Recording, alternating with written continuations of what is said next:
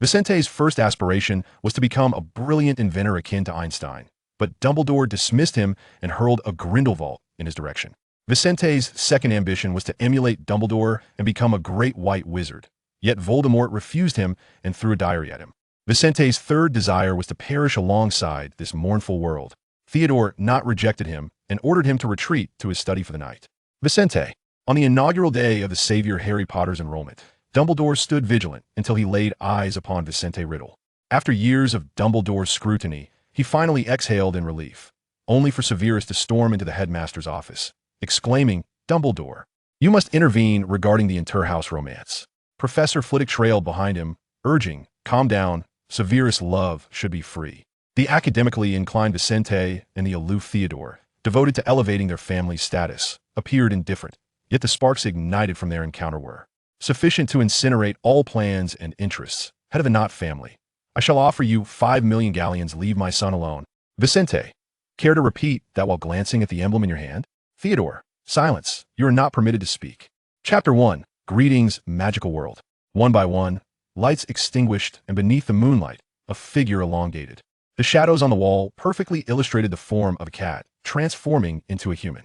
Dumbledore, are you truly going to leave him with his family? A stern woman with her hair styled in an updo gazed at the oddly attired white-haired wizard before her. I have observed them all day. I do not believe they can adequately care for a child. Minerva McGonagall, the current deputy headmistress of Hogwarts, was a serious and exemplary witch with extensive experience. The white-haired wizard, known as Dumbledore, looked towards the darkened house. Minerva, we have no other choice. Placing him in the magical community would only invite undue attention and danger. Moreover, the only relative who meets the criteria of blood magic is his aunt. He must remain with his kin. Minerva understood their lack of alternatives and reluctantly concurred with Dumbledore. I hope he grows to be an admirable child, untouched by the influences of his family. Suddenly, Dumbledore recalled something and smiled at her.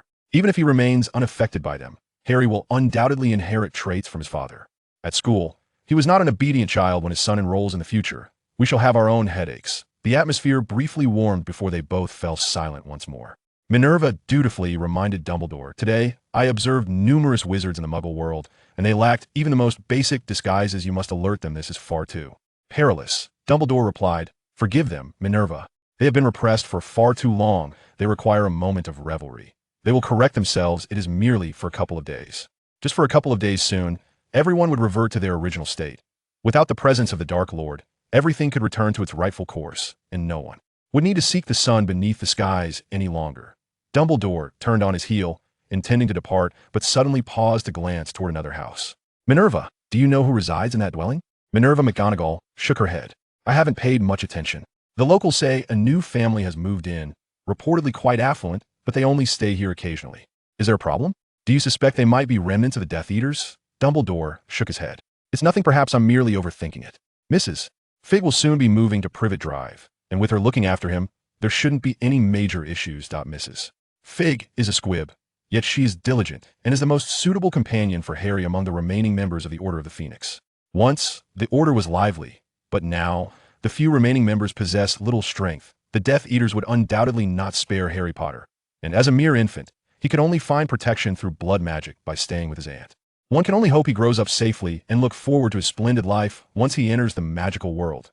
Dumbledore and McGonagall turned and left without looking back. "Good morning, Vincent." The boy with sleek black hair sat in the yard, and Harry Potter, just a wall apart, waved at him.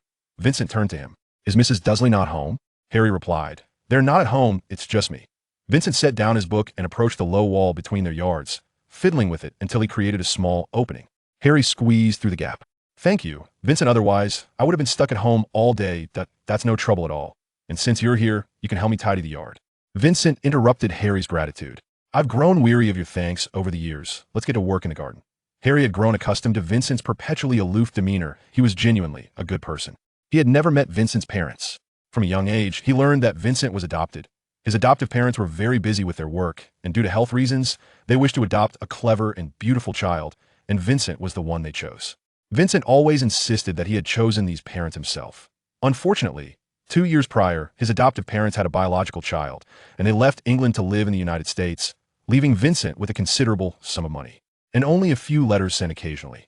The yard fell silent once more as Vincent sat in the sunlight reading, while Harry tended to the weeds in the garden. of Aunt Petunia's house, he was obliged to perform these tasks, assisting Vincent, and in return, he would receive a small tip. Over time, Harry had managed to save a little money. Once he grew older and was able to find work, he envisioned leaving the cramped staircase of Aunt Petunia's home to live independently. "Vincent, what are you reading?" Harry attempted to strike up a conversation, though Vincent often ignored him. Yet, Harry was aware that Vincent was the only one on Privet Drive willing to engage with him, and he considered them friends. An astronomy magazine, this issue discusses the relationship between the moon and Earth, along with some photographs of the moon landing. Did he actually respond to me? Harry waited in surprise, but soon realized that Vincent had immersed himself in his book and was no longer paying attention. With a shrug, Harry returned to his own tasks. As he was about to leave, Vincent handed him a tip.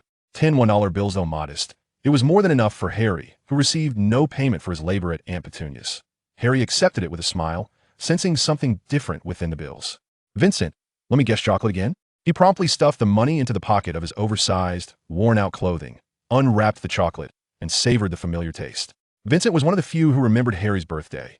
Since he moved in when Harry was just 1 year old, they had exchanged gifts every year since becoming friends 3 years ago.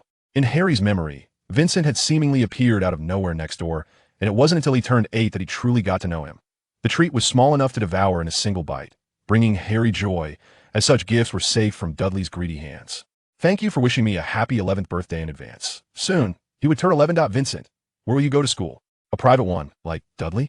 Harry knew Vincent was wealthy, even though he lived alone. He had never seen any adults next door. Not a chance. There's nothing to learn there, and if it's a school that Dudley Dursley can attend, it's likely filled with a bunch of fools. Vincent's disdainful expression made Harry smile even wider. Just as he was about to say something more, Vincent suddenly pulled open a concealed door. "They're coming back." Harry confirmed he hadn't heard anything and obediently slipped back into his spot. Yes, he returned to the staircase and hid the money in his pocket. Aunt Petunia's sharp, sticky voice pierced the air. "Come inside, Dudley. You were absolutely marvelous today." Harry reaffirmed his belief that Vincent must possess some extraordinary ability. Perhaps he was a vampire after all. After all, he had pale skin, spoke little, yet could stand in the sunlight. With a click, the door swung open. Vernon Dursley's corpulent figure was wider than the staircase door, his voice gravelly and unpleasant. "You haven't been causing trouble at home, have you, boy?" Harry exchanged glances with him. "No, I've been in the stairwell all along." Vernon Dursley muttered a few words and left, sounding rather displeased. Harry resolved that this year, his birthday wish would be to leave this home as soon as possible. He never anticipated that this wish would be fulfilled so swiftly. In the dilapidated wooden shack, thoughts of the letter he had received kept Harry wide awake. Vincente had once said that those who remain awake at night encounter surprises that many others never experience, and this sentiment truly rang true. When Harry was ushered into the leaky cauldron, he was still in a daze. "Harry Potter, it's Harry Potter. Oh my, I can't believe I'm seeing Harry Potter." The chorus of exclamations echoed around him, every pair of eyes fixed upon him, leaving Harry feeling bewildered, only able to manage an awkward smile. The proprietor of the leaky cauldron was acquainted with Hagrid, and it seemed everyone recognized Harry. They eagerly called out his name, and for the first time, he felt utterly at a loss. Why were they so enthusiastic? He hadn't done anything noteworthy. On the way to Diagon Alley with Hagrid, Harry gleaned a wealth of information from the giant's fragmented speech. Vincente had taught him how to use conversation to extract the information he desired. Hagrid proclaimed, "Professor Dumbledore is the greatest white wizard." Since their first meeting, he had reiterated this statement at least 3 times. Dumbledore held a lofty position in Hagrid's esteem, and offering appropriate praise would aid in earning his trust. Vincente's words echoed in Harry's mind, yet he found himself unable to follow his advice and stimulate his thoughts. This place was utterly enchanting, a realm he had never encountered before. Harry's eyes widened as he took in the sights of Diagon Alley. The myriad of magical scenes left him utterly spellbound. He observed a figure clad in a black robe and pointed hat emerging from a shop. Wand in hand, the wand appeared entirely different from Hagrid's, and he wondered what his own wand might look like. Additionally, a peculiar little goblin was busily transporting goods at the entrance of shop. Hagrid informed him that this was also a house elf. Harry understood that even if he wished to learn more, he could not grasp everything at once. His immediate priority was to acquire his own wand. As he stood on the bustling street of Diagon Alley, the noise enveloped him, yet all he could discern was a single phrase: "Hello, Harry Potter. Hello, magical world. I am Harry Potter." He had yet to comprehend why everyone regarded him with such reverence. Perhaps he was not prepared to step into this new life, one so vastly different from what he had envisioned. Nonetheless, he mused that it could not possibly be worse than staying with the Dursleys. Chapter 2. A Reunion with a Friend. Harry and Hagrid parted ways. with Hagrid utilizing his physical prowess to venture to the leaky cauldron, assisting Harry in procuring the requisite books and tools. Meanwhile, Harry ventured alone to Madame Malkin's robes for all occasions to purchase his school uniform. The Hogwarts acceptance letter had specified this establishment for a reason. Taking a deep breath, just as he was about to push the door open, a familiar face emerged from within. Vincent, what are you doing here? Harry felt a slight dizziness wash over him. It seemed that ever since he received that letter, his life had undergone a profound transformation. He was perplexed as to how that letter had found its way to him, and the attitude of Aunt Petunia's family only deepened his confusion. When Hagrid had found him, Harry was utterly astonished. He had never imagined that anyone besides Vincent would remember his birthday. Now, it felt as if he were witnessing the most extraordinary sights in a dream. Vincent? Am I awakening from this dream? It seems I see you here. From the moment he encountered Hagrid, Harry felt disoriented, as if in a dream, and now, seeing his most familiar Vincent, he was further convinced that this was indeed a dream. Such coincidences could not possibly exist. His neighbor was a wizard just like him. As he observed Vincent's familiar face contort into a look of disdain, Vincent raised an eyebrow and spoke with equal disdain. Indeed. The quickest way to wake you would be to land a punch right on your face. Care to try? Harry's green eyes struggled to comprehend the situation. Vincent sighed. Come in. Blocking the doorway isn't appropriate, and we shouldn't impede business. Leading Harry into Madame Malkin's shop, Vincent let out a deep sigh. He knew that his story with Harry was far from over, yet he hadn't anticipated it would recommence so swiftly. Vincent, are you a wizard too? How did you get here? Will you be attending Hogwarts with me? Harry was overwhelmed with excitement. Ordinarily, he wouldn't bombard someone with questions, but today, everything he witnessed in Diagon Alley filled him with unparalleled exhilaration. Only today. On other occasions, Vincent might have been unable to suppress his disdain, but today he held back. Let the child speak freely, Vincent thought. Madame Malkin, could you please take his measurements again? He had already ordered his robes and was well acquainted with the process. Following Vincent, Harry peered through the gaps between mirrors and fabrics, watching in curiosity as a tape measure floated in midair. Another Hogwarts freshman? If you know them, they must not be a muggle wizard. Have you decided which house you wish to join? A rather impolite voice emanated from within as Madame Malkin emerged, smiling at them and gesturing for Harry to come forward for his measurements. As Harry stepped inside, he finally discerned the identity of the individual who had just spoken. It was a boy with golden hair, his complexion so pale that it almost seemed unhealthy, though he appeared to be of similar age to Harry. His hair was meticulously styled with gel, giving him an oddly peculiar appearance. Unsure whether to engage in conversation, Harry opted to approach Madame Malkin directly to have his measurements taken. With a lightness in his demeanor, Vincent tossed the question back. It seems you've already determined which house you wish to join. It must suit you perfectly. When he wished to evade a question, he would return it, allowing the questioner to ramble on, thus sparing himself the need to speak. The golden-haired boy promptly declared, of course, Malfoy will undoubtedly go to Slytherin. Only the noble pure-blood wizards of Slytherin are worthy of associating with Malfoy, and only Slytherin deserves him. His speech was punctuated with a cadence that revealed his pride, which he seemed neither able nor inclined to conceal.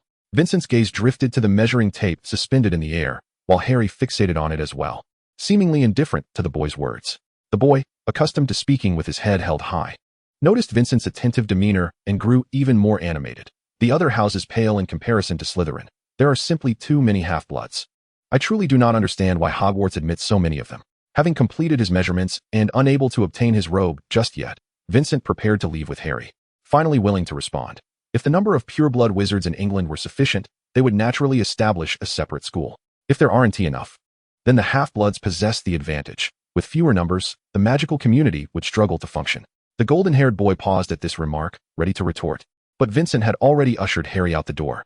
Outside, Harry remained perplexed as to why Vincent had chosen to say such things.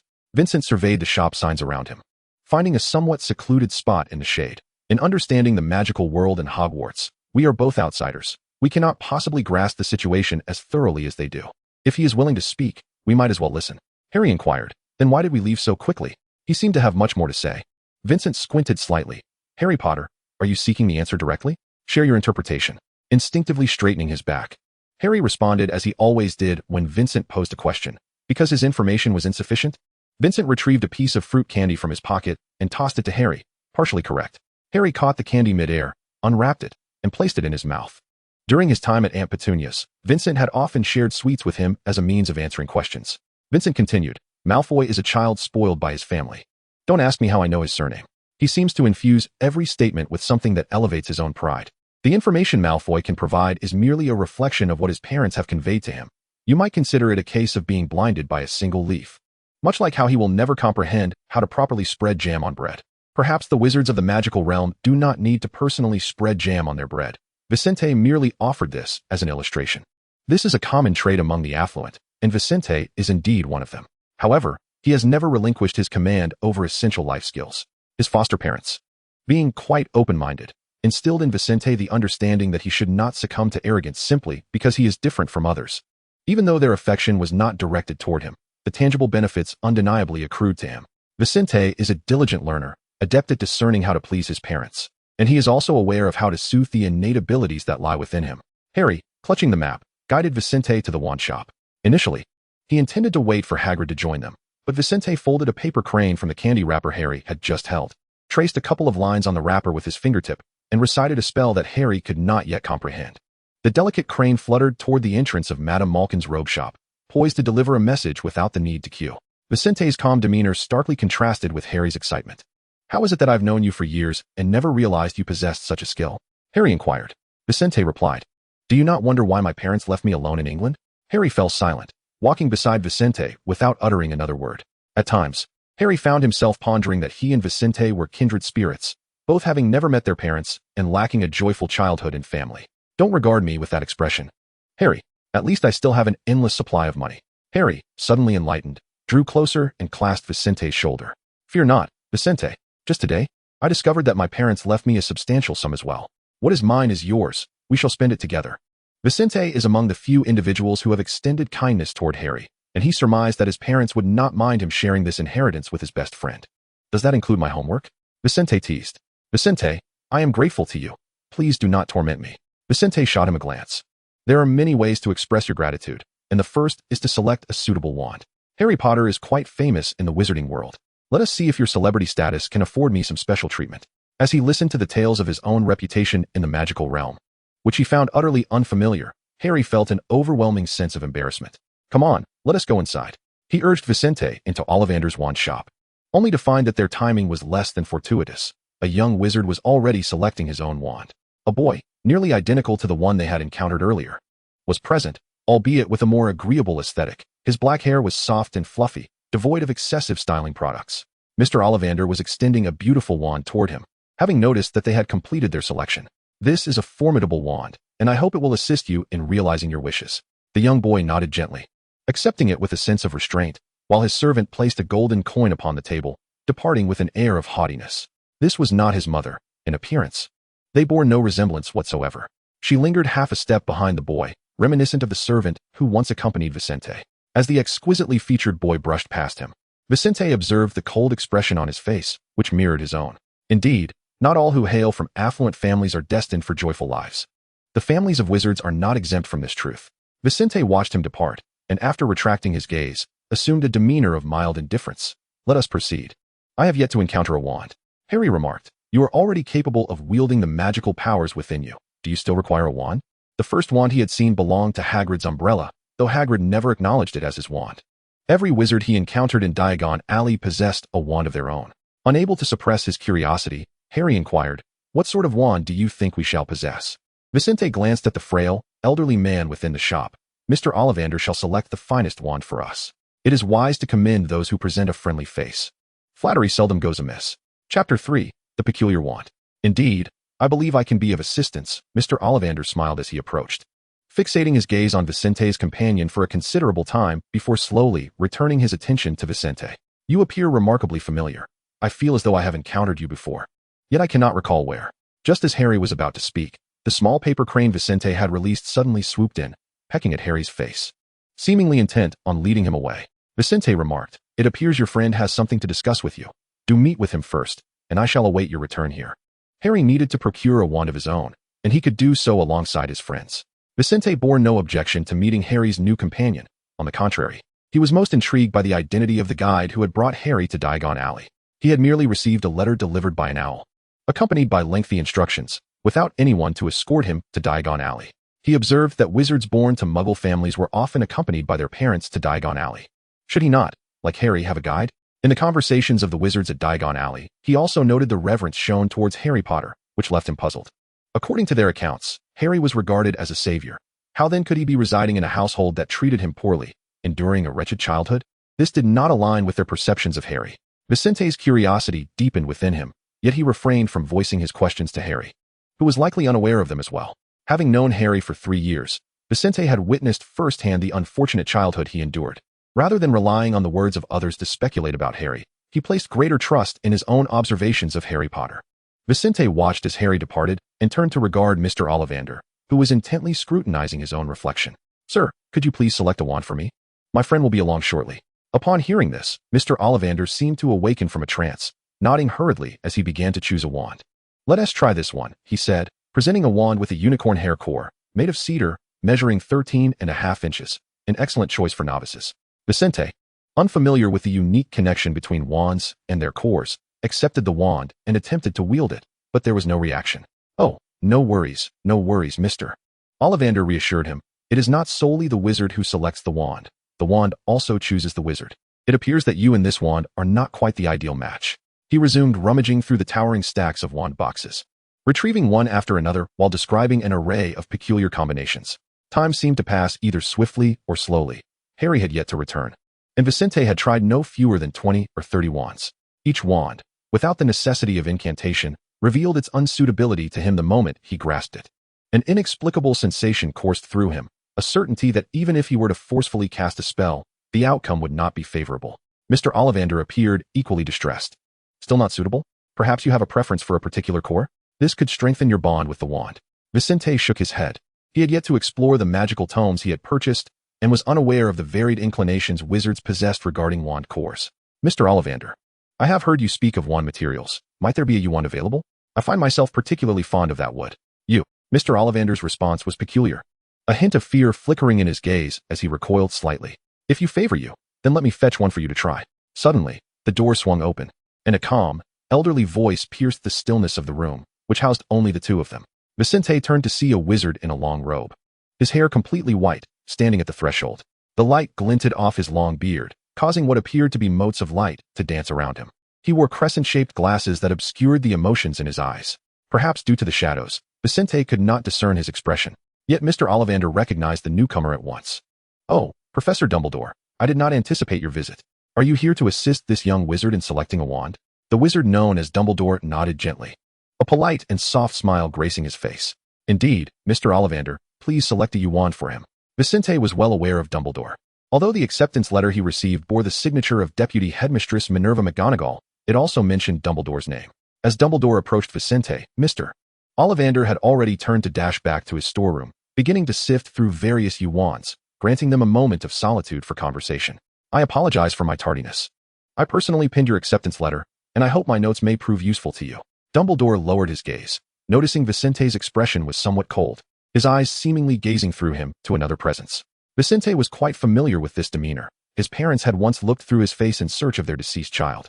Yes, the child who had passed away. He had never revealed to Harry that his parents had not adopted him out of barrenness. Before him, they had another child, one who bore a resemblance to him, and he had been brought back as a mere substitute. Dumbledore's expression caused Vicente to furrow his brow. "Greetings, Professor Dumbledore. Your notes have indeed been immensely helpful. I appreciate your generosity. I have acquired everything necessary, save for a wand." Vicente nearly pointed an accusatory finger at Dumbledore, implying his presence was unwarranted. Dumbledore sensed Vicente's hostility without a hint of discontent, as if he had anticipated such a response. "Let us proceed with selecting your wand." Mr. Ollivander returned, cradling a wooden box containing several exquisite wands adorned with intricate patterns, albeit dust-laden, clearly relics from the depths of his collection. Such wands, though seemingly overlooked, were preserved due to their discerning quality, not a lack thereof. Mr. Ollivander, noticing Vicente's gaze, quickly clarified, "I assure you, each wand is unique and deserving of the finest master." Vicente offered a slight smile, though the warmth did not reach his eyes. "I understand, Mr. Ollivander. Your wands are indeed exceptional, but who could truly ascertain their excellence? After all, this was the only wand shop in Diagon Alley. It must be the finest, or it would not have endured for so many years." Mr. Ollivander's eyes glimmered with a hint of joy upon hearing Vicente's words, not due to flattery directed at him, but rather an acknowledgement of his wands. He was indeed a discerning child. Though sharing a resemblance with the notorious Dark Lord, he was entirely distinct, a misjudgment on his part. Ollivander was acutely aware of his own flaws. He could recount the details of every wand he had ever sold, even those from decades past, recalling precisely which wand had been given to whom. However, When it came to the customers themselves, he often found himself needing to ponder carefully, and it was not uncommon for him to occasionally make a mistake. Comforting himself with this thought, Ollivander set aside his weighty reflections and began to earnestly introduce the wand in his hand to Vincent.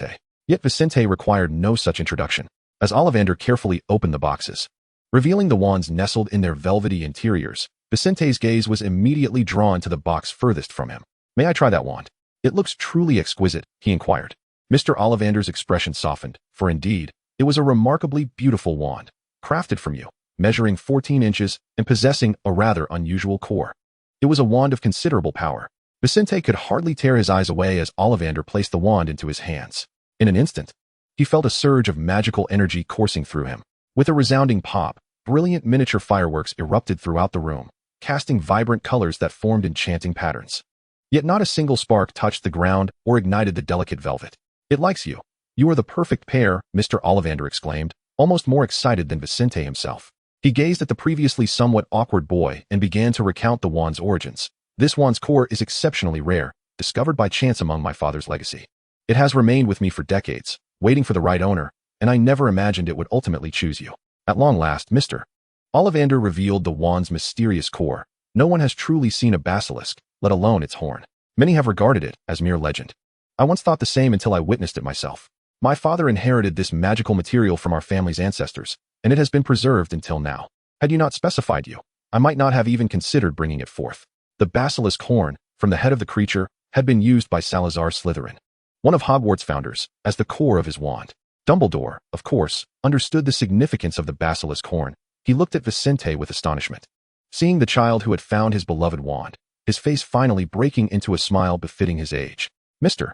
Ollivander was still basking in the joy of having found a fitting owner for such a beautiful wand, completely oblivious to the historical figures that should not exist in the present, let alone be crafted into a wand from their body parts. Vincent clutched the wand tightly, reluctant to release it, eager to purchase it immediately. "I find myself unable to assess the true worth of this wand, young sir. It is not a creation of my own, but rather a masterpiece crafted by my father. Frankly, had you not acquired this wand, I would have been concerned that it might have lost its efficacy due to the passage of time." Mr. Ollivander gazed intently at the wand, his eyes not merely observing a product he had sold, but rather beholding a cherished creation. "Indeed, a creation by my father is still a creation. He is not merely a merchant, he is an artisan." Vincent regarded him earnestly. "Mr. Ollivander, I am willing to pay the highest price as marked in your shop, and I shall also pledge my promise. Though I am still young, I firmly believe that one day, I shall be able to actualize the utmost value of this promise." The sincerity in Vincent's words left Mr. Ollivander with no option but to acquiesce. He accepted 35 galleons with a smile, recognizing that no wand had ever fetched such a price. As a token of goodwill, Mr. Ollivander also bestowed upon him a wand care kit. Dumbledore, having spoken only a couple of words at the outset, remained a mere backdrop throughout the exchange. He had initially been reluctant to attend, but upon seeing the names on the list of new students, his emotions became more intricate than anyone else's. Vincent, with a cheerful demeanor, tucked the wand away. But upon turning to glance at Dumbledore, his expression shifted to one of detachment. "I understand you wish to speak with me, Mr. Dumbledore. Let us find a more suitable venue, lest we impede the business at hand." Chapter 4. Vincent Riddle. Dumbledore was familiar with him, or at least with his family. Vincent stood at the entrance of Ollivander's wand shop, peering through the throngs of people, and there he spotted a notably tall figure, an individual of distinct uniqueness. For reasons unknown, Vincent instantly felt that this must be the friend Harry intended to introduce to him. Following Vincent's gaze, Dumbledore too beheld the approaching figure. It was Hagrid, Harry's guide, who would assist Harry with the remaining matters. Silently, Vincent accompanied Dumbledore to a nearby ice cream shop, surprised to discover such an ordinary establishment within the Wizarding Diagon Alley. Yet, this was no ordinary ice cream shop. Its offerings were exceptionally delightful. Dumbledore engaged in brief conversation with the shopkeeper, returning with 2 large bowls of ice cream. Vincent was certain he could not possibly consume such a generous portion alone. Yet he accepted one, taking a small spoonful at a time, waiting for Dumbledore to initiate the conversation. In a state of quietude, Vincent resolved to remain reticent until Dumbledore revealed his own background. Perhaps he had already conducted a thorough investigation about Vincent prior to their meeting. Dumbledore's demeanor appeared to have softened. "You possess a wand of remarkable power. The basilisk is a creature of legend. And who would have anticipated that Ollivander's wand shop would indeed hold a horn belonging to such a beast? The Ollivander family has existed for many years, being one of the sacred 28 families, and it is not unusual for them to possess some rare antiquities. Only wizards who inherit the family legacy are aware of the extraordinary treasures amassed over centuries, the enchanting beauty of which is beyond the imagination of outsiders. Dumbledore leisurely savored half an ice cream, with Vincent following suit, displaying a calm demeanor that belied his youth. He resembled someone Dumbledore had encountered before, equally composed. As if nothing could stir him, save for a fervor ignited by the mention of magic, devoid of any emotional attachment to the world around him. Riddle. Your surname is Riddle. Dumbledore set down his spoon, finally articulating the purpose of his visit. Vincent sighed deeply. You may speak plainly with me, Headmaster Dumbledore. What is wrong with my surname? What significance does it hold? He mused that it must stand in stark contrast to Harry Potter's name. Otherwise, Dumbledore would not have displayed such an unappealing expression upon seeing him. Dumbledore regarded him with an even stranger gaze, one not marked by wariness or malice, but rather a sense of regret, as if he were confronted with a remarkably astute child whom he could no longer guide. You are indeed very clever. I have encountered children of your intellect before, yet regrettably, they did not find their way to the right path. This stirs within me a deep unease, making me cautious upon seeing your name, for which I apologize, my child. Once bitten by a snake, one fears the rope for 10 years. Upon encountering this surname again, Dumbledore acknowledged the stirring of his own baser instincts. He had not sought out this child, nor arranged for a guide. At times, he wondered if everything that followed would have transpired had that child not received the letter from Hogwarts. Thus, upon seeing the name once more, he faltered. Although the letter was ultimately dispatched, he did not step forward to act as his guide. Muggle-born young wizards are utterly oblivious to the magical world, and they are provided with extensive instructions to accompany their parents to Diagon Alley. Only in exceptional cases, like with Harry Potter, are individuals assigned to assist them. Vincent found himself in a middle ground. He was not as renowned as Harry Potter, and were it not for his peculiar surname, no one would have noticed that he too lacked parental accompaniment to Diagon Alley. Even now, Vincent maintained a detached expression, with only the tight grip on his spoon betraying his tension. What do you wish to discuss with me? Are you here to revoke my admission to Hogwarts? Killing all misfortunes in their cradle is the best solution. He was unaware of what this surname truly represented. The demeanor of the man before him certainly did not suggest anything favorable. His adoptive parents had instructed him on how to handle emergencies, yet now, this unexpected situation had become his own reality, and there was nothing surprising about it. Vincent was able to confront the situation with remarkable composure. Even the worst outcome would merely lead him back to a mundane existence on the path of life, free from worries. Many yearn for a life devoid of hardship, yet few attain such a blessing. What more could he possibly desire? Contentment breeds happiness, and children born in orphanages instinctively learn how to find satisfaction within themselves. Vincent had never harbored extravagant desires. Dumbledore said, "No, my child, I did not come here for that purpose. I merely wish to express my apologies for the preconceived notions that resided within my heart. You are not him, and I should not view you through the lens of the past." The emotions in Vicente's eyes froze, his once vibrant mind momentarily stuttering. What does this mean? Was he not here to persuade him to withdraw from school? This was utterly contrary to his expectations. Dumbledore displayed a smile, one that was exceedingly familiar to the young wizards of Hogwarts. He spoke softly. Hogwarts welcomes you, young wizard. You shall undoubtedly become an exceptional talent in the magical realm. I have never doubted the brilliance that Hogwarts students will achieve, and you will surely be among the finest. Vincent struggled to comprehend why, in light of his past misfortunes, there were still those willing to extend kindness towards him. The orphanage was the most telling reflection of the world's harshness, where children fought fiercely for every resource needed for survival. His adoptive parents were astute merchants who had taught him from a young age how to navigate the treacherous waters of self-interest. Vincent was acutely aware of the reasons behind his adoption, striving to fulfill the role of a worthy substitute. Once they had their biological child, they quietly accepted the reality of his impending abandonment. The wand still rested within his grasp, while the elderly wizard before him welcomed him to Hogwarts. Vincent had yet to grasp the implications of the surname riddle. The kind gaze of the elder was not feigned, it was sincere and warm. Vincent found himself momentarily at a loss. If you fear that I might engage in inappropriate actions, the solution should have been to address the matter from the outset.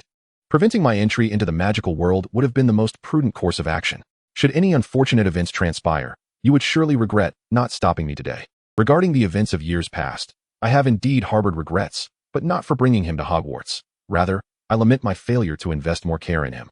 My lack of understanding contributed to his distorted mindset, leading to unfortunate circumstances. Child, I am the headmaster of Hogwarts. The students here are all my children. As guardians, it is our duty to guide them, not to chastise them after the fact for not choosing the right path. Instead, we must reflect on ourselves for not recognizing their struggles in a timely manner. This truth took Dumbledore a considerable time to fully comprehend. Vincent, so this is where you are. I thought you had left early. Harry's voice grew closer, and in an instant, he was at Vicente's side, draping an arm around his shoulder. Upon reaching this point, he noticed a strange wizard seated next to Vincent. Feeling a surge of nervousness, he withdrew his hand and stood upright. "Good day, sir." Dumbledore, with a twinkle in his eye, replied, "Greetings, Mr. Potter. I am Dumbledore, and it is a pleasure to make your acquaintance." Due to his towering stature, Hagrid, who struggled to navigate through the crowd, arrived a moment late. Upon spotting Dumbledore, he initially attempted to smile, but the sight of the boy beside him, whose lips curled into a smile, caused his expression to falter, leaving him visibly astonished. "Dumbledore, he is the young wizard, Vincent Riddle, who is about to enroll. I am his guide, and he is an extraordinarily gifted child. I believe he will have a delightful experience at Hogwarts." Hagrid stammered, appearing quite the giant yet, in response to Dumbledore's words, resembled a timid spouse at a loss for words. Well, Dumbledore never makes mistakes. If he says so, there must be no cause for concern, he murmured softly. As if speaking to himself, Vincent found the situation increasingly peculiar. Had he seen himself? Without hearing his surname, merely gazing upon his visage felt unsettling. He initially suspected that the issue lay with the surname bestowed upon him by his adoptive parents. Yet it dawned on him that the anomaly was rooted in his very appearance. Indeed, his adoptive parents bore the surname Riddle, a rather common name. Their family had engaged in commerce for generations and had thus risen to prominence as affluent individuals. In his childhood, whenever he exhibited a hint of magical prowess, his adoptive parents treated it with trepidation, and when Dumbledore appeared, Vincent believed it might be due to some notorious legacy his family had in the magical realm. He had resolved that if Dumbledore were to reject him from Hogwarts based on the surname Riddle, he would assert his status as an adopted child to sever ties with his past family. He would not relinquish the opportunity to step into another world. Nothing thrilled him more than the prospect of exploring the unknown. Unlike others who might ponder their thoughts and forthcoming actions, Vincent prioritized his own aspirations. Unfortunately, before he could voice this sentiment, Dumbledore unexpectedly relented. Harry's towering friend did not react as if it were merely a matter of surname. What could the true reason be? Even before entering Hogwarts, Vincent had stumbled upon a mystery worthy of exploration. He was determined to uncover what truly transpired with the riddles. Chapter 5, King's Cross Station. After departing from Diagon Alley, Vincent and Harry's lives seemed unchanged. The only difference was that Vincent's reading material had transformed into a history of Hogwarts, while Harry began carrying his wand, eager to discuss magic with Vincent. Their lives remained, as they had been for the past few years, undisturbed and tranquil. There was another matter that struck Harry as exceedingly peculiar. Aunt Petunia's demeanor towards him seemed to have shifted from the disdainful attitude of previous years to something enigmatic and perplexing. "Vincent, what do you suppose is the reason behind this?" Recently, Aunt Petunia had even taken the initiative to prepare dinner for him, which surely could not be attributed to his impending departure for school. Could it be that she felt a twinge of reluctance to see him go? The very thought amused Harry, as it seemed utterly implausible that Aunt Petunia could harbor any sentiments of fondness for him. She had long wished to rid herself of the burden he represented, eager to cease wasting her resources on him. Having endured a childhood fraught with misfortune under Aunt Petunia's roof, where he had often gone hungry and lived in a cramped stairwell, he found it utterly suspicious that she would suddenly adopt a benevolent disposition towards him now that he was on the verge of attending school.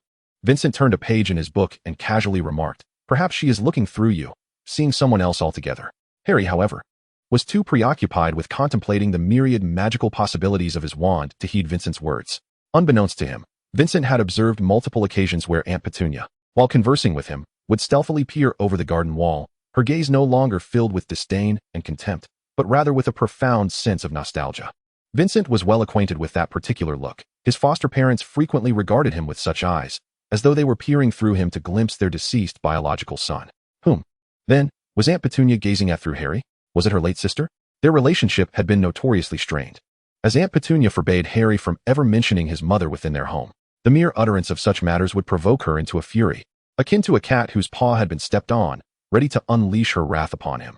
Despite the frequent physical assaults from Vernon Dursley and their son Dudley, Vincent, as an outsider, felt powerless to intercede in their domestic affairs, relegated to secretly offering Harry sweets and pain relief whenever he was injured. Harry dismissed Vincent's remarks. For anyone who had endured such relentless bullying would find it hard to believe that their tormentors had suddenly changed their temperament and wished to coexist amicably. As he scattered breadcrumbs for Hedwig, his beautiful companion, she initially responded with cooperation but soon began to preen her feathers, offering him not even a glance. "Vincent, aren't you planning to bring your pet to school?" Harry inquired. Having never possessed anything truly his own throughout his life, he treasured Hedwig immensely. Vincent replied nonchalantly, "No, caring for a pet is quite troublesome." He had little affection for pets, considering the responsibility of nurturing another life to be an onerous task. If one could forsake their own children, what value could a pet possibly hold? Unbeknownst to him, Vincent suddenly recalled the exquisite boy he had encountered in Ollivander's wand shop. Handsome, hailing from a privileged background, yet still lacking in happiness. They bore a striking resemblance, both possessing what others deemed advantages, while deep down, they knew the emptiness that lay within their palms. Vicente's gaze shifted to Harry, who was frolicking with Hedwig. Despite his prolonged observation of this subject, he remained unable to discern the source of Harry's joy. Perhaps the tale of the Golden Boy could only be fully understood through the birth of his magical realm. Vincent lowered his eyes to the book, his expression devoid of emotion, enveloped in a profound solitude. Following a rather unforgettable birthday, time seemed to accelerate. With each passing day, the anticipated start of school drew nearer, prompting Vincent and Harry to gather their belongings in preparation for their journey to King's Cross Station. Before departing, Vincent penned a letter to his foster parents, explaining his enrollment in a special boarding school and the likelihood of being away for an extended period. He urged them not to worry if they did not receive a prompt reply, even though he was aware they would not respond. He nonetheless included instructions on how to send him letters, having learned from Harry's friend, America, that her wizarding school also had means for communication. Should his foster parents wish to reach out, owls could deliver their sentiments. However, what Vincent truly desired was not their meager affection, but rather a substantial sum of money. The surname Riddle had been bestowed upon him by them, while his striking appearance was a gift from parents he had never met. Both harbored secrets, and Vincent reveled in the exploration of those mysteries.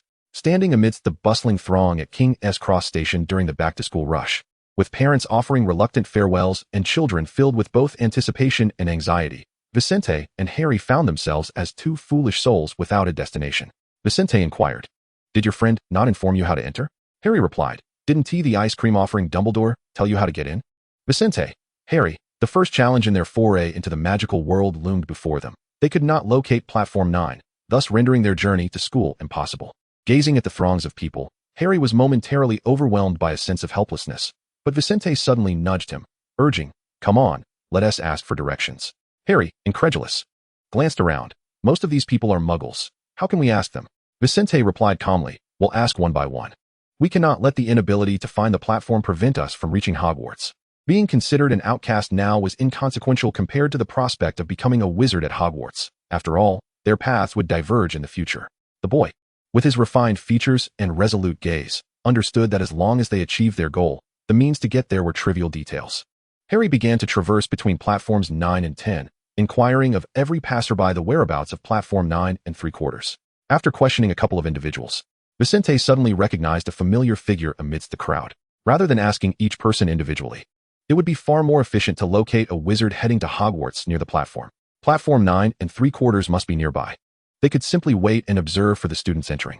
As for why Harry was made to ask around, it was merely to keep him occupied. "Master Nott, the head of the family is quite busy today, but he has asked me to deliver a gift for your enrollment, which is already placed in your suitcase. I hope you will study diligently at Hogwarts and uphold the esteemed name of the Nott family." Theodore scoffed, reflecting on the notion of reputation. How could they possibly tarnish the Nott name? The reputation of purebloods had already diminished when the Dark Lord was bested by a mere child. The boy he had seen at Ollivander's wand shop was surely bound for Hogwarts as well. Vincent donned a welcoming commercial smile as he approached his rabbit. His rabbit vanished into the wall of the platform. "Vincent, how does one even find that?" He noticed Harry lingering near the wall that served as the entrance.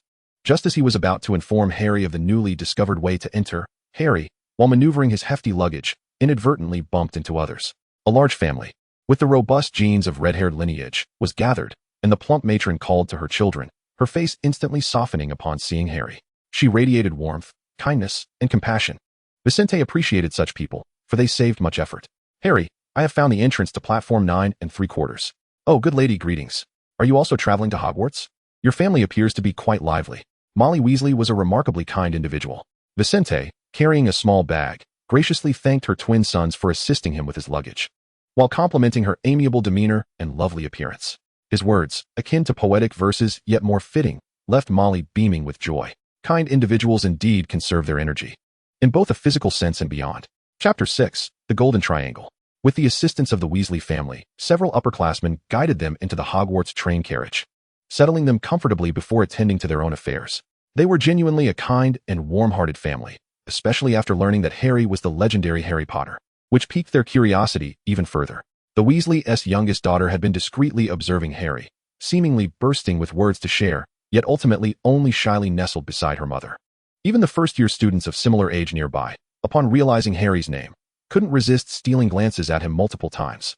The Weasley twins securely stowed their luggage and playfully pushed their brother into the carriage, leaving in a flurry of laughter, their gazes lingering on Harry as they departed. Harry remained blissfully unaware of any peculiarities, while Vincent silently noted these distinctive traits, fearing that Harry might still not comprehend what had transpired. Although Harry was oblivious, he sensed the unique significance of his name within the wizarding world. Despite being muggles, it was perplexing that the twins reacted in such a manner, prompting Harry to think of Vincent first. He recalled the expression Vincent had cast upon him, one of disdain mingled with a hint of pity, surely, apart from the covers. You hadn't truly read any of the books you purchased from Flourish and Blots. Harry, I must admit, there are moments when I genuinely envy your demeanor.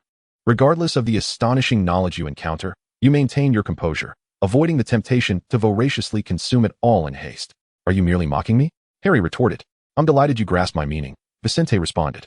Though the circumstances were somewhat unexpected, Harry ultimately understood why they treated him as they did.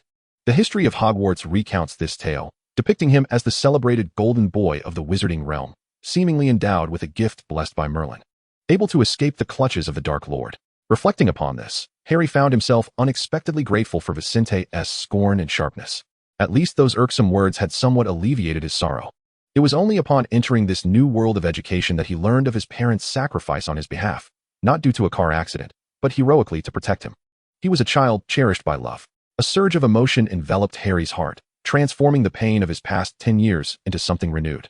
Ron cast a furtive glance at Harry, noticing the scar upon his forehead, yet he refrained from asking any questions. The lively atmosphere they had shared in the carriage now faded into an unsettling silence, with Vincent gazing out at the scenery, lost in thought. Harry, too, fell into a quiet reverie, causing Ron to feel the air within the carriage grow thick and suffocating, tinged with an essence of sorrow. The shouts of vendors outside shattered the uncomfortable stillness, causing Harry's eyes to brighten.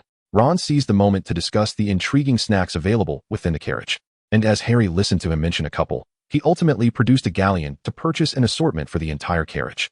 Vincent, too, unwrapped one, revealing a small character card featuring Albus Dumbledore.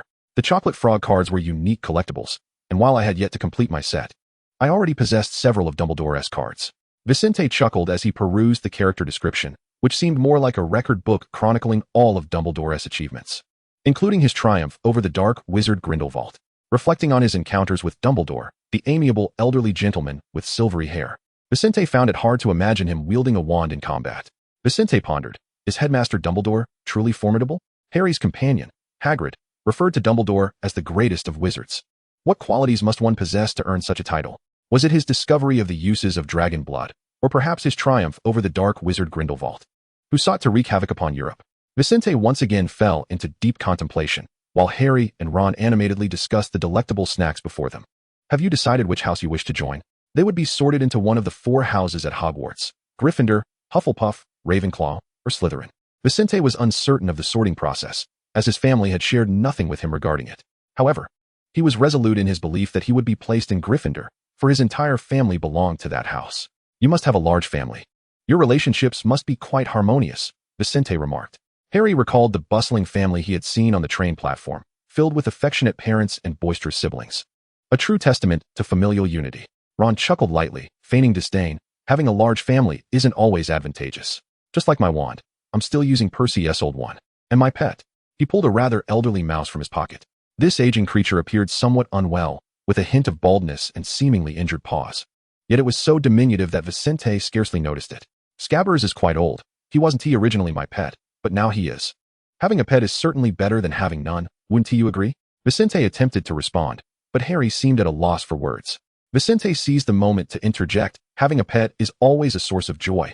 Unlike me, I lack the ability to care for one, so I chose not to bring one along. Those who can nurture pets are truly remarkable. Your family must be exceptionally harmonious to care for even a mouse so well.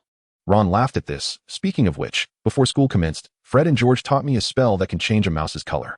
Would you like to see? He brandished his wand, his eyes sparkling with eagerness.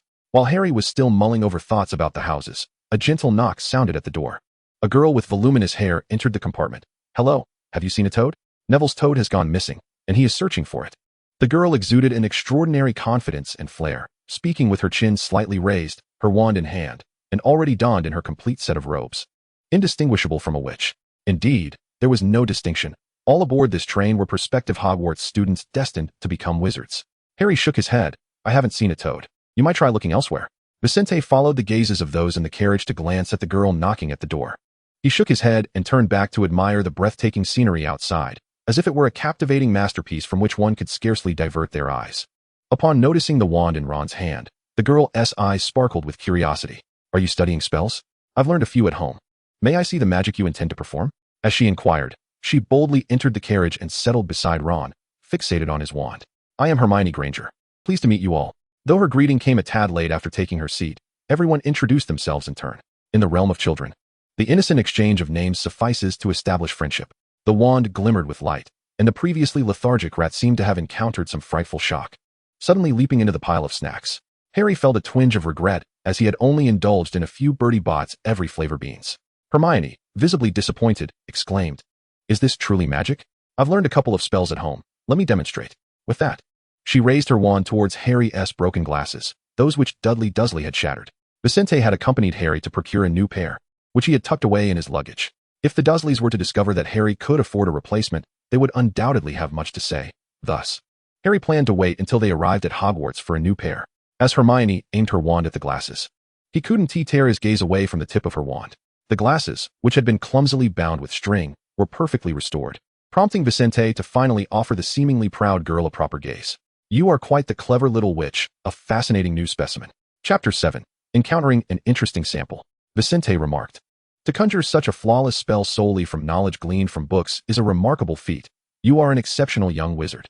At such unambiguous praise, Hermione's cheeks flushed momentarily. Yet she held her head high, confidently accepting Vincent's compliment. Harry, equally astonished, widened his eyes and exclaimed, Wow, Hermione. Do you have someone in your family who is a wizard? That spell was incredible. He had never considered comparing himself to Vincent, a prodigy of unparalleled talent, who had effortlessly mastered simple spells upon receiving his wand. He had always believed Vincent to be uniquely gifted, never realizing that this unfamiliar young which he encountered on the Hogwarts Express possessed such formidable prowess. Hermione shook her head. No, I am the only wizard in my family. My father is a dentist, and when I received my acceptance letter from Hogwarts, my parents thought I had received something peculiar. However, since the letter was delivered by an owl, they took me to Diagon Alley and willingly brought me to Hogwarts. They must love you dearly, Vincent replied. A glimmer of envy flickered in Harry's eyes. Ron swiftly diverted the conversation. You are indeed remarkable. Have you decided which house you wish to join? The previous question remained unanswered, and Ron hoped they would each find a house that suited them. It would be splendid if they could all be sorted into Gryffindor. Just like him. Hermione interjected. I have read about the 4 houses in books, but I have yet to determine where I might belong. The texts do not elucidate how the new young wizards are allocated to their respective houses. Ron looked at Harry with anticipation. What about you, Harry? If given the choice, where do you think you would end up? Harry shrugged. I'm not quite sure. Gryffindor, Slytherin, who knows? Upon mentioning Slytherin, Ron's expression shifted oddly. He scrunched his nose in distaste. No, Harry, do not go to Slytherin. It's a breeding ground for dark wizards, and those purebloods are insufferably arrogant and exclusionary. In my opinion, Gryffindor is the best, warm-hearted and courageous. Ron's current demeanor clearly conveyed his disdain for Slytherin. Vincent remarked. It seems Ron doesn't consider Slytherin a particularly good choice. Perhaps Ravenclaw might suit you instead? I've heard that those who love learning tend to be sorted there, as the academic atmosphere is quite robust. Harry listened intently to Ron and Vincent's remarks, furrowing his brow in contemplation. His understanding of Hogwarts stemmed solely from their discussions. While Hermione, seated across from him, remained silent, Harry decided to solicit the thoughts of the only lady present. Hermione, what do you think? Which place might be more suitable for you? The little witch with brown curls displayed a pensive expression. Based on Vincent's perspective, perhaps Ravenclaw aligns more with my inclinations? Though I suppose it will ultimately depend on how the sorting unfolds. I hope my performance won't be lacking. As Hermione spoke, a flicker of anxiety crossed her gaze. A child raised in a loving household, yet fearing a test. Was it due to her family's high expectations or her own perfectionism? Vincent was increasingly eager about Hogwarts. On Privet Drive, the only person he could relate to was Harry, while the ordinary folks around him seemed dreadfully dull, entirely unworthy of engagement. In retrospect, perhaps it was his innate magic that sensed the magic concealed within Harry, fostering a kinship that compelled him to extend a hand to the beleaguered Harry Potter. Even before entering Hogwarts, he had encountered several individuals with vastly different backgrounds. Indeed, it was essential to venture out and explore. If he remained on Privet Drive, he would encounter nothing but unremarkable muggles. Now, he was on the brink of witnessing the legendary Hogwarts School of Witchcraft and Wizardry, which nurtured all the wizards across Britain. A further exploration might yield even more young witches and wizards, allowing him to truly appreciate the diversity of humanity. Vincent sought to unravel a mystery that had long eluded him, the likelihood of ever meeting his biological parents, whom he had never encountered. His adoptive parents could provide no clarity on the matter, as they possessed no magical insight. The young wizards at Hogwarts, in many respects, shared a semblance with him. Yet Vincent felt an ineffable distinction between himself and those ordinary sorcerers. To arrive at the most accurate judgment, he believed he must broaden his horizons and immerse himself in diverse experiences. A meticulous individual by nature, Vincent initially aspired to become a pioneering scientist. However, it now appeared equally commendable to emerge as an exceptional wizarding scholar, breaking new ground in the realm of magic. The train chugged along toward Hogwarts, a destination shrouded in mystery, its protective enchantments enveloping it in an impenetrable shroud of safety. The tome titled A Brief History of Hogwarts contained documented information about the institution. Though the countless secrets held by the ancient castle, standing in an unknown location for centuries, could only be uncovered by those who dwelt within its walls. Stepping out of the compartment, Vincent wandered aimlessly down the lengthy corridor. Most of the young wizards remained ensconced in their compartments, engaged in conversation with familiar faces or newfound acquaintances. However, there were exceptions, such as the patrolling prefect and a rather haughty boy who had taken it upon himself to stroll about. The blonde lad, meticulously applying styling gel to ensure every strand of hair was perfectly in place, advanced with two companions. Upon spotting Vincent standing in the middle of the corridor, his eyes seemed to glimmer with recognition. "Hey, you're the boy from Madame Malkin's robes for all occasions, aren't you?" Vincent suddenly felt a twinge of annoyance. The spoiled child before him, while possessing some redeeming qualities, was nonetheless a flawed specimen. He had encountered a similar case before. Dudley Dursley, a boy indulged by his family, was a prime example of such upbringing. Yet, this boy before him possessed a certain charm that surpassed Dudley's. "Draco, it's truly a pleasure to see you here," Vincent remarked, a genuine smile gracing his lips as the boy approached. His sincere words left no room for criticism, even surprising Draco himself. The abrupt warmth in Vincent's demeanor was unexpected, causing Draco to feel a peculiar sense of discomfort. "Ahem, it's only natural to be pleased to see me. After all, who wouldn't he want to encounter a Malfoy?" Draco replied with a hint of arrogance. "I'm not here to seek you out. I heard that Harry Potter has also entered Hogwarts this year. Do you know where he is?" Another aspiring admirer of Harry Potter, Vincent mused. If only the boy standing before him knew that the Harry Potter he longed to meet was the very boy he had previously dismissed in the shop. "Harry Potter, you say? What business do you have with him?" Vincent did not directly disclose Harry's whereabouts. Instead, he smiled and inquired about Draco's intentions. "What does it matter to you?" Draco retorted, merely asking about Harry Potter. Behind him, a plump boy suddenly spoke up, seemingly eager to assert himself in front of Draco, revealing his desire to showcase his abilities. He appeared to be a mere follower.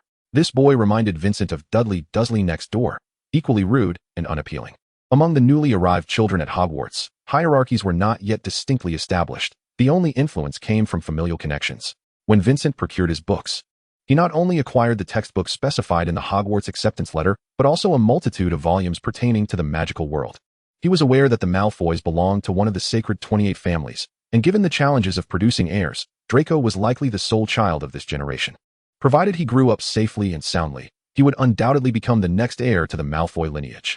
"Draco, it saddens me to see your reluctance to engage in conversation. Not to worry, once we enter Hogwarts, we shall have ample opportunities to communicate, and I believe those experiences will be delightful for both of us. As for Harry Potter, perhaps you might look ahead. He is likely in one of the carriages behind us, though I cannot be certain." The heir of a pureblood family, a boy so straightforward and uncomplicated, was indeed easy to manipulate. Draco cast a subtle glare at the plump boy behind him before turning back to Vincent with a slight nod, seemingly acknowledging his words. "Should I find Harry Potter and have the time, I will return to seek you out, Vincent." Draco was unaware of which family the boy before him belonged to. Even now, he did not know the boy's surname. His keen intuition regarding purebloods hinted that this boy was undoubtedly exceptional. Upon encountering Harry Potter, he would not mind forging connections with two capable young wizards. They would serve as valuable contacts in his future. The Ministry of Magic could not be upheld solely by the Malfoy family. Individuals like Vincent, for reasons unknown, struck Draco as destined for a role within the ministry. Graceful demeanor and an innate, distinctive aura could not simply be replicated through imitation, Draco mused. The boy's lineage would surely not disappoint him. As Vincent brushed past Draco and continued onward, he felt a tinge of disappointment for failing to find a satisfactory subject for his research. He was uncertain about what he truly sought, Yet remaining in that small room and listening to their speculations about Hogwarts' future left Vincent feeling utterly bored. Just then, as he passed by a carriage, its door swung open unexpectedly, and a finely featured boy with black hair looked up, meeting Vincent's gaze. Nott. Theodore was momentarily taken aback. He had not anticipated that the stranger he had just encountered at the platform would appear before him so swiftly. Instinctively furrowing his brow, he stepped out of the carriage, wishing to evade him.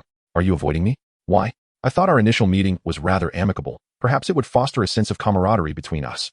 Theodore was the most akin specimen Vincente had met thus far, although one hailed from a family of wizards and the other from a muggle lineage. This did not hinder their ability to find a shared resonance within one another. Through the partially closed door of Vicente's carriage, he could discern its emptiness, devoid of any presence. Will you not invite me in for a moment? Theodore's brow knitted tighter, glaring at the suddenly materialized Vincente. Unable to fathom what this unfamiliar wizard intended. I believe there was little to discuss between us. After all, we have only met twice. It is already the second time. With so many individuals in this world, not everyone has the opportunity for a second encounter, and in fact, it is the third. The Ollivander wand shop, the platform, the train, what a curious fate they shared. Theodore retorted coolly, but we are classmates at the same school. Is this not even more astonishing? We are both wizards from England, both attending Hogwarts. Theodore's voice carried a hint of disdain. There is but one magical academy in England known as Hogwarts, implicitly suggesting that apart from Hogwarts, they had nowhere else to go. For the first time, Vincente felt his silver tongue had met its match. This individual was far more challenging than the purebloods he had encountered earlier. Vincente felt a thrill at this realization. Look at this sharp-witted demeanor, he thought, filled with joy rather than any offense. One could tell from Vicente's expression that he would not depart without engaging in a proper conversation, compelling Theodore to pull open the carriage door and step back. I do not know what you intend, but let us be swift. I have other matters to attend to. What could a newly enrolled young wizard do aboard a train en route to school? Vincente pondered this internally, though his countenance revealed nothing. Rest assured, I shall not detain you for long. Should you require anything, do not hesitate to ask. I am more than willing to assist. Chapter 8. An unfortunate friendly exchange. The Hogwarts Express sped along the tracks, the rhythmic clattering of wheels against rails resonating through the air. Inside the carriage, the laughter and chatter of students intermingled, brimming with anticipation for the new term. Vincente sat elegantly by the window, clad in a pristine uniform, his tie impeccably knotted, and his hair meticulously styled, his impeccable upbringing evident in every movement. His gaze occasionally drifted towards the individual across from him. Theodore exuded an innate aristocratic aura, displaying an effortless grace and haughtiness in his every gesture. His gaze bore a hint of scrutiny, as if he maintained a vigilant watch over his surroundings, though in truth, it was merely the sudden appearance of an unfamiliar wizard that set him on edge. In this game of wits, where neither party could swiftly claim superiority, Vincente resolved to take the initiative and seize control of the situation. His voice was gentle and amiable, enveloping the listener in a warm embrace. Shall I reintroduce myself? To ensure a pleasant commencement to our dialogue? A flawless opening, indeed, adding to his charm. Theodore, perplexed, restrained himself to respond politely. No need, Vincente. He sensed that Vicente's enthusiasm and feigned humor might be somewhat contrived. If he sought a performance, then let the games begin. Vincente keenly noted that after Theodore consented to engage in conversation, his demeanor appeared to shift. A shared act, it seemed, promised to be quite entertaining. Theodore sat upright, hands resting on his knees, the years of familial upbringing concealing his true thoughts. How naive he was to believe he could keep them hidden. Vincente, at the tender age of 11, had yet to encounter anyone capable of masking their emotions in his presence, whether in the orphanage or after his adoption. Perhaps it was precociousness, or perhaps innate intelligence. Vincente inherently understood the art of manipulating others' feelings. He initiated a topic of conversation. The Nott family is pure blood. So you are bound to be sorted into Slytherin, correct? I have heard that each house at Hogwarts possesses its own unique allure. His eyes sparkled with curiosity, as if engaged in a most ordinary exchange. Theodore replied curtly, generally, that is the case, but we must await the sorting ceremony. What about you? His disinterest was palpable. Vincente smiled warmly, appearing exceedingly amiable. I, too, am eagerly anticipating the sorting ceremony. Nevertheless, I believe we can continue our discourse regardless of house affiliation. Do you have any particular hobbies? Theodore frowned slightly, sensing Vicente's inquiries were overly eager, heightening his wariness. I enjoy reading books on magical history, he replied succinctly. Choosing not to elaborate further, Vicente's eyes lit up, and he quickly exclaimed, what a coincidence. I share an interest in magical history as well. Recently, I have been perusing a tome on ancient magical spells, filled with intriguing content. Have you heard of specific ancient magical spell? I imagine the Hogwarts library houses a plethora of fascinating works. As he spoke, he observed Theodore's reactions, seeking common ground to deepen their interaction. Theodore stirred internally. He indeed had some knowledge of the spell, yet he chose not to reveal his interest. I have heard a little about it, he replied briefly, wishing to conceal his true thoughts from Vincent. Vincent continued to expound on his insights and speculations regarding the spell, seemingly sharing his knowledge, while covertly scrutinizing Theodore's expressions and responses. He hoped to extract some usable information from Theodore's words to better utilize him as a research subject. Theodore listened quietly, occasionally responding. Yet his mind was racing. He increasingly found Vincent's behavior somewhat suspicious. Beneath his enthusiasm lay an obscure motive. From the outset, Theodore had deliberately maintained a distance. Yet Vincent relentlessly pursued him, compelling Theodore to engage in the charade. It seemed that from Vincent's very first utterance, Theodore had already fallen into step with his rhythm. As the train journey progressed, their dialogue gradually reached an impasse. Vincent sensed Theodore's wariness and felt a twinge of anxiety, while Theodore resolutely decided to approach Vincent with even greater caution. He needed to uncover Vincent's true intentions and why he displayed such fervor towards him. The exchange felt like a game in which both parties were acutely aware of the underlying truth, yet continued to wear masks. Theodore had witnessed such scenes countless times before, particularly in the presence of his father and his so-called partners. Old Nott was not a father inclined to show tenderness in his eyes. If his son could not exhibit satisfactory value, the very act of his existence seemed devoid of worth. Theodore had always been quiet. The cries within the vast Nott estate could not summon a warm embrace. Only his father's scoldings and the slamming of doors. The engulfing darkness was suffocating. Yet Theodore understood which methods would yield the most favorable results. For instance, this enigmatic young wizard before him was evidently no ordinary figure. He likely was not a homegrown wizard. An ordinary wizarding family could not produce such a shrewd and profound child. Only an established pureblood family would desire their offspring to mature as swiftly as possible, thus reaping greater benefits. Perhaps he hailed from France. He recalled that the Rogier family had established a branch there, or maybe Germany, where the magical schools were quite esteemed. During his conversation with Vincent, Theodore had deduced 2 potential nationalities, yet he remained uncertain about Vincent's identity. Vincent continued to engage him with enthusiasm, yet both knew the conversation was devoid of substance. Are you truly this idle, or do you lack any friends in England who could share your compartment? Theodore felt a surge of annoyance and wished to rid himself of this bothersome individual. Oh, your words truly sadden me. I had thought we were friends by now. In most instances, Vincent was quite considerate, aware of how to make the other person feel exceedingly comfortable and foster a sense of goodwill, thus fulfilling the original purpose of their dialogue. However, in the presence of Theodore Nott, his facade seemed increasingly difficult to maintain. Vincent was more inclined to reveal the more authentic part of himself beneath his friendliness, eager to discern how this new subject would react. He had assumed that Theodore would remain silent or continue to maintain a facade of pretense, but Theodore's actions were decidedly more decisive. He stood up, seized Vincent by the collar, and shoved him out. Engaging in conversation with you has indeed been a delightful experience. I hope there will be no next time. The compartment door slammed shut before Vincent's eyes, leaving him momentarily disoriented. Had he just thrown himself out? Indeed, he had.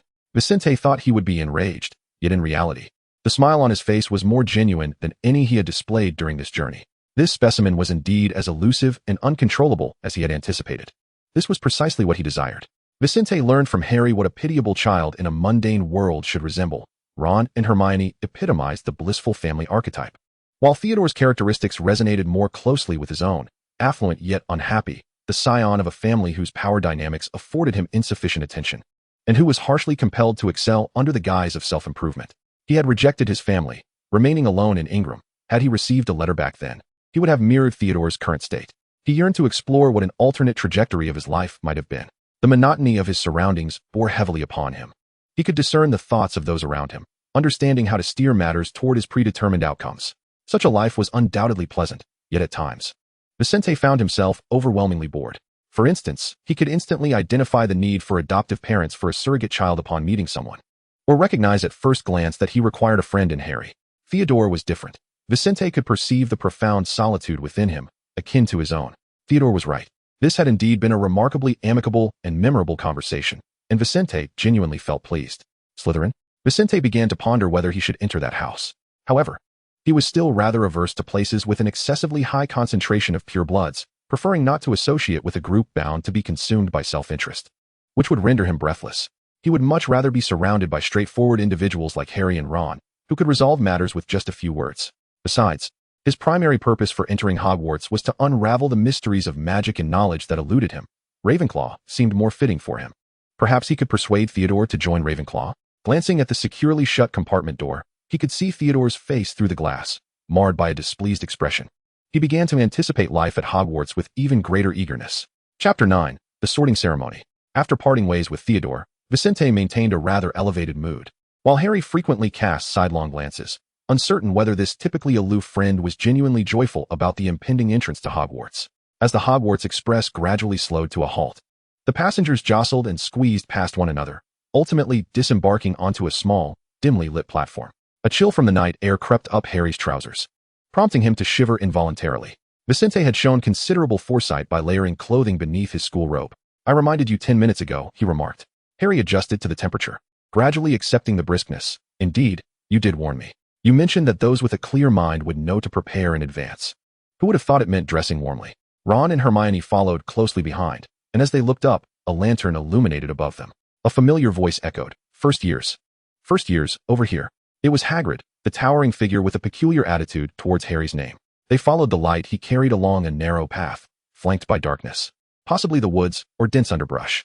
At the end of the narrow path, the young wizards glimpsed a black lake, illuminated by the faint glow of the lantern and a sliver of moonlight. Across the shadowy expanse of water, they could discern a higher terrain where a magnificent castle stood tall. Vincent gazed at the castle, a surge of emotions rising within him, leaving him somewhat bewildered. Excitement, joy. He had believed himself prepared for this moment. Hagrid observed as the first years boarded the boats, their small lanterns converging into twinkling starlight upon the inky lake. They embarked on the gently rocking boats toward Hogwarts Castle, while Vincent watched Harry engage in conversation with his newfound friends. Yet his attention was drawn more to the dark waters beneath them. Such dark waters. "This is the Black Lake," Hagrid explained. "All new students must cross the lake by boat to enter Hogwarts." The 4 founders, who initially established Hogwarts, also arrived in this manner. Vincent nodded calmly. The lake was aptly named. Hagrid approached the grand doors of Hogwarts Castle with the first years, ushering them into this enchanting realm of magic. The doors swung open to reveal a stern-looking witch clad in a deep green robe. This garment was not easily worn, yet it bestowed upon her an extraordinary aura. Vincent, not known for his sweet tongue, seldom regarded his surroundings with admiration. However, he found this which to be formidable. Those of great strength merited his closer observation. Much like a unique experimental specimen deserving the attention of an exceptional scientist. The last powerful wizard he had encountered was Dumbledore, who had spoken to him oddly in Diagon Alley. Hagrid nodded slightly to Professor McGonagall, indicating, "First years, Professor McGonagall." Professor McGonagall, as noted in the letter of acceptance to Hogwarts, serves as the deputy headmistress of this esteemed magical academy, accompanied by the young wizards. She led them along the stone-paved floor, surrounded by flickering torches that illuminated their ascent, allowing the grandeur of the castle's interior to unfold before their eyes. Just before entering the Great Hall, Professor McGonagall articulated the essential guidelines for them. Since returning from Diagon Alley, Vincent had diligently studied a brief history of Hogwarts, and the information relayed by Professor McGonagall was already familiar to him. Even Harry had committed these details to memory. As Professor McGonagall turned to prepare for the ceremony, Harry leaned towards Vincent and whispered, "How do they accurately sort us into our houses? I don't recall reading anything about that in the book, right? Perhaps we should ask Ron. His brothers are all at Hogwarts." Harry indeed shifted his gaze towards Ron, who merely scratched his head and replied, "I suppose it might be some sort of test. I'm not entirely sure. Fred mentioned it could be quite daunting, but I assumed he was jesting." Even Hermione, who had exuded confidence since their first encounter, now appeared anxious, muttering incantations under her breath. Vincent, however, felt no trepidation, convinced that the Hogwarts sorting would not pose a significant challenge. He was self-assured that, regardless of the nature of the test, he would navigate it with ease. Through the cluster of young sorcerers, he spotted Draco, whom he had met previously, along with Theodore, with whom he had exchanged friendly words on the Hogwarts Express. It seemed the rumors were indeed true. Harry Potter had arrived at Hogwarts. The blond boy, with a demeanor of haughty superiority, approached Harry and extended his hand. Vincent mused that had he known this boy was Harry Potter back at Madame Malkin's robes for all occasions, his attitude would have likely been significantly more amiable. Vincent could easily predict Harry's response, watching him decline the boy's handshake without a hint of emotion. "Harry, shall we make a wager? I suspect your subsequent life at Hogwarts will be intertwined with him." Harry appeared to have heard a dreadful curse, exclaiming, "Tell me you are not secretly practicing some dark magic with me." Vincent merely smirked. "Not now, but who can say what the future holds?" The doors swung open once more, and Professor McGonagall ushered the young wizards inside. The great hall ceiling seemed to stretch into infinity, adorned with floating candles suspended in midair. Ethereal figures drifted among them, chattering animatedly, and Vicente attempted to glean useful insights from their conversations, ultimately realizing that their idle chatter was largely recounted in the texts he had read. In the solemn and majestic Great Hall of Hogwarts, candlelight flickered, casting warm reflections on the eager faces of the new students. A professor placed a four-legged stool before the first-year students and set an old, tattered sorting hat upon it. In the next moment, they were treated to the peculiar serenade of the hat as it began to sing. Vicente suddenly felt that if he were to undergo such a test, his confidence might falter. What was more alarming was that after the hat finished singing, the audience erupted into thunderous applause, with the wizards at the four tables clapping for one another. Vicente began to suspect that those within the magical realm lacked an appreciation for aesthetics. Surely, it could not be his own taste that was at fault.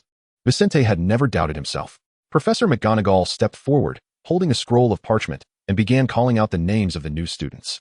When a name was called, the young wizard would step forward, don the hat, take a seat, and prepare for sorting. Her eyes darted across the parchment before she raised her head and announced, Hannah Abbott.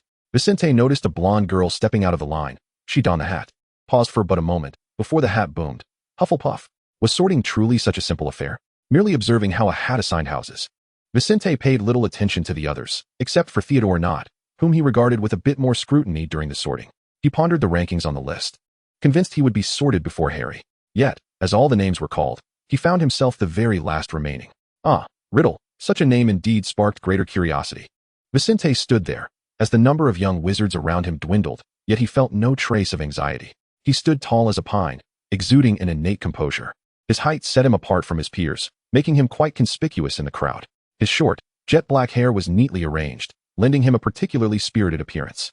With a broad and clear forehead, beneath slightly arched brows lay a pair of deep and luminous eyes, akin to cold stars shimmering in the night sky, reflecting calmness and contemplation. Dumbledore's gaze had been fixed upon him, and as he observed Vicente's serene and indifferent expression, memories of the small boy began to converge in his mind. He was uncertain if this constituted a repetition of the past, yet the seasoned wizard understood the method required to transform a young wizard this time around. The events of yesteryears were not without their own share of personal responsibility. At last, it was Vicente's turn. He walked slowly to the front and took a seat on the four-legged stool.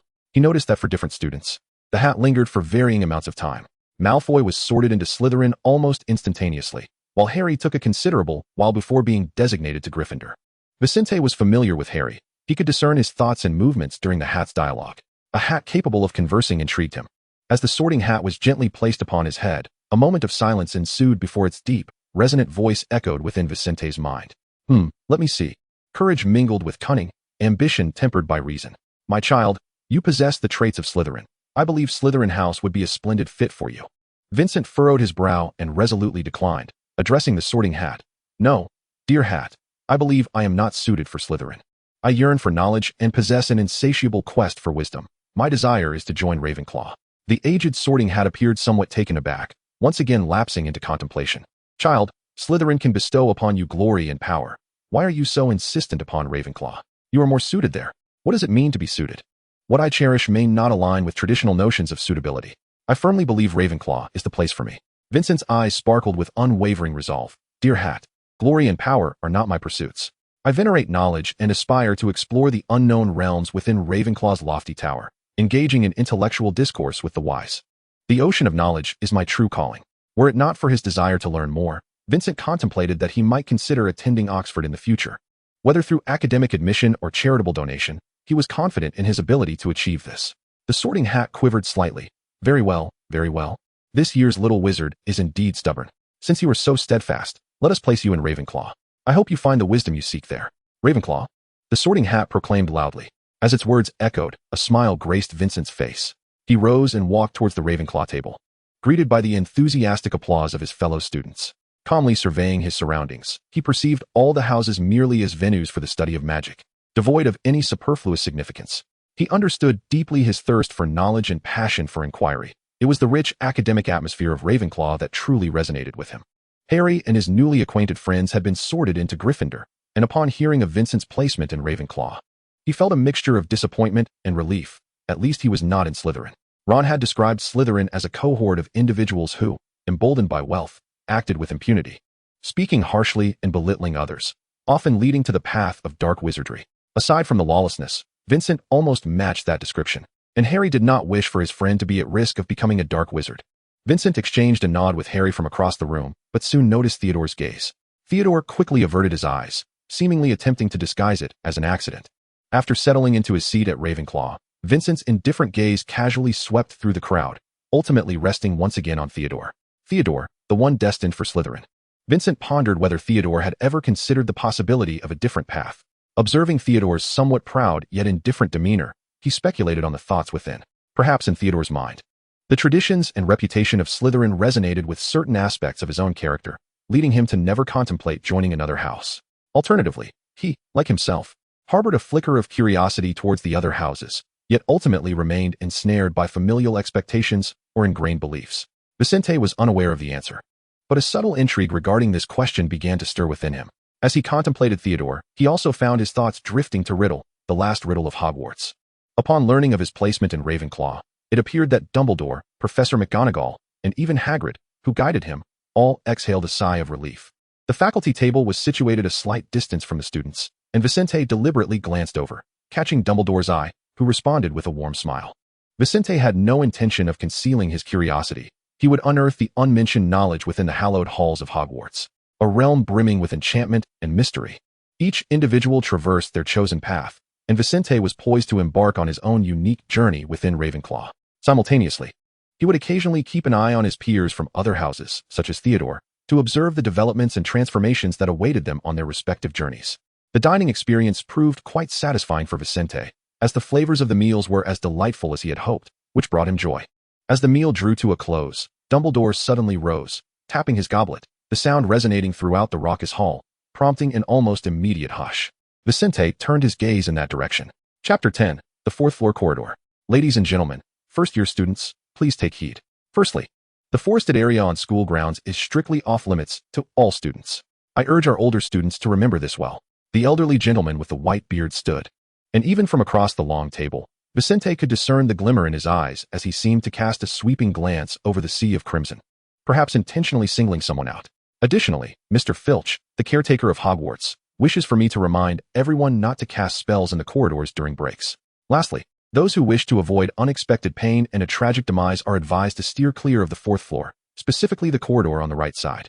Vincent observed that the first-year students appeared to find this amusing. For instance, Harry chuckled foolishly for a moment before realizing that those around him maintained a solemn quiet. The students of Ravenclaw were exceptionally kind, and upon noticing the evident confusion on Vincent's face, they proactively offered explanations. Every year, during the admission of new students, Headmaster Dumbledore would reiterate the important guidelines, but this mention of the fourth floor corridor was novel. It was said that there were reasons behind places previously deemed off-limits, such as the Forbidden Forest, which housed dangerous beasts, rumored even to include werewolves. Vincent nodded, smiling in gratitude. What had suddenly rendered the fourth floor corridor a perilous territory? A myriad of thoughts flitted through Vincent's mind, yet his expression remained a gentle smile as he relished the seemingly endless feast laid out before him at the long table. On the long table at Hogwarts, 108 methods of preparing potatoes were showcased.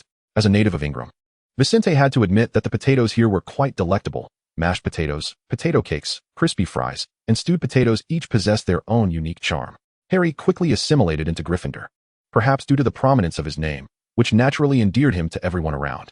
As Vincent contemplated this, preparing to enhance his mental record of experiments, Dumbledore continued, "Now, before we conclude our time in the Great Hall and retire for the evening, let us sing the school song together." The school song? Must we sing it even if we have never heard it before? With a gentle flick of his wand, a long golden ribbon floated into the air, twisting like a serpent to form lines of text visible to all. Vincent could distinctly perceive that the expressions of the faculty members seated at the staff table seemed somewhat contorted, particularly that of the professor clad in black robes, who fixed Dumbledore with an intense gaze, as if attempting to disrupt his thoughts. Yet, he was unsuccessful. "Everyone, choose your preferred tune. Ready, sing." Dumbledore appeared particularly delighted, swaying slightly as his beard expressed his warm welcome to the new young wizards. Thus, all the staff and students began to sing loudly to the words suspended in the air, even if each individual's melody was rather peculiar. Hogwarts, Hogwarts, Hogwarts, Hogwarts. Grant us knowledge, whether we are balding elders or children with scraped knees. The moment the voices rang out, Vincent understood why there was a sense of resistance towards a song that was meant to symbolize unity. Almost every voice was distinct, and the pair of twins from Gryffindor, the Weasley twins he had encountered on the platform, sang the song in a bizarre funeral march, continuing with that melody long after everyone else had finished. Dumbledore did not intervene. Rather, he conducted them with his wand. Vicente began to question whether this magical institution was as rigorous and earnest as he had initially imagined. To say nothing of it, the headmaster of Hogwarts seemed somewhat eccentric. However, he was already enrolled, and he had no idea what peculiar memory-erasing operations he might face upon departure. To ensure that his mind remained ever vigilant, capable of conducting all the experiments he had planned, Vicente resolved to give this magical school another chance. Vicente's life at Hogwarts seemed rather dull and monotonous to others. Yet for a young wizard eager to acquire knowledge, it was an environment where he felt completely at ease and, indeed, quite happy and engaged. Apart from attending classes, dining in the Great Hall, and visiting the library, he rarely ventured elsewhere. The library was his favorite building in all of Hogwarts. If Harry wished to find Vicente, the likelihood of encountering him there was certainly greater than in any other place. Harry, beaming with joy, greeted, "Hello, Vincent. It's truly delightful to see you here." Vincent, maintaining his composure, responded, "You have visited the library to seek me out a staggering 7 times this week. Such frequency cannot merely be attributed to coincidence. Speak up.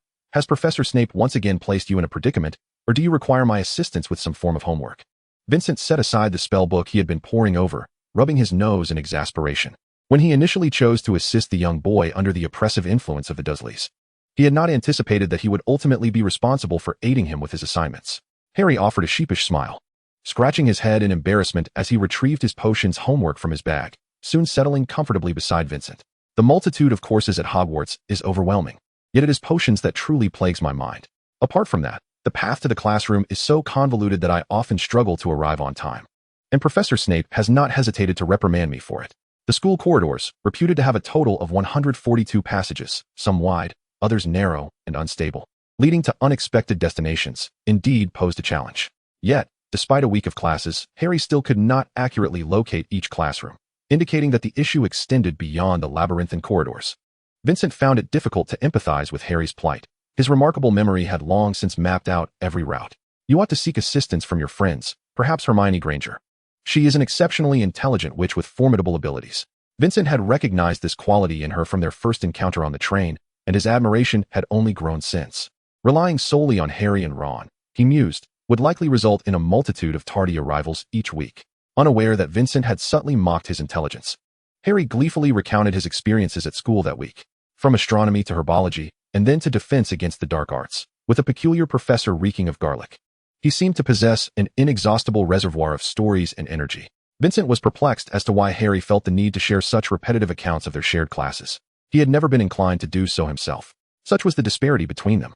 Fortunately, Vincent had recognized this distinction when he first chose to help Harry, accepting his endless chatter with grace and allowing it to serve as a backdrop for his own tasks. Now, in the library, Harry could only share in hushed tones, pausing to diligently research and complete his potions assignment. He certainly could not offload all his responsibilities onto Vincent. He aimed to finish his potions work promptly, for soon Ron and Hermione would likely join them. It was rather absurd that due to his failure to answer the initial 3 questions posed, he was assigned additional potions homework. One could question whether this reflected Professor Snape's diligence or a deliberate provocation. Vicente perused the parchment in Harry's hand, questioning the methods employed by Professor Snape. Indeed, upon mentioning this matter, Harry appeared utterly drained, leaning once more on his desk. "What results from combining powdered daffodil root with the infusion of mugwort?" Harry mimicked Snape's tone, adopting a deliberately mischievous expression that caused the corners of Vicente's mouth to lift slightly. Who would have anticipated that he would pose such a sophisticated question to someone encountering potion making for the first time? Well, perhaps it wasn't all that sophisticated. But considering my own unfamiliarity with the subject, it's understandable. Vicente remarked, "If you had diligently prepared as I suggested before the term commenced, then I wouldn't have to contend with the entire textbook myself," Harry asserted with unwavering conviction. To my surprise, I found myself inclined to agree with Harry. Hermione approached, cradling her substantial tome. Her petite stature juxtaposed with the weighty book made one wonder how she managed to walk so gracefully while bearing such a hefty volume. I wholeheartedly supported Vicente's preparation theory, yet Professor Snape's present actions were indeed a deliberate attempt to complicate matters for Harry. Ron lagged slightly behind Hermione, seating himself in the chair adjacent to the small witch. "You see, Vicente, even Hermione stands with us. It must certainly be Snape's issue." "Hey," Hermione huffed in discontent. "That sounds rather unreasonable on my part." Vicente lowered his gaze, continuing to examine the parchment, seemingly accustomed to this raucous atmosphere of learning. Across from him, the small Slytherin group was seated. When he glanced up, Vicente could discern Theodore's silhouette and the remnants of baby fat adorning his profile. Chapter 11. New Complications and a Cryptic Letter. Vicente had not interacted with Theodore at all during the first week of term. Perhaps they had crossed paths in their shared classes of charms and herbology. Vicente occasionally observed Theodore's behavior without reservation. Theodore was aware of his scrutiny and understood the other's intentions. Had it been another well-known pureblood from Slytherin, the situation might have escalated. Fortunately, Theodore had always been discreet, unwilling to engage in troublesome matters. Apart from the occasional warning glance Vicente would give when he overstepped, Theodore rarely responded to his observations. This Ravenclaw might be quite eccentric. The wizards of Ravenclaw were renowned for their obsession with learning. They often fell into one of three categories: the mere bookworm, the exceptional talent, or the madman engrossed in some obscure field. It is not to say that other houses lack such individuals. Rather, the unique characteristics of Ravenclaw make them more susceptible to attention. It seems that whenever the topic of an obsession with learning leading to madness arises, the first response among British wizards is invariably Ravenclaw. With the intent of not engaging excessively with the madness around him, Theodore's days unfolded with a certain ease, certainly quieter than those of Draco Malfoy. The presumptive heir of the Nott family could not fathom why Malfoy had neglected to instruct his child on the art of maintaining a fade of decorum. Having barely commenced the academic year, he had already clashed with the Gryffindor savior. How would they manage their collaboration over the next 7 years? And how would he navigate his future within the Ministry of Magic? Theodore silently disapproved of Draco Malfoy's ostentatious demeanor, yet he secretly envied the younger Malfoy.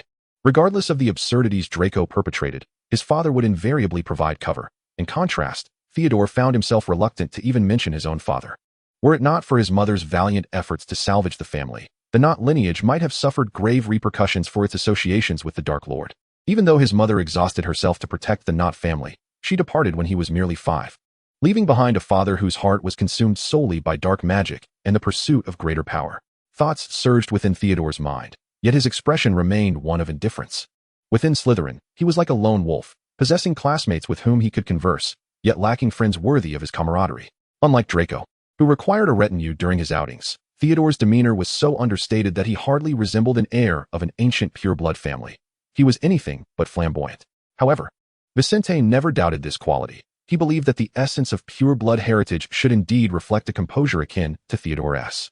Vicente's days since the commencement of the term were uneventful, as he traversed the corridors between classrooms, the library, and the dormitories. The magical life at Hogwarts was undeniably enchanting. Yet for Vicente, nothing particularly exhilarating had transpired thus far. Even Harry had visited him less frequently for assistance with his potions homework, perhaps indicating that Professor Snape had finally decided to relent towards the beleaguered savior. However, this tranquility was disrupted by the idle chatter of other young wizards. During a break, a group of them congregated, animatedly discussing. Did you hear? In the first flying lesson, Harry Potter and Draco Malfoy had a confrontation. Upon inadvertently catching wind of this news, Vicente was immediately engulfed by a sense of foreboding. The prospect of Harry and Malfoy being thrown together did not bode well. Harry Potter, the illustrious boy, was a name known throughout the magical realm. Draco Malfoy, hailing from a pureblood Slytherin lineage, was also a figure of considerable notoriety. Together, they almost monopolized half of Hogwarts, while the other half was shared by Ravenclaw and Hufflepuff, each claiming 25%. If the two were to avoid each other, it might constitute a minor triumph. Yet neither appeared particularly amiable. Should one of them take the initiative, the ensuing chaos would undoubtedly be overwhelming for whoever dared to step forward. Vicente resolved to seek out Harry to inquire about the situation. He needed to ensure that the experimental subjects he had nurtured over the years remained unscathed. Indeed, experimental subjects. He would never concede that such a foolish individual could be considered a friend. He should not possess friends at all. He found Harry practicing his flying skills on the Quidditch pitch. Harry, skillfully maneuvering his broomstick through the air, noticed Vicente waving at him below and gracefully descended. Vicente, I never expected to see you here. Did you come specifically to watch me practice? I feel rather honored, though I recall you're not fond of such sports. Upon encountering his familiar friend, Harry seemed to open the floodgates of conversation, words spilling forth in abundance. Harry, I heard you had a confrontation with Malfoy during your first flying lesson. Is that true? Vicente queried directly, scanning Harry from head to toe, relieved to observe that he bore no injuries, missing limbs, or worse. Harry nodded, a hint of exasperation crossing his face. Yes, that rascal Malfoy snatched Neville's remembrall and was taunting me. I simply couldn't stand by, so I went after him. Vicente furrowed his brow. Why would Malfoy act in such a manner? As a man who valued rationality above all, Vicente often found it perplexing to comprehend the foolish actions of certain dim-witted individuals. What could such an endeavor yield, other than fleeting exhilaration from adrenaline and dopamine? Without any tangible gain or subsequent benefits, it only invited endless trouble. Harry clenched his fist. He just wanted to show off. thinking that having a good broomstick gave him the right to bully others. Nevertheless, I did manage to retrieve the remembrall.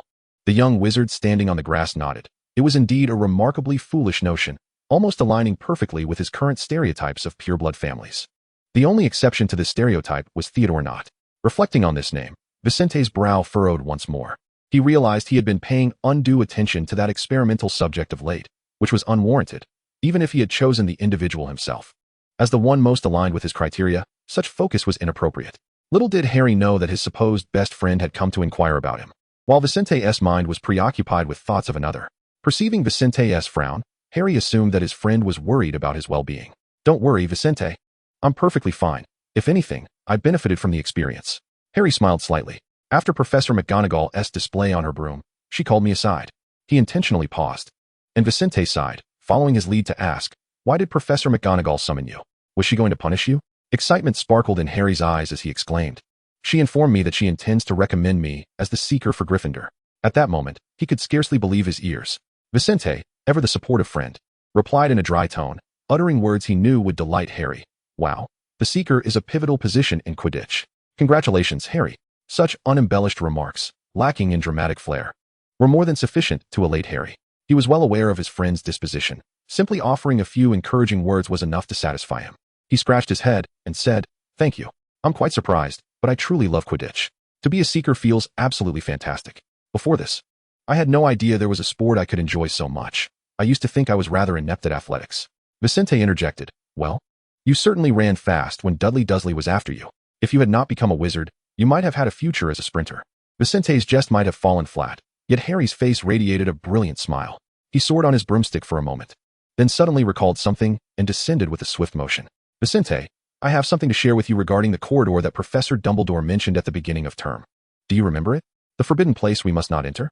I recall. Don't tell me you ventured in there less than half a year into your schooling."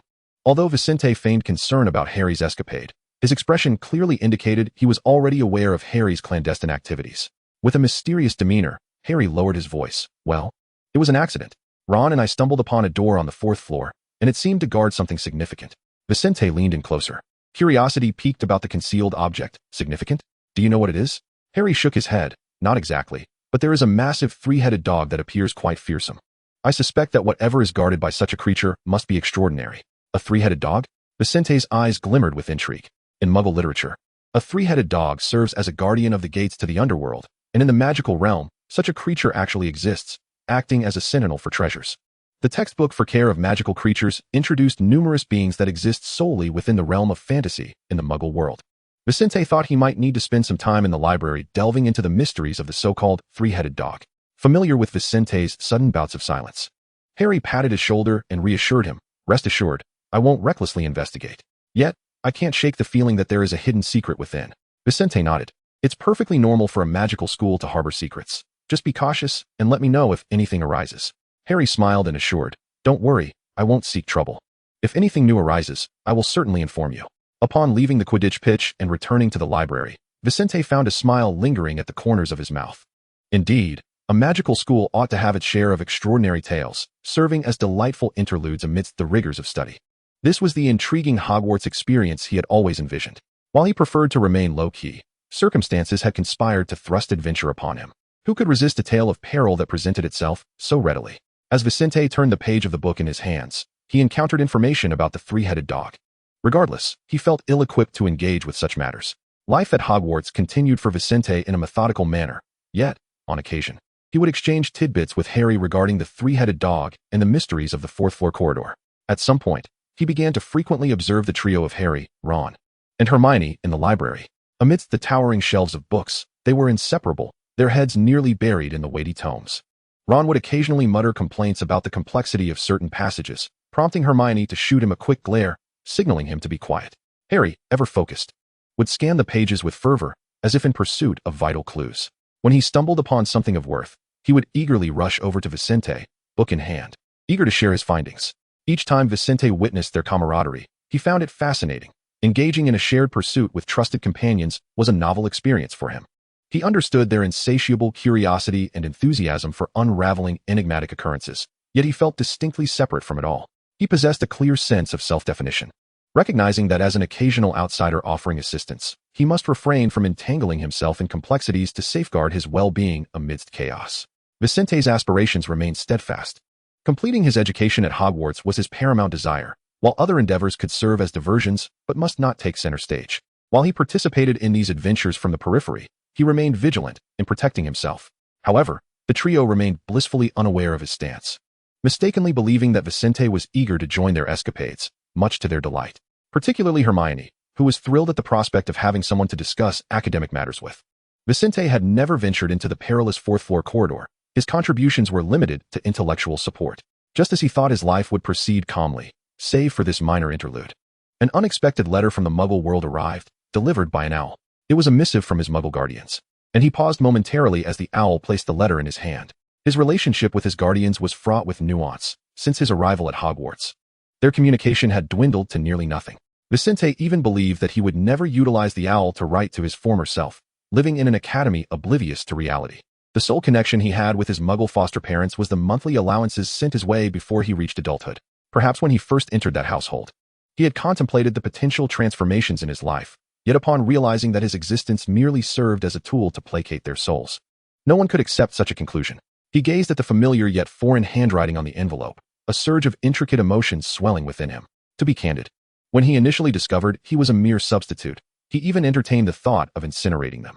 However, he restrained himself. Returning to the orphanage to associate with that group of foolish individuals seemed far less desirable than residing with that couple, as at least his quality of life had experienced a substantial leap. They were astute as well, promptly relocating their family upon sensing Vicente's slight disquiet, yet remarkably humanitarian in their continued provision of his allowance. Otherwise, Vicente might have indeed resorted to drastic measures to eliminate them in pursuit of a more substantial inheritance. No one was aware of the dark thoughts that had once lurked in Vicente's heart. They would label his foster parents' departure from him, leaving him to navigate life alone while supplying his allowance, as the remnants of a modicum of affection. Affection? A thoroughly nauseating term. Now, they had dispatched a letter, delivered by owl to his hands. What precisely did they hope to attain? Vicente clutched the letter and slowly wandered to a quiet corner. He settled by the window, sunlight cascading upon him, yet he felt not a trace of warmth. Aside from facilitating his reading of the letter, the sunlight served no purpose. He fixated on the envelope for an extended period, his fingers grazing its edges. In his recollections, his foster parents had always been rather indifferent towards him. They had never truly comprehended him. Magic, in their eyes, was a bizarre and incomprehensible phenomenon. He was oblivious to their sudden decision to write to him in this unforeseen circumstance. It would be best if they refrained from uttering anything repugnant or making troublesome requests. Vicente had no desire to engage in emotional exchanges with them. However, if it was merely a matter of fulfilling obligations, Vicente was willing to maintain their transactional relationship within reasonable limits. Initially, it had only been a transaction. Vicente offered his counterfeit smile while they, in turn, provided him with a better life, seeking solace for their souls. Everything in this world was merely a transaction. He gradually unsealed the envelope and withdrew the letter. The handwriting was neat, yet the content felt somewhat rigid. His foster parents merely inquired about his situation at school, devoid of any warmth in their words. A slight smirk curled at Vicente's lips, tinged with irony. Indeed, even after all this time, they remained unchanged, lacking any semblance of affection for him. He continued to read, noting that his adoptive parents seemed to mention trivialities occurring in the Muggle world, such as the neighbor's cat giving birth to kittens. These remarks deepened Vicente's sense of alienation from their world. He could not fathom why they felt compelled to share such inconsequential matters with him. Was it merely to fulfill a formal greeting? Only at the end of the letter did they allude to something ambiguous, subtly expressing their desires. Your brother has been missing you terribly, unable to eat or sleep, and he appears significantly weaker than before. We worry whether he might depart from us forever, just like your brother did. Vicente neatly refolded the letter and placed it back into the envelope. Leaning against the window, he gazed out at the campus scenery. On the playground, young wizards practiced their magic, their laughter and cheer echoing in his ears. Ah, yet another child, soon to be beyond remedy. Turning to the adoptive son with magical abilities after the Muggle methods proved futile. Chapter 12. 100 Questions on Potion Brewing. Vicente was not one to meddle in the affairs of others. He had heard much about Harry and his companions' escapades, but had never actively participated.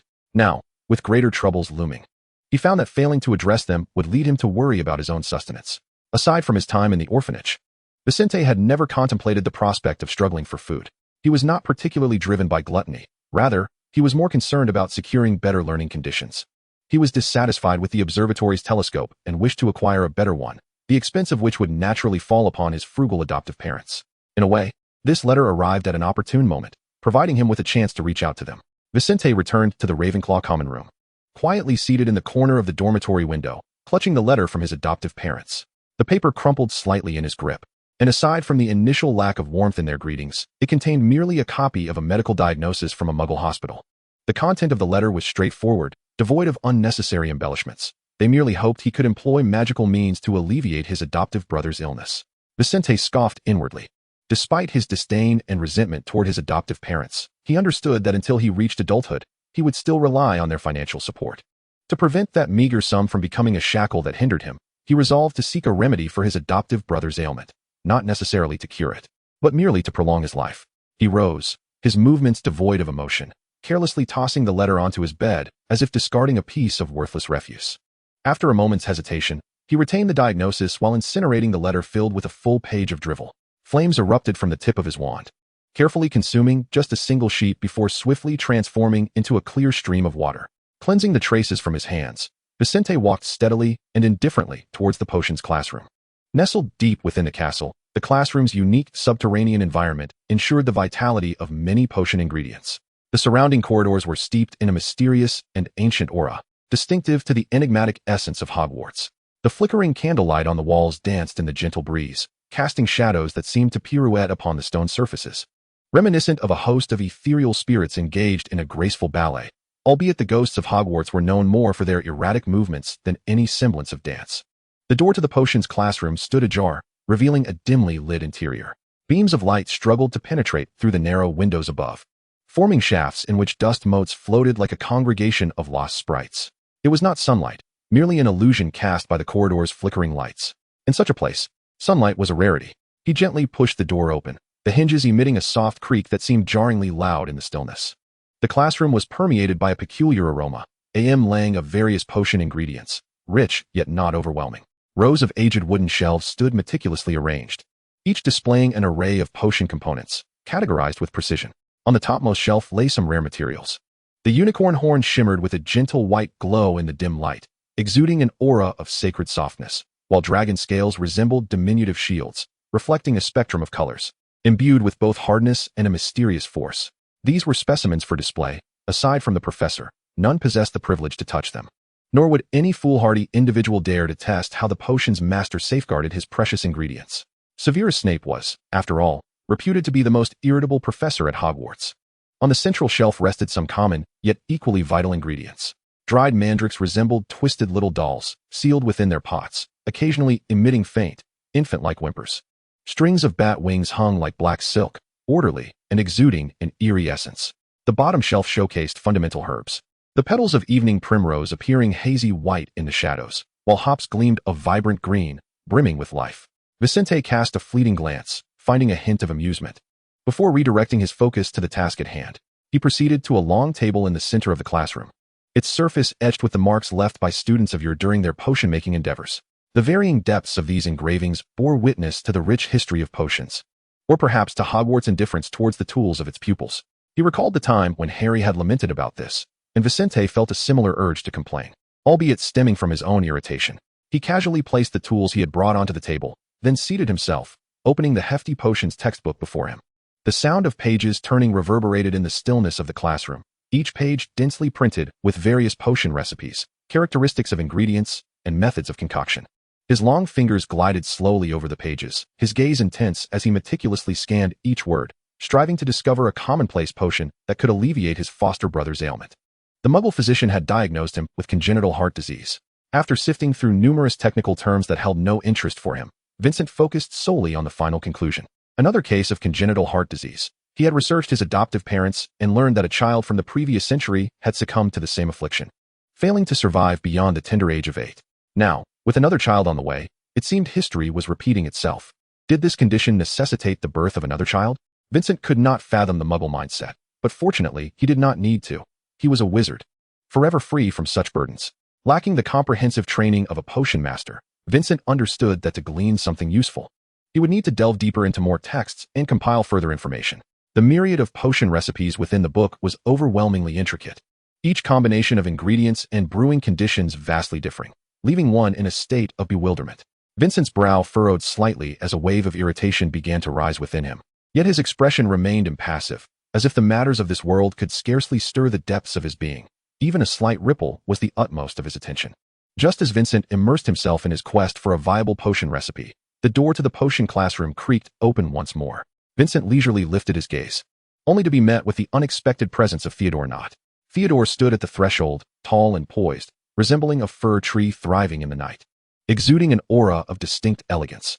His deep brown hair cascaded like meticulously crafted satin, gracefully falling over his forehead. A few rebellious strands flicked upward, catching the light and revealing a subtle chestnut sheen, as if kissed by the sun.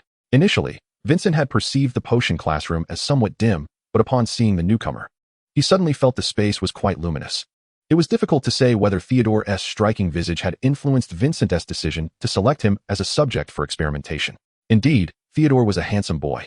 To employ some Muggle rhetoric, his face seemed to have been sculpted by the most delicate artisan, with sharp yet gentle contours and porcelain skin that, under the dim light of the potion room, exuded an almost translucent quality, as if it might shatter with the lightest touch. Vincent's unabashed gaze made Theodore feel rather uncomfortable. Not long ago, this person's scrutiny had already irked him, and after a brief respite, he was dismayed to encounter him once again in the potion classroom. He had deliberately reviewed the schedule and the classroom arrangements. At this hour, the potions classroom should be devoid of any presence. Vincent was indifferent to Theodore's musings. His gaze shifted from the handsome visage downwards. Theodore was clad in a flowing black robe, which, although ostensibly the most ordinary Hogwarts attire, possessed a fabric of exquisite quality, subtly shimmering with traces of magic. This material piqued Vincent's interest. He resolved to acquire a similar ensemble in the future, for it indeed exuded an air of sophistication. The robe's collar was slightly unbuttoned, revealing an immaculate white shirt beneath, adorned with delicate pleats reminiscent of elegant lily petals, while a slithering green tie appeared akin to the bloom's vibrant hues, adding a touch of vitality to his appearance. Theodore could no longer contain himself. Anyone subjected to such a scrutinizing gaze from a male peer would have found it challenging to maintain composure. Have you finished your inspection? If there is nothing pressing, perhaps you should return to your studies and learn some decorum, rather than staring like an uncivilized creature. Since his arrival at Hogwarts, the noticeable fluctuations in Theodore's emotions had invariably been provoked by this insufferable Ravenclaw wizard. Vincent averted his gaze, showing no sign of being affected by Theodore's harsh words. Did I offend you? I apologize. I was merely taken aback to find us both here. I had assumed Slytherin possessed its own potions room. Vincent adopted a tone of flippancy, adeptly donning various masks depending on the nature of his experimental subjects. For instance, in the presence of his foster parents, he was merely a reserved child, yet unbeknownst to them, he had clandestinely contemplated and confirmed the feasibility of eliminating them to inherit their fortune. Theodore, in his seriousness, intrigued Vincent, who was eager to discern the depths beneath his solemn facade. Encountering an unexpected presence in the classroom, Theodore's initial instinct was to retreat, wishing to avoid further entanglement with this peculiar Ravenclaw wizard. Upon hearing Vincent's smooth words, Theodore's displeasure intensified, and he almost immediately turned to leave. Potions could be brewed at any time. Entangled with this weirdo, he feared he would be unable to escape his clutches. However, before Theodore could make his exit, Vincent spoke first. Are you fleeing in fear of me? If someone attempted to provoke Vincent with such taunts, even knowing it was a trap, he would find it difficult to suppress his dissatisfaction. Similarly, Theodore felt a swell of annoyance. He understood that Theodore would not join him in brewing potions. He likely had always worked in solitude within the potions room. Thus, Vincent's mood was undeniably influenced by that letter, and Theodore's unexpected appearance offered his emotions a newfound outlet for release. The youth at the entrance halted his departure, turning to face Vincent, his expression now even more displeased than before. My presence here is of no concern to you, Theodore replied coldly, his tone devoid of warmth, while he discreetly assessed Vincent. This individual had exhibited peculiar behavior on the Hogwarts Express, and upon arriving at Hogwarts, he remained unchanged. One might say his admission into Ravenclaw was fated, for it is rumored that such a place often harbors a few eccentrics. Perhaps, after 7 years, the one who would add an air of mystery to Ravenclaw's lore would become Vincent Riddle. Vincent raised an eyebrow, the lightheartedness on his face diminishing slightly, as he pondered that he might have committed a folly. Do not be concerned. There is no need to be so tense. It was merely a casual remark. He reclined in his chair, arms crossed, exuding an air of nonchalance. Yet, internally, he was swiftly analyzing Theodore's reactions. Theodore furrowed his brow, feeling a tinge of annoyance. I am not tense. I simply dislike others prying into my affairs. Is this aversion to inquiry innate, or is it a fear of revealing something? Vincent pressed on, his gaze fixed intently on Theodore, as if seeking to penetrate his thoughts. In this potions classroom, we may consider ourselves kindred spirits, After all, it is likely only we two who practice in here during non-class hours. Theodore scoffed. Kindred spirits? I see no commonality between us. Mind your own business. Do not presume you are someone special. If you wish to graduate from Hogwarts without incident, you would do well to tread carefully and refrain from provoking me. Every young wizard at Hogwarts should understand that to navigate life and studies here smoothly, it is wise to avoid antagonizing the pure bloods of Slytherin. With that, he turned to leave. On this occasion, Vincent remained silent. He had intended to delve into potions alone, and Theodore had been an unexpected intrusion. With that surprise resolved, Vincent felt less joy. His insights into Theodore's character were so astute that he could reverse engineer Theodore's actions based on his own potential thoughts. Once Theodore departed, the audacious demeanor Vincent had displayed dissipated entirely, restoring him to the reliable, aloof figure in Harry's eyes. He lowered his head, returning to the tasks at hand. If all went well, he would resolve the troubles with his guardians today and acquire a new telescope by next week, facilitating a more manageable academic experience. There was no reason to endure a life of hardship. Vincent's initial ambition upon entering Hogwarts was to employ wizardry to address issues beyond the reach of muggles, all the while grappling with his own uncertainty about his true aspirations. Yet, no one would reject a superior option if a more powerful path lay before him. Why squander time in the mundane world of muggles? Illness was but one of the myriad challenges awaiting resolution. His purpose for coming to Hogwarts was to study. As long as that remained his primary goal, any actions he took in between merely served as steps toward that ultimate aim.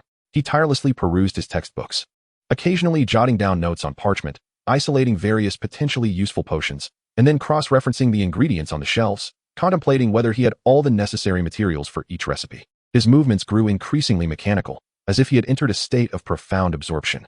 Regrettably, he failed to accomplish his plans. The realms of muggles and wizards each possess distinct medical systems. While there exists some overlap, it is predominantly applicable to superficial injuries. When it comes to vital organs such as the heart, caution is paramount. Vincent was indifferent to whether his foster brother lived or died. What mattered to him was that he could not perish by his own hand, as that would cast doubt upon his abilities. The following day, Vincent returned to the potions classroom. He took his place at the long table, opening his textbook to continue his search for potions. He believed yesterday's incident to be a mere interlude that would not significantly affect him. However, while seated in the classroom, he found himself glancing toward the door at one moment, and when he realized it, Vincent furrowed his brow. He was overly concerned about Theodore, as if he were fixated on his own reflection. They bore no resemblance to one another, and it was clear that Theodore could not possibly be his twin brother. If he had a twin brother, it would certainly not be someone with Theodore's aloof demeanor. It is often said that twins complement each other's personalities. So perhaps he would be a fiery character instead. Yet, that is not guaranteed. After all, the pair of twins in Gryffindor are notorious for their mischievous antics. He hoped that any potential twin would not share his inclination for observing others, for that would be rather peculiar. Just as he began to drift off, the door to the potions classroom swung open once more. Vincent instinctively raised his head, and upon seeing Theodore enter, he felt an unexpected sense of relief wash over him. Theodore paused briefly upon noticing Vincent, yet he did not turn and leave as he had the day before. Chapter 13. A plan regarding Theodore's attitude. Vincent found it difficult to articulate his feelings upon seeing Theodore again. What an unexpected encounter. Did Slytherin have no classes today? Surely they weren't spending every waking moment concocting potions. Even with their head of house being a potions professor, the frequency of such endeavors seemed excessive. He genuinely believed that after their last encounter, Theodore would refrain from returning to the potions classroom, and that if they were to cross paths again, Theodore would certainly turn and walk away. After all, Vincent likely did not hold a particularly favorable image in Lord Nott's eyes. Nearly 3 minutes had elapsed since Theodore had pushed open the door, yet he still stood there, unmoving. Was his assumption incorrect? The actions of Theodore diverged significantly from his initial intentions. A subject that was meant to serve as a comparative experiment unexpectedly made choices that were unlike his own. Much to Vincent's delight, he found joy in witnessing the experimental subject's unforeseen actions, for it allowed him to better observe the outcomes of the experiment. Admittedly, he himself was uncertain about the desired results, but they would certainly not be rigid conclusions. Observing Vincent's calm demeanor, Theodore felt a slight sense of relief. It was reassuring that Vincent appeared normal for the time being, which suggested he would refrain from engaging in any bizarre antics. While Vincent was in this state of normalcy, it would be ideal to achieve his objectives. Otherwise, he would have to resort to more forceful measures. Perhaps he could enlist Draco to borrow Goyle and Crabbe for a good beating of Vincent, a task in which the Malfoy family surely had ample experience. Yesterday, after Theodore departed, the emotions stirred in Vincent had cooled, and Theodore realized that Vincent had acted deliberately. He wished for Theodore to leave, knowing full well that Theodore would not share the potion classroom with others, save for during lessons. Vicente desired to study potions in solitude. What was the need for solitary research? Theodore could not tolerate Vicente's peculiar antics directed towards him, and he felt compelled to resolve the matter. The two exchanged hypocritical glances from opposite ends of the potion classroom, the atmosphere thick with silence. Today, Theodore had not intended to seek out Vicente. Rather, he genuinely aimed to conduct his potion experiment, as certain hypotheses could only be validated through practical application. For Theodore, nothing held greater importance than his potion experiment. Vicente was merely a trivial interlude in his pursuit of this endeavor. Once he had attended to the more pressing matters, he might redirect his focus towards Vicente. Upon encountering Vicente once more, Theodore's mind was filled with questions. Had Vicente taken up residence in the potion classroom? Did he spend his days idly here? The courses of Ravenclaw differed from those of Slytherin. Although some subjects overlapped, they ultimately had their own schedules. Theodore had assumed that by choosing a weekday when the potion classroom was not in use, he would avoid running into Vicente. Were the Ravenclaws neglecting their studies? Despite Theodore saying nothing, Vicente seemed capable of reading everything in his eyes. Ravenclaw had no classes at present, with the next session scheduled for this afternoon's potions lesson. Theodore mused to himself that Vicente indeed seemed prepared to reside in the potion classroom. I am not living here. I returned to the Ravenclaw dormitory yesterday. I have merely been here a bit longer due to recent matters, Vicente replied, unable to fathom how he had divulged so much simply by gazing into Theodore's inquiring eyes. He found nothing of value in the classroom, and remaining there would only waste time. Engaging in excessive conversation with Theodore would only serve to provoke him further. A suitable distance would allow Theodore to lower his guard, just as he himself would feel a sense of suspicion towards someone overly eager to approach him, fearing potential harm. After he finished speaking, Theodore fell silent, casting his gaze downward, obscuring his eyes. His striking eyes, resembling sapphires, were veiled beneath his lashes, rendering his emotions inscrutable. Nevertheless, through such a gaze, he discerned the tension in Theodore's tightly pressed lips. A heavy silence enveloped the two, the potion classroom devoid of any other sound, creating an unbearable stillness. Vicente was the first to shatter the silence. You're back again. He endeavored to maintain a tone of indifference, concealing any underlying emotions. Theodore nodded. Yes, I have some potion experiments to conduct. His voice was slightly less tense than the previous day, though a hint of wariness lingered in his eyes. The charged atmosphere was not favorable for either of them. Theodore had no intention of entangling himself with the erratic Ravenclaw. Restoring their relationship to a state of mutual peace was the most desirable outcome. It seems we are indeed fated to cross paths. Vicente attempted to lighten the mood, offering a somewhat awkward smile. This gesture, if performed with sincerity, could flow effortlessly for Vicente. Yet, before Theodore, whom he perceived as a kindred spirit, Vicente found it challenging to exhibit an unreserved smile, as he had not yet fully honed his disposition. While he could manage such interactions with strangers, and even with acquaintances, this enigmatic state left Vicente uncertain on how to navigate it. Most individuals he encountered quickly transitioned into a familiar rapport, enabling him to say flattering words and easily disarm their vigilance.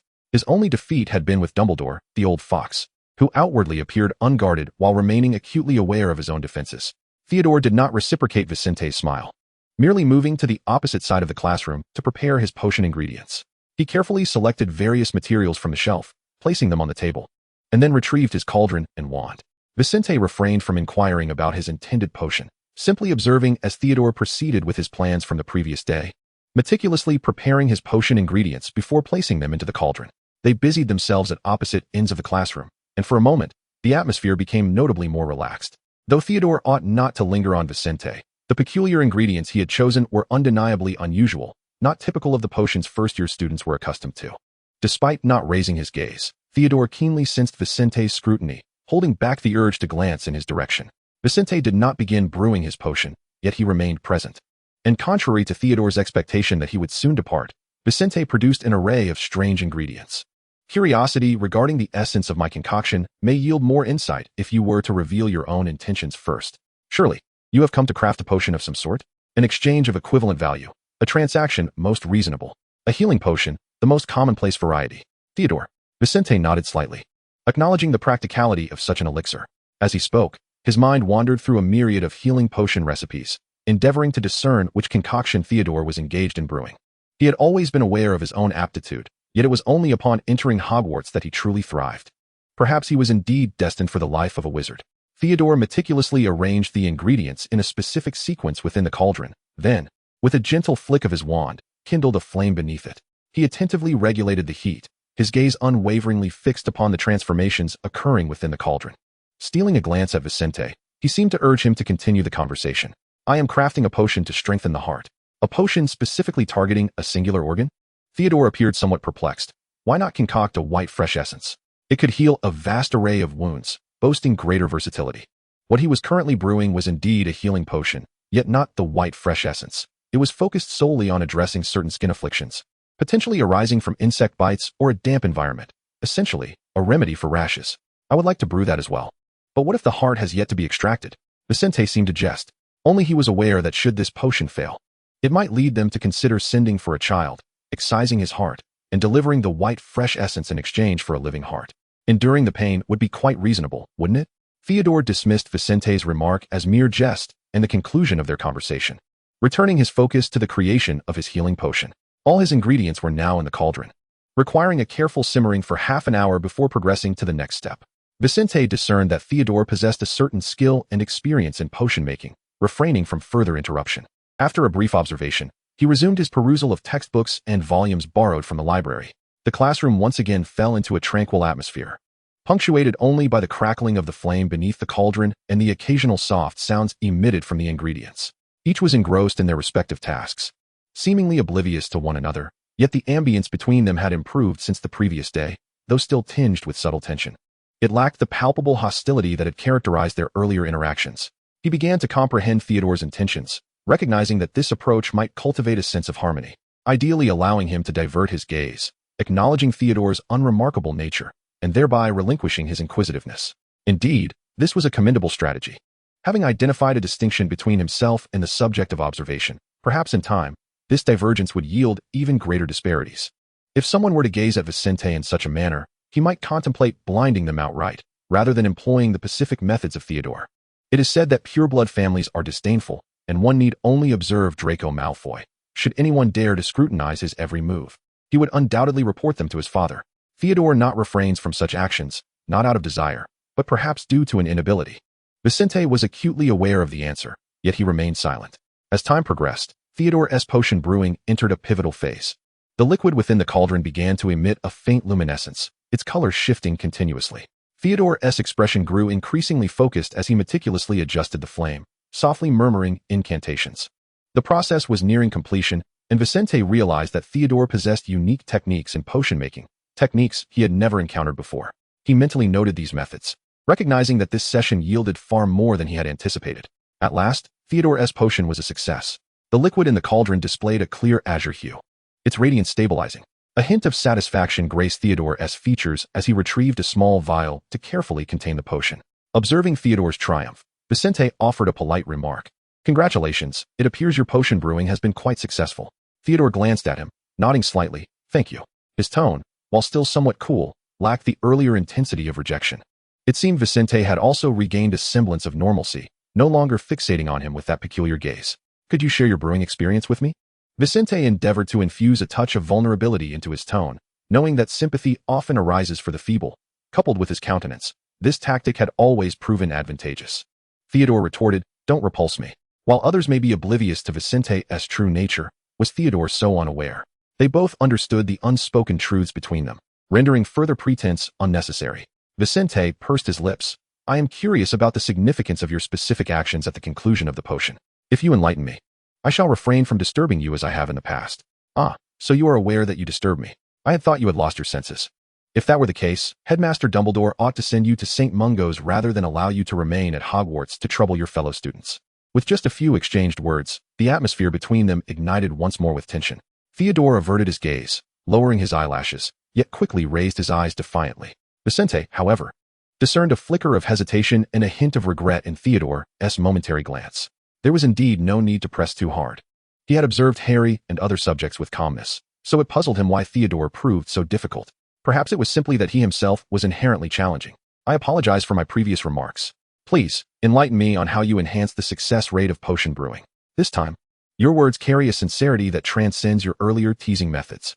Theodore gazed at him for a while before eventually sharing some of his little techniques. "It is nothing particularly extraordinary. One must have a profound understanding of the properties of the ingredients and meticulously control the heat and order of the brewing process." Vincent nodded in agreement, affirming his insight. "However, I believe you excel in certain details, such as the clever method you employed to regulate the heat with your wand." Theodore was momentarily taken aback. not expecting Vincent to observe his brewing process so attentively. "Oh, that was merely a technique I devised through my own experimentation." He felt a twinge of caution, uncertain if Vincent might exploit his methods for some ulterior motive. Vincent chuckled, acknowledging his talent, recognizing him as someone equally gifted. Theodore regarded Vincent with a hint of confusion, perplexed by his sudden friendliness. "What piques your interest in my brewing methods? Or perhaps, I am intrigued by you as a whole." He spoke with genuine candor. Noticing Theodore's expression darkening again, Vincent swiftly raised his hands in surrender. "All right, I shall refrain from further comments. I truly believe you possess remarkable talent and wish to explore potion-making together." It was an innocent jest, yet his temperament was somewhat too accommodating. Had he been in Theodore's place, he would have already retaliated with a punch. Theodore shot him a glare, clutching his potion and turning away without acknowledging his words. Vincent merely smiled, tidying up his belongings and organized notes before departing. Another issue resolved. There was no urgency regarding Theodore's matter. They had 7 years ahead of them to take their time. Perhaps it was time to reveal a more authentic aspect of himself. The previous FA proved ineffective with Theodore, and he had already attempted this numerous times with unsatisfactory outcomes. In this regard, they bore a resemblance to others who feigned pretense, receiving no response in return. Had he encountered Harry under the pretense of seeking sympathy with his pitiful demeanor, he would never have forged a friendship with him. It was essential to adapt his strategy to suit Theodore's temperament and disposition. If all went well, their connection could extend beyond these 7 years. Vincent yearned to learn from this group of individuals how to embody a truly authentic self. As he interacted with more people, he realized that his thoughts diverged significantly from the universal understanding of humanity. While being unconventional is indeed a trait, Vincent hoped to experience the potential of an alternative way of life before attaining a level of individuality that was sufficiently pronounced. In a certain sense, Vincent felt that he was still somewhat human. At the very least, he should not instinctively resort to violence as a solution to problems, for such a reaction seemed reminiscent of a malevolent fiend. Chapter 14. Harry Potter was perpetually enveloped in a mist of uncertainty regarding the fourth-floor corridor. What, indeed, lay within that corridor? Recalling the fearsome guard dog stationed there, the scars borne by Snape after the troll invasion, and his peculiar demeanor towards Harry, he seemed to grasp a semblance of understanding, though he could not yet fully ascertain the truth. The troll incident had startled the wizards of Hogwarts, and the brave little Gryffindors shone brightly during this event. None of us expected Ron's audacity. With a single levitation charm, he dispatched the troll, earning our house a plethora of points from Professor McGonagall. Harry's excitement infused the air around him with palpable energy. Vincent, however, remained an observer, merely absorbing this thrilling tale from Harry's recounting. As members of different houses, they seldom crossed paths, only finding moments to convene in the library. Previously, Harry had shared his suspicions with Vincent, and now he had added the troll to the list of topics. He articulated his thoughts and various conjectures to Vincent, who initially regarded this as mere idle chatter. However, as the conversation unfolded, Vincent began to grasp Harry's intentions. "You have mentioned this to me thrice now, Harry. Ron is indeed very brave, and he has upheld Gryffindor's esteemed reputation. You all have done remarkably well in uncovering so many clues." Vincent's words lacked any emotional inflection, sounding more like a flat acknowledgement than genuine praise. His cold tone felt like a bucket of icy water splashed upon Harry, who, familiar with Vincent's nature, understood the implication but remained undeterred. "Shall we do something?" Harry's voice carried a hint of trepidation, perhaps hoping for a more encouraging reply from Vincent. Yet Vincent struggled to comprehend Harry's anxiety and retorted, "What can you possibly do? First-year wizards are fortunate to protect themselves. They have only just stepped through the gateway to the magical realm and appear so naive and powerless against the profound mysteries of magic and perilous challenges. What more can you expect of yourselves?" This was Vincent's internal reflection, which he restrained from voicing, as it would be too disheartening. His demeanor had already conveyed enough to Harry. There was no need to utter further dismal words. In truth, he was quite perceptive. Harry scratched his head, anxiously asserting, "Not you but us. Vincent, you will help us devise a plan, one to you?" His straightforward plea did not elicit the expected response. Vincent shook his head and replied, "My solution is to concern myself with nothing at all. Is it not said that Dumbledore is the greatest of wizards? He will handle everything." Vincent's demeanor was calm and resolute. He wished to remain uninvolved in these troublesome matters. Ron and Hermione sat 2 chairs behind Harry, having arrived together. Harry took the initiative, and should Vincent express a desire to join their endeavor, they would swiftly form a quartet. If Vincent preferred merely to converse with Harry, it would not seem overly formal. Only children would perceive the invitation among 3 as too solemn. At their age, any action would evoke a sense of frivolity rather than seriousness. Upon hearing Vincent's words, Harry, Ron, and Hermione felt a pang of disappointment. They had approached Vincent with hope to devise a strategy, yet none anticipated such a response. Hermione sighed in exasperation. She had spent considerable time in the library poring over numerous texts, seeking any hint regarding the secrets of the fourth-floor corridor. Alas, her efforts appeared in vain. The library housed an ocean of books, yet references to the fourth-floor corridor were exceedingly scarce. Their leads were so few that it felt akin to fishing for a needle in a vast sea. Indeed, there would be none prior to this year. The fourth-floor corridor held nothing of note, so why would the library document it? Observing their despondent expressions, Vincent offered a modicum of constructive advice. If the environment could not provide new clues, they must learn to glean information from people. Who was most likely to possess knowledge about the three-headed dog? That individual should be their target. Vincent felt somewhat powerless at this juncture. Having known Harry for some time, he had believed he imparted much knowledge and skill to him. Yet, it seemed Harry remained rather naïve, requiring more experience. At times, Vincent found it perplexing why he regarded Harry with such uniqueness. The inexplicable affinity he felt towards him was baffling, given their lack of shared life experiences. Suddenly, Harry's eyes lit up with realization.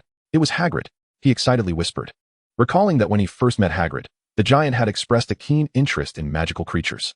If they sought information related to such beings, Hagrid would undoubtedly be the right person to approach. The three Gryffindor wizards immediately resolved to seek out Hagrid. Vincent refrained from involving himself in this matter. Having heard plenty of rumors from different sources, Draco Malfoy, the haughty pure-blood wizard, held nothing in his gaze but himself. Vincent observed Malfoy's arrogant demeanor. Striving to suppress a frown, he despised all who flaunted their superiority before him. However, this time his intent was to befriend Draco Malfoy. He was quite adept at making friends, with the sole exception being Theodore Nott. Since his initial attempt had failed, perhaps he should consider a more indirect approach after conversing with Malfoy. Beneath the radiant sun and fluffy clouds, with verdant grass carpeting the ground, a group of Slytherins congregated under a prism. Vincent approached them with a warm smile and addressed Draco Malfoy in a manner that was decidedly courteous. Mr. Malfoy, it is a pleasure to finally make your acquaintance. I have long heard of your reputation as one of the most distinguished students of Slytherin House. Their prior acquaintance had been brief, and since entering Hogwarts, they had lost touch. However, recalling their previous interaction made their current conversation feel less awkward. Adopting a mask of insincere admiration, Vincent understood how to navigate the intricacies of dealing with such individuals. He intended to draw closer, gradually make Draco aware of his own capabilities, and eventually shift their positions of power. Vincent was intrigued by his own adeptness in this regard, perhaps a skill honed through his experiences in the orphanage, which had imparted invaluable lessons. Initially, Draco had no desire to engage with an unfamiliar wizard, especially one not from his own house. Upon their first meeting, he had assumed Vincent to be a socially inept wizard from a pure-blood family, only to discover he was a muggle-born who had been sorted into Ravenclaw. How dreadfully dull. Yet, there was an undeniable charm in Vincent's speech. Draco lifted his chin slightly, responding with a touch of arrogance. Of course, I am the heir of the Malfoy family, and thus, I am distinctly exceptional. Did you just now come to this realization? It is a pity you are not in Slytherin. Otherwise, you might have had the chance to follow in my footsteps. His tone dripped with condescension, and his companions, Goyle and Crabbe, appeared taken aback that someone could out-flatter Draco himself. The two hefty boys seemed displeased by Vincent's overtures, yet Draco seemed intrigued, leaving them at a loss for words. Preferring to remain out of the conversation, they stepped back, allowing the exchange to continue undisturbed. Surprised by the fortuitous turn of events, Vincent continued speaking to Draco Malfoy. I have heard you possess considerable knowledge about magical creatures. Have you ever encountered a three-headed dog? Although he had vowed to refrain from meddling in Harry's affairs, Vincent regretted his choice of inquiry, wishing he had asked something of greater significance, perhaps regarding Theodore. Draco furrowed his brow, astonished that Vincent's first question revolved around a three-headed dog. Was Slytherin truly a house associated with magical creatures? He mused that perhaps Vincent ought to seek out Hufflepuff instead. Yet, Vincent was no ordinary student. He was Vincent Riddle, known for his understated presence at Hogwarts. He was nonetheless highly regarded by the professors, who praised him as an exceptionally diligent and studious individual, even more so than Hermione Granger of Gryffindor. Now, confronted with a problem he could not resolve, Draco felt a swell of pride that Vincent had come to him for guidance. After a moment's contemplation, he realized he indeed possessed knowledge about the three-headed dog. Clearing his throat gently, he replied, "A three-headed dog? I am certainly familiar with it. It is a perilous magical creature. However, I shall not provoke it like those foolish Gryffindors." While he was quite pleased with himself, he still feigned disdain. Vincent chuckled softly. To him, Malfoy's pretense was nearly ineffectual. A spoiled child, he knew how to navigate their company. Adopting a tone even more hypocritical than Malfoy's, he remarked, "Draco, you are indeed as astute as I imagined. I too find those Gryffindors rather reckless. Yet, I am curious, how did you come to know of that three-headed dog?" Malfoy hesitated, but Vincent's expression was genuinely earnest. I read about it once. The Malfoy family possesses a library as vast as a whole room. No less impressive than that of Hogwarts. My father has a penchant for collecting ancient texts of all kinds. Vincent nodded in understanding, replying, "Ah, I see. Draco, your father truly possesses foresight. Books are a precious treasure." Upon hearing Vicente's words, Malfoy felt a swell of pride. He perceived Vicente as a discerning individual, unlike those detestable Gryffindors. Consequently, his demeanor towards Vicente softened, so much so that he failed to notice Vicente had shifted from addressing him as Malfoy to Draco. "You have certainly become much more agreeable since our last encounter. Perhaps maturity has unveiled the excellence that resides within your proximity." Vicente pondered the nature of Draco's relationship with Theodore, contemplating how to seamlessly transition the conversation to him. Chapter 15. Draco Malfoy is indeed easily swayed. "I find it curious why you did not join Gryffindor. I recall your rapport with Potter was rather amicable, was it not?" Draco relished flattery, as is human nature. "But that does not imply he is a fool. What do you wish to glean from me? Given your eloquence, I might just share." Malfoy's pride was unmistakable in his tone. "Oh, I merely wish to inquire about Theodore Nott. Do you know of his circumstances?" Vicente began to develop a fondness for this straightforward young gentleman. Draco's expression stiffened. "What did you say?" "Theodore Nott." While Malfoy maintained a decent rapport with Nott, Vicente's faith in Malfoy's character to uncover information about Nott seemed rather misplaced. "Why would you presume I would divulge such information? To seek knowledge of that caliber, you may yet lack the requisite capability."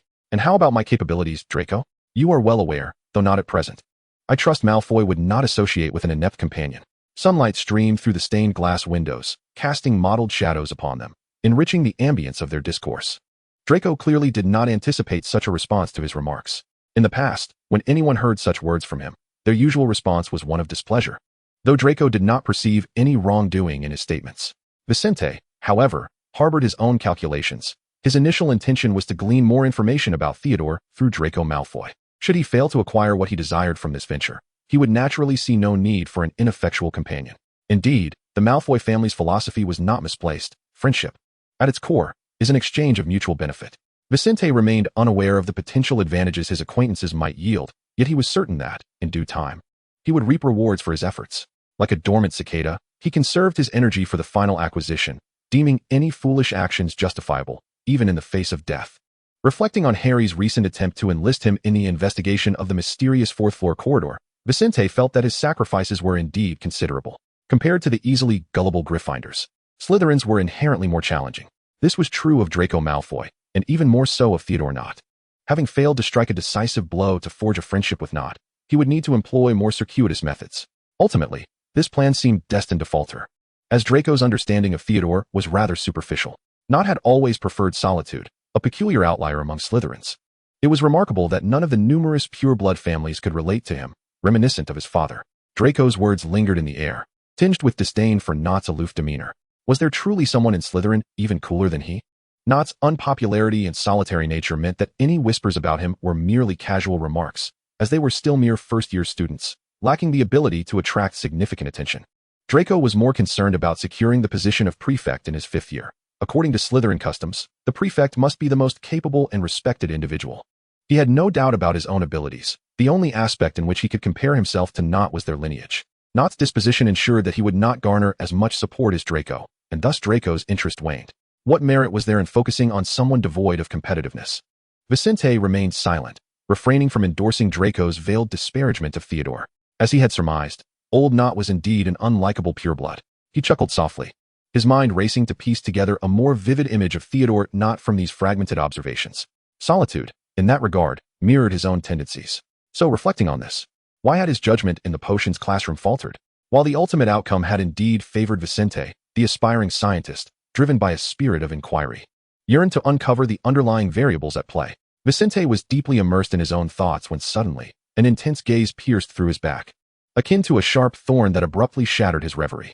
He whirled around, his eyes darting across the bustling corridor, where students hurriedly made their way to classes or conversed in small clusters, seemingly oblivious to anything amiss. Yet, amidst this ordinary scene, that penetrating gaze lingered like a shadow. Vicente meticulously recalled the sensation he had just experienced and looked in the direction from whence the gaze might have originated. He spotted a group of upperclassmen engaged in conversation, their faces adorned with unrestrained laughter, completely unaware of Vicente's scrutiny. The only individual who appeared slightly out of place was Professor Quirrell from the Defense Against the Dark Arts class, not due to any peculiar behavior at the moment, but rather because he exuded an overall oddity. Professor Quirrell, with his slightly stooped posture, ambled forward with his back to Vincent, blending inconspicuously into the crowd. It was impossible for him to possess a gaze directed at Vincent, for one cannot have eyes facing backward, can they? This was the Wizarding World, where the extraordinary was commonplace. Vincent focused intently on that direction for quite some time, to the point where Draco Malfoy began to sense something amiss. What's wrong, Riddle? Is something troubling you? Draco's voice pulled Vincent back into the present. It was rather peculiar for you to address me by my surname. Vincent turned, donning a polite smile. Nothing, Draco. I thought I heard someone calling my name, but upon looking back, I found nothing. The surname Riddle felt both familiar and foreign to Vincent. Since his birth, few had referred to him by his last name. Those he was close to, like Harry and other friends he had made, simply called him Vincent. Even the professors at Hogwarts, when mentioning his name, often preferred to use his first name. After entering Hogwarts, he had intentionally obscured the connection between himself and that surname. To date, apart from Hagrid, the keeper of keys and grounds, no one had exhibited a notable reaction to it. Perhaps it was only because Hagrid was not adept at concealing his emotions that Vincent felt a twinge of unease. If anyone harbored a grudge against that surname, it could result in unwarranted repercussions for him. After all, he was merely an adopted child. Vincent lowered his gaze and shook his head, burying that peculiar thought deep within. It's nothing, Draco. You may call me Vincent. His eyes once again swept over the group of upperclassmen and the receding figure of Professor Quirrell, yet his curiosity intensified. If it was indeed Professor Quirrell, why had he been staring so intently at him? Vincent redirected his attention back to his conversation with Draco. He endeavored to extract further information about Theodore Nott from Draco. However, Draco's knowledge was limited. As time passed, their conversation drew to a close. This exchange was markedly more fluid than their previous encounter in Diagon Alley. Vincent, having gleaned all that Draco knew, finally ceased his inquiries, satisfied.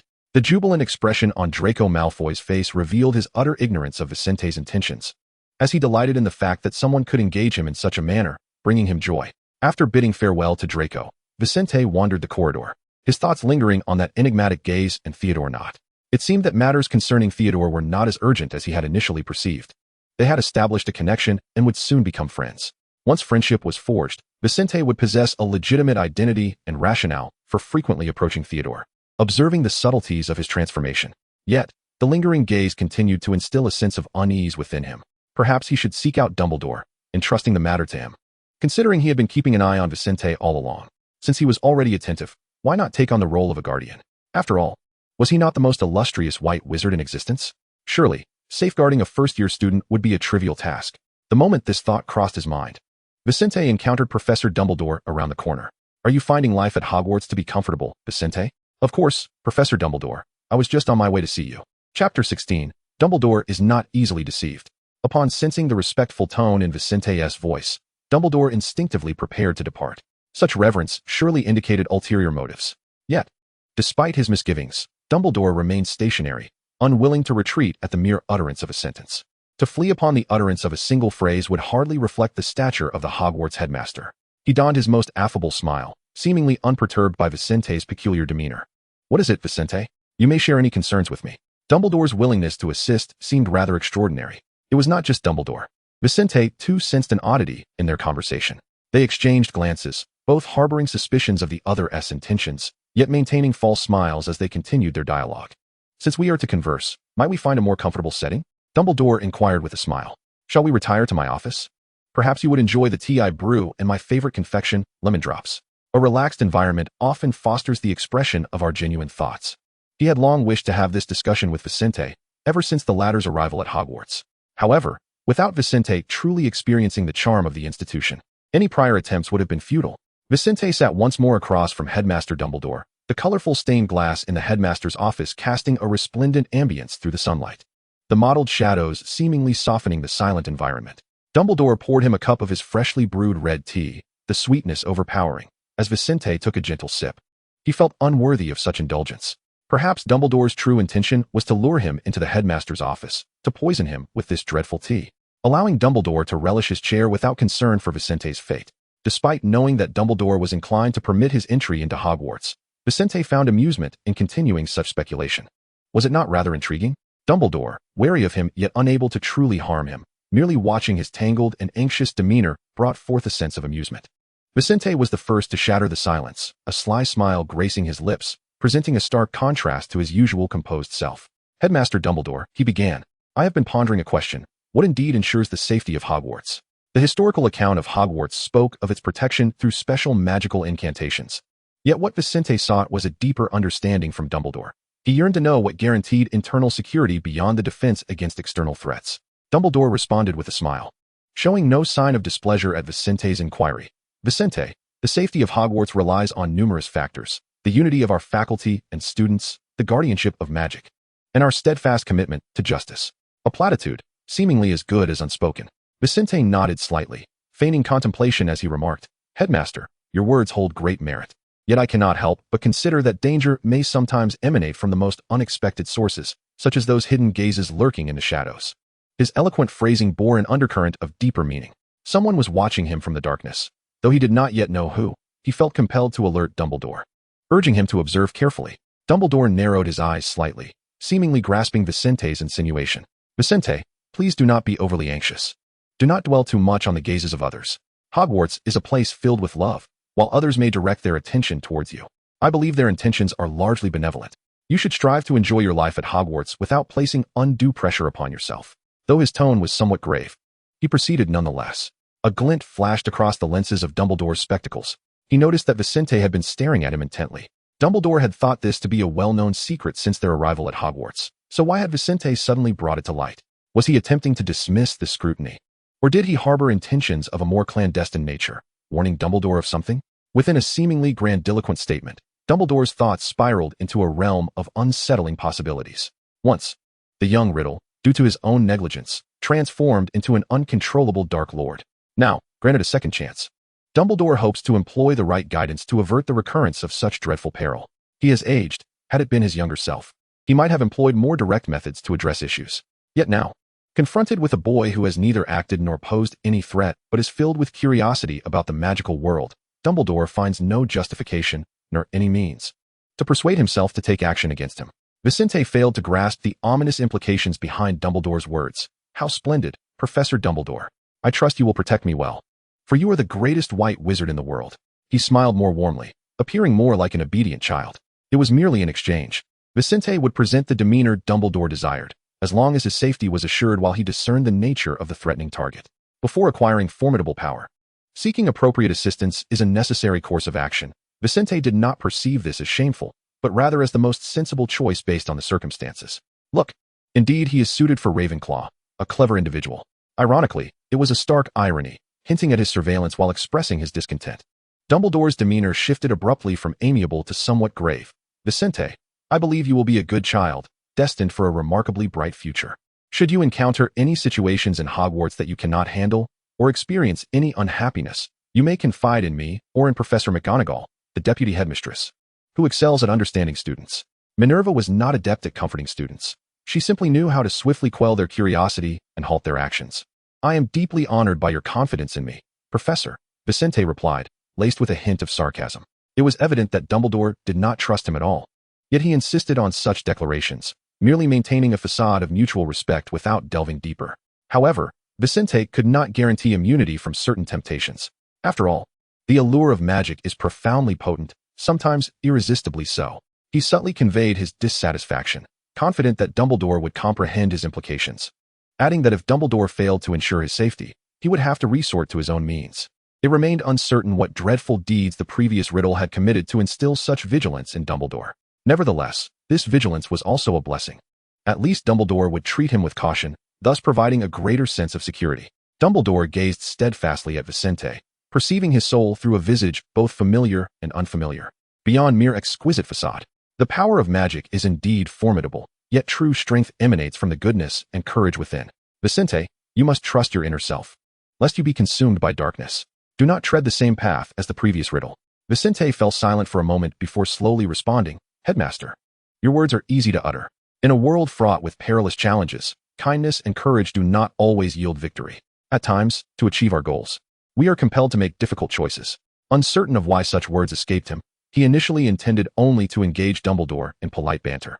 Yet the latter seemed to take his words to heart, prompting Vincent to offer a fragment of sincerity in return. He never makes promises he cannot fulfill. Although Vincent may occasionally take unconventional routes, he remains true to his word. Dumbledore gently shook his head, steadfast in his conviction. Vincent, Arduous choices do not necessitate forsaking kindness and courage. We can employ wisdom and strategy to resolve issues rather than descend into darkness. The implication of his words was unmistakable. Wisdom and strategy? A sardonic smile graced Vicente's lips, as if he wished to retort, yet he restrained himself. Given the current circumstances, displeasing Dumbledore would serve him no advantage. Vicente chose silence, yet Dumbledore could clearly sense that he had not truly absorbed the counsel offered. In the depths of Dumbledore's blue eyes lay a scrutinizing gaze. Still imbued with a sense of tolerance, Vicente, extreme measures only beget further suffering and calamity. We ought to resolve conflicts with love and understanding, rather than sowing seeds of hatred. Perhaps you cannot fully grasp this yet. You are still too young. As you grow older and experience more of my world, you will come to understand. Age is not the sole determinant of wisdom. Headmaster, your words resonate with truth. The passage of time enriches our experiences and offers diverse perspectives. Yet I have always believed that a brilliant mind can compensate for such deficiencies. Vicente shrugged dismissively. Love and understanding? In a world of peace. They may serve as effective tools, but only under the condition of peace. Dumbledore sighed deeply. Love and understanding are the most potent forces. They possess the power to transform the world. He refrained from further persuasion, having spoken sufficiently for one day, aware that prolonging the conversation would only lead to annoyance. As for Vicente, he was one who responded better to gentleness than rigidity. Dumbledore did not attempt to continue his exhortations. Instead, he gleaned a faint spark of sympathy from Vicente's aged sigh. Vicente fell into a moment of silence before suddenly inquiring, Headmaster, if one day I truly strayed down the wrong path, what would you do? If he were to follow a course as misguided as the previous riddle, would Dumbledore harbor regrets? Today, he had accomplished nothing. Without hesitation, Dumbledore replied, I would do everything in my power to steer you back onto the right path. I believe that every individual deserves a chance for redemption, and as your headmaster, it is my duty to educate and guide young minds, for which Hogwarts was founded. Should any student at HarryPotterFanfiction, a portion of that responsibility undoubtedly rests upon me, Albus Dumbledore. Vicente gazed at Dumbledore, a flicker of complex emotions dancing in his eyes. Headmaster, your kindness is truly admirable. Regardless of the ideology, Dumbledore's sense of responsibility merits commendation. Vicente managed a slight smile. Headmaster, you truly are, as everyone says, the greatest white wizard in the world. Dumbledore returned the smile. Thank you for your kind words. You too are a remarkable young wizard. I look forward to witnessing your future accomplishments, which will surely benefit the entire magical realm. Their conversation, laden with unspoken currents, concluded, leaving both in high spirits. Chapter 17. Professor Quirrell is unwell.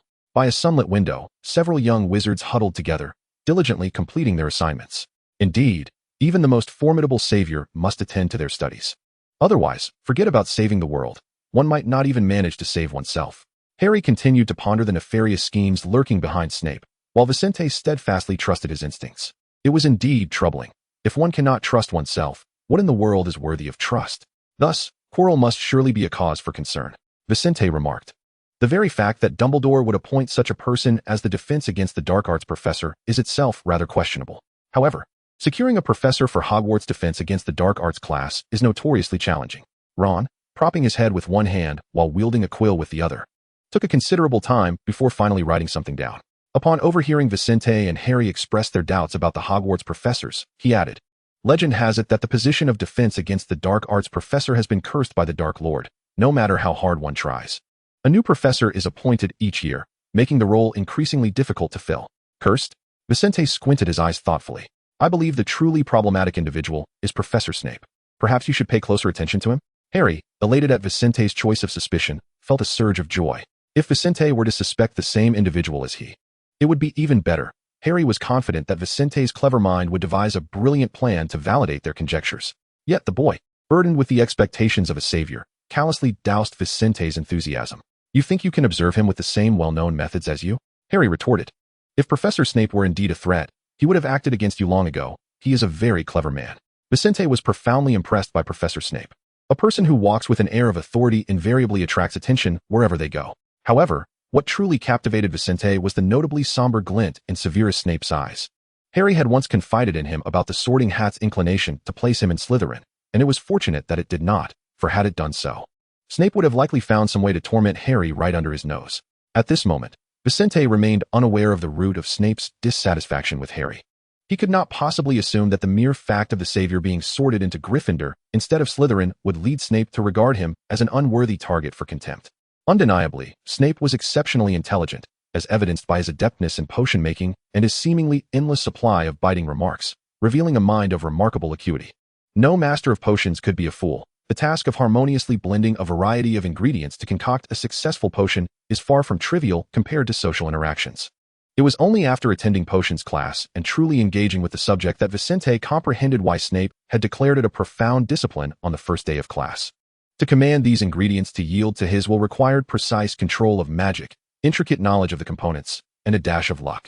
If Severus Snape was not an exceptionally clever and powerful individual, he would merely be an extraordinarily fortunate favorite of fate. Harry opened his mouth, intending to counter Vicente's assertion.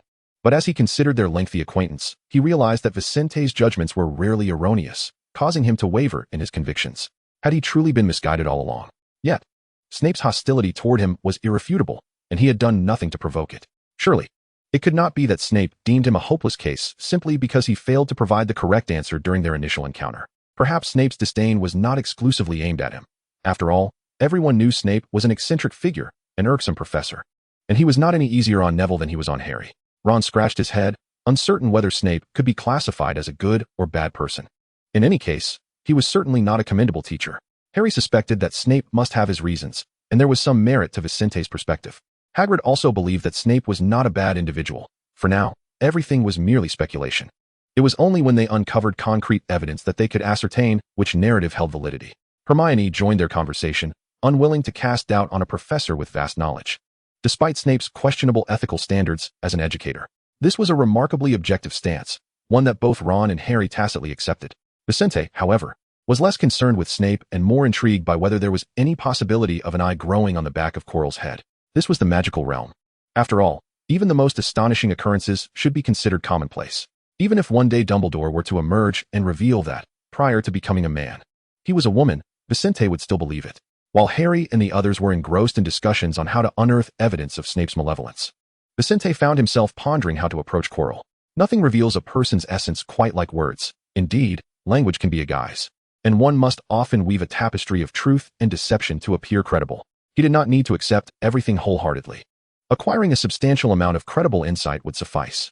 No one can escape the realm of fact and speak recklessly. Every tale must rest upon a foundation of reality. And Vincent sought that very essence of truth.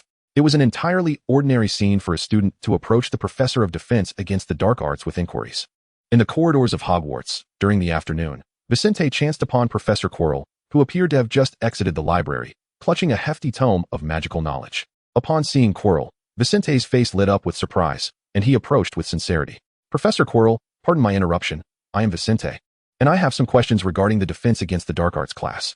In the eyes of the Hogwarts faculty, Vincent was recognized as a remarkably gifted student, frequently mentioned by several professors, making him a familiar presence. Teachers invariably favor bright and obedient students, and Vincent leveraged this advantage to foster good relations with them. Although a few professors occasionally regarded him with peculiar expressions, they all managed to suppress any discomfort and devoted themselves wholeheartedly to his education. While the truth of a story is undoubtedly significant, possessing formidable strength is perhaps even more alluring. When one wields sufficient power, stories will naturally find their way to him. Vincent was not in haste to await that day. He was more than willing to spend time unearthing new discoveries within Hogwarts. Every time he encountered such glances, his curiosity deepened. What had the previous riddle done to leave such a profound impression on this cadre of professors? However, at this moment, he was more intrigued to ascertain Quirrell's impression of him. Suddenly halted by his own student, Quirrell's initial reaction was one of fear. After a deep breath, he adjusted his glasses perched on the bridge of his nose and stammered, "Oh, you. Hello, Vincent. Is there, something you wish to discuss?" Among all the faculty, Quirrell was undoubtedly the one least familiar with Vincent. He appeared as though afflicted with some human allergy, growing exceedingly anxious in the presence of all wizards, resembling a kangaroo poised to leap several meters away. Now, witnessing Vicente's approach, his tension escalated, and his body involuntarily trembled. Observing Quirrell's demeanor heightened Vicente's suspicions. He inquired nonchalantly, "Professor, I have encountered some confusion while studying the defense against the dark arts recently. For instance, when confronted with formidable dark magical creatures, how should we respond?" This inquiry hardly poses a challenge. What kind of powerful dark magical beings could a mere first-year student possibly encounter? Nevertheless, he understands that Professor Quirrell would not refuse to engage. The persona he presents is that of a timid, cowardly professor who cannot bring himself to decline questions from others. Now, with a student boldly posing a query, What alternative could he offer beyond a stammered response? Professor Quirrell, of course, wishes to avoid any suspicion regarding his facade. Thus, he finds himself ensnared within this guise, compelled to proceed along the narrative expected of his character. Who can assert that life is not a script? With each individual confined within their designated roles, once one comprehends another's character, it becomes effortless to manipulate the course of their life. Indeed, Professor Quirrell did not reject them. Even when faced with merely a first-year student, he accepted with trembling hands. Well, in the face of powerful dark magical creatures, we must maintain our composure and employ our learned magical knowledge for defense. However, this is not absolute. At times, the strength of dark magical beings is exceedingly potent, and we may need to seek assistance from more formidable magical powers. Vincent nodded slightly and continued to probe. Professor, have you ever encountered particularly powerful dark magical creatures? His eyes quickly scanned the professor, searching for any magical artifacts that might allow him to observe others even from a distance. Professor Quirrell was clad in an utterly ordinary wizard's robe. If anything seemed amiss, it was the peculiar odor emanating from it and the odd trinkets adorning it, likely intended to ward off the terrifying creatures he so feared. Vincent could not ascertain which of these items could be of use. He could only scrutinize each one and compare it with the materials he had unearthed from the library, hoping to find a match. Professor Quirrell's body trembled slightly, seemingly taken aback by Vincent's questioning, a flicker of panic flashing in his eyes before he quickly regained his composure. In my research, have indeed encountered some formidable dark magical beings, though that was solely within the confines of books and literature. In reality, I have yet to truly encounter such powerful dark magical creatures. Vincent astutely detected Professor Quirrell's unease and pressed further. Professor, I have heard of a dark magical creature known as the Dementor. They are exceedingly terrifying, capable of sucking the very soul from a person. What should we do if we encounter a Dementor? Upon hearing the name Dementor, Professor Quirrell's complexion instantly paled, and his voice grew even more hesitant. Dementors. They are indeed dreadful entities. We must learn to use the Patronus charm to defend against their attacks. However, the Patronus charm is exceedingly challenging to master, requiring immense magical strength and willpower. This is merely an image manifested through the persona. When it comes to terrifying magical creatures, Professor Quirrell's demeanor aligns perfectly with the label of timidity. Vincent observed Professor Quirrell, reflecting on the entirety of their previous dialogue. Although the professor's responses were conventionally correct and displayed no discernible flaws, Vincent felt an unsettling disquiet. The Dementor serves as a guard for Azkaban, assigned by the Ministry of Magic. Vincent chose to initiate the conversation with the Dementor, but what he truly wished to inquire was, Professor Quirrell, I have heard of a dark magic known as the soul-sucking curse. What happens if one falls under its control? The soul-sucking curse, one of the 3 unforgivable curses, allegedly renders the victim a mere puppet to the will of the caster, stripping them of their consciousness. Could it be possible that Quirrell is in such a predicament? If the caster's command was to assume his own role as an undercover agent for the caster, would that individual retain any sense of self-awareness? Vincent had yet to encounter the unforgivable curses firsthand. The library's materials only briefly touched upon them, likely out of concern for exposing young witches and wizards to such dreadful concepts. Perhaps more comprehensive resources were housed in the restricted section, but Vincent currently lacked access. Strangely, whenever he subtly expressed a desire to enter the restricted section, all the professors would instinctively prevent him, urging him to focus on the more positive aspects of magic available in the library. Upon hearing about the unforgivable curses, Quirrell's voice trembled slightly. The soul-sucking curse is an exceedingly malevolent form of dark magic. If one is controlled by it, they lose their will and become a mere puppet for the caster. Another conventional response. The absence of flaws in his answer only served to deepen Vincent's suspicions. Vincent fixed his gaze intently on Professor Quirrell and asked, Professor, if someone is under the control of the soul-sucking curse, how might we rescue them? Does Professor Quirrell still possess self-awareness? Can he recognize that he is under a curse? Vincent had no opportunity for experimentation. He could only harbor these doubts in the recesses of his mind. Dumbledore had invited Quirrell to teach defense against the dark arts, undoubtedly having conducted a thorough investigation into his character. The former Professor Quirrell could not possibly resemble this current, seemingly inadequate version. If Quirrell still retained his consciousness, perhaps Vincent's words might elicit some reaction from him. Professor Quirrell swallowed nervously and replied, if someone is controlled by the soul-sucking curse, we must locate the caster in order to break the curse. There is no method to counteract the unforgivable curses, and aside from confronting the caster, there are no viable solutions. After probing for a satisfactory answer without success, Vincent decided to take his leave. Thank you for your insights, Professor. I understand. Vincent offered a slight bow. Regarding Professor Quirrell's transformation, Vincent had already gleaned the entire narrative from Ron. His brothers, having garnered a modicum of fame at Hogwarts, were privy to much of the unfolding events, and as the youngest sibling, Ron naturally absorbed a wealth of information from them. Judging by Vicente's disposition towards dark magic and his reaction to the unforgivable curses, it appeared he had not succumbed to mental manipulation. If it were not mental control, could it be subversion? Professor Quirrell, blissfully unaware of Vicente's contemplations, nodded and turned to leave. At that very moment, Vicente sensed once more the weight of scrutiny upon him. He lifted his gaze, fixating on the back of Quirrell's head, swathed in fabric, thereby solidifying his suspicions. How audacious! Despite knowing he was being tested, Quirrell dared to stare so brazenly. Did he believe Vicente incapable of uncovering the truth, or did he simply disregard the presence of a first-year student? Whichever the case, Vicente felt profoundly underestimated. Just wait. He was determined to make Quirrell pay for his actions. Strangely, despite having prepared himself for an experience devoid of reward, he found himself irked by the final moments of scrutiny. He began to question the whispers circulating among the Weasley twins.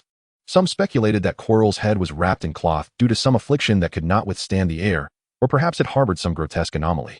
Hence the need for concealment. He resolved to find a way to remove Quirrell's headscarf.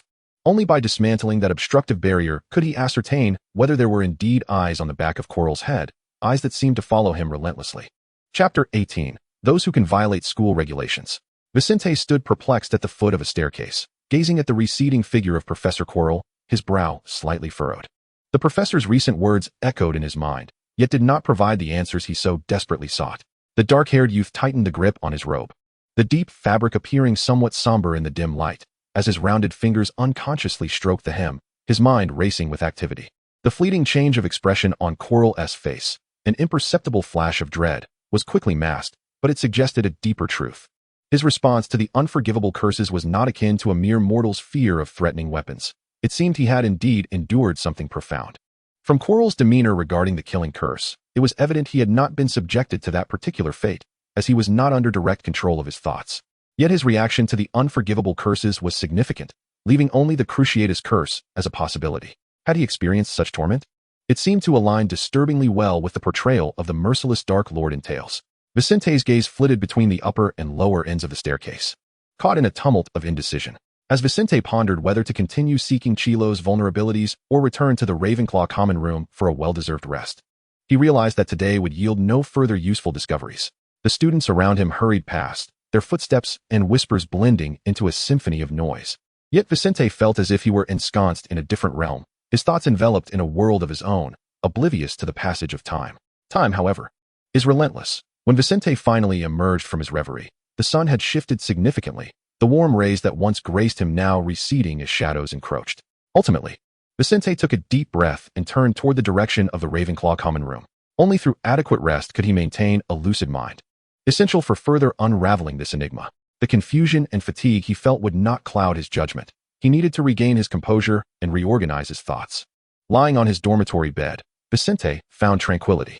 This matter could not remain unresolved. He must persist in his quest for additional clues. Although he could not breach the rules by intentionally confronting Professor Chilo merely to unveil what lay beneath his turban, an act that, despite its tempting allure, would be fraught with peril and contrary to his nature.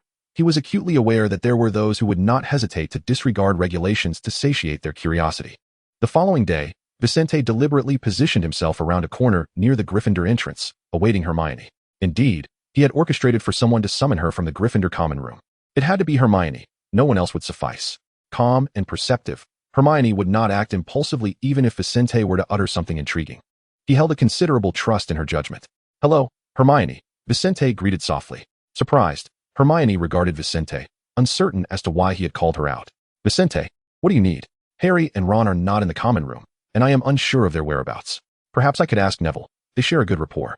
Vicente noted the slight tension in Hermione's relationship with Harry and Ron, a development he had anticipated. Hermione adhered more closely to the rules, while Ron and Harry were more spontaneous and divergent in their thinking. Unless something arose to bridge their growing distance, they would only drift further apart. Vicente contemplated whether to provide them with an opportunity to mend their rift, though that was not the purpose of his current visit.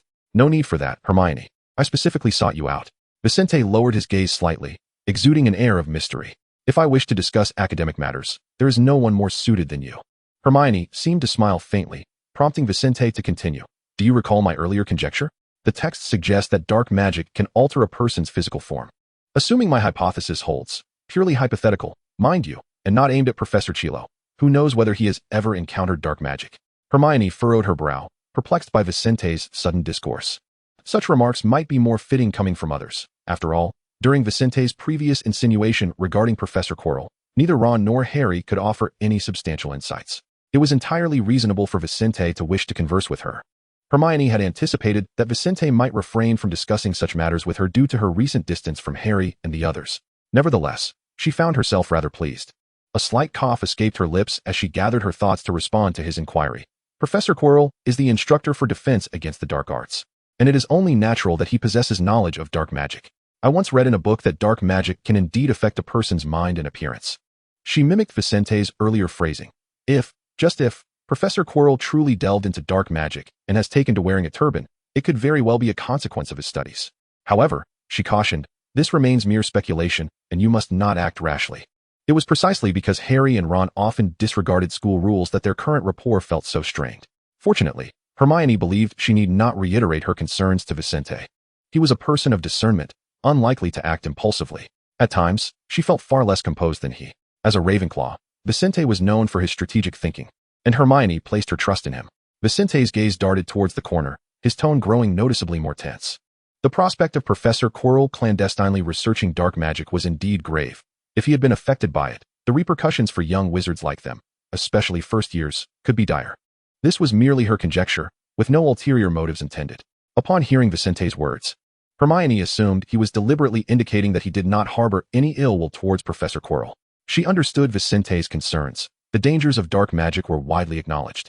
And besides, Harry had his own suspicions regarding Professor Snape, who certainly did not exhibit Vicente's courtesy in considering her feelings. She patted Vicente's shoulder, saying, I understand. You are merely speculating. Surely, Professor Dumbledore must have conducted a thorough investigation before appointing him. It is likely just our conjecture. Harry speaks highly of you, and indeed, I had not contemplated the notion of dark magic altering one's physical form. After conversing for a while longer, the young witch decided to return to Gryffindor. Vicente lingered for a moment, watching the red robes vanish around the corner before he took his leave. His heart brimmed with anticipation, hoping his words might capture the attention of certain individuals. Yet, scarcely had he turned to walk away when he encountered the Weasley twins, George and Fred. Approaching him with cheerful grins, greeting Vicente warmly. Their swift movements were quite characteristic of them, indeed. Who could be more suitable to defy school rules and openly challenge professors than the audacious Weasley twins? He had not acted with ulterior motives. This was merely a mutually beneficial collaboration. Chapter 19. Professor Snape's Dilemma. Hello, Vicente, George exclaimed. It's been a while, Fred added. They introduced Vicente to their latest creation, a vibrant concoction known as the vomiting candy. This is our new masterpiece, George proclaimed with pride. It's bound to astonish. Fred interjected. As Vicente clutched his book, he fortuitously encountered the Weasley twins in the corridor. Thanks to Ron, Vicente had gleaned much about his twin brothers. Good morning, George, Fred. Vicente greeted them with simple words, prompting their enthusiastic introductions. The Weasley twins were indeed amiable individuals, perhaps a reflection of their family's warmth. They exuded a certain vivacity that made it easy for anyone, even the more reticent, to enjoy their company once friendship was established. Vicente, possessing a patient demeanor, was willing to listen to the twins as they shared their prank ideas, never exhibiting a hint of condescension, but rather treating it as a delightful concept.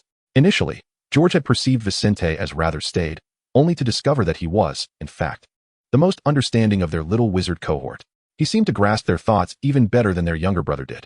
Fred tossed his candy in the air, his eager expression prompting Vicente to swiftly change the subject. Perhaps you could test it on small animals, like Ron's mouse. I've noticed it's quite sedentary and eats excessively, which isn't good for its health. Vicente, of course, had no idea how to care for a mouse. He merely mentioned the creature that irked him the most. Each time he glanced at that mouse, he felt a twinge of displeasure, as its gaze seemed to reflect a dislike for him. It was Ron's pet, and Vicente simply maintained a respectful distance, doing nothing more. However, if the Weasley twins sought a test subject for their new candy, using a mouse seemed far more palatable than a human. George winked at him. If Ron asks about it, Fred chuckled as he shoved a handful of candy into Vicente's hands. We'll definitely be the first to throw you under the bus. Vicente tucked the sweets into his pocket. All right, if he does come looking for me, I'll sincerely apologize, perhaps by offering him a piece of candy or something. The Weasley twins leaned against each other, laughing, already envisioning Ron being dismissed by Vicente with just a few words. Ron's intellect would hardly rival Vicente's wit. Since it's for pets, why not give it to Filch's cat? The Weasley twins had harbored a grudge against Filch since their first year, and a mere vomit-inducing candy seemed a fitting revenge. The faculty at Hogwarts indeed possessed their own distinctive and vivid characteristics. Vincent casually mentioned, while fiddling with the candies in his pocket, that there was no need to elaborate on Argus Filch, who perpetually scrutinizes the students. The other professors also seem to have their quirks. Yet the defense against the dark arts instructor remains an enigma, leaving one perplexed as to his true intentions. Naturally, the conversation gravitated toward Professor Quirrell. The Weasley twins had recently concocted a new type of candy, and their excitement enabled them to engage in any topic with enthusiasm. Setting aside other matters, the significance of that turban remained a mystery. Vincent pondered. I am aware that Muggles have various habits for concealing secrets, but the wizarding world likely does not require such contrivances. After all, magic can resolve most issues. A sip of Polyjuice potion would be far more effective than any disguise techniques. Fred quipped. Surely Professor Quirrell does not intend to hide anything, does he? Can he possibly conceal secrets behind his own head? What could be behind Professor Quirrell's head? George expressed a budding curiosity.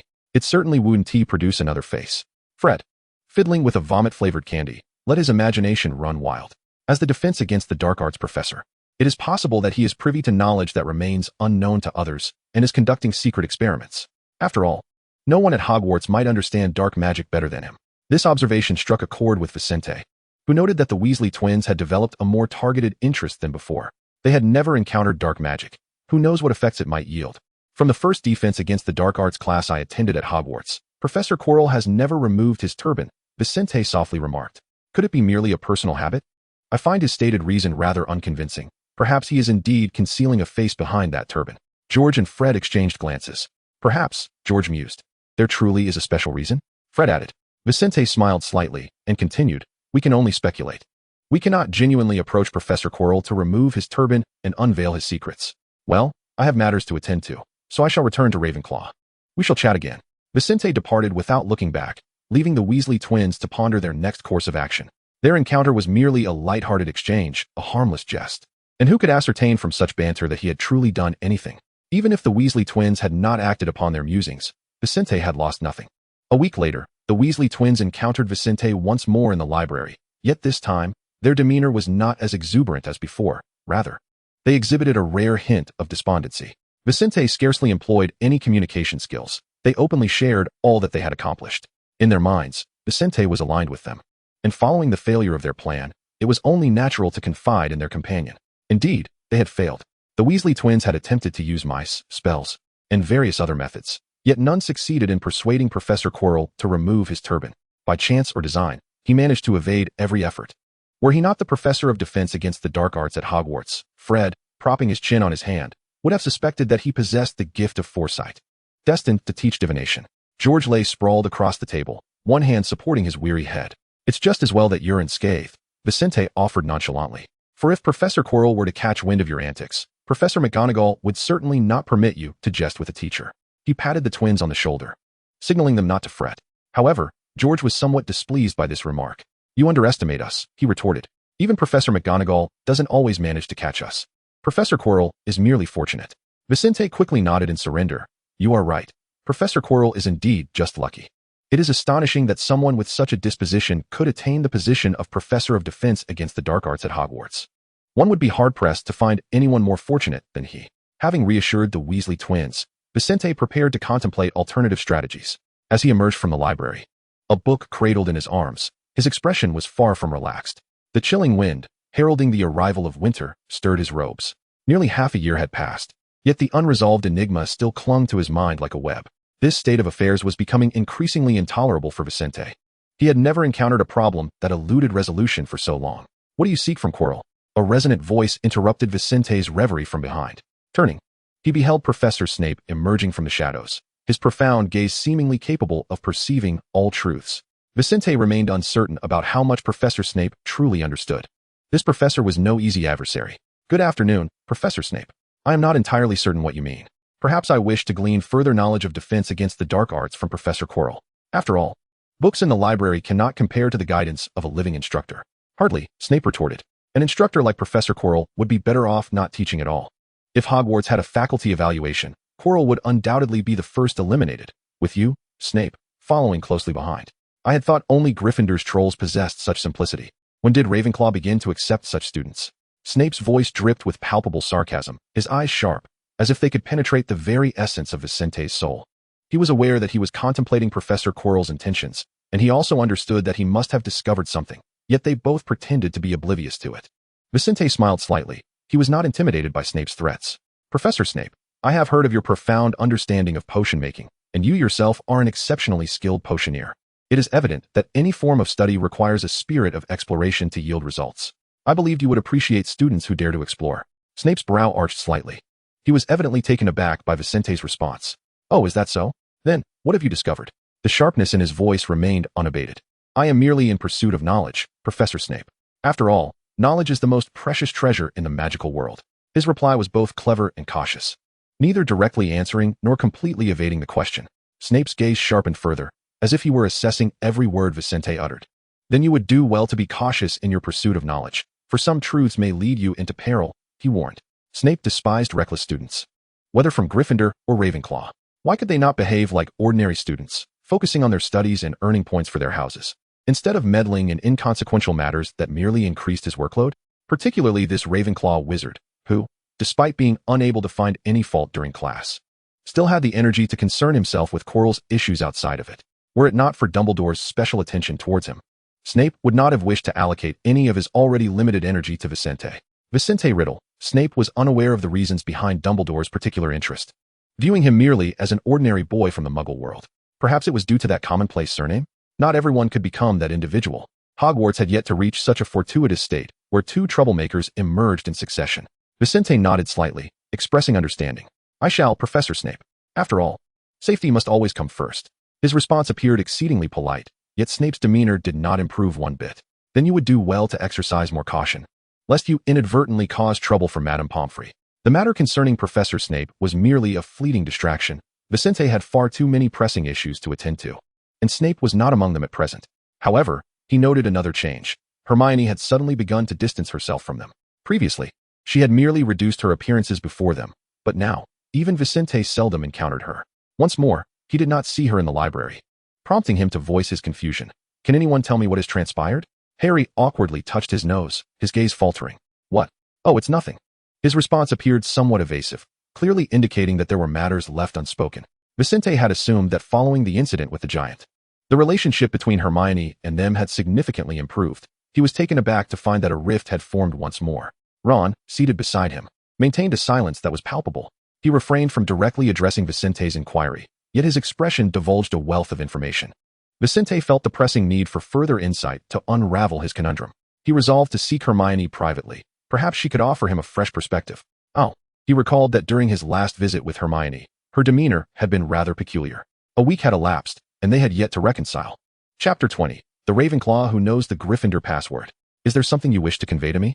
Vicente directed his gaze firmly at Harry. Why do you suspect me first? I have done nothing. Harry defended himself, though his argument lacked conviction. He had never managed to deceive Vicente. He had never succeeded in that endeavor. As Vicente held his gaze for the 45th second, Harry capitulated. Ron, listening intently, feigned ignorance, showing no inclination to engage in conversation. Very well, Ron had made his stance abundantly clear. He remained silent and did not depart, leaving Harry to speak on his behalf. In truth, there was nothing amiss, no quarrel, nor any unpleasantness. It was merely that. Harry hesitated, and Vicente seamlessly interjected. It's just that, for some inexplicable reason, Hermione has been ignoring you? Hermione was not one to nitpick over trifles. However, one thing was certain. She held rules in high regard, whether concerning the preservation of book content or adherence to school regulations. Hermione's stance was unequivocal. Vicente surmised the source of the issue with relative ease. Things were fine not long ago. What have you been up to lately? Harry opened his mouth to respond. Actually, it's nothing much, just that if suitable material cannot be found in the open area of the library, perhaps in the restricted section. You mean to suggest that if you cannot find anything useful during the day, you wish to peruse Professor Snape's office? Vicente interrupted Harry's attempt at obfuscation with a knowing smile. Hermione disapproves of your methods. Harry nodded in acknowledgement, while Ron remained silent, yet his expression conveyed his agreement. We do not intend to violate school rules, Vicente. It is Hermione who has ceased communication with us. Mentioning this matter, Harry felt a tinge of grievance. He did not want Vicente to think that they had yet to uncover the answers they sought, only to be embroiled in internal discord. There was no argument, truly. There was no argument, Harry insisted. Indeed, there was no quarrel, merely a slight discontent. If I do not bring it up, how long do you intend to let this displeasure linger? Harry and Ron fell into silence. Vincent tidied up the books on the table and stood up, preparing to leave. You all think it over yourself. I shall not divulge your thoughts to Hermione, he remarked. By the way, Harry, if you do not seize the moment. Once I uncover evidence against Professor Quirrell, your suspicions regarding Professor Snape will falter. Harry wished to say something further, but Vincent left him with nothing but his retreating figure. Vincent departed the library, making his way directly to Gryffindor Tower. Hello, could you assist me in locating Hermione Granger? Neville Longbottom, called upon, turned around, a puzzled expression still lingering on his face. Are you speaking to me? He inquired. If the portrait of Gryffindor cannot relay a message to the common room, I must be addressing you. Neville glanced around, realizing that only he and Vincent were present. All right, I will see what I can do. But I need a moment to remember Gryffindor's password. Neville lowered his gaze, unsure whether his embarrassment stemmed from forgetting the password or from conversing with someone unfamiliar. Dragon's head. Vincent replied. Neville slapped his forehead. Yes. You are also a Gryffindor, aren't you? He was uncertain about forgetting this classmate. I seem to recall you. You are often with Harry and Hermione. You are a Gryffindor, and I failed to remember you? Vincent sensed Neville was nearly convincing himself. He recognized Neville Longbottom, a friend of Hermione's. Their encounters were limited, and it was not surprising that Longbottom might not remember him. No, I am from Ravenclaw. I am merely friends with Harry and Hermione. Hey, boys, are you going to enter or not? I'm here waiting. The fat lady in the portrait interrupted their conversation. Standing at the door, say something to either enter or leave, lest I have no time to sing. Vincent continued in accordance with the fat lady's words. Hurry inside, Longbottom. I am Riddle. If Hermione is present, please ask her to step out. Thank you. Fat lady, open the door. Upon hearing the password, the fat lady naturally opened the door, though she found it strange that a Ravenclaw would know Gryffindor's password. Neville could only manage to reply with a distracted okay before stumbling into the common room. Vincent would not grant him the time to process.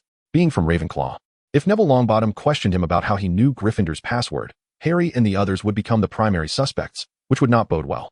Were it anyone else, Vincent might have offered a suitable explanation, but with Neville, he knew the boy would likely forget the matter shortly and not think of it again for a long time. Vincent felt no need to worry about this at all. With a smile directed at his portly companion, Vicente remarked, I overheard the password during my last visit to a friend. Do not worry. Typically, Hogwarts young wizards do not intrude upon other common rooms, usually. The fat lady appeared unconcerned. It is merely a password, and it will change in due time. Besides, you are a Ravenclaw, not a Slytherin. What use is it to know Gryffindor's password? It was a reasonable point. As the guardian of Gryffindor, the fat lady had encountered numerous events, leaving little that could astonish her, except perhaps a Slytherin knowing Gryffindor's password. Soon enough, Hermione emerged, appearing far more at ease than during her previous visit. Pray tell, you are not here to act as a messenger for them? Vicente, with the demeanor of one who had just returned from the library, was easily discerned. Harry and Ron frequently conferred with him there, and Hermione could surmise that Vicente had indeed just met with them. Oh, Hermione, your sharp intellect has me worried about how Ravenclaw will uphold its reputation for scholarly pursuits during the finals. Vicente smiled. Loving learning is not merely a title. However, I graciously accept your compliment. Hermione, buoyed slightly by Vicente's playful jest, inquired, You have not come here because of Professor Quirrell, have you? I heard that Fred and George have been up to something related to you. Vicente maintained an unflustered demeanor. I am here on behalf of Harry and Ron. Hermione appeared ready to leave, yet hesitated. What do they wish to discuss with me? Vicente produced a candy. Care for a sweet? Was this their message? Hermione declined the candy, her skepticism eliciting a faint smile from Vicente. Astute observation, Hermione. This is a vomit-flavored candy from George and Fred. Hermione's resolve to depart wavered. She contemplated ushering Vicente to the hospital wing. You had better have a valid reason. I am quite busy. The term is nearly half over. And there will be a small quiz before the Christmas holidays. I need to study. Come now, Hermione. Such words might deceive other young wizards from the Muggle world. But I am a Ravenclaw. During the Christmas holidays, no professor would deliberately torment students, except for Professor Snape. Harry and Ron exhibited a hint of regret. True, they did not mention it, but I can tell. Otherwise, they would have stopped me, and I would not have interfered. He interjected before Hermione could speak. Hermione believed his words, as she too wished to avoid any unnecessary discord with her friends. And Hermione, who else can prevent those two reckless fellows from deducting points from Gryffindor in your absence? Vicente deftly navigated the conversation, directly addressing the crux of the matter while considering Hermione's potential reluctance. If you remain discontent, you might consider surreptitiously slipping this emetic candy into his bread. Last time I encountered George and Fred, they mentioned that this had been tested and bears no other consequence than inducing a loss of appetite. Once the genuine emetic candy is produced, I shall share it with you. If it merely hinders one's ability to eat, Hermione could tolerate it. However, should it result in unrelenting vomiting, it would be quite troublesome if someone inadvertently consumed it. Chapter 21. The First Christmas. Hermione reconciled with her friends. as if Vincent were oblivious to the moments of discord that had transpired between them. Upon their reunion, they resumed their roles as the trio of Gryffindor. Perhaps this exemplifies the peculiar bond shared among friends. Despite the occasional misunderstandings, harmony is often restored.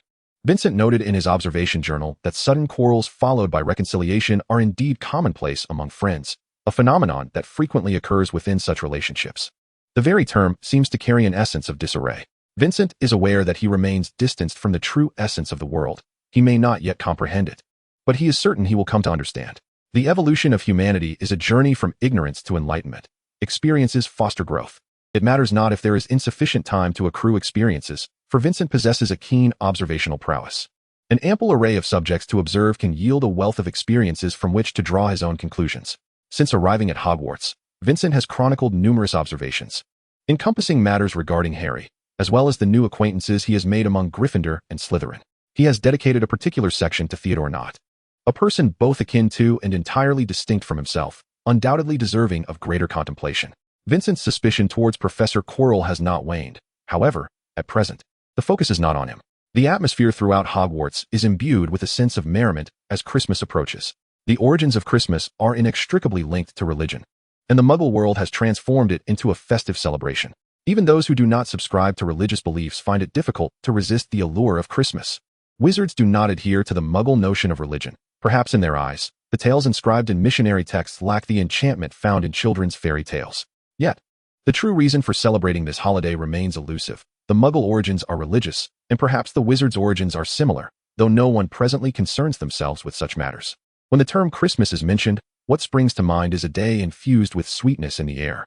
Hogwarts is a year-round boarding school, only opening its gates to the outside world during these special occasions. Young witches and wizards may depart from the familiar Hogwarts Express, returning to their homes to share the tales of their experiences at school with their families. Most young wizards opt to reunite with their parents during this holiday. Though there are always one or two exceptions each year, Hogwarts graciously provides the option for them to remain at school. Vincent's foster parents had long departed from England, and after their last correspondence, a considerable amount of time had elapsed without any news. Naturally, he chose to remain at school. Why would he return to the cold, lifeless house on Privet Drive when he could experience a Christmas steeped in the enchantment of Hogwarts? He appreciated tranquility, yet during such a festive season, the occasional sounds of merriment and cheer were indeed a delightful occurrence. Harry, of course, opted to stay at Hogwarts as well. He did not believe he ought to return to Privet Drive to celebrate Christmas with Aunt Petunia and the others. It appeared that this year, once again, they would spend Christmas together. Just to clarify, I do not wish for chocolates as a gift this year. Harry, filled with excitement, leaned against Vincent. Not far away, Hagrid was dragging a colossal Christmas tree through the entrance, and as they observed him from below, Harry stood on tiptoe to catch a glimpse, while Hagrid distinctly noticed them. The square in front of Hogwarts Castle was already blanketed in a thick layer of snow, and Hagrid's efforts in dragging the pine tree left an unmistakable trail on the ground. If someone were admiring the scenery from a high vantage point at that moment, they would undoubtedly chastise him for being overly diligent, continuing to work amidst the falling snowflakes. For them, the towering tree was hardly a daunting task, especially for a half-blood wizard with giant ancestry. This tree is truly magnificent. Hermione, who would not be staying at Hogwarts, could not help but gaze at the Christmas tree. The weather seemed rather unsuitable for chatting outdoors. Harry and his companions were on their way to class and happened to cross paths with Vincent, which prompted them to pause for a brief conversation. Ron also chose to remain at Hogwarts, although he could return home. This year he preferred to spend Christmas with his friends, including Harry as well as Vincent. Mrs. Weasley had no objections to this arrangement, as it was said they would visit their son who was abroad, celebrating Christmas with him. This alleviated Harry's concerns, for he had not disrupted his friends' holiday celebrations. Aside from them, the non-graduated Weasleys stayed behind, and during the Christmas break, they would constitute the most populous house at Hogwarts. Hagrid, this Christmas tree looks splendid, Ron remarked, sharing his admiration. The Christmas tree was indeed the essence of the holiday season. A beautiful and exquisite tree would undoubtedly enhance their Christmas experience. This was to be the tree they celebrated with. Indeed, I have carefully selected it after much consideration. Soon, I will drag it into the Great Hall. And if you wish, you may join in adorning this Christmas tree. Hagrid still harbored a slight aversion towards Vincent, yet he had managed to overlook him, maintaining a non-hostile demeanor. As for conversing with him, like Harry and Ron, in a manner that allowed for sharing personal matters, there remained a considerable distance to traverse. Hogwarts does not impose strict regulations on young wizards, and indeed, it generously allows them the freedom to adorn the Christmas tree with a few stars or beautiful bows. No one would refuse such a request, Even the most serious and solemn Professor McGonagall would find joy in the whimsical creativity of the young sorcerers. Christmas, a joyful Christmas. Vincent watched the snowflakes drifting down from the sky, sensing a hint of fragrance carried by the brisk, cold wind. It was not the overly sweet taste of icing, nor the chilling breath of winter that rushed in through an open window. It was something that defied description, imbued with a touch of warmth. How peculiar it was that he felt a semblance of warmth amidst the frigid landscape. Hagrid greeted them before continuing to drag the Christmas tree toward the Great Hall, casting what he believed to be a subtle glance at Vincent, who stood beside Harry. Despite the passage of time and Dumbledore's assurances, Vincent still felt a degree of discomfort each time he encountered this young wizard. Vincent had grown accustomed to it, recognizing that it was merely his striking face that elicited such unease. How could someone with such beauty induce discomfort? What had the previous riddle done to evoke such animosity? During his search for traces of the former riddle at Hogwarts, Vincent discovered his trophy. A Slytherin prefect who had managed to obtain a trophy at Hogwarts, rumored to have applied for a position at the school, only to be declined by Dumbledore. Beyond this, the details of what he did after graduation or where he went remained elusive to Vincent. The events were too distant. If that riddle were still alive, he would now be a man in his 60s or 70s. Unlike Muggles, Vincent could not refer to him as an elderly gentleman. If he still existed, there would undoubtedly be traces left behind. The professors at Hogwarts should not be completely ignorant. They were concealing something from him, whether at Dumbledore's behest or by their own volition. Vincent turned away from Hagrid's probing gaze, unwilling to respond to observations that could not yield more substantial content. At that very moment, as he averted his gaze, he noticed Theodore departing from behind him, and the warm aura around him suddenly intensified. It was Theodore. Vincent found this explanation much more plausible. If it were Theodore, then the warmth in the icy surroundings was hardly surprising. Chapter 22. Merely an ordinary wealthy individual. Theodore was merely passing by. This is a public area of Hogwarts. Surely anyone is permitted to pass through? He did not speak. But the way Vincent obstructed his path was clearly interpreted in his eyes. Not just him. A few steps behind Vincent stood Harry Potter and 2 Gryffindor students, all gazing at him, blocking the way. Vincent never expected that Gryffindors would engage in such behavior. Theodore wore a mocking smile.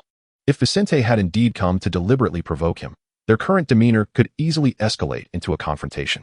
He would much prefer Vincent to be seeking trouble, for at least then he could draw his wand and retaliate, rather than stand idly by, awaiting the bizarre utterances that might escape Vicent's lips. Who would have thought that a student of Slytherin could one day be accosted on the street? Hogwarts has no rules stipulating that halting others in their tracks is the exclusive domain of Slytherin. Furthermore, being a Ravenclaw, he certainly wouldn't enlist the help of a Gryffindor for such antics. As Vincent inched closer, Theodore instinctively desired to create distance between them. Yet he believed that such a retreat would signify weakness, forcing him to endure the discomfort. They were close enough, yet not too near.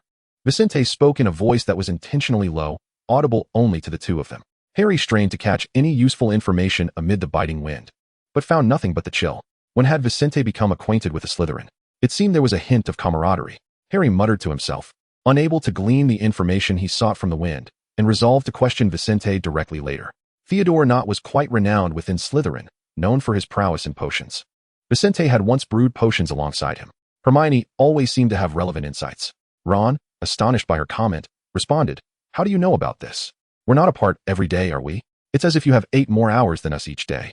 "That's because I choose to invest more effort in listening, rather than squandering class time gossiping about professors," Hermione retorted, well aware of Ron and Harry's habit of clumsily critiquing Professor Snape during potions class. This merely underscored Snape's unpopularity, even without naming names. They all understood whom she referred to. Vincent deliberately lowered his voice, and Ron and the others naturally kept their conversation subdued, allowing Theodore to observe the subtle movements of their lips as they whispered, "Your friends are unaware of our connection. Must we appear overly friendly in front of a crowd?" Typically, Theodore wouldn't mind others drawing closer to him. Even if there were rumors among acquaintances, he would hardly be bothered. However, Vincent, for reasons unknown, always imbued Theodore with an unsettling sensation. He had always assumed Slytherin to be the least favored house at Hogwarts, yet now it seemed that disdain had shifted onto Ravenclaw. As a Ravenclaw student, he felt compelled to respond positively on behalf of his house. Vincent, still smiling, inquired, "By the way, could you share your modified warming charm?" Theodore replied, "I have not altered the warming charm, yet your physical temperature is significantly higher than mine. Under the same enchantment of warmth, our temperatures ought to be equivalent. I believe my physique is no inferior to yours, thus it stands to reason that my temperature should not be lower." Vincent has truly come with a pure thirst for knowledge this time. "Oh, it's simply because my attire is rather expensive," Theodore stated expressionlessly. Vincent, puzzled, inquired, "What?" Because my attire is rather expensive. This robe is crafted from the finest fabric available at Madame Mokin's shop, and it possesses inherent heating properties. Vincent replied. My apologies for the intrusion. Theodore circumvented him and departed, his warm aura brushing against Vincent's exposed hand. Merely an unremarkable wealthy individual. Chapter 23. Unfounded Solitude. So, when did you two become acquainted? Harry observed Theodore's words, prompting Vincent to display a rare expression of confusion. As soon as Theodore left, Vincent leaned in, casually inquiring about the timeline of their acquaintance. Before I entered Hogwarts, Vincent remarked, gazing in the direction Theodore had departed, realizing he seemed to have been outwitted. He naturally overlooked the fact that he had been the one wishing to converse with Theodore first. Unbeknownst to him, he appeared somewhat like a childish, mundane youth, eager to engage with those who piqued his interest. Though he was oblivious, the astute Miss Granger noted this change. She lagged behind Harry and Ron, not rushing to speak with Vincent, but instead following his gaze towards Theodore, who had vanished around the corner. Ron held no affection for Slytherins, fortunately. Most of the negative sentiments were directed towards Malfoy. In contrast, he was somewhat more tolerant of Nott, who did not possess a particularly high profile within Slytherin. The Slytherin house was notoriously insular, and those who were not welcomed struggled to comprehend its dynamics. Individuals from other houses only knew of Malfoy's notoriety and the Nott family's reputation, but the latter remained more discreet. The first-year students had little information to share. Apart from the ostentatious families like Malfoy and Parkinson, others had yet to carve out their identities. I thought you would finally express your dissatisfaction with the Slytherins, Ron remarked, placing a hand on Harry's shoulder, signaling him to remain calm. Take it easy, Harry. Vincent is quite perceptive. He wouldn't be easily deceived by the Slytherins. After Theodore's departure, the cold breeze once again dispersed the warmth surrounding Vincent, causing him to seemingly retreat, transforming into the composed Ravenclaw. I concur with your viewpoint, Ron. Vincent intended to add more, but Hermione interjected, before entering Hogwarts? That certainly sounds like the beginning of some peculiar fairy tale. Harry instantly felt an unsettling sensation, as if he vaguely recalled having encountered Theodore Nott before. Vincent, is he the boy from Ollivander's wand shop? It seems we brushed past each other then. Also at the platform of Hogwarts. I never imagined I would recall such details so vividly. You must have known each other since that time. Yet I have never heard you mention it. Memory resembles a dusty pane of glass. Once a fragment of detail is recalled, it shines like a newly polished point of light from a wand, instantly clarifying the foggy recollection. Vincent realized he ought to hastily change the subject to divert their attention. Hermione, do remember to rest well during your Christmas return to the Muggle world. We will handle the remaining issues, and perhaps by the time you return, I will have uncovered some clues. Oh, that sounds splendid, Hermione replied, which only intensified Vincent's discomfort. Ron quickly dismissed the minor interruption, while Harry seemed eager to inquire further. However, there would be ample time for that later. Vincent found Hermione somewhat troublesome. After a casual well-wishing, she fell silent, leaving him uneasy.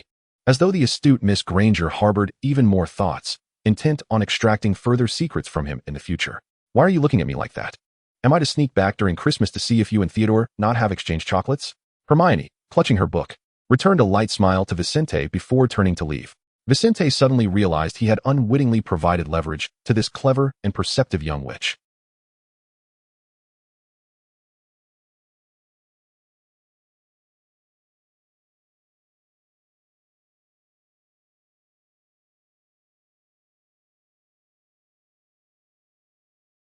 Peculiar individual. How does he always sense Vincent's deliberate approach? Is his first impression so disconcerting?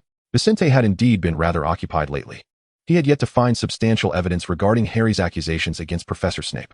Their attention towards the Philosopher's Stone still required more sources of information, and the relationship between him and Theodore remained quite unfamiliar. Professor Quirrell loomed like a predator, making Vincent feel as though he were being scrutinized by something ominous. Who proclaimed that Hogwarts was the safest place in the world? How is it that within just 6 months, before even celebrating Christmas, he had accumulated so many questions that he had not encountered in the previous 11 years? With such worries and contemplations, Christmas eventually arrived. The students of Hogwarts departed in succession aboard the Hogwarts Express, transforming the usually bustling school into a serene silence akin to falling snowflakes. If one were to listen intently, the delicate sound of snow landing on the rooftops could be heard echoing through the empty corridors.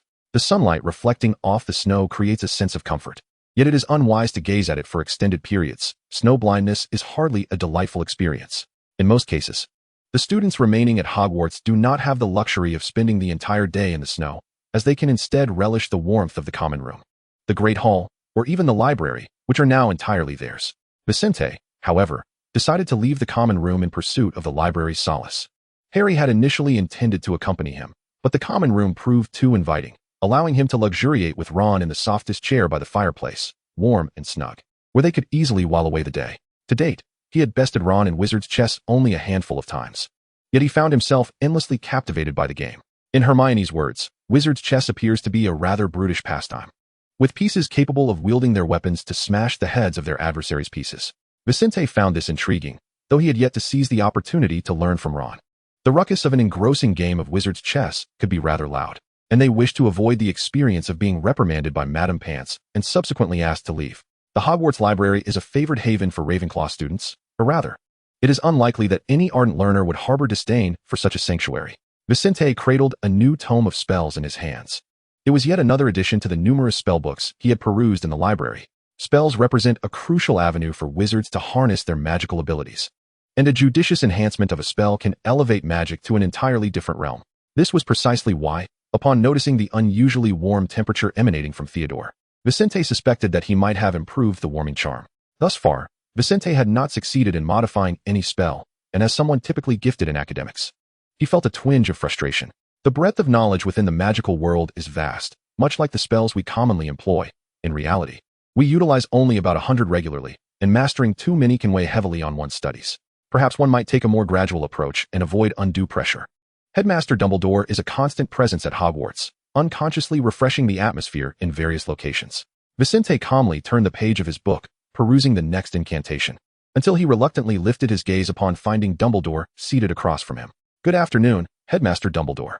I assumed you would be busy arranging the evening's dinner," he remarked. To his words, Dumbledore did not exhibit displeasure. Rather, he chuckled in response. "You are quite right. I ought to be doing just that. Fortunately, I have a remarkably competent deputy headmistress. Minerva will ensure that the evening's meal is arranged so that the young witches and wizards remaining at Hogwarts can feel the warmth of home. I am currently engaged in a similar endeavor, albeit on a slightly smaller scale than hers. Vincent, do you still find joy in your time at Hogwarts after these 6 months? It seems the headmaster bears a considerable burden, also serving as a counselor for the students' mental well-being. Perhaps Hogwarts could allocate additional funds to hire a distinguished psychology professor." Vincent restrained himself, suppressing the urge to voice his thoughts on Dumbledore's current actions using the vernacular of the Muggle world. "Very well, Headmaster Dumbledore. If you were to lend an ear to the students' innermost sentiments, you might discover that Hogwarts is not as tranquil as it appears on the surface. There may be more for you to attend to." To this day, Harry has not retracted his accusations against Professor Snape, despite merely reporting his friend. Dumbledore discerned that Vincent was not inclined to engage in conversation. "It seems I have chosen an opportune moment." Vincent endeavored to express his suspicions regarding Professor Quirrell, but Dumbledore deftly deflected his inquiries. For the time being, he could only presume that Dumbledore's perspective was correct, albeit superficially. Once he acquires tangible evidence, perhaps he could address Quirrell without Dumbledore's intervention. "I have never doubted your capabilities. The young wizards of Hogwarts possess unparalleled magical talents, and through study and guidance, their spirits shall undoubtedly shine brilliantly." Dumbledore, much like before, appeared unexpectedly, uttered some peculiar remarks, and prepared to depart. Indeed, while solitary endeavors may prove convenient, appropriate collaboration can yield far greater results. Vincent increasingly found Dumbledore's behavior perplexing. He seemed to lack confidence in himself, yet feigned a demeanor of gracious ease when interacting with Vincent. Nonetheless, Vincent could perceive Dumbledore's genuine sincerity, which only deepened his intrigue. Observing the retreating figure of the silver-haired elder, Vincent was suddenly engulfed by an ineffable sense of loneliness. The white snow outside did not evoke such solitude, nor did the vast, silent library. He realized he had lost a kindred spirit. Vincent acknowledged this truth. He had never truly encountered a confidant. Thus far, all his interactions had been selectively curated, and none had met the criteria of a kindred spirit. Theodore, a variable controlled parallel sample, hardly qualified as such. The loneliness imparted by Dumbledore struck Vincent unexpectedly, leaving him at a loss for an explanation as he made his way to the evening feast. Truly, the formidable old wizard wielded powers far beyond Vincent's expectations. This realization reached its zenith during the Christmas Eve dinner. Chapter 24, Celebrating Christmas Together. In accordance with Christmas traditions, gifts are typically placed beneath the Christmas tree on Christmas Eve to be unwrapped the following morning. This constitutes a complete process for gift-giving during the festive season. However, Harry and Vincent have never adhered to this custom. Even beneath the Dursleys' Christmas tree, there would always be a gift for Harry. Even if it were merely a handful of coins, it was essential there be something. Vincent had never adhered to this custom. In the past, He would either present that gift to Harry in advance or simply on Christmas Day, never placing it under the tree. This year was no different. Harry had grown accustomed to his routine and promptly reciprocated.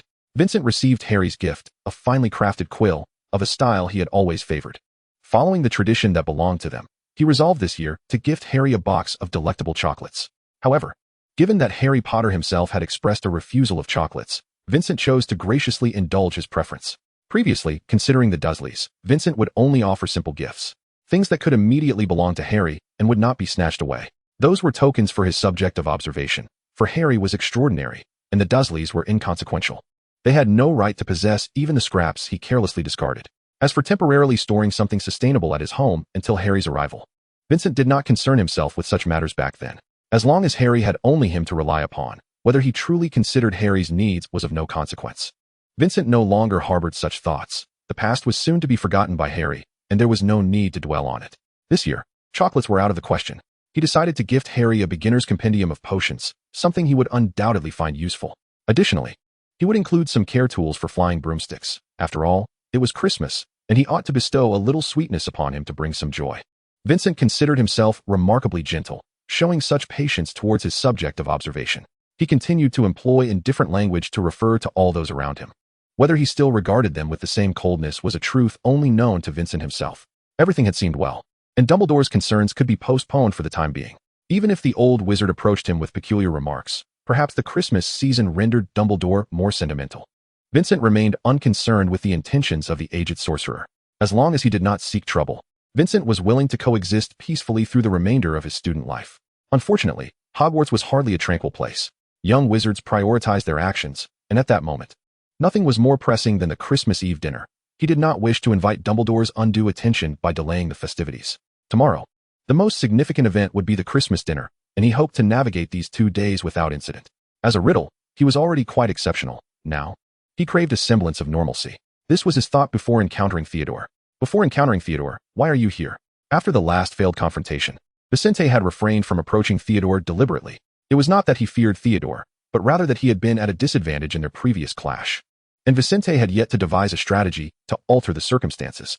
Until he could concoct a more effective solution, he preferred to maintain a distance from Theodore, intending to seek out the object of his excessive concern once again. Prior to their interaction, Vincent had meticulously compiled experimental records on Theodore. Their familial relationships were less than amicable, a similarity he noted, yet it should not have reached the extent of not returning home for Christmas. After all, he was not an orphan. Pure-blood families, or those with a modicum of wealth who fancied themselves part of the upper crust, invariably held to their principles. During Christmas, even if one did not attend festivities, families would gather to project an image of harmony, showcasing familial stability and subtly indicating potential future collaboration in generating income. How could Theodore possibly be present at Hogwarts? How could he remain on campus? Vincent struggled to mask his astonishment. Ultimately, his conclusions diverged entirely from the facts, as he seldom erred in such matters. Whether it was a deliberate arrangement by Headmaster Dumbledore or not, the delineation between the different houses often intersected, and by chance, Theodore and Vincent found themselves seated adjacent to one another at the junction of their respective houses. What brings you here? The tone of this question bore no trace of gentleness. Rather, it was a stern inquiry. Were it anyone else, Theodore would undoubtedly feel a twinge of irritation. But upon recognizing Vincent, whose intellect often faltered, he seemed to find a sense of relief. Previously, Theodore had done something peculiar to impede himself, leading to nonsensical utterances. Now, after several days apart, he was again met with odd remarks, consistent with Vincent's less than stable psychological state. Was this the manner of all Ravenclaws?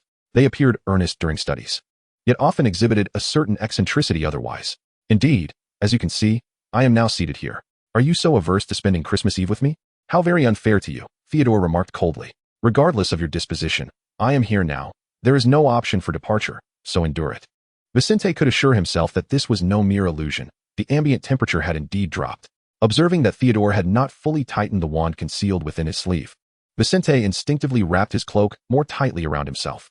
Thank you for refraining from employing any peculiar methods at this time.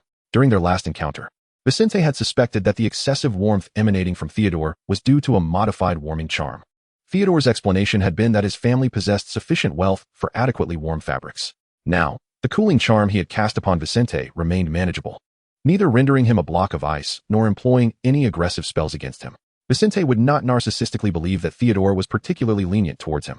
Their movements were not overly conspicuous, yet the head of Slytherin still cast a glance in their direction. It seemed to be an unspoken agreement between the two of them. No matter their intentions, they should at least avoid attracting the attention of the professors and the headmaster. Dumbledore appeared to smile as he glanced their way before rising to call everyone to take their seats. According to customary practice, he would utter some warm words to help everyone settle in and enjoy the Christmas feast. Harry sat amidst the Weasley family, engaged in conversation with his friends, oblivious to Vincent having already taken his seat. It was only when Dumbledore began to speak that he noticed his friend was once again sitting particularly close to Theodore.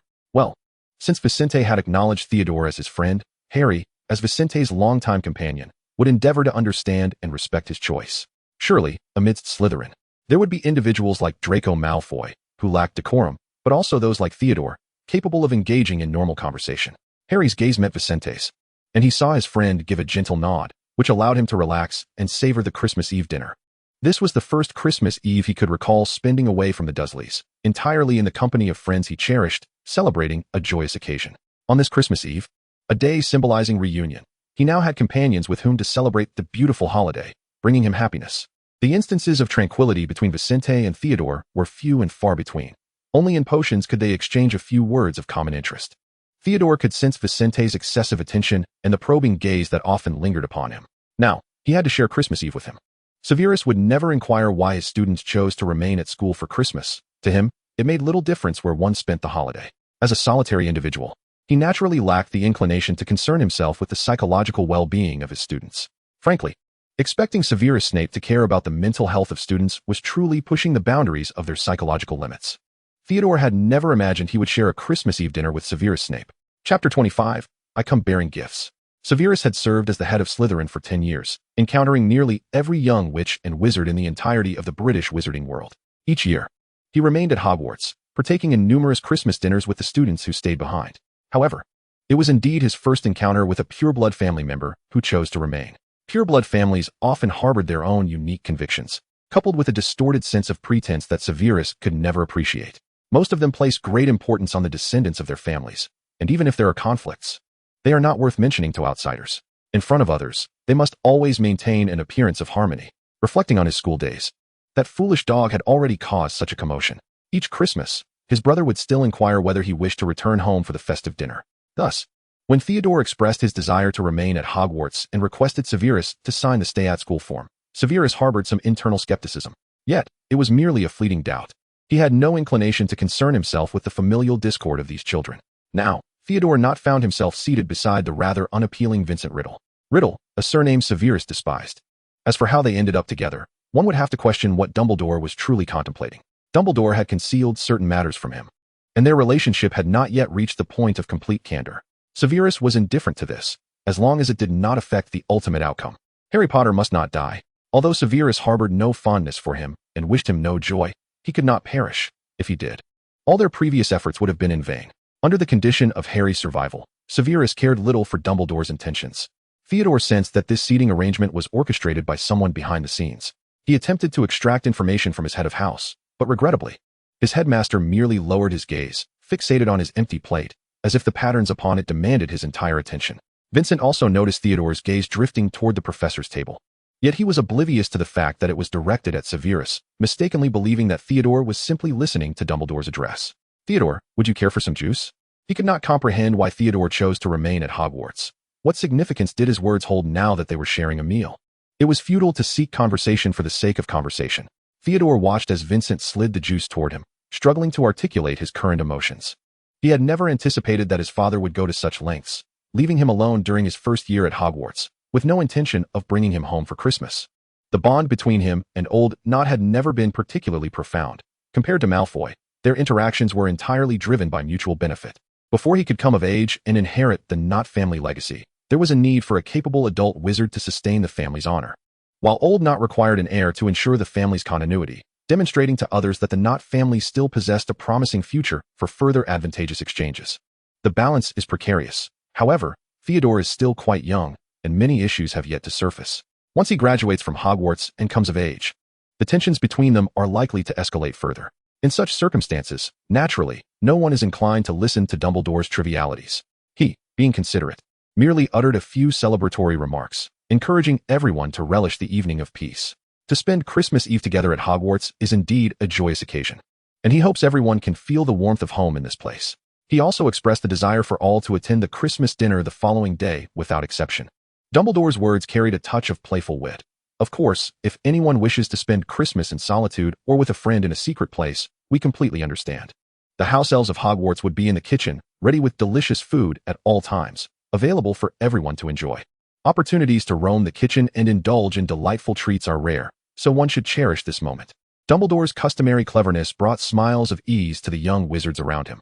Vincent observed that, apart from Harry, others seemed indifferent to Dumbledore's words. He committed every tone to memory, gazing intently at Dumbledore. Only Harry genuinely regarded this as his home, attempting to grasp the warmth of family. Such yearning for belonging could lead him to undertake reckless acts to gain acceptance at Hogwarts. This sentiment also applied to the family he envisioned, perhaps. In his quest to integrate into that family, he would sacrifice a part of himself.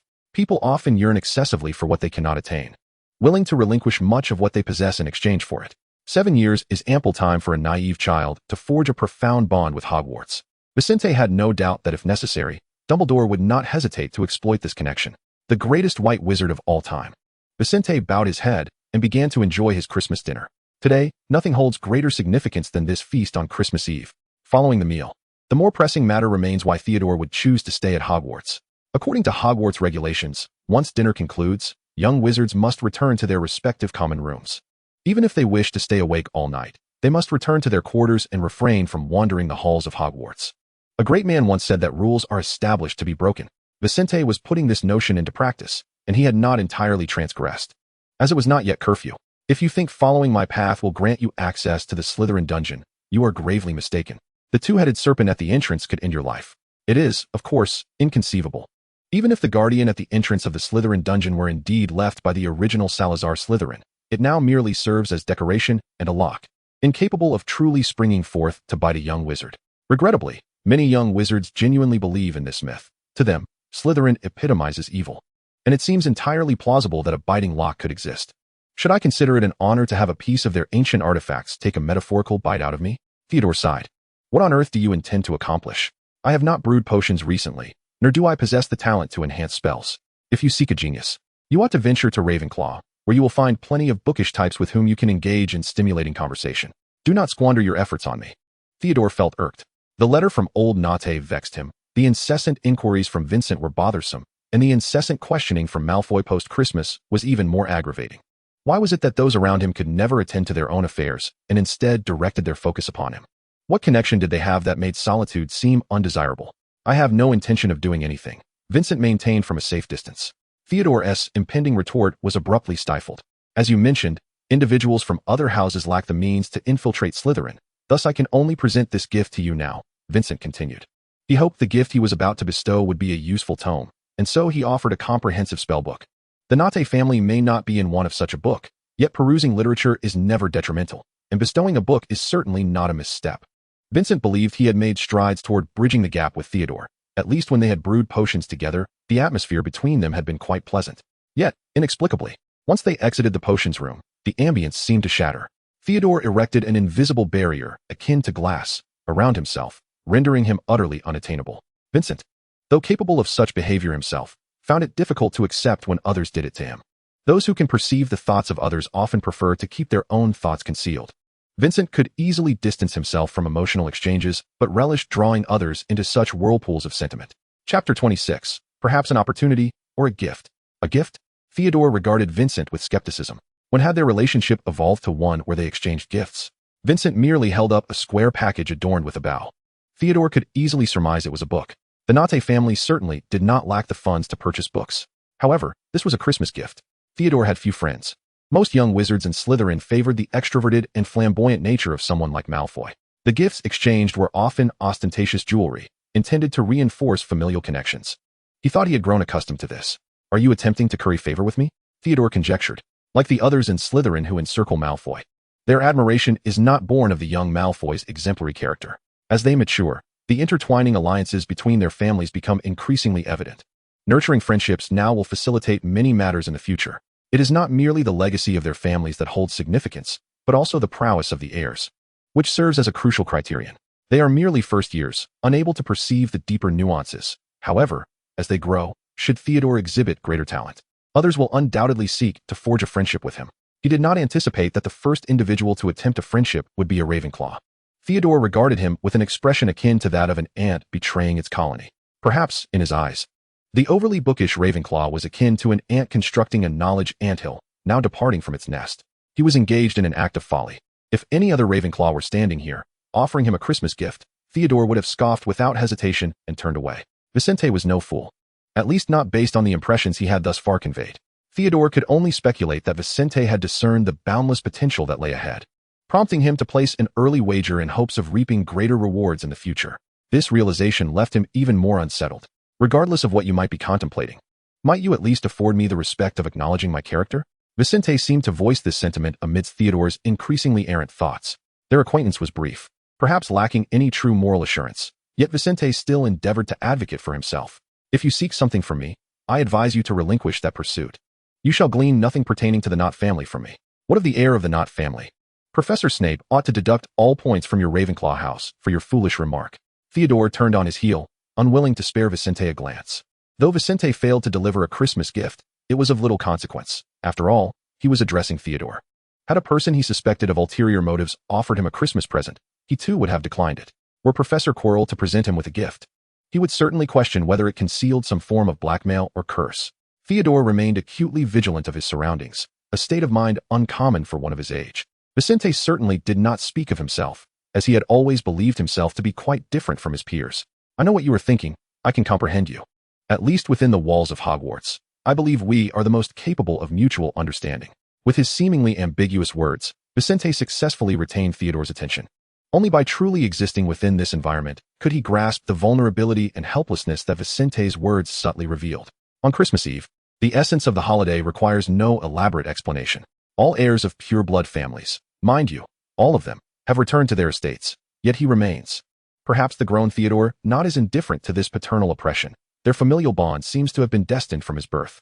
This deranged father cares little for the relationship with his son. The masters he once followed have perished, leaving him with little motivation to strive. Had it not been for the substantial sum of galleons he spent, he should not be residing at Nott Manor, but rather in Azkaban, consorting with Dementors. Theodore understands that the ethereal bond of father and son cannot possibly be forged between them. Yet it does not mean he will permit others to wield this as a weapon against him.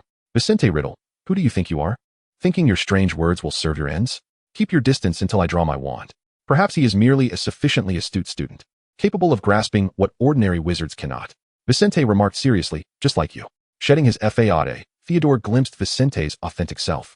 Without the usual bravado, Vincent's sincerity surprisingly evoked a semblance of truth in Theodore. His expression remained unchanged, still adorned with a faint smile, as if the one under threat was not he. This is not merely a book. It may represent an opportunity, or perhaps just a gift. Assuming you have yet to digest the cream soup from dinner, this gift ought to be placed beneath the Christmas tree. Theodore continued to wear a disdainful expression. Vincent, far from being angered, appeared rather pleased that Theodore displayed more emotion, moving beyond his usual indifference.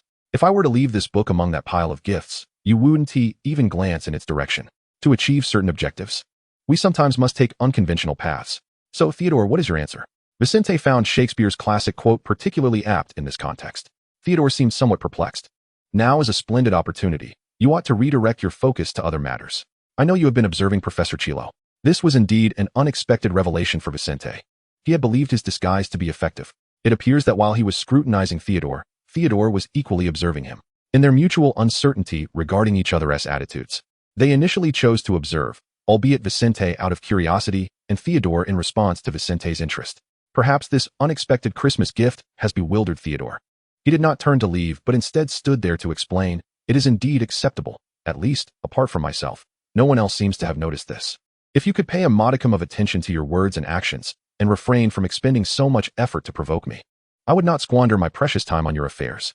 Theodore easily discerned the expression that Vincent had not bothered to conceal. Indeed, I can accept the part about being particularly clever.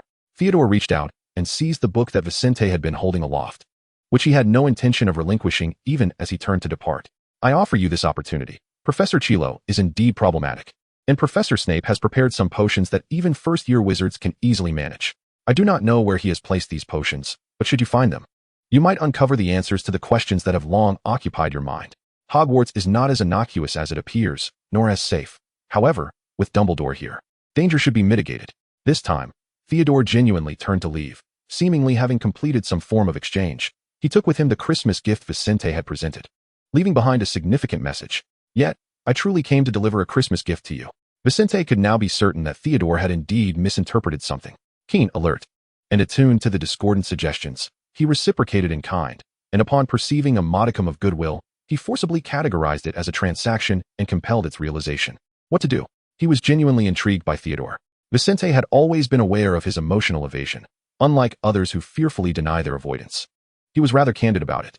He was indeed evading, fearful that the intensity of emotions could yield terrifying consequences, as long as he did not acknowledge it. No one could wield emotions as a weapon against him. Until now, he had not felt that any emotion had truly touched him. At most, he would exert a modicum of effort during interactions, which was inconsequential. The rewards he would reap would surely surpass his exertions. Theodore suspected that Vicente's interest was purposeful, and this suspicion was entirely accurate. He was not unjustly accusing him. The gift was indeed part of a temptation, and Theodore's vigilance did not disappoint Vincent. If he were genuinely moved by this, Vincent would find it rather dull. What is most fascinating about observation? It is the perspective of a deity. He scrutinized Theodore, gradually identifying the similarities between them, hoping to glean something from this. Yet Theodore remained oblivious, guarding against Vincent as one would against a stranger, unaware that he was merely defending himself against another version of himself. If one day Theodore were to recognize their similarities, perhaps the intrigue would dissipate. The torches in the corridor of the cellar had dimmed, a reminder of curfew. Vincent had not obtained the answers he sought, yet it seemed he had. He understood that he could not draw closer to Theodore through this Christmas. Well, he must admit that his approach to Theodore was not motivated by concern or softer emotions. He was indeed drawing near with a purpose. He could undoubtedly accept Theodore's rejection, retreat, and wariness without feeling disappointment. Rather, it would only reinforce his conviction that Theodore was indeed the most suitable person he had been seeking. Vincent found himself adrift, unable to envision his future. All his actions thus far had merely been projections cast upon him by others. He maintained an indifferent attitude towards everything else, lacking a definitive goal of his own. The director of the orphanage hoped he would find a fitting adoptive family. He did not comprehend the rationale behind this. But the mere prospect of escaping that group of foolish individuals brought him joy, prompting him to depart. His parents desired for him to resemble their deceased child, and Vincent complied, believing it would enhance his own life. There was no shame in that. Then, he received a letter inviting him to attend Hogwarts, a realm entirely different from his own, which seemed to render any refusal unnecessary. Whether or not he went to Hogwarts, he would still pursue knowledge at another school and continue down a path he was utterly uncertain of how to navigate. Harry sought to flee his family. Ron aspired to be of use, and Hermione diligently studied, aware that she would one day apply her knowledge. The ultimate purpose behind all of Vicente's actions thus far stemmed solely from the fact that someone had instructed him to do so. He was to study, so he studied. He was to attend Hogwarts, so he went to Hogwarts. Any other child his age would not ponder such profound questions. Why contemplate these matters at all? It sufficed simply to act. Since the adults advised him to proceed in this manner, there must be sound reasoning behind it, and he would surely understand when he grew older. However, Vincent was reluctant to wait until adulthood. He yearned to grasp the ultimate purpose of his actions in the present moment. He did not know, and therein lay the crux of his discontent. Thus, he felt unfulfilled and unhappy. Even his fervent studying could only temporarily suppress such contemplations. Fortunately, he encountered Theodore. Theodore was much like him. They both shared a sense of detachment towards their surroundings, were self-aware, independent, and possessed their own thoughts, unencumbered by familial obligations. Family, undoubtedly, could be a burden. Vincent could assert with conviction that the influence of family on an individual was immense, as they would permeate their members with their character, thoughts, and expectations for the future. The happier the family, the greater the impact. Vincent had never experienced the sensation of a happy family, based on all his current experiences. The absence of familial influence seemed advantageous. He remained uncertain of what he truly wished to do, but at least he had not allowed others' opinions to dictate his choices. Theodore's presence appeared to offer him another template. Perhaps through Theodore, he could finally discern his precise aspirations. No experimental subject treads the same path. Vincent keenly observes those around him. Harry, the Dursleys, Ron, Hermione, even Malfoy, and the professors at Hogwarts. He possesses the ability to garner the affections of others through his disguised persona, yet Theodore remains impervious to his charm, ever vigilant. Vincent finds joy in this. They have 7 years ahead, allowing him to proceed at a leisurely pace. Unbeknownst to him, an opportunity awaits him on the morrow. Chapter 27. You have disappeared. Vincent lacks a steadfast objective but has devised numerous short-term tasks for himself, such as studying, observing, and scrutinizing Professor Quirrell. It is a tradition to exchange gifts during Christmas. Even the most adversarial individuals should adopt a demeanor of tranquility on this day. Vincent had not intended to seek trouble with Quirrell, yet trouble sought him out. Beneath the Christmas decorations adorning the Great Hall's tree lay a pile of gifts. Only he and Theodore from Slytherin and Ravenclaw remained. Preparing a Christmas tree solely for the two of them seemed somewhat unnecessary, especially when Gryffindor had the Weasley family and Harry. Dumbledore, the considerate headmaster, inquired about their preferences. Vincent and Theodore were not inclined towards formalities, rendering any special treatment of their gifts unwarranted. Thus, the presents designated for the two of them lay beneath the tree. Their beautifully ribboned boxes nonetheless exuding a festive atmosphere, despite the absence of others in the hall. Speaking of which, had everyone truly arrived so late today? Vincent approached the heap and unearthed his own box. His gift was rather simple. Several Ravenclaw classmates had gifted him notebooks. He and Harry did not exchange gifts on Christmas Day, but adhering to past customs, he had given Harry a present in advance, and Harry had reciprocated with a feather quill. However, other gifts must follow a set routine and could only be opened in the morning. Every gift belonging to Nott emanated an aura of immense value from its packaging, while others, like those from Ron and Hermione, were adorned with lovely blue ribbons. Yet one unremarkable parcel stood out, devoid of blessings or bows, merely a blank card inscribed with Vincent's name, sent by Quirrell. Yesterday, as suspicion had materialized, Professor Quirrell indeed intended to present him with a cursed gift. Was this an overt provocation? Vincent could think of little else. Surely, he had not suddenly discerned a possibility for reconciliation between them, hence extending an olive branch through a gift. Their antagonistic relationship was well understood. It had merely been tempered by the multitude of eyes at Hogwarts, prompting them to restrain their hostilities. Theodore remained indoors, unmoved by the mountain of gifts that failed to soften his aloof demeanor. Vincent found himself yearning to converse with Theodore, yet an opportunity eluded him. Perhaps they could engage in dialogue later that evening. After all, Theodore would not remain sequestered in the Slytherin common room indefinitely. There would come a moment when he would emerge, allowing Vincent to discern the crux of their issues and converse meaningfully with him. Presently, Theodore appeared to possess far greater ambition, aspiring to assume control of the Nott family affairs, enduring the derision of old Nott in pursuit of this goal. Before Christmas, Vincent had presumed that Theodore resembled Malfoy, destined to inherit a portion of family responsibilities upon reaching adulthood, ultimately becoming the master of the household. Malfoy was a pampered child. Anyone standing in his proximity could effortlessly surmise the extent of his family's indulgence. No one would doubt the smooth path that lay ahead for him. Vincent had once believed that the sole distinction between himself and Theodore stemmed from their familial circumstances. His own parents, though of little consequence, offered him some support, while he assumed the Nott family must possess even more emotional investment. Yet, reality revealed their striking similarities, including the burdens their families imposed upon them. Deciding to temporarily set aside thoughts of Theodore, Vincent opted to enjoy his breakfast. If he did not intend to visit the library, perhaps he could procure some food to leave at the entrance of Slytherin. The guardians at the entrance, with their serpentine heads, were perfectly suited to seize a takeaway bag. They were currently engaged in mutual exploration, establishing the initial steps of their relationship, and it was indeed unfortunate that he had nearly succeeded in considering himself a friend. Undoubtedly, prudence was advisable, yet teasing Theodore was undeniably an enjoyable endeavor. Just imagine the delight of witnessing emotions other than indifference grace that stoic face. Vincent had discovered an activity he was inclined to pursue, one that brought him genuine joy. This pursuit bore no ulterior motive. In terms of tangible benefits, it offered none. If one were to assert a purpose, it would be the fleeting joy derived from seeing Theodore's expressions shift. This emotion, however, was the most futile of treasures. What good was happiness? The true value lay in tangible gains and tools that could be wielded in the future. Most people, it seemed, did not share this perspective. Take Harry and Ron, for instance. During lessons, they doodled little figures in their textbooks and exchanged stories, a most mundane activity devoid of benefit. Yet they relished it immensely. In this regard, Vincent sided with Hermione. Why neglect study during class, only to frantically cram knowledge before finals? Mark my words. They would continue to frolic joyfully during Christmas, but if they failed to resolve the issues surrounding Professor Snape before the summer holidays, Hermione would certainly cease her frantic searches for resources alongside them. Vincent was certain that this meticulous young witch had already devised her revision plan well in advance of Christmas. Having just received his Christmas gift, Vincent barely had time to eat when a Gryffindor cub suddenly burst through the door, seized his hand, and dragged him to a corner.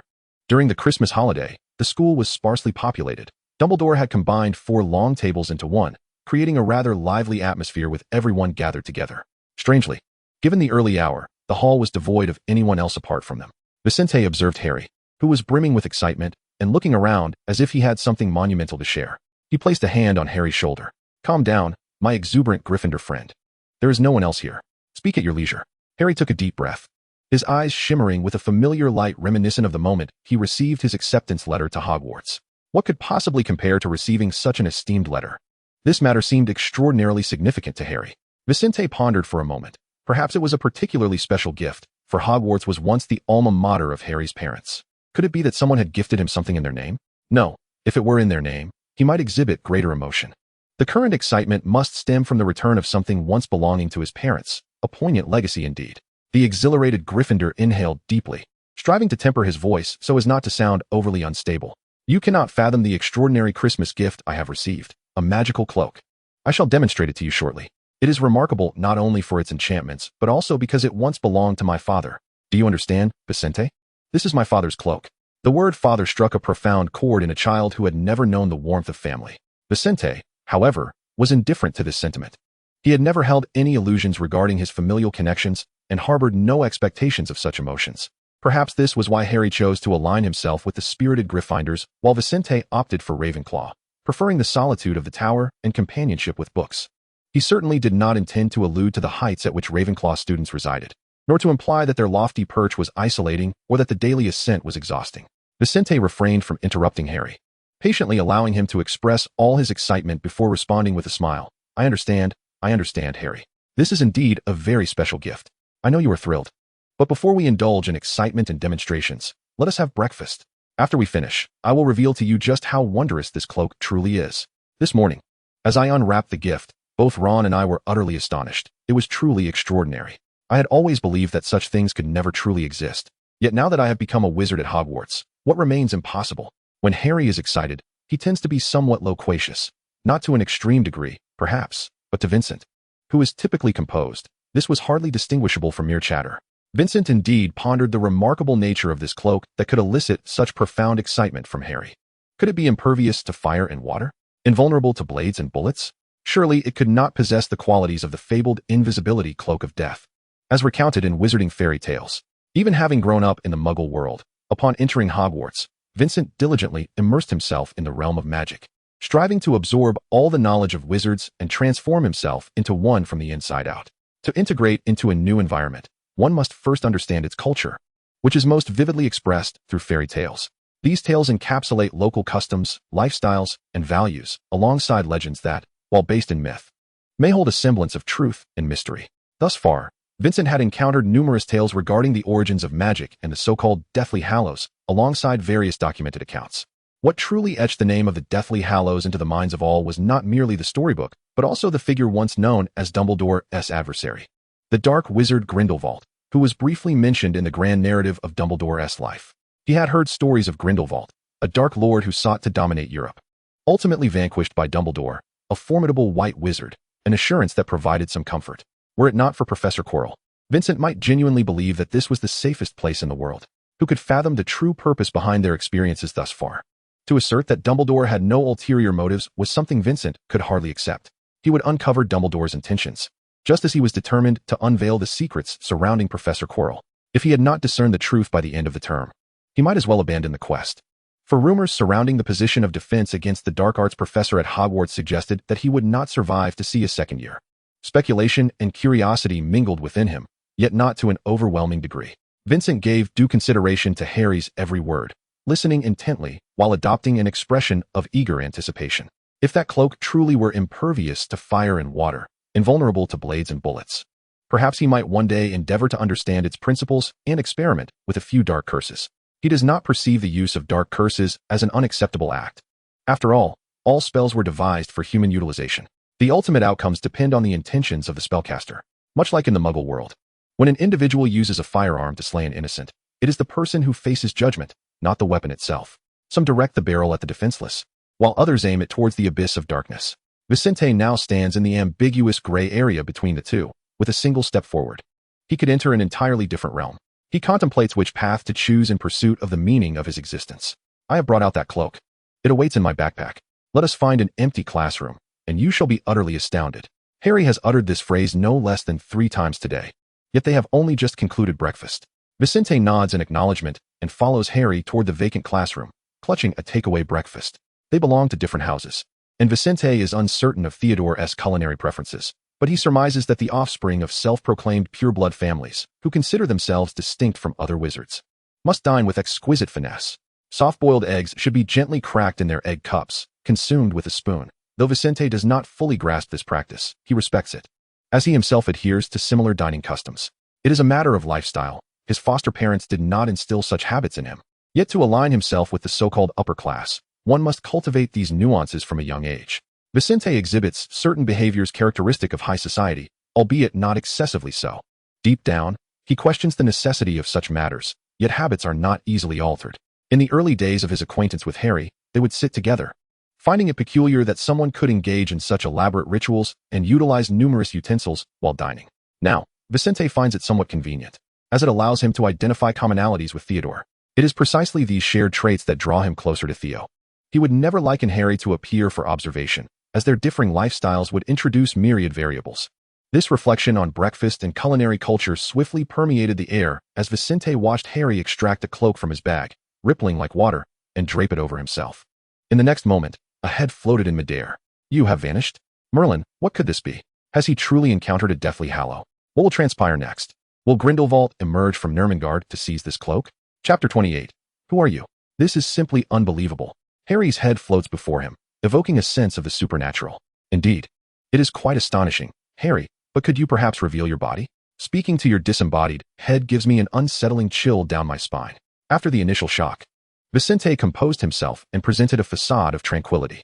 He truly did not anticipate that Harry would possess an invisibility cloak. His astonishment did not stem from the cloak itself, but rather from the profound implications it bore. Ordinary invisibility cloaks lack the durability to endure over extended periods, considering that Harry's father had passed away a decade ago. Most cloaks available on the market are crafted from the shed hairs of invisibility creatures, allowing only a few uses before they gradually lose their magical properties due to prolonged absence from their source of enchantment. Thanks to the library at Hogwarts, Vicente's intellectual growth was astonishingly rapid. In certain respects, even Ron, who had grown up in the magical world, could not compare to Vicente. With Dumbledore returning this cloak to you, what new revelations might you and Ron uncover during your nocturnal explorations of Hogwarts? As Harry removed the cloak, his head was no longer the sole entity suspended in the air. Even the temperature within the classroom seemed to rise slightly.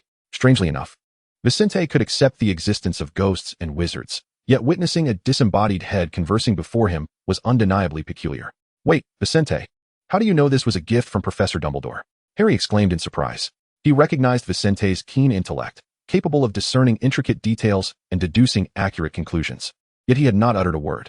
Vicente had not even read the contents of the card that accompanied the gift box. How could he ascertain the identity of the giver? "Because I was pondering, Harry, it is rather easy to deduce. Who within Hogwarts had connections with your forebears? Who possesses the ability to preserve such a remarkable magical artifact? Who would have been interested in this magical item back in the day? A little imagination reveals the identity of your benefactor." Vicente was unfazed by Harry's astonishment. Had he not divulged a name, one could feign ignorance. The gift arriving in your hands was undoubtedly intended for your use, whether for nocturnal adventures in Hogwarts or other purposes, entirely at your discretion. Dumbledore's timing in presenting the invisibility cloak was undoubtedly to enable Harry to undertake endeavors unbeknownst to others. Vicente was uncertain whether Harry could grasp the underlying significance. He too was curious about what Dumbledore intended for Harry to discover. A gentle nudge in the right direction was not out of line, after all. He had stated that the use of the cloak was entirely up to Harry. Harry, clearly taken aback by Vicente's words, hesitated. "But he wanted to voice that breaking school rules was improper, yet with Hermione absent, Vicente's words held a certain validity. He possessed an invisibility cloak capable of evading professors and prefects' patrols. It was Christmas, and there were no prefects roaming the school. Regardless of your intentions, prioritizing your safety is paramount. To possess such an invisible cloak is indeed an extraordinary gift. This can be regarded as a Christmas present from your father, or perhaps more fittingly, a token to commemorate your admission to Hogwarts. If Harry's father were present, he would have bestowed upon him this enchanting gift at the commencement of the term, encouraging him to explore the castle. Professor McGonagall often remarked that Harry resembled his father, sharing an insatiable curiosity about the castle, which might be seen as a legacy. Vincent finally smiled at Harry, clutching his neatly packaged breakfast before turning to leave. As he did, he gestured towards the cloak in Harry's hand, advising him to keep it a secret. "Do not divulge this to others, as it may invite unnecessary trouble. Share it only with those you trust, such as myself, Ron, or Hermione. Let us not allow a sixth person to learn of it. We are but four." Harry corrected him. There is also Dumbledore. Do you believe there is anything at Hogwarts that could elude his discerning gaze? Vincent closed the door, pondering whether he too ought to embark on a nocturnal adventure through Hogwarts that very night. Ultimately, he decided to wait a day. If Harry were to uncover anything significant, he would surely confide in him. Vincent held this confidence in their relationship, despite his reluctance to acknowledge Harry as his friend, often referring to him merely as a subject of study. However, in Harry's heart, Vincent would always occupy a unique and irreplaceable position as his first friend, the first to extend a helping hand and to infuse color into his otherwise dreary childhood. Vincent did not perceive Harry's upbringing as particularly tragic. Despite having been bullied by Dudley, he had never succumbed to their verbal taunts. The first friendship possesses its distinctiveness, regardless of what transpires thereafter. Its imprint on memory remains indelible, forever holding a special status. At that moment, Vincent was unaware that the subject he had whimsically chosen to observe would one day evolve into an immensely capable wizard. He simply happened to be there, saw Harry, chose him, and thus they became friends, a realization Vincent had yet to embrace. The Slytherin common room resided in the dungeons, a name that hints at its dark, damp, and ominous nature. They resided directly beneath the Black Lake. Who could fathom the bizarre creatures lurking within its depths? Ron had once described Slytherin in such a manner. As Vincent approached, carrying his bag, he pondered how he might make the ancient serpent's head truly grasp the package. It seemed logical, did it not? The serpent's head was indeed well suited for such a task. Standing before the dungeon door, Vincent gazed at the two stone serpent heads, arms crossed, deep in thought. As guardians of the common room, they are not as benign as they appear, much like the riddle that guards Ravenclaw. Failure to answer correctly means one cannot enter at all. Resorting to magical methods is out of the question, if it were possible. Ravenclaw would not be the epitome of scholarly obsession in the eyes of other houses. Convincing the two-headed serpent sounds rather peculiar. Vincent reached out to touch the stone effigy of the serpent. It would be amusing if it could latch onto the bag rather than biting it. The sight of Theodore discovering the bag clutched in the serpent's jaws would indeed be entertaining. The moment Vincent made contact with the serpent's head, the silent statue illuminated its emerald eyes. The password, the entrance password, unique to each house at Hogwarts, ensures that only students from the respective house can gain entry to their common room. While there exists the possibility of someone sharing the house password, allowing friends or lovers from other houses to enter, such a scenario would not arise in Slytherin. Their passwords change frequently, and their exclusivity is paramount. No one would dare bring outsiders in unless they were utterly indifferent to their peers' opinions. Vincent failed to articulate the password, and according to protocol, the serpent should have expelled him. They are not mere inanimate objects. They are far more eloquent than most wizards. A would-be intruder who cannot utter the password would find themselves doused in venom, a scathing mockery befitting Slytherin. Yet, they remained silent, their green eyes fixed upon him, patiently awaiting his words. This inspired Vincent with audacious thoughts, prompting him to speak. The serpent opened its jaws, and Vincent raised his hand. The bag containing breakfast hung from the door to the Slytherin common room, held securely by the serpent itself. Vincent mused, are the relics of Slytherin truly so accommodating? They simply comply with my words, which is hardly characteristic of Slytherin. It appears the Ravenclaw riddle's refusal to grant entry was indeed his own dilemma. The next time Harry inquires about the Ravenclaw riddle, Vincent will surely reply, it is not nearly as obliging as Slytherin's guardian. With his objective accomplished, Vincent prepared to depart. In the dim light, it was difficult to ascertain the time. Perhaps he had lingered too long with Harry. Just as he was about to leave, the door to the Slytherin common room swung open. The scent of wood, incongruous in the damp cellar, was unmistakably warm. Vincent, what are you doing here? Theodore asked, having avoided breakfast to steer clear of him, only to find Vincent directly in the Slytherin common room. Truthfully, he began to suspect that had Vincent known the password, he would have already gained entry. Why is he here? A pertinent question. Vincent's purpose for coming here is to find Theodore, yet upon confronting him, an air of awkwardness seems to envelop the encounter. Fortunately, Vincent adeptly maintains his composure, appearing quite tranquil. I noticed you did not attend the hall, and presumably skipped breakfast. So I brought you a meal. Theodore's gaze began to take on a peculiar quality. You came all this way to deliver breakfast. What else do you seek from me? Speak plainly. Theodore's mood soured. He detests others trailing behind him for requests. He hadn't even brought breakfast himself. Yet he dares to make such remarks in front of me. Wait, what is on the two-headed snake? You placed the bag on the two-headed snake? Theodore's eyes widened further. After all, he is merely 11, and when confronted with matters beyond his comprehension, he exhibits childish behavior. I did nothing, they volunteered. Vincent truly remained innocent, having merely uttered a phrase, and they willingly complied. The two-headed snakes of Slytherin are rather accommodating, while our Ravenclaw's door knocker is notoriously difficult. It refuses to grant entry unless the riddle is answered correctly and offers no assistance in retrieving items. Theodore, This is the two-headed snake left by Salazar Slytherin. Two-headed snake. How could you act so recklessly? Do you honor Salazar with such behavior? I am aware. I hold great respect for Mr. Slytherin.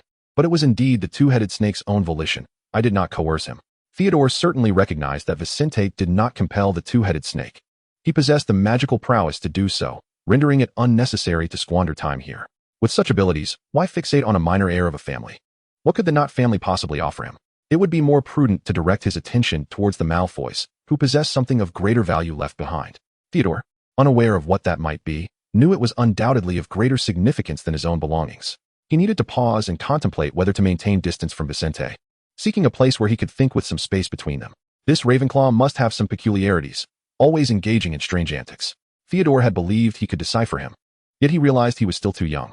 Too naive. Retrieve it. Staring at the bag, Theodore hesitated but ultimately refrained from reaching for it. How could he seize it? Snatch something from the two-headed snake's mouth? Salazar, how utterly un-Slytherin. The young Slytherin wizard emitted a voice reminiscent of a stereotype. Theodore was willing to accept the breakfast, and though it felt somewhat amiss, he did not feel anger. He was eager to claim what was his. Was the route of kindness so easily traversable? Vincent believed he had discovered a shortcut to Theodore's heart. Indeed, of course, this is your breakfast. Vincent extended his hand, and the two-headed serpent released its grip, their coordination resembling that of a well-rehearsed duet. The bag was enchanted with a warming charm, radiating heat even at the damp and chilly entrance of the Slytherin dungeon, showcasing the meticulous effort of the spellcaster. Theodore's emotions were in turmoil as he observed Vincent's courteous demeanor, feeling an overwhelming sense of difficulty. The circumstances of their homeland weighed heavily on him. Vincent riddle. A question lingered in the air. Were you homosexual? Of course not. Why would you think so? What actions had he taken to instigate such doubts in Theodore's mind? Strictly speaking, Vincent himself was unaware of his own orientation. Matters of the heart remained undefined until one encountered a true affection. Regardless, he had never experienced any peculiar emotional fluctuations towards anyone. Theodore, preferring silence, would not ponder this question until after graduation. I shall contemplate your words regarding gifts, opportunities, and breakfast. Theodore finally managed to articulate after a lengthy pause. Breakfast? When had he mentioned breakfast? Ah, a meal intended for consumption. Vincent sensed that Theodore was perhaps a bit too famished to think clearly. The dark-haired boy quickly darted into the common room, as if pursued by some imminent danger. With the delivery accomplished and a few words exchanged with Theodore, Vincent felt a sense of fulfillment, and his spirits lifted upon departure. When the specter of Bloodman Barlow glided past him, Vincent felt no displeasure. What brought a Ravenclaw to this place? Bloodman Barlow flicked his chains and drifted into Slytherin. The two-headed serpent remained silent, resembling a true stone sculpture. Chapter 29. A snowball fight. A blow to the back of the head. After Christmas Eve comes Christmas, unwrapping gifts, feeling blessings, and enjoying leisurely moments with friends. It sounded like a truly blissful affair. After leaving the dungeon, Vincent paused in the corridor. Whether returning to the Ravenclaw Tower or heading to the library, he would have to pass through the expansive area in front of the castle, more aptly referred to as the square. He initially intended to leave directly, had he not been captivated by the sight of pristine snowflakes cascading down, and the sight of two young wizards in one corner of the square, constructing a snowman without the aid of wands, merely employing muggle methods. Harry and Ron were entirely absorbed in their task, oblivious to the presence behind them. Vincent noticed how the cold wind had reddened their cheeks, their breath forming white wisps in the frigid air. This must have been Harry's idea, to build a snowman and leave his mark on Christmas. Ron, go find 2 stones for the snowman's nose. I'll refine its shape, Harry huffed, using his gloved hands to pat the snowman's body, making it appear more rounded. All right, I'll do that, Ron replied, turning to dash towards the nearby bushes, hoping to find suitable stones or whimsically shaped twigs. They remained unaware of Vincent, nor did they notice the 2 prankster geniuses poised to strike from another direction. Not far away, the mischievous twins, George and Fred, crouched low, each clutching a snowball, their lips curled into wicked grins. Fred, just imagine the shock on their faces if we were to launch these snowballs, George whispered, stifling a chuckle. Fred nodded with a sly smile. Indeed, we must bestow a touch of brotherly affection upon our little brother. The 2 stealthily approached, poised to catch Harry and Ron off guard. In the heart of the battlefield, Vincent occupied a prime position on the corridor, having not ventured into the square. He was strategically positioned, able to advance or retreat at will. His shoe tip shifted slightly, yet his gaze remained fixed. Vincent was acutely aware of his priorities. Theodore's demeanor, an affable Slytherin, suggested that something was amiss, something he had yet to grasp. Upon returning to the Ravenclaw Tower, the tranquil ambience provided a conducive environment for contemplation. Should he encounter any obscure aspects of wizarding history, the Ravenclaw door knocker would serve as the finest encyclopedia. He merely happened to pass by this location. Typically a solitary individual, Vincent adhered to the philosophy of avoiding unnecessary entanglements. True to his nature, he intended to turn and distance himself from the impending commotion. It seemed the wisest course of action. However, before he could fully contemplate this, his body reacted quicker than his mind, and the words "watch your back" escaped his lips. Harry and Ron, upon hearing the shout, instinctively turned around. In a flash, George and Fred seized the moment, launching their snowballs with precision that struck Harry and Ron squarely in the chest. The force and accuracy of their throw raised suspicions that they had secretly honed their skills during Quidditch practice, perfecting their aim for such surprise attacks. "Vincent!" Harry shouted, his face a mask of vexation from the ambush, clearly believing Vincent was in league with the Weasley twins, having tipped them off to ensure their success. Vincent felt compelled to clarify, yet everything transpired too rapidly for anyone to heed his explanation. Ron, lacking patience for idle chatter, swiftly bent down, forming a snowball, and without hesitation retaliated towards George and Fred. "You two think sneaky attacks are a skill?" George and Fred burst into laughter as they dodged Ron's snowball, racing towards Vincent while calling out, "Vincent, don't just stand there, fight back." Their towering figures made Vincent appear as a helpless bystander as they tugged at his arms, attempting to draw him into the fray. Vincent furrowed his brow, realizing with dismay that he had not intended to participate in this playful skirmish. Yet, the situation left him no room for hesitation, as the boys soon became embroiled in a chaotic melee. If he truly wished to refuse, his wand lay within arm's reach. Amidst the playful skirmish between George, Fred, and Ron hurling snowballs at one another, he could effortlessly escape. Even if he did depart, they would not be displeased. Vincent was certain of that. He possessed 100 reasons to leave and an equal number to stay, to earn their trust and observe their behavior. Yet Vincent had to admit that at that moment, his mind was utterly blank. Snowflakes danced chaotically through the air, accompanied by their shouts and laughter, creating a scene of delightful disorder. Within this tumult, Vincent moved with remarkable agility, skillfully dodging the barrage of snowballs. Among this group of snow-drenched companions, brash as young lions, he alone exhibited the composed demeanor characteristic of Ravenclaw. He remained steadfastly observant, seeking the optimal path to evade the onslaught. They all wore gloves, yet he was unprepared, for if he summoned his wand, it would appear overly serious. Vincent entered the fray without fully immersing himself. The crunching of snow beneath his feet, intertwined with the raucous sounds of Gryffindor, enveloped him, drawing him into a realm that felt entirely foreign. "Hey, Ron, your aim leaves much to be desired," George teased while nimbly sidestepping.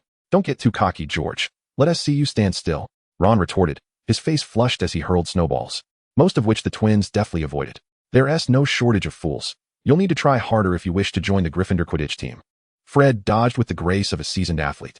The square was never devoid of passers-by, and as Vincent lingered outside the battlefield, he inadvertently glanced up to see Professor Quirrell strolling by in the distance. Suddenly, a snowball came flying from an oblique angle, striking Professor Quirrell squarely on the back of his head. The professor's frail form swayed slightly, and he instinctively reached for his head, turning in astonishment to identify the culprit.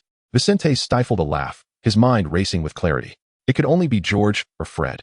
Who else possessed the audacity and precision to launch such an attack on a professor in plain sight? "George, was that you? Throwing snow at a professor takes quite a bit of nerve," Harry whispered amidst the chaos, a grin struggling to break free. "Don't be ridiculous, Harry. I lack such aim." "Perhaps it was your clumsiness," George retorted, suppressing a mischievous smile, while keeping a watchful eye on Professor Quirrell's movements, exchanging knowing glances with Fred. Their eyes locked, yet their hands continued to propel snowballs into the fray, while Harry and Ron, taking advantage of their smaller stature, managed to evade many of the projectiles. If a victor were to be declared in this snowy battle, it would undoubtedly be Vincent, who remained entirely unscathed by snowflakes thus far. As he nimbly navigated the scene, Vincent could only shake his head in bemusement. When this incident occurred, it indeed brought him joy.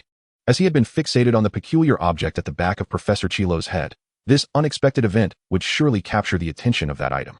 No one wished to engage in a protracted standoff with their adversary during the Christmas season, and Vincent was no exception. However, today he found himself in particularly high spirits, not feeling compelled to confront Chilo on this day.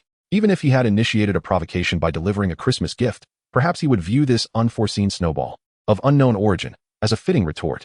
That would be quite agreeable. Vincent would have relished the notion that the snowball just thrown was indeed his own.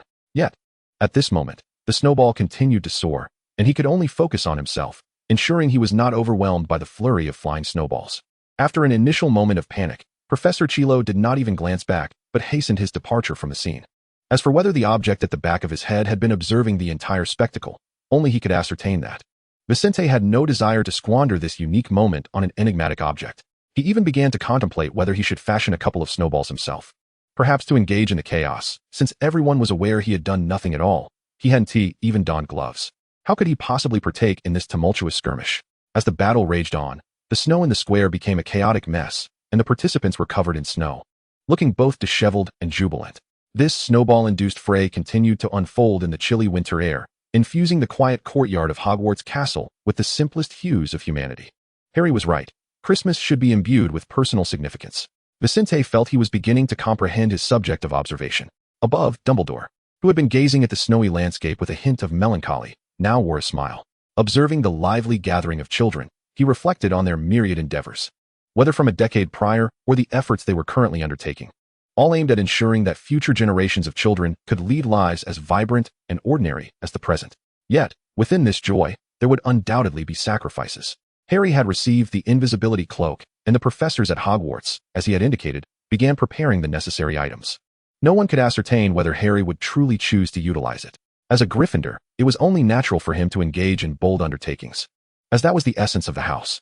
Watching Vincent, who was mingling with the Gryffindors below, he appeared somewhat detached yet undeniably integrated, achieving a delicate harmony. The situation was even better than he had anticipated. Vincent was entirely unlike the previous riddle. Perhaps he should not bind them too tightly. Dumbledore began to ponder whether allowing Vincent to join Gryffindor might be a wiser choice. As this thought emerged, he promptly suppressed it. He had already witnessed the consequences of permitting one riddle to flourish unchecked, but that did not imply he should exert complete control over another riddle's life. The future of a child is shaped by the friends they choose to embrace, and the lessons gleaned from these relationships will serve as the very bricks and mortar that pave their unique path. All that is required of them is patience, remaining vigilant in their wait, ensuring that their offspring do not stray onto erroneous paths, and allowing them the freedom to traverse their own journey. Should he anticipate the direction in which the children might venture, he could prepare in advance, crafting speeches and the like. He would await Harry in the room housing the Mirror of Erist. Chapter 30. Dumbledore's ingenious schemes. Events unfolded even more swiftly than Vincent had envisioned. He surmised that Harry would undoubtedly employ the invisibility cloak to stealthily seek out the information he desperately needed within Hogwarts, such as the restricted section of the library. Vincent had long yearned to explore that forbidden area. Without the professor's explicit permission, he could not cross the threshold guarded by Madame Pants.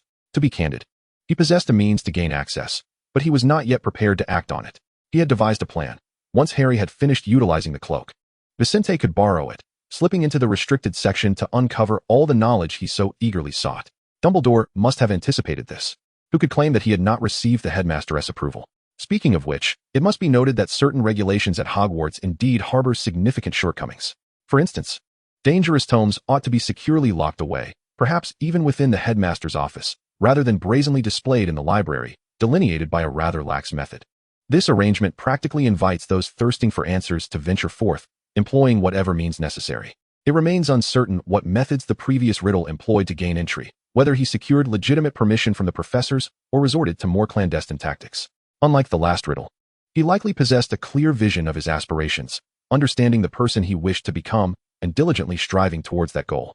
Those without a lucid objective are unlikely to achieve great feats, nor are they likely to incite significant calamities. He was acutely aware of his own identity. Vincent, however, was less certain. From the moment he gained consciousness, he had been learning to embody another persona, severed from the self-awareness that had yet to fully develop within him. Fortunately, he had escaped an unhealthy family environment and understood how to reconstruct his identity. Throughout the process of observation and learning, Vincent was willing to extend a helping hand to his subjects. But that did not imply that he could maintain his composure or trust when Harry spoke peculiar words in his presence. You mean to say that last night you violated Hogwarts rules, sneaking out alone, nearly caught by Professor Snape and Filch, and ultimately found yourself in an empty classroom where you encountered your own parents? Vincent summarized the torrent of words Harry had unleashed upon him since intercepting him that morning. He spoke for a full 10 minutes, and Vincent was not exaggerating in the least. Perfect, Vincent, your summary is exceptionally astute. Ron stifled a yawn, appearing languid, as if he had been abruptly roused from slumber. Harry's gaze remained fixed on Vincent, his words flowing without a trace of hesitation. His condition was evidently poor, ensnared in an overwhelming state of excitement. Yet his countenance bore a pallor that spoke volumes. The dark circles under his eyes and his disheveled appearance betrayed a night spent in wakefulness, with no respite even upon his return to the dormitory. I could not help but dwell upon this. I felt an irresistible urge to revisit, hoping fervently that you would accompany me, for it held profound significance for me, Vicente. You understand, do you not? I comprehend, Harry, I truly do. I anticipated your utilization of it, but I did not foresee it occurring so swiftly. Vicente's emotions were tumultuous. He pondered whether Harry's experiences from the previous night were part of Dumbledore's design or merely a coincidence, leaning towards the former.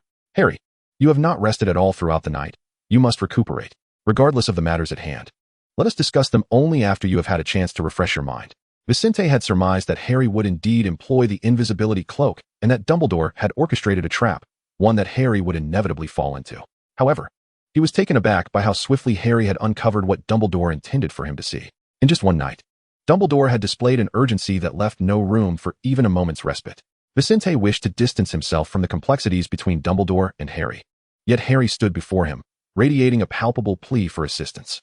Dumbledore was indeed a cunning strategist, having discovered the most effective means to engage Harry. Consider what Harry described: a mirror, wondrous and ancient, positioned within an empty classroom, capable of revealing to him the visage of his long-lost family, of whom he possessed no memories, perhaps not even the ability to recall their faces. The Dursleys hardly seemed like the type of family to offer Harry a glimpse of his parents' photographs. From the fragments of conversation Harry had previously shared, it was clear that Petunia Dursley harbored no fondness for Harry's parents. In their retellings, they were portrayed as irredeemable scoundrels, distasteful relatives. Vicente speculated that much of this was mere conjecture, infused with their personal biases. While he held no ill will towards Harry's parents, he remained skeptical. Are you certain they are indeed your parents, Harry? You understand my intent is not to cast doubt upon you. Could it not merely be a manifestation of magic? It is undoubtedly a magical manifestation, Ron interjected, nodding in agreement. I voiced a similar sentiment this morning, yet Harry is resolute that what he beheld was indeed real. Which is why we have come to seek you.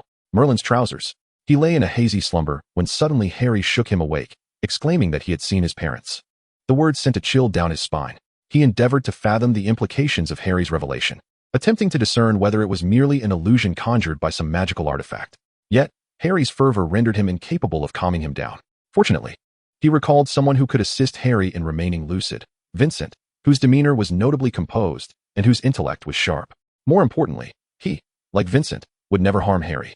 Even if they understood it to be but a magical mirage, they would accompany Harry back to that room regardless, even if it were but an illusion.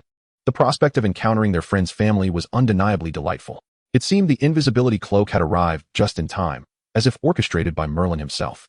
Vincent attempted to subtly remind Harry that, regardless of Dumbledore's intentions, he could not allow himself to be ensnared in such a passive vortex. After all, Harry was someone who had traversed the Muggle world alongside him. He was one of their own. Unfortunately, Harry failed to grasp Vincent's implications, particularly regarding the matter he held dear, and the rapport between Harry and Vincent seemed to vanish down the drain. Of course we can meet your parents, Harry. But should we prepare for this? And must it be at night? Harry was willing to comply with whatever Dumbledore wished him to do. It was his choice alone. Vincent would neither impede him nor concern himself with Dumbledore's ulterior motives. That was Dumbledore's prerogative. However, it was paramount that Harry remain aware and not be maneuvered like a pawn upon the chessboard by Dumbledore. Vincent listened intently to every detail of Harry's account, from how he donned the invisibility cloak to how he slipped into the room housing the mirror of Eriste, absorbing every nuance. Harry had already made plans with Ron to visit his family that evening and extended the invitation to Vincent to join them. Inviting a friend to meet one's family was something they should have done long ago. Harry gazed at Vincent with anticipation, confident that his friend would not decline. For they too must yearn to see their family, just as he longed for his. Oh wait, Vincent, like him, had no family. Harry was aware of Vincent's story and would not presumptuously categorize Vincent's foster parents as his family. Only those who were acknowledged and loved could truly be called family. Otherwise, they were merely housemates sharing a roof. Perhaps you too shall see your family in that mirror. Harry appeared increasingly exhilarated. It sounded like an extraordinary prospect. Vincent, however, remained expressionless and unenthused. The allure of meeting Harry's family held far more appeal for him than encountering his own. Harry's family is mentioned in history books, yet they seem to have left no remarkable tales within the magical realm. Vincent merely hopes that the actions of the previous riddle will not hinder his future in the wizarding world. Nevertheless, setting aside that matter for the moment, it is the enigma of the magical mirror that requires immediate attention. Ron rubbed his eyes, though this did not signify any disrespect towards the presence of his friends and family. So, are we certain about this? That is truly splendid, Harry. Let us return and rest, for we have matters to attend to this evening. Leaning against the wall, Ron, upon hearing their plans solidify, yearned for a brief respite. Before him stood one who had not slept a wink and another who appeared drowsy. Vincent felt compelled to reiterate. Harry, do you recall where that mirror is located? We could seek it out right now, rather than waiting until nightfall. Vincent was eager to resolve the issue at hand. Why postpone what could be accomplished presently until evening? I had indeed contemplated that, Vincent. I intended to search for it, but I find myself unable to recall its precise location. It was a stroke of luck to have discovered that empty classroom. I had maneuvered through a crack in the restricted section. I can remember that path. Yet I cannot retrace my steps without passing through the restricted area again. Very well, it appears we must disregard school regulations alongside Harry. Harry, I will await you in the library this evening, following the route you traversed last night. He waved his hand, urging Ron to guide Harry back, adding now, you must return to the common room and rest well. I have no desire to wander Hogwarts tonight with someone who is half asleep. Vincent felt a headache coming on. Indeed, it seemed the day's itinerary was becoming rather packed. If he was to explore Hogwarts with Harry in search of that wondrous mirror, he first needed to find Quirrell. Of course, he ought to seek out Quirrell. The snowball that had struck him on the back of the head did not originate from Vincent. And he still owed him a token of gratitude. Gifts during Christmas ought not be one-sided. A reciprocal exchange was necessary to honor his surname. His foster parents were diligently molding him into the son they desired, and Vincent inevitably acquired certain habits he did not entirely abhor. What should a provoked gentleman do? Remain sufficiently composed and elegantly toss the provocation back, ensuring the other party understands that he is not someone to be trifled with. In the office of the Defense Against the Dark Arts professor, Quirrell had shed his usual timid demeanor, sitting upright behind his desk, intently gazing at the unlocked door. He will come. He will come. My master never errs. Quirrell was uncertain how his master had deduced that Vincent would indeed pay a visit today. But his master was never mistaken. Would Vincent arrive? He most certainly would. Quirrell was keenly interested in discerning Vicente's thoughts. Had Riddle thoroughly investigated the background of the Muggle world? A voice that did not belong to Quirrell echoed in his mind. The door was unlatched. The surrounding silence created an environment conducive to a candid conversation. After some delay, his foster parents had departed from Ingram, and fortunately, the orphanage's records were quite comprehensive. The documents laid out before Quirrell contained most of the information regarding Vicente prior to his adoption. The sudden appearance at the orphanage's entrance likely indicated parental abandonment, a not uncommon occurrence. The surname was given by his foster parents, which surprised him. He had assumed Riddle would be Vicente's surname, but it originated from his guardians. This surname was quite ordinary. Ingram could yield numerous Muggles sharing it, which did not raise suspicions. Yet, his visage. The surname might be coincidental. But paired with that face, it certainly posed a concern. Dumbledore had become even more lenient than before, allowing these questionable individuals into Hogwarts with glaring transparency. When he arrived, he would need to act decisively. He had certain confirmations to seek. Knock, knock, knock. A rather polite rapping on the door. Come in, came a rather tremulous reply. Vicente was prepared for Quirrell to take action against him, yet he did not anticipate this. The black-haired Ravenclaw wizard entered, cradling a tabby cat. Good morning, Professor Quirrell. I have come to express my gratitude for the gift you sent me. Quirrell's body began to tremble, akin to his nervousness when he stood too close to his students in class. As Vicente approached, the feline merely resting, appearing to be asleep. Thank you for the dark arts notebook you sent. I noticed it contains only the first half and bears signs of previous usage. I surmise you may have mistakenly taken the wrong item when you presented the gift. Is that correct, Professor Quirrell? Vicente adopted the demeanor of an earnest student, sincerely seeking guidance from his defense against the dark arts professor. Chapter 31, Riddle's Debt. Of course not, Mr. Riddle. That was a carefully prepared gift intended for you. I believed you would appreciate it. Professor Quirrell slowly rose, pouring himself a cup of hot tea for the seat opposite him. The prepared teacup, the arranged chair, and the cleared desk indicated he had been awaiting Vicente's arrival. I am honored by all that you have prepared for me, Professor Quirrell. The door behind him was completely shut. Vicente cautiously cradled the tabby cat and took a seat in the position Quirrell had readied. He did not touch the cup of tea, but engaged in conversation with the demeanor befitting a first-year wizard. Vicente had arrived, but he had also brought an unexpected guest. Quirrell had not anticipated this, nor had Vicente, just as they were meant to share heartfelt truths. He had brought along a cat that certainly did not belong in this setting. The entirety of Hogwarts is aware of the identity of that tabby cat. Even if it is improbable that he truly shares a connection with Riddle, they ought to have at least laid their plans bare. Yet now, an additional feline presence has emerged. Riddle, my dear, is it entirely appropriate for you to escort a lady in such a manner? Quirrell cautiously chose his words regarding the cat. The tabby cat, half squinting in Vincent's embrace, was unmistakably not an ordinary feline. So, have you come specifically to express your gratitude toward me? Quirrell's tone was peculiar. Is your sole purpose to provoke me and elicit my displeasure? Certainly not, Professor Quirrell. I arrived here with an immense sense of gratitude, but my visit encompasses more than mere thanks. Vincent's expression was serene. If my intention were solely to mock you, it would hardly warrant such a journey. Reciprocity is splendid, yet would it not reflect greater humility to return something even more substantial? With a flick of his wrist, Vincent transformed the tabby into a myriad of shimmering lights, leaving no trace behind. Vincent's wand, seemingly materializing from thin air, twirled elegantly in his hand, firmly aimed at Quirrell. The feigned tension on Quirrell's face dissipated, replaced by a more profound demeanor. Prior to my arrival, I made it a point to visit Professor McGonagall, as well as Professors Snape and Dumbledore. My schedule was quite tight. Fortunately, they were all gathered together, saving me considerable time. Vincent's relaxed tone betrayed no hint of threat. Should I fail to present myself in full form within half an hour, any discomfort or disturbance, even the faintest magical trace upon me, would be detectable by them. Now, Professor Quirrell, we may engage in conversation. Quirrell's countenance darkened, akin to Snape witnessing Harry's cauldron explode. What do you wish to know? His tone was somewhat gritted, having lost the initiative. Quirrell could only follow Vincent's lead. There is much to discuss. For instance, what precisely resides beneath the covering of your head? The young wizard leaned forward, hands clasped. His gaze fixed on Quirrell's eyes. Stripped of his disguise, the defense against the dark arts professor finally bore some semblance of an adult wizard.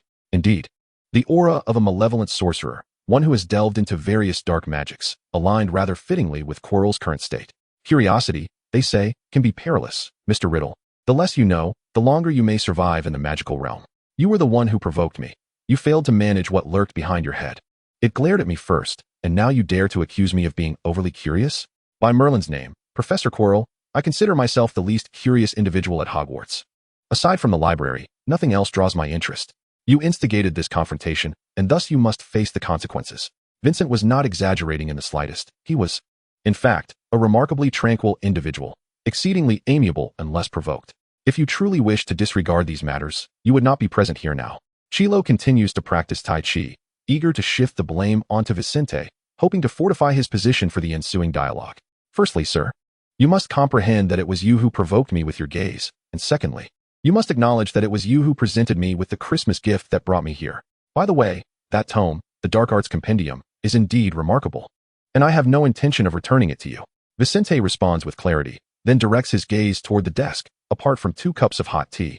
Only a folder rests beside Chilo. Does it contain the chronicles of my life? The intent of the Christmas gift was indeed to ascertain details about me, hence the necessity for discussion. Thus, the matter returns to its inception. Professor Chilo, it is you who requires my presence, not the other way around. A mere sleight of hand. Chilo's presence at Hogwarts cannot solely be for the purpose of teaching. He must harbor his own nefarious schemes. Vicente is unwilling to engage in these intrigues, yet Chilo has forcibly drawn attention to himself, ensnaring them both in a web of complexity. With the spotlight now upon him, Vicente cannot remain passive. He must retaliate and investigate the secrets surrounding Chilo. They are ostensibly exchanging blows, yet in this negotiation, shifting blame to the other to seize the advantageous height is an opportunity not easily relinquished. You are quite eloquent, Mr. Riddle, but this holds no value for me. All that could be uncovered, I have already discerned. The fact that we are still seated here conversing should prompt you to appreciate your modest talents that allow me to engage with you. Chilo seems to grasp something, his lofty demeanor suggesting he has conferred a favor upon this first-year wizard before him. Ah, so that tome was indeed an invitation, beckoning me to join your ranks. You have perused that compendium, and the records within must have illustrated what a fascinating and alluring book it is. Chilo swells with pride, asserting that you are not akin to the other young wizards. You are observing me, and I am observing you. Vicente Riddle, you are unlike the rest. Such trite rhetoric. Upon understanding Chilo's true intentions, Vicente finds his interest waning. It appears he seeks to recruit him, rather than eliminate him as he had anticipated. Do you not wish to utter a word? After hearing the full extent of this invitation, one that is not bestowed upon just anyone, Professor Chilo perceives from Vicente's subtle movements that he is indifferent to the invitation being proffered. How could this be? How could anyone refuse an invitation from the master? Oh, he remains unaware of the true source of this invitation. How could he ever compare himself to the master? Yet, had he known the identity of the one behind him, his demeanor would surely be quite different. Vicente observed the shifting expressions on Quirrell's face, showing no inclination to delve into the strange thoughts swirling within his mind.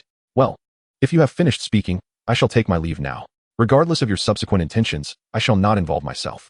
Do not direct any further attention towards me. I wish to remain uninvolved in your chaotic affairs. Oh, and one more thing. If you wish to target Dumbledore, feel free to pursue that course. There was a hint of expectation in Vicente's voice as he broached the subject. His tone shifted abruptly, turning icy as he continued. However, Should you dare to harm those close to me, I possess the ability to uncover the secrets you conceal, and I will address them accordingly. For half a year, Vicente's sole desire had been to ascertain Quirrell's true intentions, and now he had unraveled them. This individual harbored some malevolent force within his mind. His arrival at Hogwarts was not to assist some elderly wizard in saving the school. Rather, it was a quest for self-discovery. Such endeavors were well suited for Harry. Not everyone could retain a zest for life after enduring a troubled childhood. Dumbledore and others might pay him heed due to his illustrious reputation, which was inconsequential. Yet Quirrell, too, attracted scrutiny because of the peculiar surname Riddle. He had grown weary of musing over what the previous Riddle had done to provoke such intense observation and attention. Dumbledore represented the light, while Quirrell could be associated with dark forces. Had the last Riddle managed to offend both realms entirely? Quirrell wished to articulate further thoughts, but halted. Watching Vicente exit, the documents on the table remained untouched, and the steaming tea exhaled wisps of vapor into the air. It appeared they had engaged in conversation without reaching any tangible conclusion. Master, shall we truly allow him to leave? He has gleaned much already. Quirrell inquired cautiously, aware that he could not contravene his master's wishes. In his estimation, Vicente should not be permitted to depart unimpeded, at the very least. Some of his memories ought to be erased, or he should be subjected to a curse rendering him incapable of uttering a word. He would take no action. Vicente had seized the initiative, and any subsequent maneuvering would be a step behind. His hoarse voice betrayed no emotion. Doubts began to creep in. Had Dumbledore known all along? Their continued presence at Hogwarts seemed a mere strategy of Dumbledore's design, intending to utilize them for some ulterior motive.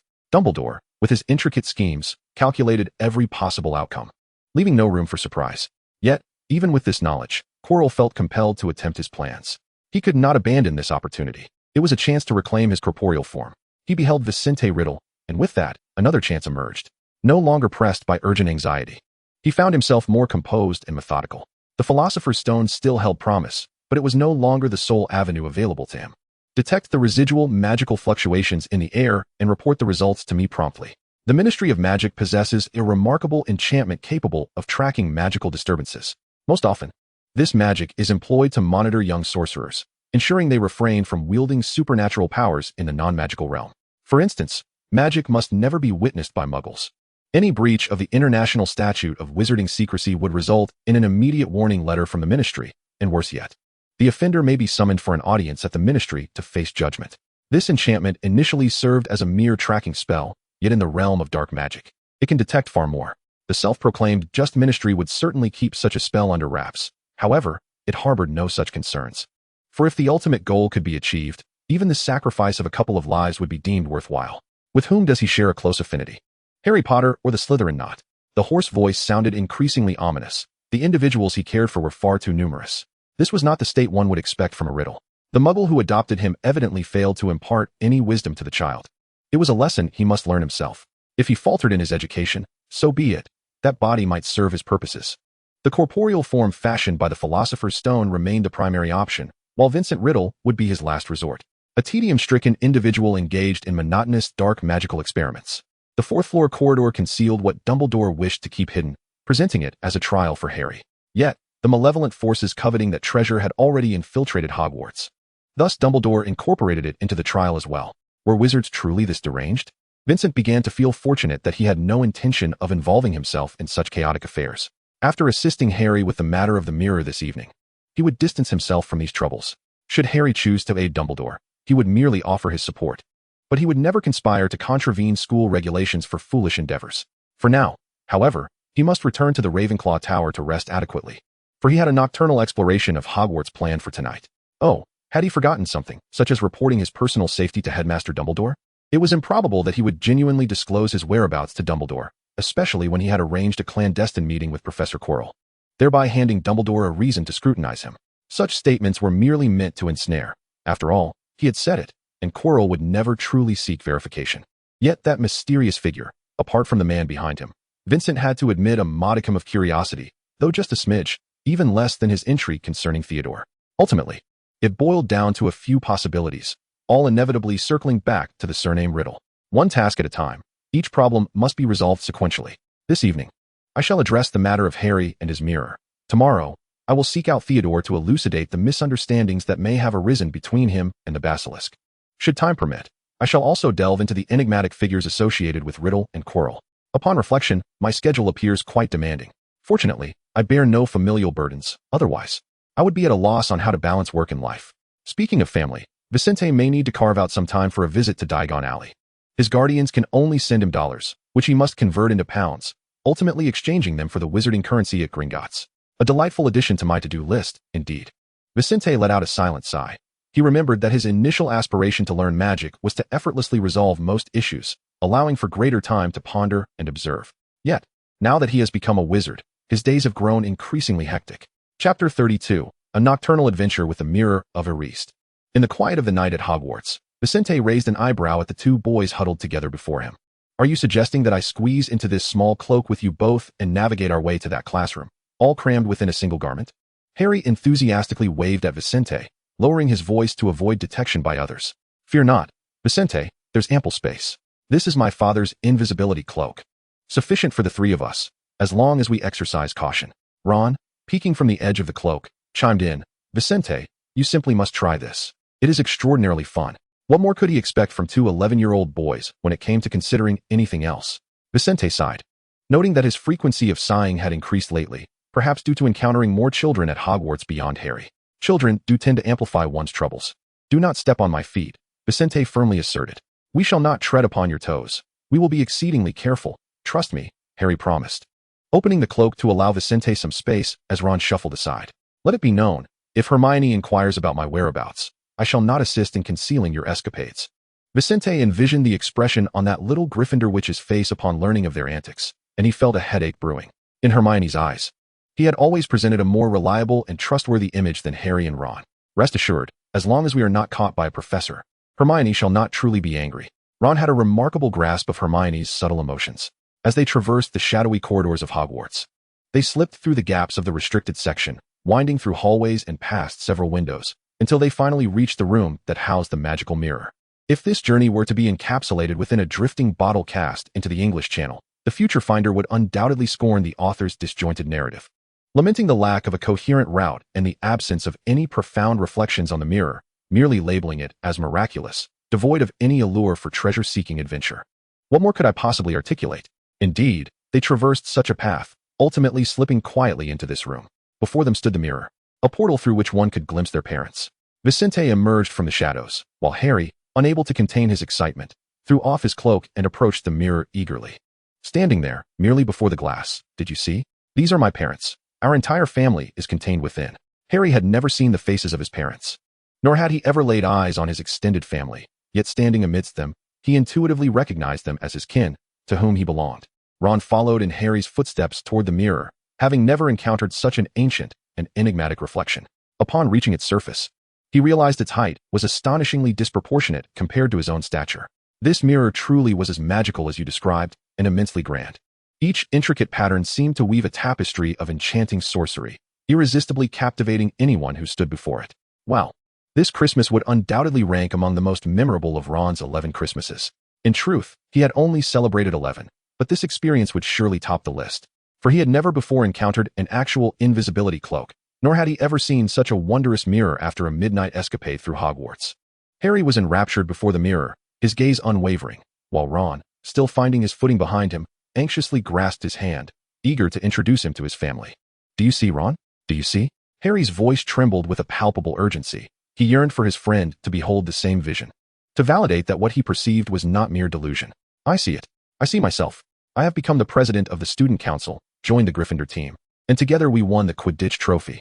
Standing before the mirror, Ron found himself entranced, unable to divert his gaze, a smile spreading uncontrollably across his face, as though he were submerged in a vat of honey.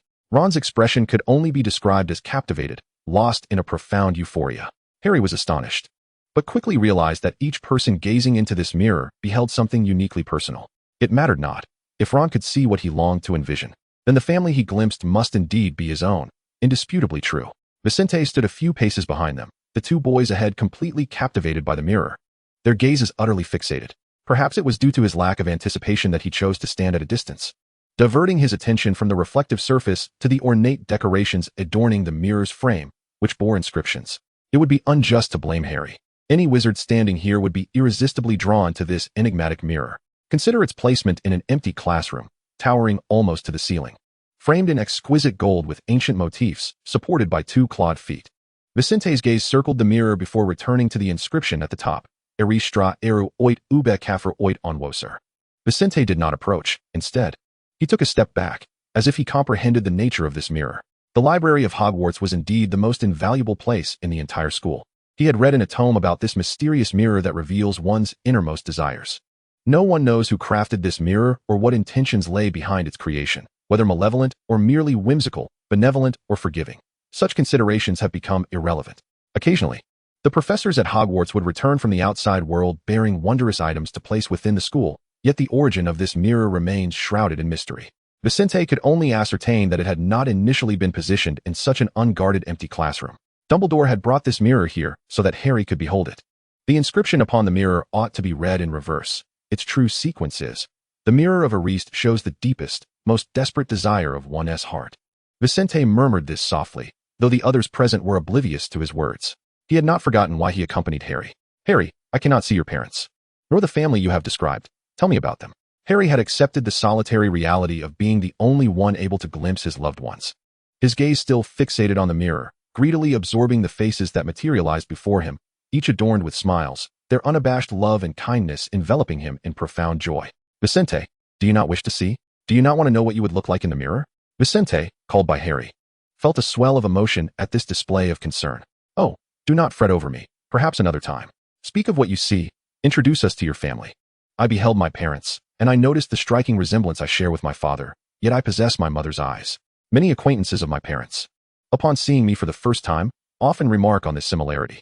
Now, I have finally glimpsed their likeness. Harry continued to speak incessantly, transitioning from likely his grandparents to other elder relatives, indeed a large family. Vincent, unable to see the specifics reflected in the mirror, grew curious about how so many could possibly fit within its confines.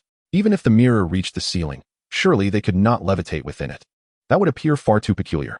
Ron joined the conversation, engaging with Harry about his family and discussing the accomplishments he might achieve in the future, aspiring to become a son his parents would be proud of. The spacious classroom was filled with a joyful atmosphere, and Vincent dutifully maintained his silence, listening to their banter while occasionally steering the conversation, ensuring they did not become too engrossed in their excitement and attract the attention of patrolling professors or Filch.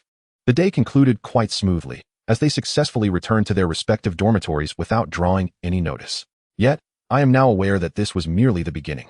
Harry would return to that mirror, even if no one responded to his words. Simply sitting there gazing at his family was enough to bring him solace. Such feeble and futile emotions. Vincent could not accept being a person who merely existed on the basis of illusions, yet he could not impose such expectations on others. As they departed, Ron, feeling mentally exhausted, simply wished to return and catch up on sleep, while Harry, despite being quite weary, feigned an appearance of vitality. Vincent pulled Harry aside as they were leaving. Go back and rest properly. Do not dwell on that mirror. Just sleep and allow yourself to calm down. No one can maintain a composed demeanor after witnessing everything they desire. That mirror not only revealed their longings, but it also seemed to create an ineffable force, enveloping all those who stood before it and beheld their envisioned scenes. Perhaps those standing before the mirror could not sense this magical fluctuation, but Vincent, consciously distancing himself from the mirror, cautiously observed it and naturally perceived a hint of magical energy, existing not only on the surface of the mirror but also in the surrounding air. In many Muggle literary works, magical artifacts possess an extraordinary allure, as if individuals engage in horrific and mindless behaviors due to the seduction of these enchanted items, seemingly branded with the marks of malevolence and temptation. But how can one blame magical artifacts for this?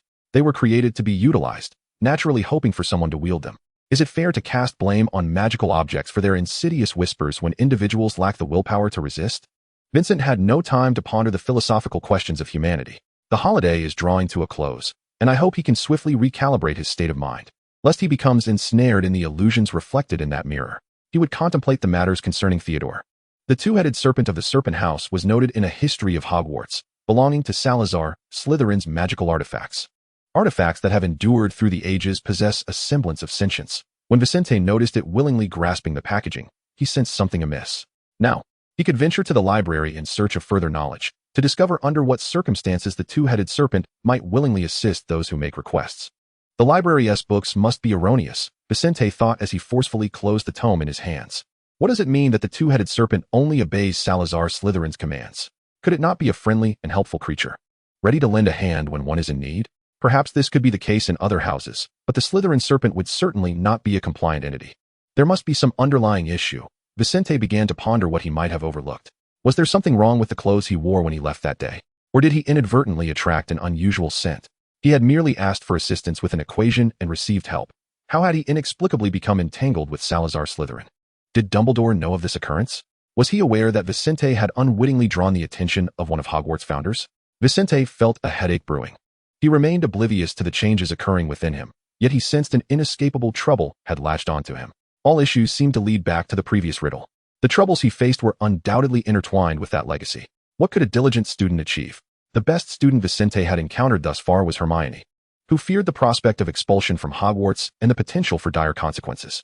Vicente massaged his temples in frustration, and when he opened his eyes, he saw the ghostly figure of Harry gliding past him. "Harry?" Vicente called out. Harry was heading towards the restricted section.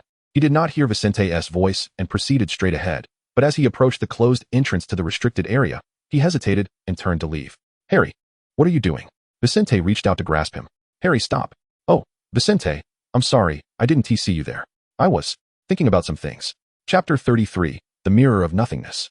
"Well, you certainly haven't rested as I suggested. You've been visiting that mirror every night since you returned."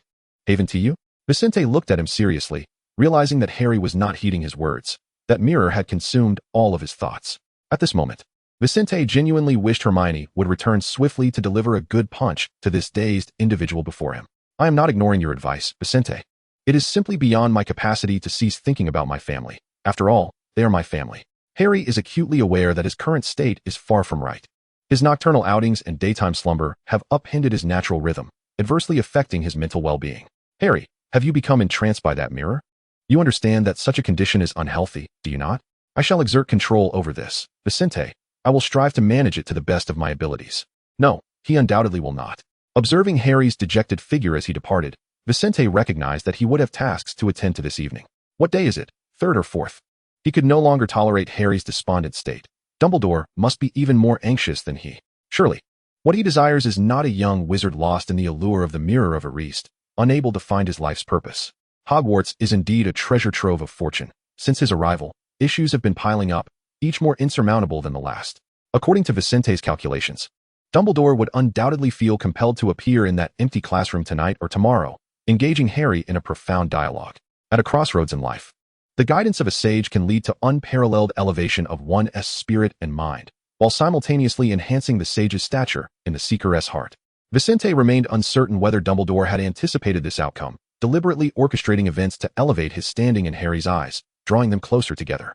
If it were he in Dumbledore's position, he knew Harry would go to great lengths for him, and he would not hesitate to invest time, even orchestrating an elaborate plan, as long as the eventual reward was sufficiently enticing. Regrettably, he had yet to identify a worthy objective to exert such effort towards. Should he find one, he could only speculate on the lengths to which he would go. However, he was certain that the previous riddle was acutely aware of this. Otherwise, the matter would not have reached a point where no one dared to speak of it. This evening, he must once again pay a visit to the Mirror of Erist. Having promised Harry he would give it a try next time, he could not renege on that commitment. Honoring one's promises is a virtue Vicente holds in the highest regard. He may indulge in clever scheming, yet if he gives his word, he will endeavor to fulfill it. Vicente is not like Harry. He does not need to operate in secrecy. What better way to locate an empty classroom than to consult the ghosts that drift through Hogwarts? Fortunately, Vicente is acquainted with Theodore and the Slytherin house, which is eager to compete in the inter-house rivalry, has its own ghost as well. "You summoned me from the Slytherin dungeon solely to seek an empty classroom together?" Theodore stood 5 paces away from Vincent, maintaining a careful distance since the moment he was called forth. "I merely brought you breakfast. I am not genuinely pursuing you, so there is no need for such wariness," he remarked. Vincent, of course, understood Theodore's motivations. His inquiries that morning had made everything abundantly clear. "I have already answered you. I am not." "Yes, you have stated that before, but I reserve the right to remain skeptical." Theodore cast a sidelong glance at the individual beside him, who indeed possessed an exceptional appearance, one that would facilitate matters in any circumstance. From the outset, Theodore had harbored a peculiar fascination with him. He could not fathom his true intentions. If his goal were merely to extract benefits from the Nott family, the Malfoy family would serve as an equally viable option. Naturally, his previous questions concerning matters of the heart had been nothing more than jest. While he occasionally preferred solitude, it did not imply that he was an antiquated curmudgeon devoid of humor. He sought to maintain a distance from Vincent in a manner less fraught with conflict. Given old Nott's attitude toward him, any mischief at Hogwarts could lead to dire consequences. This did not mean Theodore was genuinely intimidated by Vincent. Should he employ any excessively aggressive or discomforting tactics, Theodore would not indulge him. His proficiency in charms was commendable, and his physical prowess was formidable. With a prominent nose, Vincent appeared particularly susceptible to a good thrashing, rendering him an obvious target. Previously, Theodore had adopted an indifferent stance toward Vincent, perceiving him merely as a somewhat eccentric Ravenclaw. Such quirks were typical of that house. Even if Vincent occasionally became insufferable, he was not intolerable to Theodore. Now, however, Theodore's attitude mirrored Vincent's own. For Vincent sought something from him, and Theodore equally desired something in return. There must be some connection to Slytherin within Vincent, though the specifics eluded Theodore. If he could uncover them before Vincent, it would serve as a significant advantage in his future confrontations with old Nott. As it stood, they were now evenly matched. This was precisely why Theodore found himself alongside him, seeking an empty classroom with the blood traitor, Barlow. The opportunity to solicit my assistance is not a mere dinner pie in the Great Hall. You should not squander it on trivial pursuits such as searching for an empty classroom. Theodore truly believed that the Ravenclaws were rather mad. I would never compare you to a dinner pie in the hall. If I must draw a comparison, it would be to the most radiant star in the sky. Or perhaps the moon would be more fitting, unique, with no star whose brilliance can rival yours. Theodore muttered, I shan't inquire further. Swallow back those nauseating words. Vincent smiled and averted his gaze. Very well, Riddle gains a point. They did not expend much effort. Vincent merely requested a general location. Intending to ascertain the exact classroom himself, he had no intention of disclosing the matter of the erased mirror to Theodore, even from a distance of 3 corridors away. Vincent was already confident he had found the correct place. If I require further assistance in the future, I shall seek you out again, Theodore. I hope we can engage in a more meaningful conversation next time. Bloodman Barrow had already departed after determining the general vicinity. He would not waste his efforts accompanying the young wizards in their search for an empty classroom. I now felt as though Vincent had played a trick on me. After sharing a meal with him, I found myself ensnared in some dubious venture. Although you may not require it, I am grateful, Theodore. You have saved me considerable effort. I had previously regarded you as an astute individual, and with Vincent's propensity for foolishness, it is challenging to find another at Hogwarts who might ultimately become the exclusive potion master of the Nott family. He was extending an invitation, seeking to draw me into his circle, and I had already accepted. Vincent suddenly smiled, as though he had stumbled upon something genuinely intriguing. This smile was more authentic, devoid of the usual facade he wore. He had previously considered Theodore to be a rather unique individual. Now he sensed something indefinable yet still captivating about him. Harry knew he ought not to sneak here every night. He could not even communicate with his family, merely sitting in front of the mirror and gazing at them. Simply observing them brought him immense satisfaction.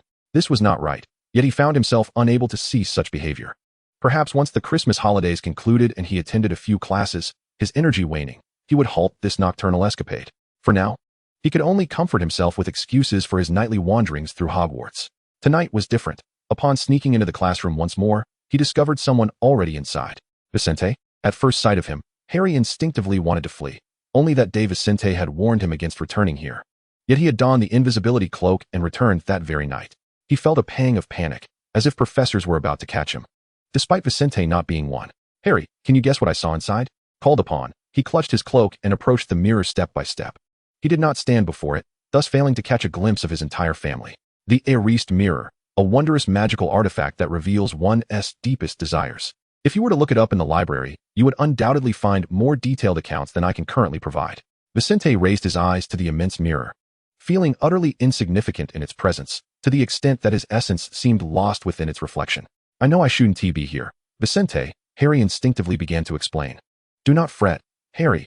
I do not wish to lecture or steer you in any direction, for that is not my place, Vincent replied, turning his gaze around the empty classroom. Perhaps Dumbledore was lurking in a corner, employing a charm to obscure his form while observing their conversation. All my knowledge of the Mirror of Erased stems solely from written accounts. I cannot ascertain whether this mirror is flawed or merely worn with age, for I see nothing. Harry, Vincent stated. Chapter 34. He requires proper guidance. He saw nothing in the Mirror of Erased, contrary to what the books profess, that those filled with happiness can behold only their current selves. He saw nothing. The mirror reflected naught. Vincent refrained from elaborating to Harry, for his words were directed towards Dumbledore. Harry, if you desire, you may linger with your family a while longer. I hope that after tonight, you will discover what it is you truly wish to pursue, rather than squander your time here. Vincent had always perceived this as a waste of time. Doing nothing but occupying a seat before a mirror was sheer folly. Any thoughts conjured were a waste. He would never comprehend such behavior. He lacked a personal objective. Yet if he were to acquire one, He ought to pursue it rather than idly await its descent from the heavens. In Theodore's words, achieving one's goals is not akin to a pie served at dinner. There will be no house elf to prepare these for you. Clapping Harry on the shoulder, Vincent made way for him, striding boldly out of the empty classroom, entirely unconcerned about being intercepted by patrolling professors or Filch. They would not apprehend him. Dumbledore's arrangements were trustworthy. He proceeded towards the Ravenclaw Tower, then turned sharply at a corner leading to the observatory. If I am not mistaken, you should be here.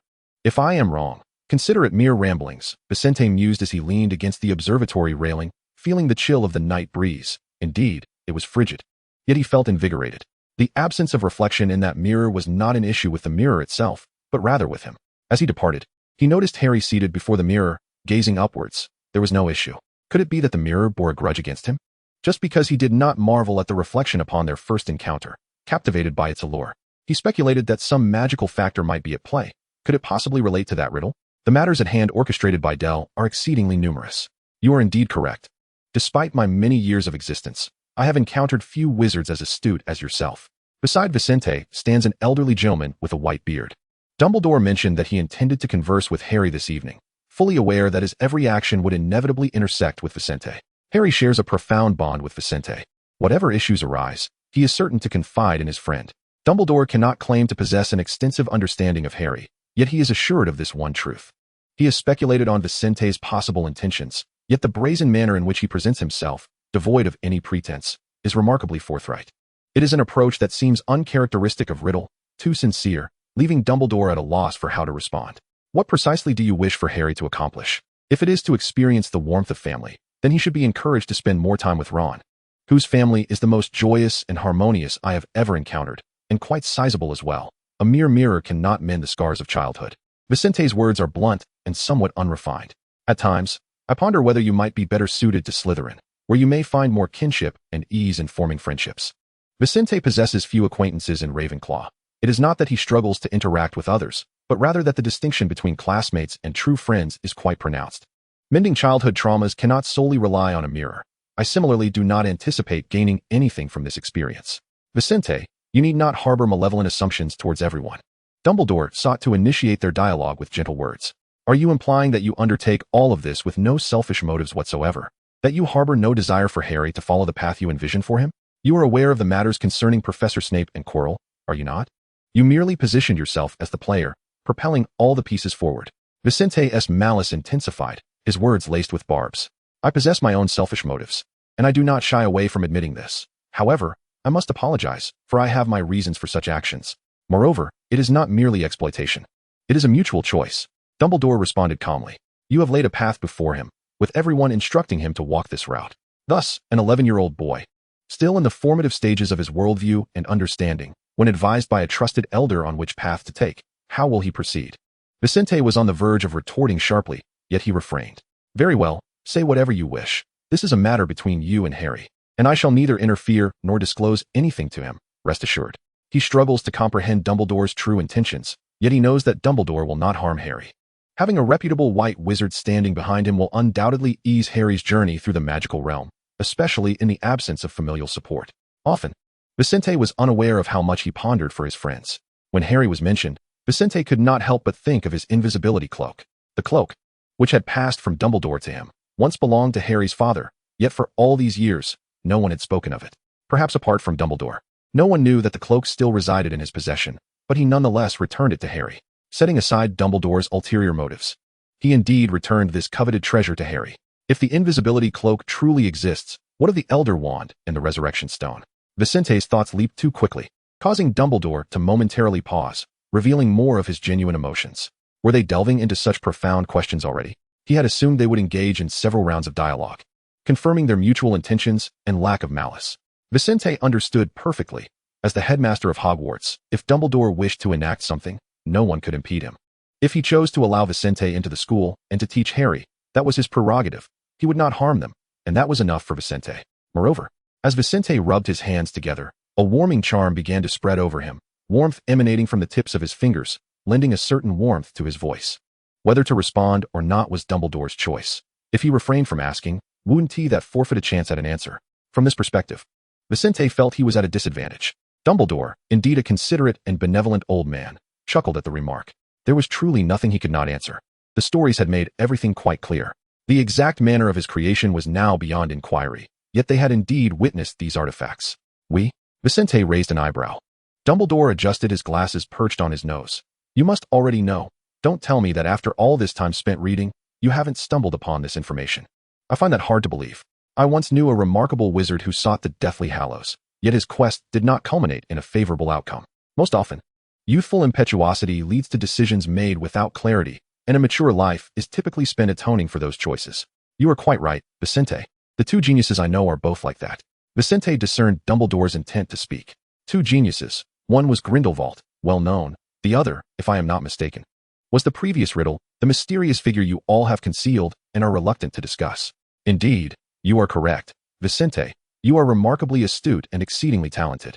It is uncertain whether Vicente's previous adoption played a role, or if it was the guidance of his foster parents that instilled in him a semblance of moral integrity. Perhaps their teachings were not entirely correct, yet they imparted upon him certain ethical principles inherent to humanity, thereby enriching his contemplative faculties regarding societal norms, unlike the previous riddle, who commenced such education only upon entering Hogwarts. Vicente's disguise is impeccable. However, he fundamentally does not subscribe to the operational rules of human society. The most significant distinction between him and his predecessor lies here. Vincent acknowledges human society, while the former riddle fundamentally viewed himself as separate from humanity. What you seek to know, Vincent, even if I remain silent, you would inevitably pursue. Since I am here, let us simplify matters. Dumbledore intends to explore an experiment. If Harry can be guided toward excellence, what about Vincent? They require a candid conversation, one marked by sincerity, devoid of the prior distrust and probing. Vincent found himself intrigued. If I ask you, must you respond? The answer lies within my discretion. Yet, if you refrain from inquiring, you forfeit the opportunity to uncover the truth. Dumbledore winked at him, the crescent-shaped glasses gleaming momentarily. I wish to know about Gellert Grindelwald, Vincent declared with clarity. Dumbledore was taken aback. I assumed you would first inquire about Riddle. The matter of Riddle is intertwined with my surname. It offers, to some extent, avenues for discovery. Grindelwald, however, is different. Aside from you, I cannot find another who knows those tales. There are others who know, yet most are no longer in Ingram. Dumbledore pondered before responding. Among adversaries, he is regarded as a formidable foe. Initially, I resonated with his ideology. He was a master at persuasion. However, numerous events transpired. We matured, and ultimately diverged onto separate paths. For intelligent individuals, certain truths need not be articulated in great detail. The ideas that once garnered the approval of the young Dumbledore must have been compelling indeed, born from profound lessons that led him to choose an entirely different trajectory. It is a lamentable narrative, one that elicits sympathy from all who hear it, yet Vicente's perspective diverges. Thus, what is the nature of your relationship? Chapter 35, The Stereotypical Ingram Wizard. Dumbledore, his relationship with Grindelwald? Why do you inquire? Most would not perceive any entanglement between them. They are merely adversaries, standing at opposite ends of a clear dichotomy. Vincent suddenly found this question more complex than anticipated. Well, Headmaster Dumbledore, from my observations, you resemble a quintessential protagonist from a storybook, rigidly guiding the hero along the righteous path. This piques my curiosity. In terms of national disposition, do you not exhibit a similar rigidity? Dumbledore appeared increasingly perplexed. From Vicente's demeanor, it was evident that the stereotype he intended to convey was far from a commendable image. Suddenly, Dumbledore comprehended Ingram's portrayal of the archetypal wizard. Do you believe that Grindelwald and I share a romantic bond? Vicente's unwavering gaze remained fixed on Dumbledore, eagerly anticipating his response. Resembling an ordinary child yearning to hear the principal's gossip, had he posed a different inquiry, Dumbledore would have been more than willing to oblige. However, this unexpected question took him aback. You possess the right to inquire, and I possess the right to respond. Congratulations, young wizard. Your audacious question today will remain unanswered. Yet, if you return to Ravenclaw during your break, I shall refrain from deducting points from your house. Frustrated by the lack of a satisfactory answer and the threat of point deduction, Vincent was reluctant to depart. This is unfair. You have never deducted points from Harry's house. Despite his numerous nocturnal escapades, I refuse to believe you are unaware of this. How can you wield this as a threat against me? Perhaps it is because I am the headmaster, and I possess the authority to determine which house loses points. He retracted his previous description of Dumbledore as benevolent and considerate. Dumbledore was, indeed, a cunning old fox. Moreover, Mr. Riddle, you lack evidence to substantiate your claim that I am aware of Mr. Potter's nocturnal wanderings at Hogwarts. Although it is commonly believed that I am privy to all occurrences within this school, such assertions remain mere rumors. His reasoning was sound and logically articulated, yet it left Vincent feeling singled out. With a stoic expression, he remarked, "You are as biased as Snape." Dumbledore responded, "That is my privilege." Although Dumbledore did not provide a direct answer, Vincent was already capable of deducing the truth. He was indeed a rather stereotypical British wizard, was he not? It was no wonder Theodore had posed such a question. It was indeed a reflection of cultural circumstances. Who could have anticipated that even the magical realm would not elude such realities before fully embracing the identity of a wizard? As Vincent was about to depart in the direction of the observatory, he suddenly turned around. "Let me pose another question. I'll buy one get one free, if you will." He blinked his striking black eyes, deliberately tilting his head in an adorably exaggerated manner. It was uncertain whether this tactic would sway Dumbledore, but he surely wished to see his young wizards embodying the essence of their age. Vincent was aware of how to leverage his charming appearance, just as Theodore had suggested. Dumbledore indeed found it difficult to be stern with children, as long as it did not encroach upon his ultimate plans and all his arrangements. He was quite amenable in appropriate circumstances. "Very well, it seems this is our inaugural question game. What else would you like to know, Vincent?" Chapter 36. Vincent was deep in thought. Dumbledore had reverted from referring to him as Mr. Riddle to Vincent. Referring to him as Riddle distinguishes him from the previous Riddle, freeing him from the shackles of stereotype, while once again addressing him by his given name encapsulates him within the circle of familiarity. Professor Snape is indeed your ally, is he not? All of Harry's conjectures and accusations are mere misinterpretations. He possesses little aptitude for reasoning and is unlikely to ever become a Holmes. However, you might very well ascend to the role of the next Holmes. Absolutely correct, Vincent. For the forthcoming semester, I urge you to maintain a skeptical disposition towards all matters. And when necessary, I hope you might gently guide Harry, for young wizards are prone to errors. They are still quite youthful. Dumbledore chuckled, acknowledging that he and Snape had indeed conspired. Severus's temperament often left young wizards with a less than favorable impression of him. Yet casting him as a villain felt somewhat excessive. Should the Ministry of Magic conduct a faculty training session for the professors at Hogwarts, it is unlikely that Professor Snape would fare well. Vincent, having acquired the answer he sought, was finally willing to take his leave. "Wait a moment, Vincent. May I pose a question to you as well?" Dumbledore had not intended to inquire, yet Vincent had already asked him 2 questions, and it seemed reasonable to seek a bit of reciprocation. Vincent wrinkled his nose. "Very well, the shrewd headmaster Dumbledore. I presume you wish to ask me about the Mirror of Erist." He had already articulated clearly in the empty classroom that he had seen nothing within the mirror.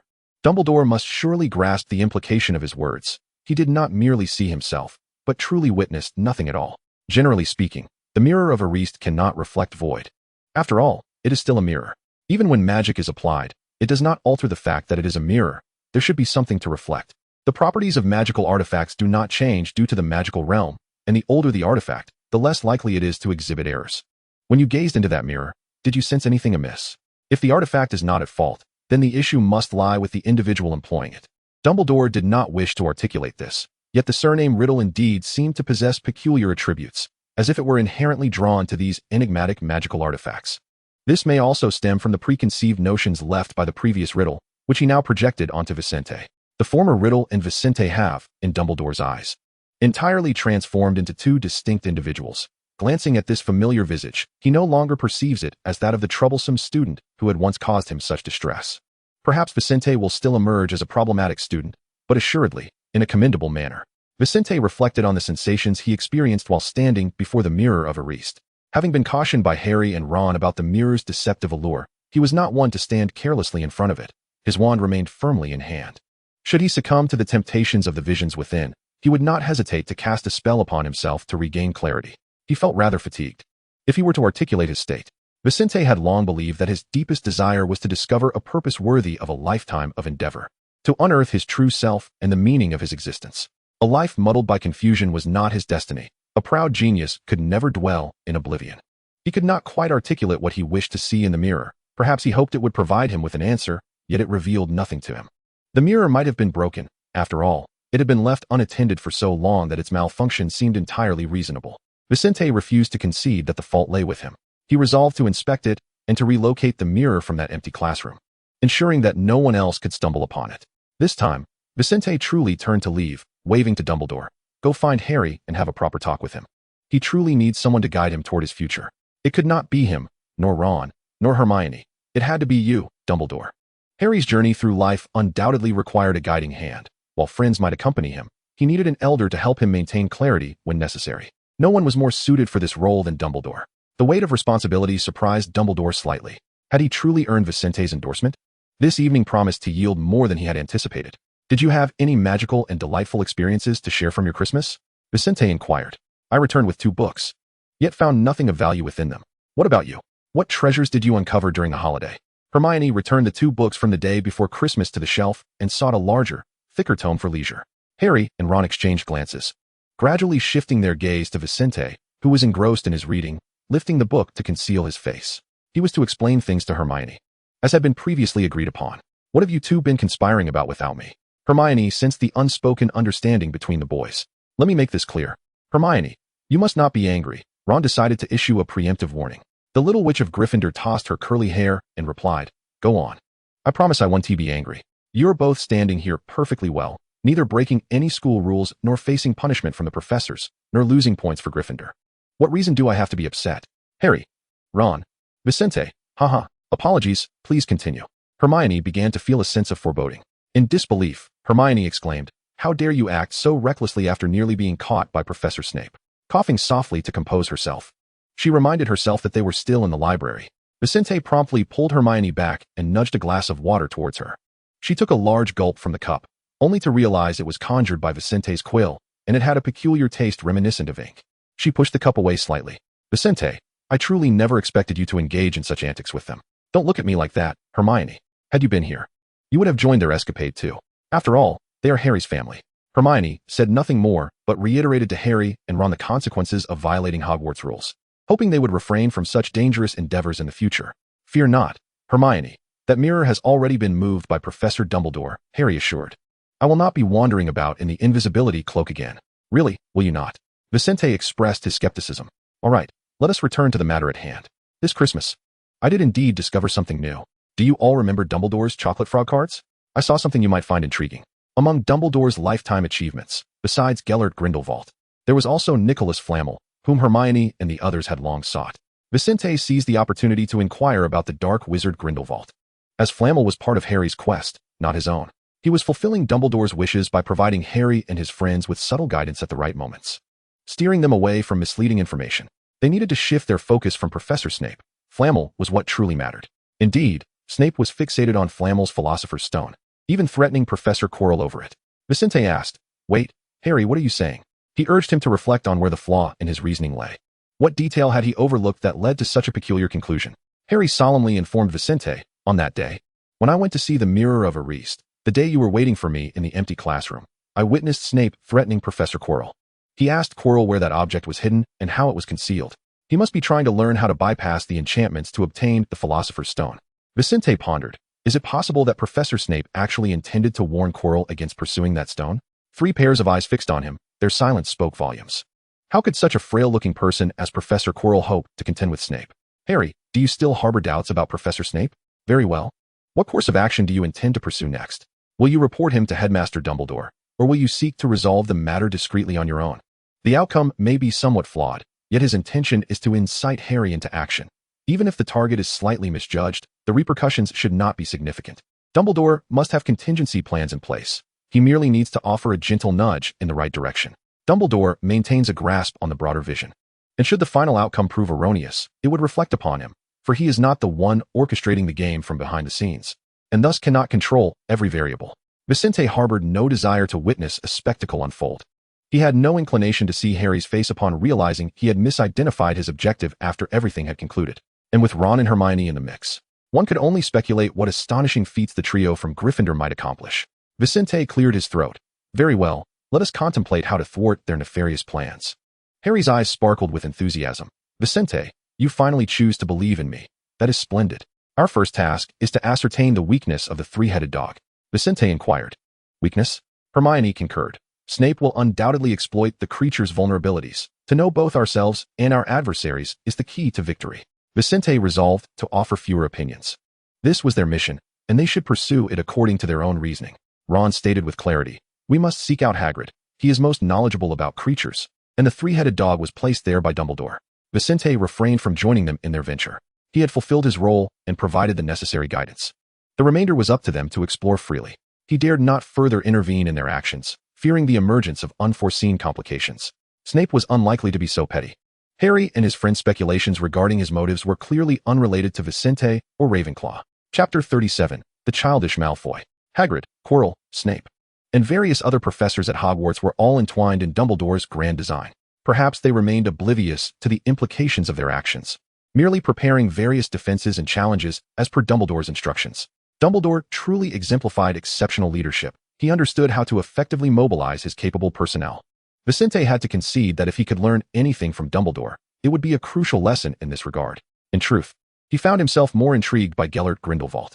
Consider the man who had stirred the winds of change to such an extent that all of Europe remembered him. What a fascinating notion.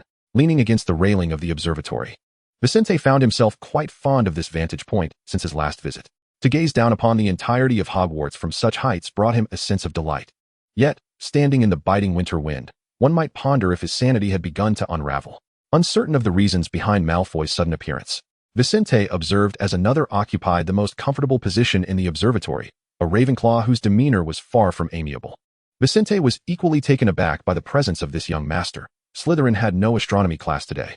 Even if there were a class, it would be rather inappropriate to visit the observatory to gaze at the stars in broad daylight. The recent Christmas festivities had barely passed, and the weather remained unseasonably cold. With thick clouds overhead and occasional flurries of snow, Hogwarts' schedule was quite clear. All astronomy classes were arranged for evenings when the moon was scarce, making outdoor lessons rare during such a season. Malfoy appeared increasingly displeased. "How do you know Slytherin's class schedule?" he queried. "What they say is true. You have indeed become Nott's lackey." Draco Malfoy nodded slightly, as if to confirm this assertion. Although the connections among the houses were not particularly deep, they were not entirely severed either. Within any house, there existed some semblance of camaraderie. The Ravenclaw lackeys, while not as resourceful as their Slytherin counterparts, still held some utility, far surpassing the foolish Gryffindors and Hufflepuffs. Before Vincent could respond, Draco had already articulated the advantages of associating with Ravenclaw's entourage. Theodore Nott, it seemed, was quite foolish for avoiding dealings with Slytherins and instead seeking out Ravenclaw. Slytherins held a mutual disdain for the other houses. Even the academically illustrious Ravenclaw did not receive any preferential treatment. Conversely, Nott's close association with the Ravenclaws easily invited whispers of gossip within Slytherin. Yet, it was only Draco who would dare voice such thoughts before Vincent. Others, compared to the Nott family, could hardly be considered exceptional and would only dare to speak of their thoughts in hushed tones.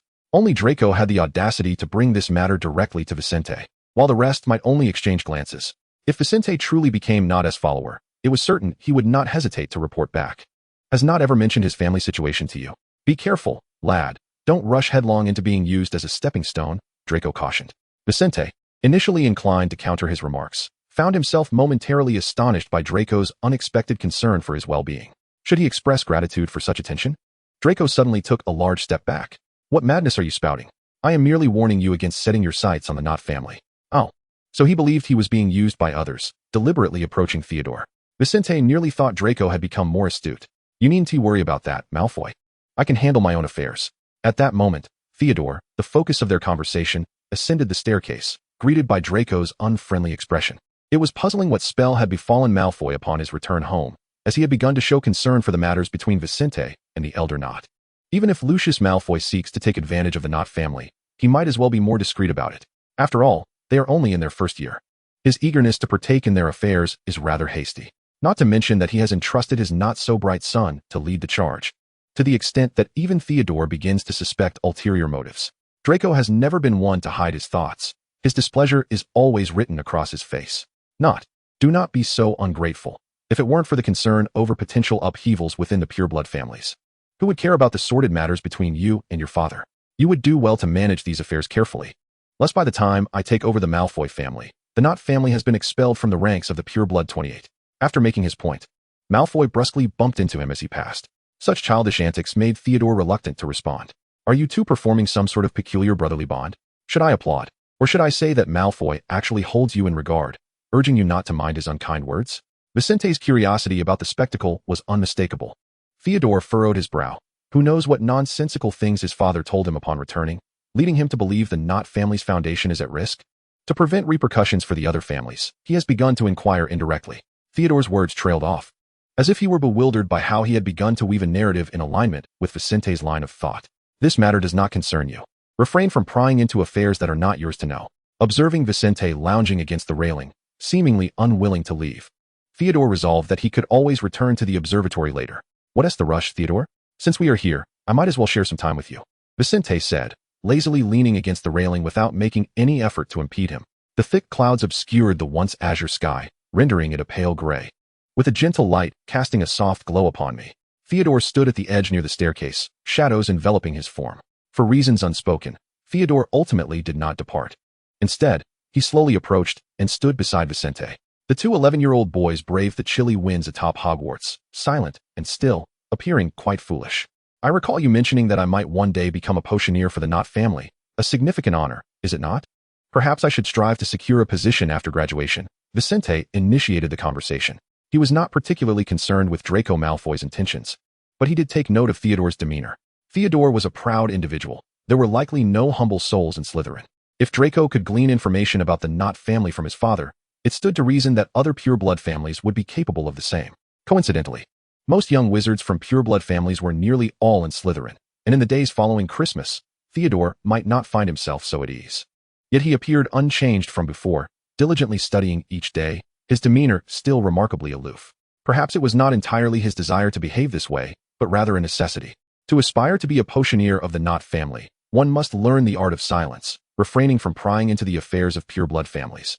In order to ensure a prolonged existence, Theodore's voice, carried by the wind, sounded less indifferent than usual. It seemed to resonate closer, as if he were whispering in Vicente's ear. Unaccustomed, Vincent rubbed his earlobe. I certainly do not require knowledge of my employer's household matters. But what if it pertains to a friend? A friend? We are not on such terms. Theodore even took a step back, yet finally chose to speak. I know not what madness Draco Malfoy is indulging in, but all he says is of no consequence to you. The entire Hogwarts is aware of his lack of sense. Hey, he probably heard that, and is ready to duel you with his wand. Vincent chuckled at the thought of that scene. Draco Malfoy harbors grudges and always seeks to trouble Harry. He has not wronged me, but I am well aware of what he has done to Harry and Ron. A brash, attention-seeking child. Deep down, you rather like him, do you not? His demeanor is not so when he truly despises someone. Vincent was once on the receiving end of disdain and knows it well. The willingness to speak is indicative of Theodore's concern. True disdain manifests as indifference. Theodore slightly turned his head, evading Vicente's direct gaze, his tone hesitant. He gave me a Christmas gift. Huh, I also gave you a Christmas gift. Why do you not treat me with the same kindness? Vincent protested indignantly. What precious item did Draco Malfoy bestow? Is he unable to afford it? Had I known Theodore was fond of such things, it would not have been surprising, for he is not short of funds. He gifted me a book. I gave you one too. Theodore, exasperated, retorted. Will you allow me to speak? If you refuse to listen, you can simply descend the stairs. The path lies that way. Such a childish fellow. Vincent crossed his arms, assuming a pose of rapt attention. Chapter 38. Gaining the Trust of the Nott Family. Theodore slowly began. He gifted me a book titled How to Kill Your Father. Vincent, this boy is truly reckless. Setting aside the practicality of such a book. Does Lucius Malfoy know of this? I recall that his father shares a close bond with him. He often speaks of relaying school matters to his father, yet secretly plots such things. Vincent realized his understanding of Slytherin was still insufficient, observing that a boy with a strained relationship with his father remained at Hogwarts for Christmas, while another, seemingly close to his father, clandestinely studied such texts. Vincent seldom displayed such overt emotions, and his incredulous expression elicited laughter from Theodore. This book was indeed of no use, and I wonder where he unearthed this old tome. Even if my relationship with old Nott had truly reached an irreconcilable state, I would not resort to such childish methods. Draco's thoughts were rather simplistic.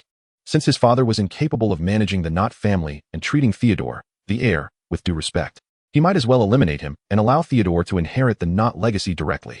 Lucius Malfoy, Draco's father, undoubtedly fueled this notion. He must have uttered something that misled Draco, leading to the current predicament. Perhaps he aimed to test whether I could indeed contend with old Nott in the future. For Draco seemed quite eager to collaborate with me, and naturally, Lucius wished to ascertain my true capabilities. When Theodore spoke of this matter, he did so devoid of any personal sentiment, as if he were a mere observer evaluating the emotional journey of the Malfoy father and son. I was taken aback that Draco Malfoy would choose to align himself with you. I had assumed he would merely heed his father's counsel. A model son who would never cause his father distress. Vincent attempted to lighten the mood with some playful banter, but it was clear he failed. Your methods of offering comfort are truly lacking. Did you never consider comforting Harry Potter during your time together? After all, how could the celebrated savior require solace when others were eager to curry favor? It is evident that you Slytherins harbor a distinct disdain for Gryffindor, even going so far as to drag Harry Potter into the fray for ridicule at such times. Vicente's attitude towards Slytherin had become quite accustomed to this. From the headmaster down to the first-year wizards, none held Gryffindor in high regard. I am uncertain of Lucius Malfoy's true intentions, but he evidently does not regard old Nott as a suitable partner either. Perhaps Draco does play a part in this, preferring to bide his time and observe whether the next heir can shoulder the Nott family's future rather than directly confront old Nott and subsequently devise a strategy to divide the Nott family's wealth with other pureblood families. They are waiting, anticipating the return of someone whose fate remains uncertain. Among all the pureblood families in the Ingram magical realm, excluding those in Azkaban, only old Nott genuinely wishes for that individual's return. His father is a madman, a realization Theodore came to at a very young age. The Malfoy family does not wish for that person to return. Lucius Malfoy would not disclose such matters to Draco, as he is still too young to keep secrets. And any knowledge he possesses that others do not would be proclaimed to the world in his eagerness to demonstrate his uniqueness. This is also why Draco began to awkwardly gravitate towards Theodore. Often, it is the inability to express certain thoughts directly that complicates matters. If Lucius were to stand directly before him and express his desire for a more exceptional heir of the Nott family as a collaborator, Theodore might initially question his intentions. However, after careful consideration, he would likely be inclined to accept the olive branch extended to him. Yet, Lucius hesitated, unwilling to wait 7 long years, fearing that plans might change, and he was also apprehensive about the mad old Nott possibly achieving his wish and awaiting the return of the mysterious figure. It is said that those who cannot engage in honest discourse should not be trusted, but Theodore's criteria for trust diverged from that of others. Just ponder this. Draco Malfoy once gifted him a book titled How to Kill Your Father. Is there anything in the world more amusing than that? Theodore found himself lost in his own emotions, the pivotal information within his words impossible for Vincent to overlook. Could there be a connection to the individuals behind Chilo? Draco's attitude was indeed unexpected. He had assumed Draco would merely issue commands with arrogance and disdain for all. Vincent chose to engage in dialogue solely regarding the details that Theodore was willing to discuss. He had already surmised the intentions of the Malfoy family. Though the motivations of the elder and younger Malfoy differed, they ultimately sought to find a more suitable partner for collaboration. This might exemplify the foresight of pureblood families. Since their entrance into Hogwarts, the friendships they cultivated were often aimed at securing future assistance. Among these connections were some formed out of genuine camaraderie. Yet a greater number were strategically forged to ensure mutual benefit once they ascended to prominent positions within the Ministry of Magic or various institutions of the magical community. And what about your stance? You all came to the observatory today to finalize subsequent matters, did you not? It seems I have overstayed my welcome. Vincent realized why Draco might suspect him of being Theodore's lackey upon seeing him here. From Draco's perspective, he was merely aware that he was to converse with Theodore today, only to find a Ravenclaw present, one rumored to be closely associated with many, leaving no room for interpretation other than that of a subordinate. How could Malfoy have friends? This notion applies equally to other pureblood families and those of non-pure blood. Draco, in truth, is quite comprehensible. It is perplexing how Lucius Malfoy, that cunning old fox, could raise such a foolish child. Theodore had previously viewed Draco as brash and ostentatious, and he still held that opinion. Yet, beyond that, he discovered a sliver of a more admirable quality beneath Draco's mischievous exterior. Describing Slytherin is indeed a curious experience, yet Theodore harbored no aversion to it. The more allies one possesses, the better, and he had engaged in the social circles of young wizards long before even entering his first year, as his status within the Nott family was rather unremarkable. Just consider the company surrounding Draco Malfoy, the sole heir of the family. Each individual seems to embody the substantial sum of galleons represented by the vault in Gringotts. He is the only successor of the Nott family, yet his relationship with old Nott is fraught with tension. This awkward predicament will lead to his exclusion by other heirs until he demonstrates sufficient prowess. It sounds rather appealing. Let me reiterate, I have no intention of disrupting your plans. Is it still possible to summon Draco Malfoy back? Vincent finds himself uncertain about his current emotions. Theodore, previously isolated, has now unexpectedly gained a rather illustrious and attention-grabbing partner. Wait a moment, isn't this precisely his own configuration? Only he is bound to the renowned boy who lived, the illustrious golden boy, without ever having entered the magical realm beforehand. Theodore merely postponed this development until 6 months after entering Hogwarts. He serves as his own control group. It is only natural that they would grow increasingly similar. However, must it be Draco Malfoy? He is rather uncontrollable. Although Harry has also been somewhat resistant to his influence since entering Hogwarts, he remains amenable to guidance in broader terms. While Draco is clearly not a stable individual, who knows what trouble might ensue later? This is the matter I must address with Draco, even before negotiations have commenced. Draco has already been involved.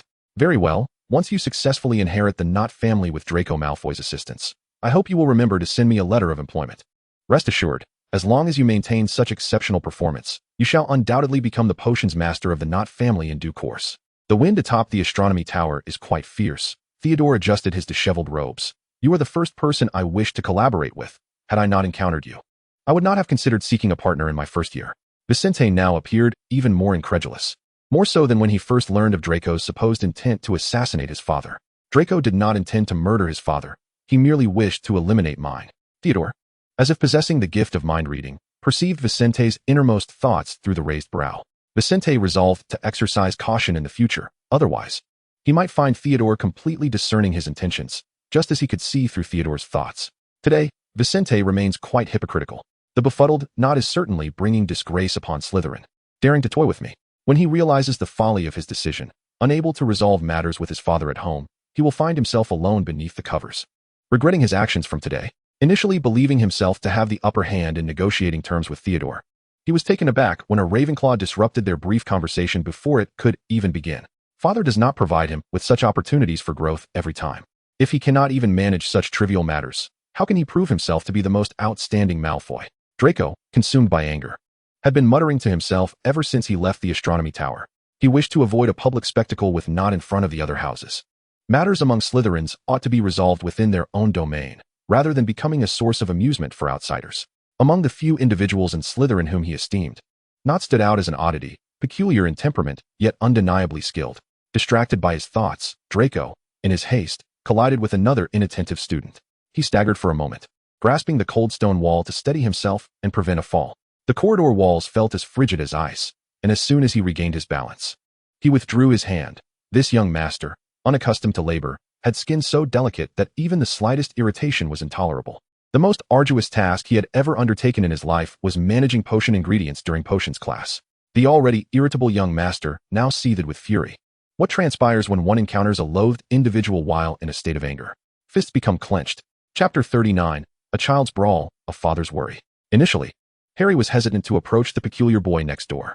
Aunt Petunia often remarked on how strange the child was, living alone on Privet Drive without parental care, inevitably attracting attention.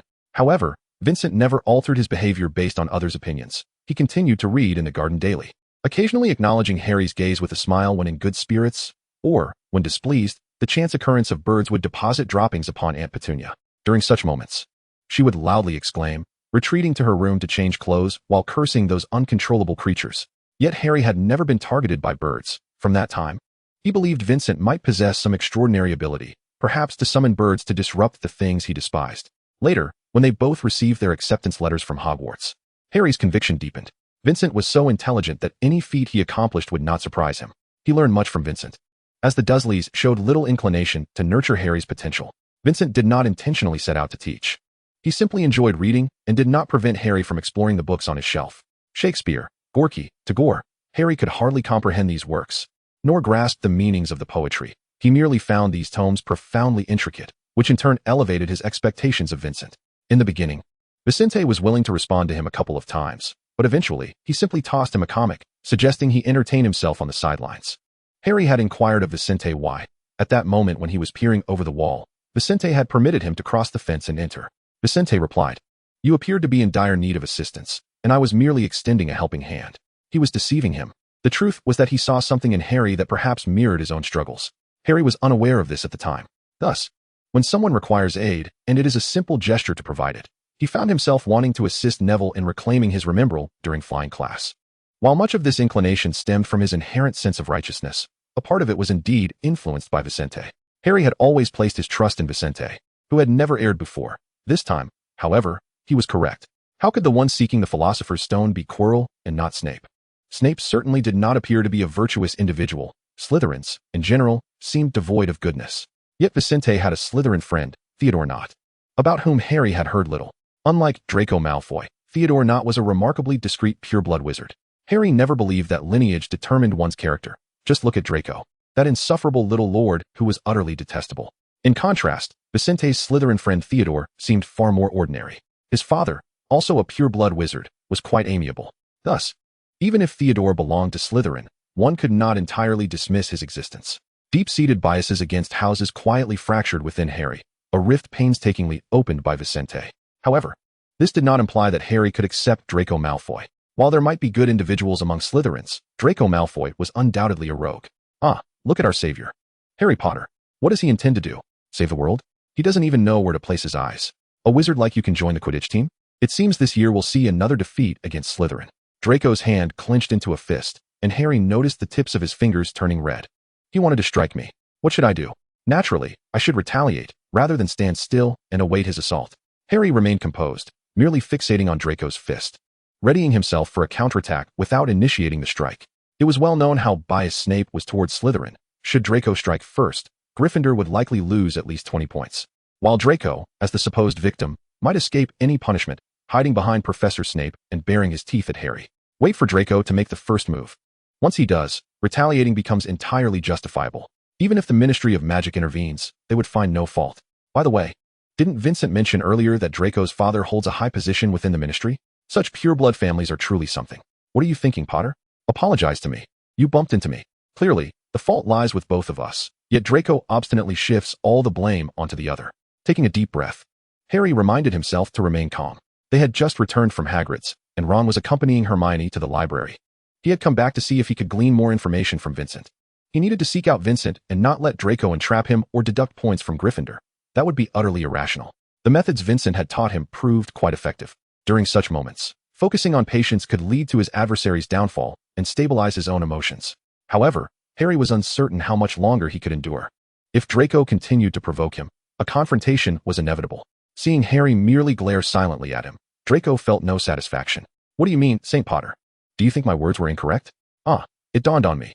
Aren't you quite close with that Ravenclaw, Vincent? Let me tell you. He has already become Theodore's lackey. Look, they all know that associating with the right people is the best choice. You had that opportunity, but now you can only be like me, a poor Weasley struggling through life. Shut up, Draco. Vincent is not that kind of person, and Ron is not the impoverished individual you portray him to be.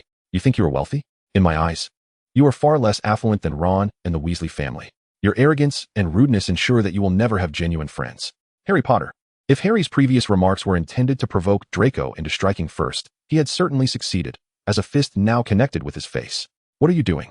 Just as Draco's fist landed on Harry's face, Theodore appeared, as if by magic. He quickly stepped forward to restrain Draco. Professor Snape has no classes today. He could pass by here at any moment. Don't let him confine you. It was Potter who provoked me first, even if Professor Snape sees this. Gryffindor should be the one punished first. Despite being held back, Draco's fury remained unabated.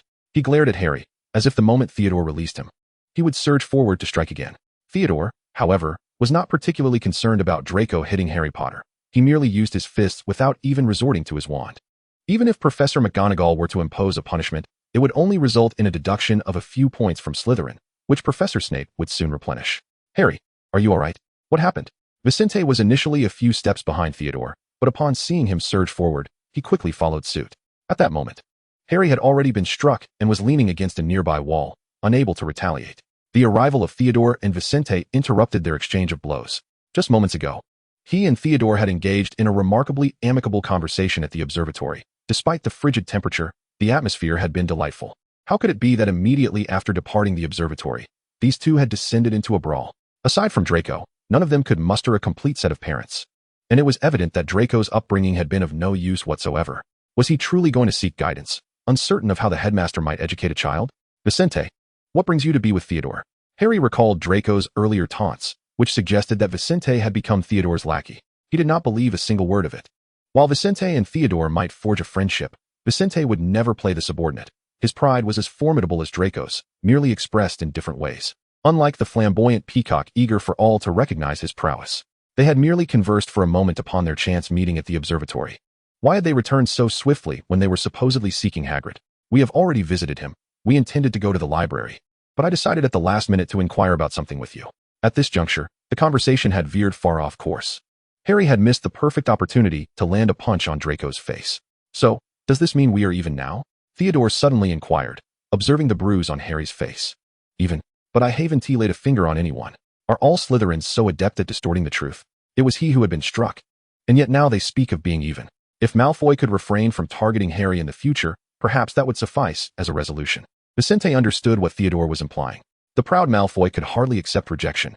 His antagonism towards Harry stemmed not only from an innate disdain for Gryffindor, but also as a form of retribution for Harry's dismissal of his overtures. Children are always so naive, Vincent reiterated. Spoiled children are even more boundlessly immature. Harry, unable to comprehend their cryptic exchange, felt a surge of frustration, nearly leaping up in agitation. How could this be considered even? It was clearly Malfoy who initiated the attack. Chapter 40. A gesture of reconciliation? Impossible. Draco, you must realize that targeting Harry Potter brings you no benefit whatsoever, and it squanders your precious energy and time. It would be far more prudent to let this matter pass and for everyone to take a step back. Vincent cast a glance at Theodore, urging him to persuade the arrogant young master. He then turned to Harry and murmured, "He isn't even using his wand. Even Professor McGonagall wouldn't impose a severe punishment. At most, he might lose a few points. Snape will soon restore those points, rendering the whole affair trivial. It would be far better to seek tranquility in the future. Constantly under Malfoy's scrutiny will only lead to misfortunes in your endeavors. At the very least, let's avoid drawing Snape's attention. He knows precisely how to manipulate Harry, and Harry trusts him implicitly." Upon hearing this, Harry resigned himself to the unfortunate reality of enduring this slight. Meanwhile, Draco was rather reluctant. Did he truly believe that a mere fist could erase the indignity inflicted upon Malfoy's pride? Such a resolution seemed far too lenient. He firmly disagreed. "Nott, we haven't established any cooperative rapport yet, so refrain from lecturing me." Had Nott not intervened, Draco would have brandished his wand, leading to a tumultuous conclusion. Deep down, Draco felt a flicker of relief that Nott had arrived in time. However, this did not grant Nott the right to admonish him, aside from his father. No one dared speak to him in such a tone. Theodore, of course, had no intention of lecturing Draco. The Slytherins preferred to articulate their interests clearly. Your actions against him will yield no benefit. They will only squander your time and make Professor Snape perceive you as immature. Surely, you wouldn't want Uncle Lucius to hear from Professor Snape about how you opposed Harry Potter at Hogwarts, in the presence of different individuals. Theodore adeptly adjusted his address and perspective. If you wish to retaliate, there are far more subtle methods than brazenly stepping into the limelight. I stand with you, Draco, surely. I would not assist Gryffindor. Harry is currently Professor McGonagall's prized pupil. Until the conclusion of the Quidditch match, she will not permit any disruption to his participation.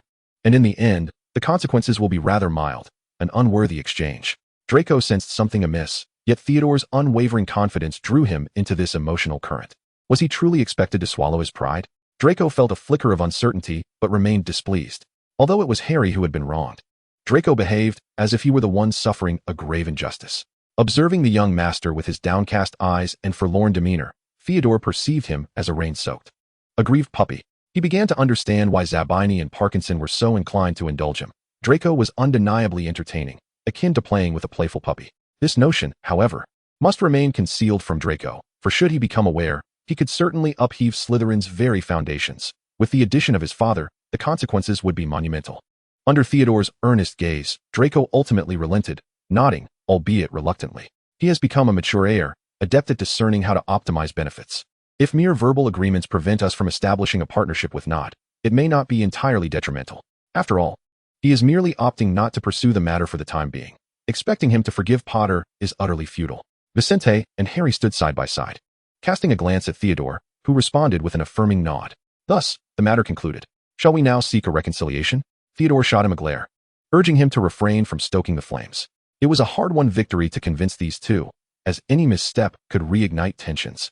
Harry heeded Vicente's words, but Draco proved to be more formidable. As anticipated, Harry and Draco shared an unwavering stance. A handshake for peace? Absolutely not. Draco seethed. Do not presume that a single punch can dismiss your affront to a Malfoy. I am merely choosing to overlook this for Theodore's sake. You may choose not to pursue it, but let us be clear. I was struck, not retaliating for fear that you might end up incapacitated. Vincent supported Harry's shoulders, while Theodore subtly encouraged Draco.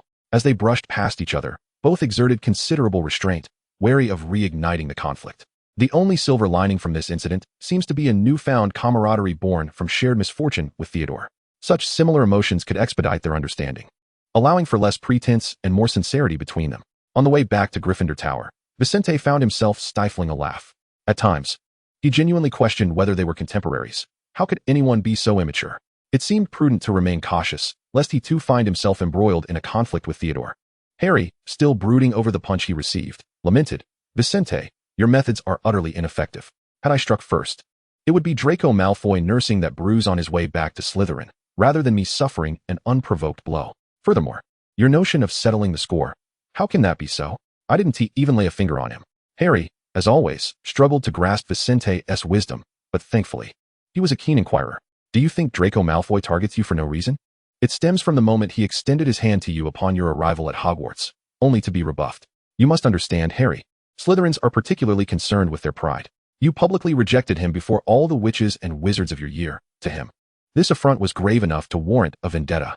The bruise on Harry's face only deepened Vicente's resolve to clarify this matter. He could not allow this young man to suffer the consequences of an unwarranted blow in silence.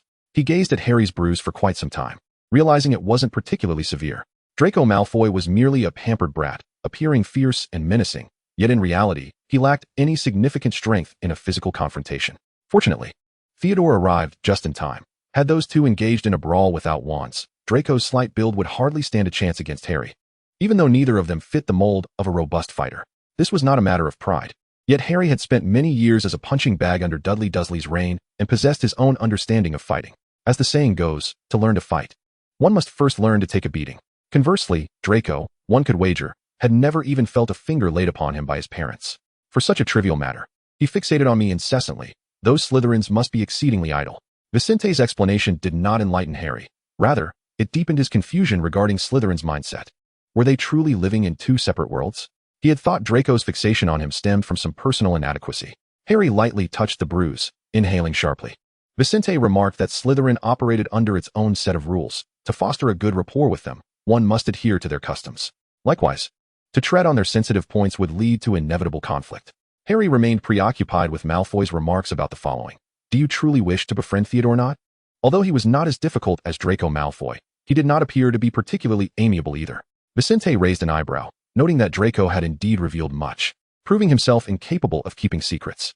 The relationship between himself and Theodore was more of a partnership. One could call it friendship, as they shared a common goal and could deliberate together. After knowing Harry for many years, Vincent still grappled with the true meaning of friendship. Of course, it was akin to how Ron and Hermione were friends. If one did not regard the other as trustworthy or compatible, then it could hardly be deemed friendship. Harry was perplexed by Vicente's sudden inquiry. You truly don't believe that our relationship could be categorized as friendship, do you? Vincent was certain that if he uttered a single word of denial, Harry would retaliate, landing a punch that had just missed Draco Malfoy squarely on his face. How could you think that, Harry? We are undoubtedly different. You are the first of your kind I have encountered in this world. How could I possibly compare you to anyone else? Vincent refrained from acknowledging their friendship outright, merely glossing over the matter. The term friend seemed to embody a warmth of emotions that Vincent felt somewhat resistant to. Yet, the trust and responsibilities implied within it gave him a headache. In regard to the subject of observation, he could certainly allow Dumbledore's plans to unfold and permit Harry to charge into the fray. Should he perish, it would merely be a lamentation for having lost an object of observation. There would be no necessity to confront Dumbledore, a formidable white wizard deeply rooted in the magical realm, for Harry's sake. However, when it comes to friends, they should not be exploited or treated as mere pawns in a game of exchange. Vincent had yet to decide whether to place Harry in such a pivotal position. Nevertheless, he was quite certain that Theodore was far from being considered a friend. His relationship with Theodore was one more akin to that of collaborators. If Theodore truly possessed the capability to successfully assume control of the Nott family before reaching adulthood and garnered the support of the Malfoys, then even taking on the role of potioneer within the Nott family would not be an impossible endeavor. After all, he remained uncertain about his future aspirations. Being in the company of such an intriguing individual as Theodore was, in itself, a commendable choice. By the way, what brings you to seek me out? Vincent recalled Harry mentioning he had specifically come to find him. At times, he felt his luck was rather poor, considering that Harry and Draco, those two, would somehow encounter each other at such an inopportune moment. Harry then remembered his purpose. It was all Draco Malfoy's fault that he almost forgot the matter at hand. They had already inquired with Hagrid, and though he did not speak directly, they managed to ascertain that the three-headed dog Fluffy was indeed his pet, confirming that Dumbledore had arranged for him to guard the Philosopher's Stone. Vincent refrained from probing too deeply into the details. Harry was astute, adept at synthesizing clues. Aside from his muddled reasoning regarding the task at hand, his deductions were largely accurate, strikingly close to the truth. Aside from his unwavering belief that this was indeed Dumbledore's scheme. Chapter 41, Norwegian Ridgeback. Dumbledore undoubtedly orchestrated more than just having Hagrid arrange for the three-headed dog. He possessed far more information than they could imagine. Do you recall when you mentioned that Hagrid accompanied you to Gringotts to exchange for galleons and spoke of the Philosopher's Stone? He was not mistaken. Dumbledore indeed placed a great deal of trust in him, so much so that he entrusted him with divulging sensitive information. Harry had no other channels to acquire information, relying solely on Hagrid's insights. Dumbledore sought to provide Harry with an excuse, a justification to boldly enter the forbidden grounds that none were permitted to access. Under the pretense of protecting the Philosopher's Stone, Hagrid was indeed quite susceptible to leading questions, yet fortunately, He seldom ventured far from Hogwarts and rarely engaged in conversations within the inner circle. Thus, he was unlikely to divulge critical information. Regardless, I have informed Hagrid of just how perilous Snape is. He will undoubtedly become vigilant. Harry harbored immense confidence in his friend, a sentiment that Vicente did not share in the slightest. Let us hope he remains unaware of more than he ought to know. Outside of Hogwarts, there are indeed numerous avenues to explore. Hagrid merely serves as the gamekeeper of Hogwarts, his actions unconfined by the castle's boundaries. He believes that each time he ventures out, he will encounter Hagrid, naively assuming that he would not leave Hogwarts. Such subjective notions are often held by young wizards. Perhaps you might consider reminding him more frequently. Ultimately, Vicente found his voice, endeavoring to remind Harry as well. Harry nodded in agreement and accepted a small vial of potion from Vicente's hand. What is this? A healing elixir, the legendary white essence. While Harry does not devote himself excessively to the study of potions, he possesses an abundance of common knowledge befitting a young wizard. Since their acquaintance, Ron has diligently worked to fill in this gap for Harry, ensuring that he can seamlessly engage in conversations with the Gryffindor wizards without needing to immerse himself in the library like Vicente. Theodore, you truly surprise me with your steadfast protection of that Ravenclaw. Draco does not find Theodore's earlier remarks unreasonable. He believes that Theodore's words were not merely for his own sake or that of Slytherin. Theodore does not deny it. Indeed, part of it is to assist you, Draco, and I am grateful for your willingness to believe in me and to help me secure more time from your father. Although he does not express his gratitude fully, he acknowledges the necessity of saying the right words. Draco is not inherently malevolent, yet he is not beyond redemption. Nevertheless, he has indeed secured more for Theodore. From Slytherin's perspective, Draco has not erred in any way. Rather, Theodore owes him a debt of gratitude. I have no need for your thanks. I merely hope your abilities will match the words I now utter, lest I suffer embarrassment before my father. Draco wrinkled his nose, feeling somewhat discomfited by Theodore's earnest gratitude. Many follow in his wake to curry favor. Crabbe and Goyle never utter words that would displease him, yet gratitude. Please, he has done nothing to warrant such solemn appreciation. What have you considered? Have you perused the book I lent you? Draco initially intended to depart, but he had not achieved the purpose of his visit. Since receiving his book, Theodore has not offered any response, and today's conversation was initiated solely for that purpose. Were it not for his desire to discern Theodore's attitude, he would not have braved the cold to ascend to the observatory. He is not so deluded as to believe that space is devoid of others. Yet it seemed an appropriate venue for discussions of a clandestine nature, free from prying ears. Draco has never engaged in such acts, yet he has read about them. The tomes suggest seeking out secluded locales to surreptitiously discuss matters forbidden by the Ministry of Magic. No fool would openly deliberate on how to eliminate one's father within the Slytherin common room. This statement does not necessarily imply a poor relationship between him and his father. Rather, old Nott. Draco holds disdain for such a muddled individual. The continuation of a family surely requires an heir. Without a commendable successor, even the most illustrious achievements of the family during his generation would merely be ephemeral. Old Nott neglects the cultivation of Theodore, allowing their relationship to deteriorate to such an extent that Theodore did not return home for Christmas. It was Draco's first realization that there existed such fools within pure-blood families. Draco's earnest demeanor led Theodore to question whether he harbored a strained relationship with Lucius Malfoy. Otherwise, why would he incessantly contemplate the demise of his father, regardless of whose father it was? Draco, is this plan of yours a suggestion from Uncle Lucius? Or is it entirely your own? Initially, Theodore believed this was a test assigned by Lucius Malfoy to him. However, Draco's current serious demeanor indicated that he was deeply invested in the matter. Draco's expression became somewhat uncomfortable. What does it matter? If you wish to pursue it, then do so. If not, there will be no loss. Regardless, you will eventually have to confront this choice. A patriarch who does not support his heir will certainly not permit him to assume control of the family's affairs once he reaches adulthood. They would cling to their family's power like a beggar clutching a tattered wallet, fearful of losing even a single coin to others. Although the Nott family is vast and prosperous, a patriarch who is so consumed by madness that he disregards his heir is no different from a vagrant. Thank you once again, Draco, for your willingness to advocate for my rights against your father and assist me with my matters. Each of these tasks is no small feat. Draco appeared increasingly uncomfortable, struggling to maintain his usual air of superiority. After casting a quick glare at Theodore, he averted his gaze, unwilling to confront the sincerity reflected in Theodore's expression. However, I do not wish to hear your futile words. It seems you lack the resolve. Let it be. We shall find a way once you come of age. Draco turned and departed, seemingly unable to tolerate the lingering presence. As Theodore observed his retreating figure, he resembled a small creature scurrying away in a flurry after having its tail stepped on. As long as he remained outside Draco's line of attack, the spectacle of his actions was undeniably amusing. Theodore's smile quickly faded. Draco's desire to collaborate stemmed from the blood of the Nott family coursing through Theodore's veins. making him the unequivocal heir. His father could not possibly outlive Draco, nor could he surpass Draco's son in longevity. If the Malfoy family did not wish to compete with other less astute families, maintaining the status quo would yield the most favorable outcome. Draco's choice of him, as well as his father's, was fundamentally a transaction of mutual benefit. Yet, what could possibly motivate Vincent to align himself with Theodore? Theodore would never be so foolish as to genuinely rely on the position of potion master within the Nott family. Furthermore, was Vincent truly fortuitous enough to stumble upon the conversation between him and Draco? His luck, indeed, seems remarkably extraordinary. Harry had repeatedly cautioned Hagrid to maintain his distance from Snape. It appears his admonitions may have borne some fruit. For Hagrid and Snape now sit at opposite ends of a long table, separated as far as possible. Since Harry mentioned Hagrid, Vincent has been subtly observing him. Hagrid serves as a deliberate point of access left by Dumbledore, not only for Harry, but also for the one who covets the Philosopher's Stone. Vincent has yet to decipher the method by which Quirrell intends to approach Hagrid. It seems somewhat too conspicuous within Hogwarts and beyond its walls. Vincent cannot fully comprehend the situation. To this day, Hagrid remains acutely sensitive to Vincent's visage and surname. Even upon hearing his surname called out in the street, Hagrid instinctively turns to look. There is no way Vincent could extract information from Hagrid directly, so he must navigate through Harry to ascertain their current progress. Why not gather information? Even if he does nothing, no one can prevent him from seeking knowledge of the unfolding story. Vincent believed such mundane days could persist for a while longer, as the weather gradually warmed and Hogwarts donned its vibrant green attire in place of the white robes.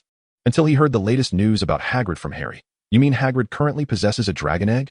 Such treasures are unattainable for ordinary folk. This is undoubtedly a meticulously orchestrated trap. Who deliberately entrusted it to him? What information did he divulge to that individual? Every detail of their conversation, I demand to know. Harry's reaction startled Vincent. Calm down, Vincent. We have already inquired. Hagrid revealed to that person the weakness of the three-headed dog Fluffy. He enjoys music, and that's enough. Harry, we only need to know this, and he only needs to know this much. To overcome Fluffy. The remaining tricks meant to deter first-year wizards would be utterly insufficient against Quirrell. He would never act now. It is not yet the time that Dumbledore has deliberately left a gap for him. No one would dare perform such tricks beneath the watchful eyes of the greatest white wizard. Vincent suddenly inquired of Harry, what does a Norwegian ridgeback dragon egg look like? Chapter 42. It is evident that I am hatching him. Given the circumstances, it would be prudent to examine that dragon egg. Such a rarity is not often encountered. Since he currently has no better solutions, visiting the dragon egg could serve as a means to soothe his spirits. If he were to go alone, Hagrid would not readily allow him to glimpse the secret of dragon egg. Thus, having a trusted friend at such a time seems indispensable. Would you accompany me to take a look? Of course, Vincent. However, might I request to wait until the bruises on my face have faded before proceeding? It is truly somewhat embarrassing. Harry, of course, was more than willing to accompany his friend to meet another, yet he currently bore the mark left by Draco Malfoy. Had he retaliated, it would have been a different matter. Instead, he had simply endured the blow without response, which felt excessively humiliating. He could certainly comprehend the weighing of pros and cons as articulated by the trio. Yet no amount of rationalization could obscure the glaring fact that he had been struck for no reason. This disparity perhaps exemplifies the significant difference between Slytherin and Gryffindor. The former would readily consider the ramifications of such encounters, while Gryffindors were far more concerned with whether Harry had promptly returned a blow to his adversary's face. Vincent nodded. Certainly. Remember to use the restorative potion. It will swiftly remedy this minor issue on your face. Watching Harry enter Gryffindor, Vincent then turned to depart. His expression instantly chilled. If they could procure a dragon egg, their strength was far greater than he had anticipated. Vincent had initially envisioned them as a somewhat formidable yet manageable organization, one that could elicit Dumbledore's caution but still fit within his plans. Yet, this seemingly less powerful group had somehow acquired a dragon egg, which at least confirmed the existence of a remarkably potent wizard or a family capable of hiring one. Vincent could not help but suspect that this individual might be a Nott. Lucius Malfoy was no fool. His sudden consent for his son to forge an alliance with Theodore indicated he had uncovered something significant, perhaps the dragon egg itself. Those who are excessively astute often find themselves burdened by such concerns, overthinking matters that may not be as enigmatic as they presume. Sometimes, they are merely coincidences. Yet they refuse to acknowledge them as such. Vincent's restorative potion proved invaluable. If they were a year or two older and had mastered higher-level healing spells, they could have easily resolved Harry's minor bruise with a simple incantation, rendering the potion unnecessary. Harry and Ron sat ahead, evidently more enthusiastic about the dragon egg. And although Ron harbored a wariness regarding its instability, he could not deny the allure of it. After all, what young wizard would not be captivated by a dragon egg? They seemed to have allowed the egg to cloud their judgment, and hastening its departure was undoubtedly the wisest course of action. as leaving it at Hogwarts could incite unforeseen troubles. Hermione frowned, disapproving of their course of action. Vincent recognized it was time for him to intervene. While they could undoubtedly resolve their minor disagreement, he was reluctant to become the emotional outlet for their prelude to conflict. Do you know what I think, Hermione? Vincent actively sought her attention. This is not a matter of great consequence. Should anything occur, the one accountable will be Hagrid. For he made this decision and must bear the corresponding consequences. I understand your concern for your friends, Hermione, yet their choices are ultimately their own. You cannot govern their lives nor shield them from every peril. It is a path they must traverse. Some may never learn to think critically, but that is their journey. Typically, Hermione embodies the calmest demeanor within the group. She is usually quite agreeable to her friends' opinions, provided it does not contravene school regulations. However, this situation is evidently different. Vincent, have you been reading some peculiar literature? Your words strike an odd chord. Hermione's hair danced in the wind, which was quite pleasant today, the breeze scattering the clouds and tousling her locks. You make a valid point, Vincent. We cannot assume our friends' responsibilities. But it is indeed our duty to guide them away from mistakes. I would still advise Hagrid to part with that egg. And until I receive his affirmative response, or until he is discovered, I shall persist in my counsel. Ah, the tenacious little witch. Vincent has long recognized Hermione's stubborn streak, which often vexes Harry and Ron. He had previously thought it would not prove detrimental, but now he is less certain. All right, Hermione, you are right. Harry and Ron, ahead of them, paid little mind to the conversation of the two scholars behind. Ron, possessing considerable knowledge about dragons, had more insights than Harry, primarily because his brother Charlie was raising dragons in Romania. Raising dragons, how exhilarating. When Harry first learned of this occupation, he expressed astonishment. After all, they are dragons.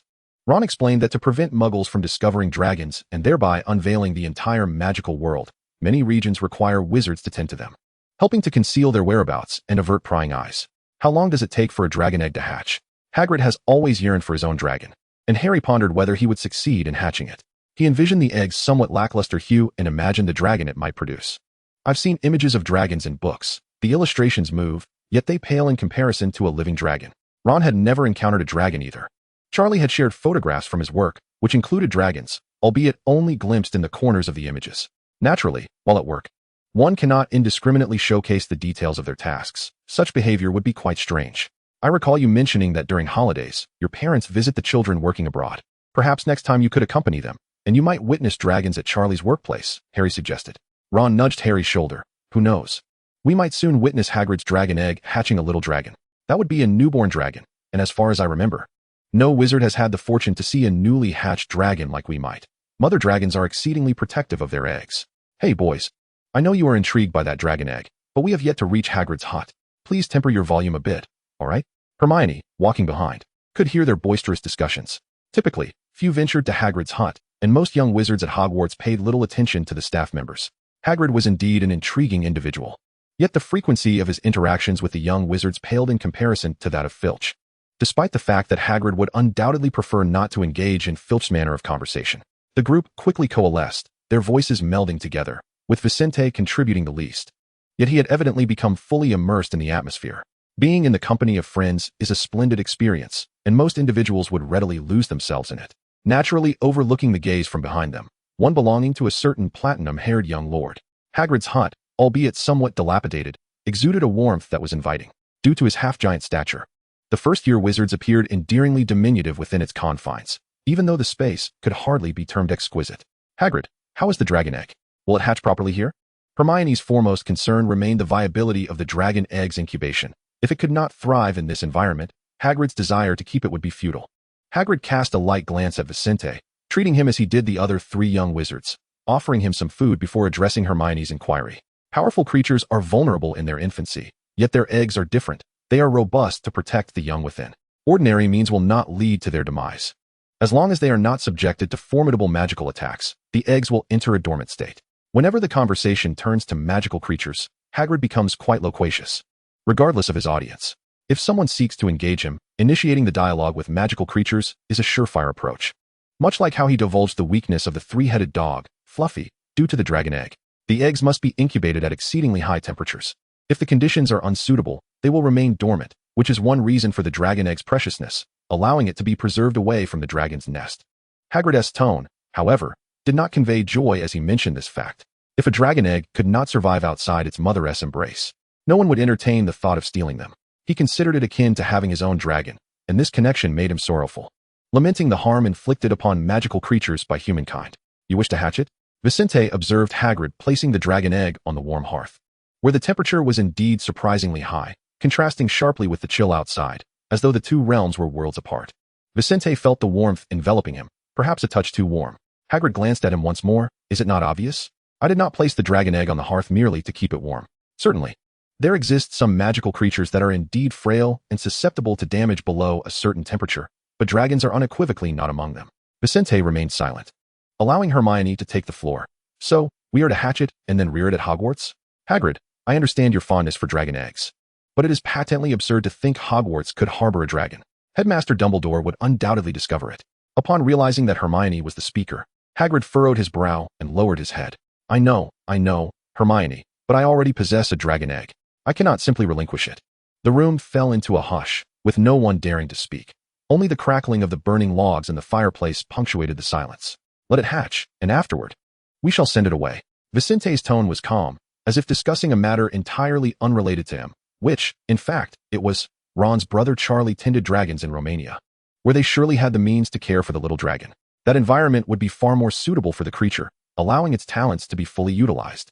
Certainly more so than being confined within the walls of Hogwarts. Hagrid opened his mouth, ready to counter, but Harry quickly interjected. That does seem like a viable option. We cannot truly leave it at Hogwarts, can we, Hagrid? Hagrid.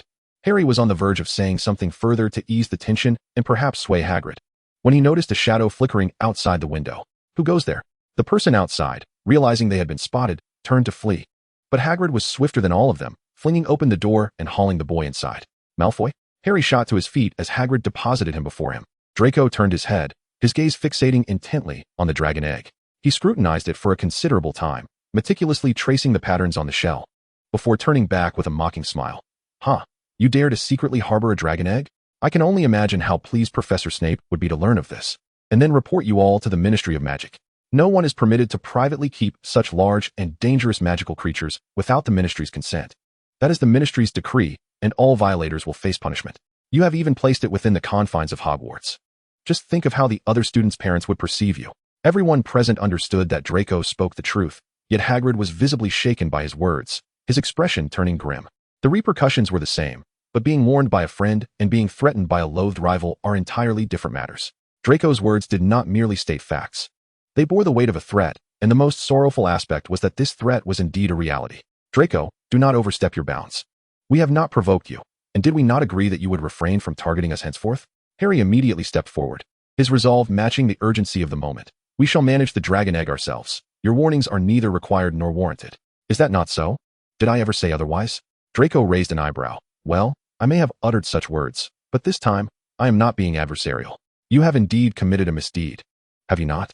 I merely intend to report this misconduct to the professor as a diligent student. Hermione, are you not the most knowledgeable about Hogwarts regulations? Do you contend that I am in the wrong? Hermione longed to counter his assertion, yet the truth was undeniable. Their visit to Hagrid today was not solely to allow Vincent a glimpse of the dragon egg. It also aimed to persuade Hagrid to expedite its departure. Who could have foreseen that Draco Malfoy would cross their path today?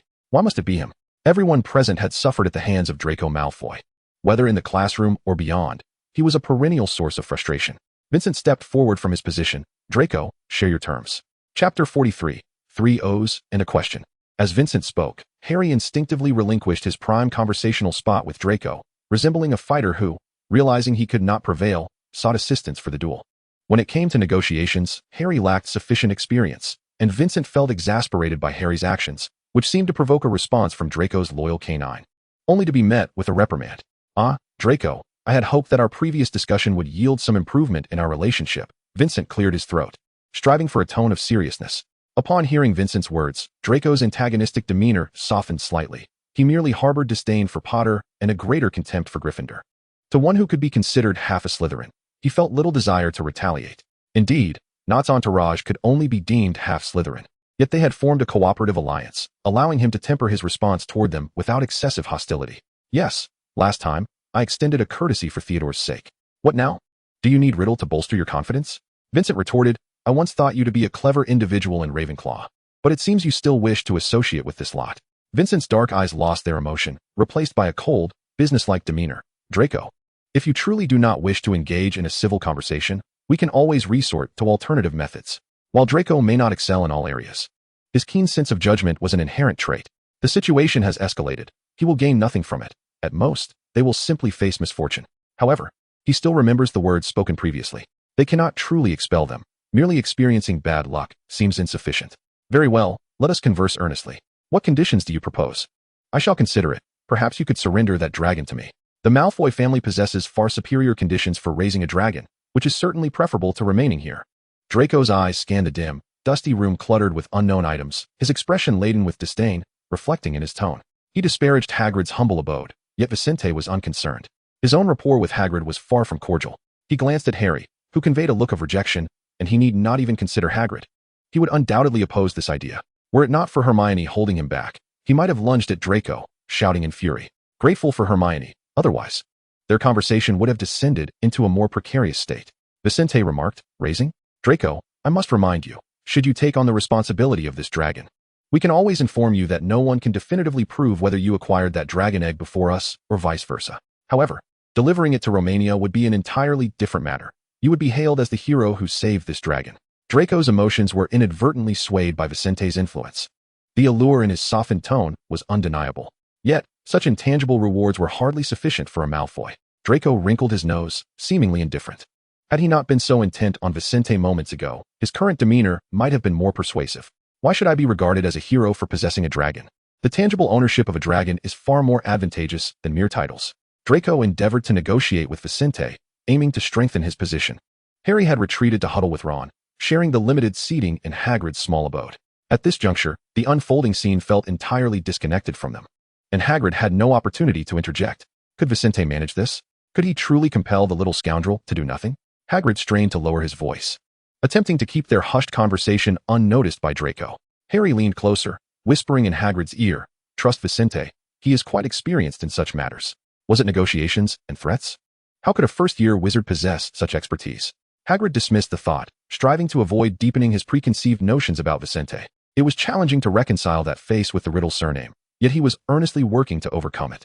After all, this Riddle was speaking on his own behalf. Vincent stated, Indeed, Hagrid has erred, but that does not obligate you to betray us. You may not raise him, but what we possess far exceeds what you have. We might engage in some exchanges. Perhaps you would like to witness the hatching of a Norwegian ridgeback. Merely observing its emergence from the shell? That hardly seems to offer any tangible benefit. Draco yearned for more. After all, this is a living Norwegian ridgeback. What are the chances that other wizards could witness a dragon hatching? Quite impossible. You would be one of the 2 Slytherins among this group of young wizards to behold such a marvel. That does sound appealing. Wait a moment. Shouldn't I be the sole Slytherin? Who is the other? Vincent naturally replied, Of course, it's Theodore. If you have the opportunity to see the dragon egg hatch. Why shouldn't he, Theodore? Hermione, oh. Draco, oh. Hagrid, oh. Harry and Ron, what are you all ONG about? Hermione, their relationship is quite close. Draco, you are truly loyal. Hagrid, Vincent has gained a good friend in Slytherin. He will be deceived. Slytherins excel at that. Draco immediately shot him a glare. To have a Slytherin as a friend is an honor. Vincent remained silent in response. Chapter 44, A Conspiracy of the Collective. Draco was rather displeased with Hagrid's accusation, his brows furrowed, nearly on the verge of uttering some rather unpleasant words. What do you think, Draco? The terms are negotiable. But the dragon must be removed from Hogwarts immediately after hatching. No one can be allowed to keep this dragon. Vincent did not wish for matters to reach an irreversible point. Once Draco spoke, Hagrid would surely not accept any subsequent conditions. Not just him. Harry and Ron would also cease to entertain any notions of amicable discourse. At that point, silencing Draco and preventing the revelation of the dragon egg would demand a greater price. Speaking of Theodore, he assumed Theodore would be observing Draco. It was not that he believed Theodore was Draco's caretaker, always by his side. Rather, Draco was accustomed to a high profile, typically accompanied by Crabbe and Goyle. Today, he had sneaked out alone, astonishingly without attracting anyone's attention. No, if it were a spontaneous decision, Draco could not have followed them for so long without detection. Vincent did not think Draco possessed the ability to reach such a level of stealth, unless he had contemplated this plan well in advance and prepared for it. Perhaps by finding reasons to send away those who usually accompanied him, thereby not arousing Theodore's suspicion, stealthily trailing them all the way. Draco's words left Vincent with a lump in his throat. He was still somewhat displeased, but any trace of amusement had vanished. This was a warning. If Vincent hesitated any longer about agreeing, he would resort to other means to silence him. Under his gaze, Draco was reluctant to admit it, but he felt a twinge of fear. He could not outrun these Gryffindor brutes, nor could he hope to defeat them in a confrontation. He had just attempted to flee when Hagrid seized him and yanked him back. What if he were not the one being bullied? Draco could accept inflicting harm upon others. Yet he despised the idea of becoming the target of such violence himself. As long as they refrained from wielding wands, even if he emerged battered and bruised, it would merely result in point deductions and detention. Having suffered a beating himself, how could he simply let it slide? The double standards of Draco did not concern him with the consequences of wanting to treat Harry similarly. He only knew that he must never endure such a thrashing. Well, since you put it that way, I shall grant not a favor. I must witness the egg hatch with my own eyes and personally escort him away from Hogwarts. Should I fail to witness either of these events, I shall inform my father of everything. Draco's father was a member of the Hogwarts Board of Governors. There was no evidence of wrongdoing, yet delving deeper would not pose much difficulty in uncovering proof. Vincent agreed to his terms and turned to Hagrid and Harry, both of whom exchanged glances and nodded in agreement. The most astute individual present was undoubtedly Vincent, who articulated the stakes clearly, ensuring their consensus. Agreed. But it is not yet time for it to hatch. When that day arrives, I will notify you and Theodore. With a definitive answer, Draco pivoted and strode away, exuding the demeanor of a victorious general rather than a collaborator engaged in an equitable negotiation. Vincent furrowed his brow, addressing Hagrid. How much longer until this dragon egg hatches? Is there any external means to expedite the process and facilitate its removal from Hogwarts for everyone's benefit? Hagrid's expression was strained. It was not that he wished to keep the creature out of reluctance, but the matter of hatching was solely at the discretion of the dragon within. It would only emerge when it felt sufficiently developed and was ready to peck its way out of the shell. Any external influence could pose risks, and thus far, no one had been able to ascertain what those risks might entail. When it came to magical creatures, Hagrid's insights were far more valuable than any tome. Very well. In the days to come, Hagrid, you must exercise greater caution and prevent anyone else from discovering this egg. We must also be discreet. Let us not be so frequent in our visits, and remain vigilant on our way here. We cannot afford to let anyone else find out. We must also be careful in our conversations. The blatant discussions we had today while on the road must never occur again. The individuals in the room stood in a line, obediently heeding Vincent's words, with none daring to dissent. They had indeed been overly careless. Harry, somewhat chagrined, scratched his head. I was too relaxed and lacked vigilance. I will be more attentive in the future. Not only Harry, but I too should not have discussed dragon matters while on the road. Ron quickly followed suit in admitting his fault. Hermione appeared ready to speak, but Vincent swiftly raised his hand to halt her. This is not a moment for confessions. What matters now is that everyone understands how to safeguard this secret moving forward. Apologies are unnecessary. He did not intend to use this opportunity to chastise them. Harry, overly confident due to his invisibility cloak and several clandestine nocturnal escapades, had become somewhat desensitized to the dangers surrounding him. Ron was even more so. Apart from his mischievous twin brothers, the rest of his family was straightforward, lacking the inclination to stealthily follow others and eavesdrop on their conversations. Hermione, with a smile, remarked, I have no intention of apologizing. I merely wish to say, Vicente, you are quite right. We must indeed exercise greater caution moving forward, especially regarding Draco Malfoy. Harry was puzzled. Hadn't they just come to an understanding with him? Why the need for further vigilance? Could he not be trusted to keep their agreement without resorting to snitching? Ron, with an air of seriousness, asserted, of course we must be cautious. Slytherin is inherently untrustworthy, and Malfoy is no exception. Who knows if he might feign loyalty to us only to betray our secrets to Snape? Hagrid nodded in agreement, seemingly resonating with this sentiment. That is not my intent. Hermione countered, her perspective not clouded by the same prejudices against Slytherin as the others. While she too harbored a dislike for Draco, her suspicion was not so profound. What I mean is to keep an eye on him. Ensure he doesn't let anything slip. I doubt that someone of Draco Malfoy's disposition would remain silent about an achievement that no one else could accomplish. You need not worry about that part. I will speak with Theodore and ask him to keep an eye on Malfoy. Draco does enjoy boasting, but he possesses a keen intellect and can discern between a moment's bragging and future discussion material. Vicente then stepped through the open door, stating, I'll be off. You all continue to monitor this dragon egg. Remember to notify me as soon as it is about to hatch. What kind of places would that Slytherin usually frequent? Aside from the inaccessible Slytherin dungeon, the library, the observatory, or the potions classroom seemed like likely candidates. Vicente glanced up at the clear sky, promptly ruling out the observatory. Such splendid weather would render a visit there rather uninspiring, as it would merely present more of the same blue sky. The bright light appeared to beckon for a cozy spot by a library window, where one could immerse oneself in literature. Yet, Vicente inexplicably felt that Theodore would not be found there. On such a beautiful day, concocting potions in the subterranean potions classroom seemed utterly devoid of charm. While it was indeed something he might do, it was also characteristic of Theodore. The sunny weather, the evaporating moisture in the air, and the dry breeze against his face were in stark contrast to the dank environment of the Hogwarts dungeon. At any time, The dungeon remained perpetually damp and dim. With only the flickering of torches providing scant illumination, there was nothing else bright in sight. Perhaps one could count the unicorn horn displayed for use. But to rely on its faint glow for lighting would require the demise of countless unicorns. Vincent indeed found Theodore there. What a splendid day to squander in the depths of a cellar. Leaning against the doorframe, he observed Theodore, who was stirring the concoction in the cauldron. Such glorious weather wasted on potion-making would indeed be a travesty. Without needing to glance up, Theodore knew precisely who would appear in the potions classroom at this hour. Don't tell me you've come to the potions classroom as well? Choose another day. I wish to brew potions in solitude today. Vincent furrowed his brow. Most of the time, Theodore was indifferent to who was present while he brewed. He was entirely engrossed in his own pursuits, treating the existence of others as mere air, provided they did not disrupt his work, even when Vincent stood beside him. Unless there was a matter requiring discussion regarding potion making, he was unable to divert Theodore's attention in the slightest. You are discontent, Vincent was certain.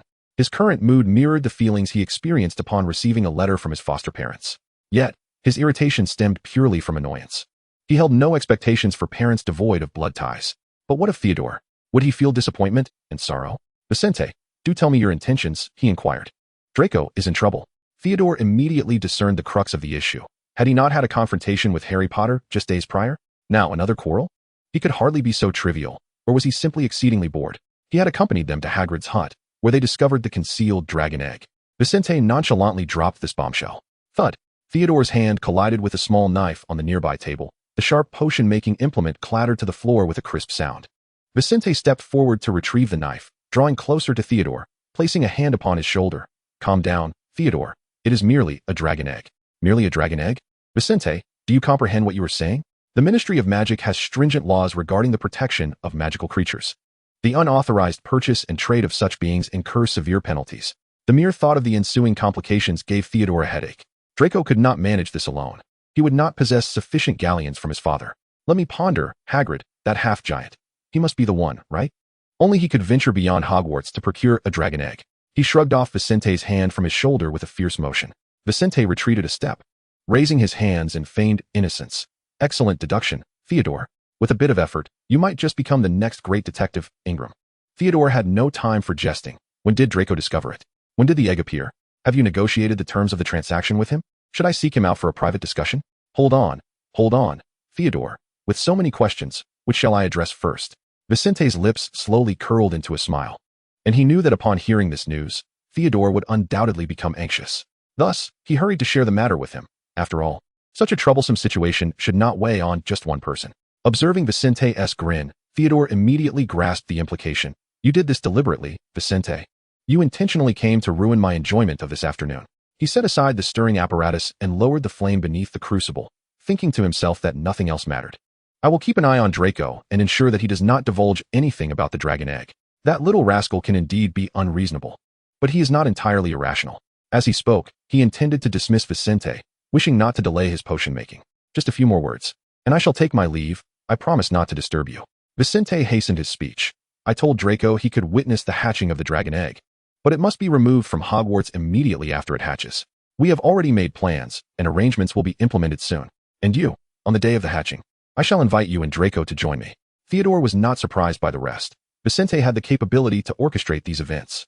As long as Draco was drawn into their little circle, and the endeavors of Gryffindor were transformed into their collective pursuits, Draco would no longer seek to create trouble for them, for that would only invite chaos upon himself. No one would act so foolishly. However, why should I attend the hatching? This matter has nothing to do with me. Don't say that, Theodore.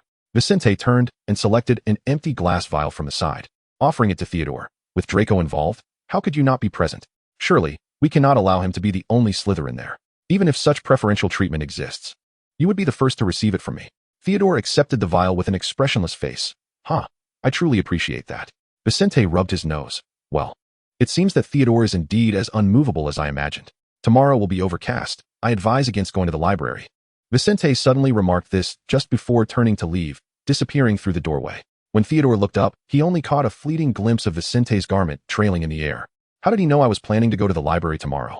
As Theodore held the potion vial, preparing to fill it, he noticed a small mark on the bottom, a subtle dent that had caused a slight indentation. Chapter 45, The Dragon-Loving Draco.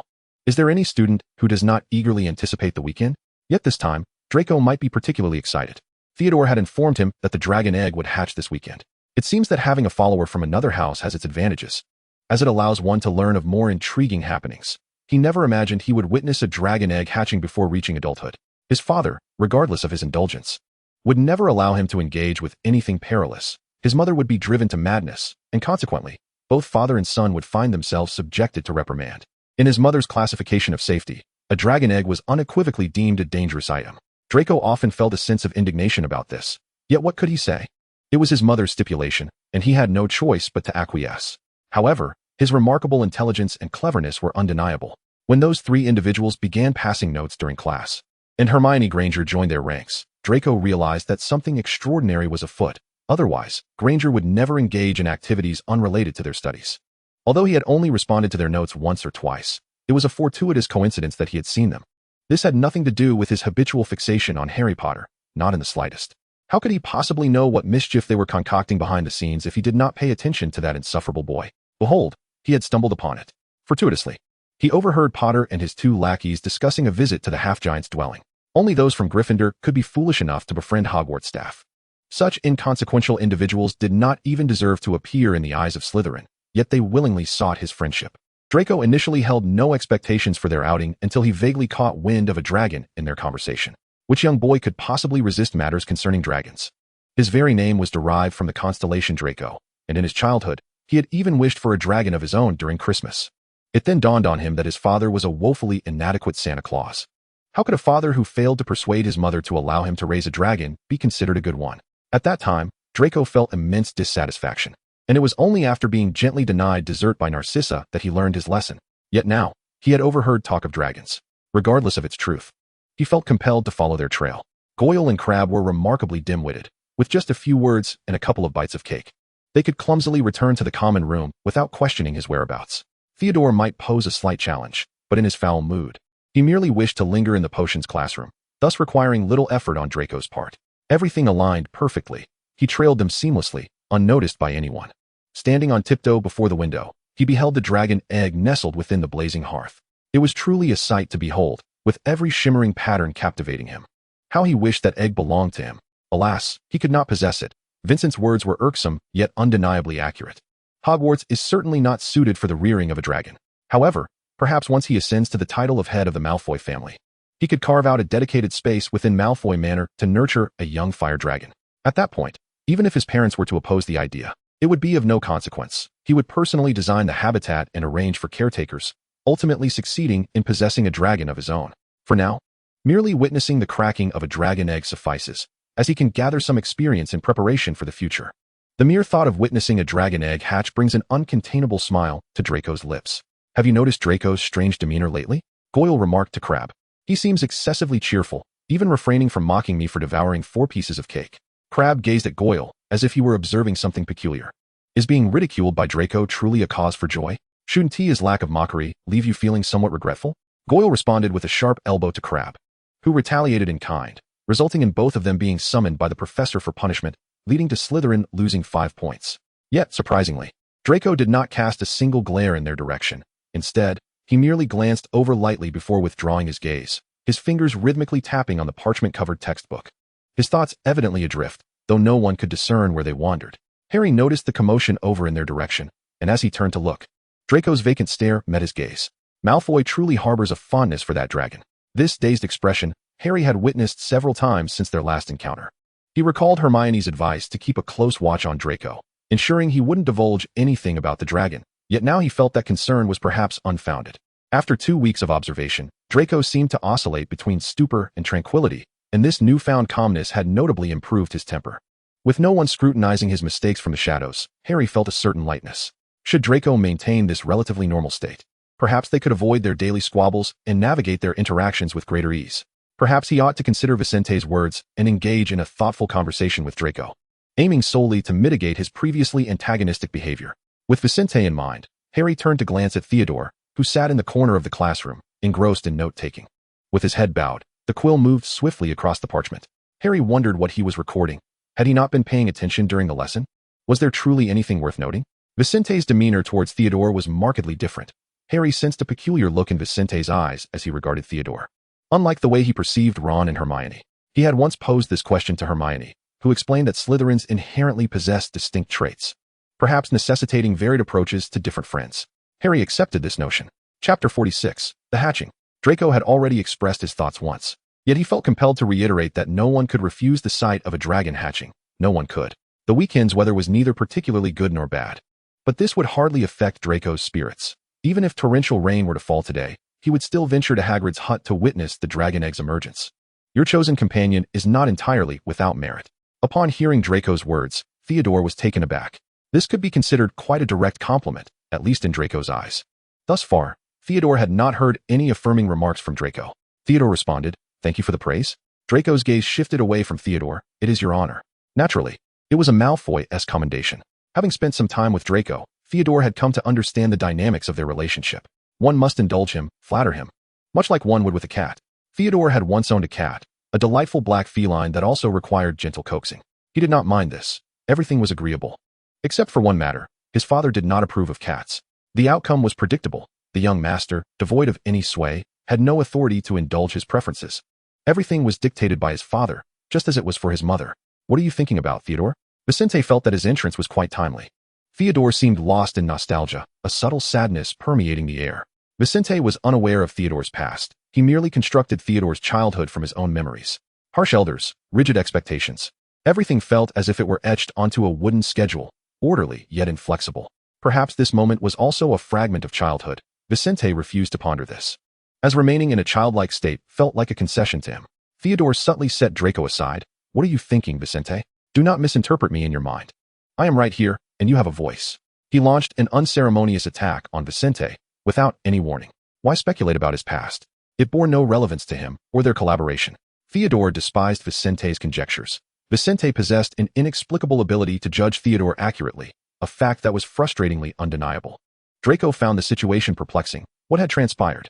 Vincent had suddenly appeared, and then he and Theodore exchanged greetings, only for them to suddenly become hostile.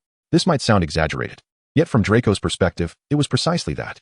A mere greeting had led to an interpretation that felt as though they were encroaching upon each other's territory. At another time, Draco would have sought answers from either Vincent or Theodore, but at this moment, what could possibly be more significant than the dragon egg?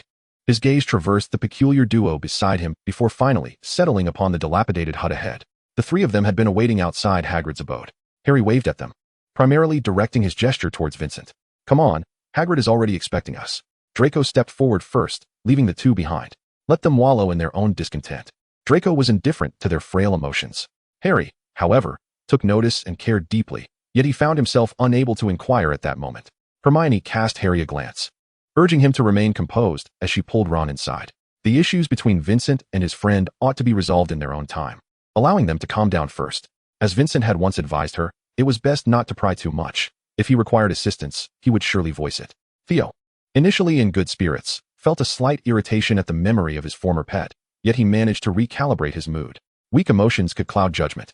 No Slytherin would allow themselves to succumb to such sentiment, especially with important matters at hand that day. The dragon egg was due to hatch, and Hagrid's expectations were unlikely to falter. Ron had already penned a letter, and someone would arrive to collect the dragon the day after tomorrow or the following day. This would further solidify his relationship with Draco. Emotions in Slytherin were not entirely devoid of value. They were not wholly useless. Or else, there would be no reason to cultivate relationships among the heirs of pure-blood families from an early age. They weighed the pros and cons, with emotions serving as the final arbiter, albeit still present at the negotiating table. If Vincent refrained from probing into his past, all would be well. He was aware of Vincent's unfortunate habit of observing others indiscriminately, deducing and speculating, seeking out weaknesses to exploit, and he excelled at feigning a persona that was universally likable. Theodore recognized this. He, too, occasionally engaged in such theatrics, though he often preferred to forego the charade. His awareness did not equate to an acceptance of Vincent's repeated manipulations directed at him, especially after they had established a cooperative relationship. Vincent was oblivious to what had displeased Theodore. He had merely posed a question. And yet Theodore's mood had soured to such an extent that even a simple inquiry was unwelcome. Feeling unjustly implicated, Vincent chose silence, recognizing that Theodore's past was a territory he should not yet traverse. To maintain the amicable state of their relationship, it was prudent for him to avoid further provoking Theodore's ire. The aggrieved Vincent walked in silence, inwardly lamenting Draco's ineffectiveness. Had it been Harry, he surely would have said something to ameliorate the chaotic atmosphere. Inside Hagrid's hut, the heat was remarkably stifling, and Vincent understood why they had been made to wait outside. Such temperatures were bearable only for Hagrid. Few wizards could remain unfazed, driven by their desire not to miss a single moment of the dragon egg's impending hatching. Uncertain of the instigator's identity, Vincent speculated it was Hermione, for only that astute young witch would conceive such a method in the first instance. He and Theodore were squeezed together at the rear of the crowd, their view obstructed by Hagrid's towering stature, which rendered several small wizards incapable of blocking his line of sight. To gain a better perspective, he leaned forward slightly, inadvertently pressing Vincent and Theodore closer together. Naturally, Draco surged to the forefront, joining Harry and Ron as they gathered around, captivated by the flames enveloping the dragon egg. He yearned to monopolize the prime viewing spot. Yet the overwhelming presence of Gryffindors rendered his attempts futile. He remained silent, knowing his words would fall on deaf ears. Harry wished to maintain some distance from Draco. Yet Ron was even less inclined to be near him. Thus he found himself pressed against Draco, staying within the minimum safe distance from the searing flames, all the while anticipating the miraculous hatching of the dragon egg. Hermione had only encountered such descriptions in books. The flames did not leap upward, and the dragon hatchling still required a moment to prepare. She turned to glance at Vincent and Theodore, who were huddled together, their expressions rather grim. Vincent noticed her and inquired with his eyes as to why she had drawn attention to herself. Hermione immediately redirected her focus. As if the dragon egg were on the verge of breaking, Vincent wondered why she blinked in such a peculiar manner. Theodore, growing increasingly agitated, found the Gryffindor's presumptuousness utterly intolerable. Soon, he ceased to care about Vincent's thoughts, for the dragon egg was beginning to crack. They would witness the birth of a Norwegian ridgeback dragon. Within Hagrid's modest stone fireplace, flames danced joyously, their hues a dizzying array of richness. The orange-yellow tongues of fire flickered like lively sprites, surrounding the dragon egg which occupied nearly all the space in the intense center, the flames yielding to it. Suddenly, without warning, the flames surged violently, akin to a tranquil lake disturbed by a colossal stone. The previously orderly flames erupted into a frenzy, splattering wildly in all directions, reminiscent of fireworks bursting in the night sky. Draco, positioned near the front, instinctively felt a surge of fear. He attempted to step back, but found himself immobile, the heat of the flames nearly scorching his face.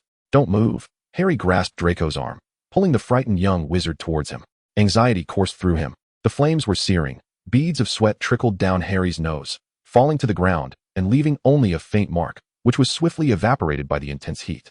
Harry maneuvered Draco to the side, as Hagrid had already pushed through several children to stand at the forefront. His robust lineage endowed him with a strength surpassing that of typical wizards, rendering him impervious to the flames, allowing him to observe the dragon egg more closely and protect the fragile young witches and wizards who were as delicate as glass. Draco's reaction unfolded as if in slow motion. He merely sensed a force pulling him away from the perilous heat. He thought, somewhat inopportunely, that his mother was indeed correct. The dragon was far too perilous. He must present her with a token of appreciation to validate her wisdom, utilizing his father's funds for this purpose. Harry was reluctant to concern himself with bothersome individuals, yet Vincent had already reminded him, and he instinctively knew how to proceed. "How are you, Draco?" Harry inquired patiently, secretly deeming him a delicate young master. Draco turned to him, seemingly beginning to question whether it was indeed Harry Potter who had pulled him from the brink of the flames. Did he not despise himself? Why then would he choose to assist him? A multitude of thoughts tangled within Draco's mind, and Harry's voice yanked him from his reverie. "Look, the dragon egg is stirring." Draco immediately turned away from his musings, evading any potential gratitude that would not come. Of course, Malfoy would express thanks, and Draco would as well. Just not at this moment. Aside from initially relocating Vincent and Theodore to safer grounds, who would have imagined that one day Hagrid would protect a Riddle and a Slytherin? Their combination evoked certain rather unpleasant memories for him. Confirming that Ron and Hermione had also reached a more secure location, his gaze swiftly returned to the dragon egg. Nothing would distract him now. He was determined to witness the entire process of this exquisite creature breaking free from its shell. The surface of the egg appeared to be cloaked in a layer of shimmering metallic sheen, continuously shifting in hue as it reflected the flames. At times, it displayed a profound emerald green, and at others, it sparkled with a brilliant gold. Vincent remained by Theodore's side. Even though they were no longer hindered by Hagrid, like the black lake under the sun, it appeared quite picturesque when viewed from the observatory. Theodore was momentarily taken aback by Vincent's words before snapping back to reality. "I possess a deeper understanding of Hogwarts scenery. The recent snowy days were undoubtedly more enchanting." The black lake lay frozen, with patches of white snow revealing visible prisms of color, showcasing the Tyndall effect and light refraction. Vincent immediately recognized what Theodore was referring to, blurting out, "The Tyndall effect and light refraction."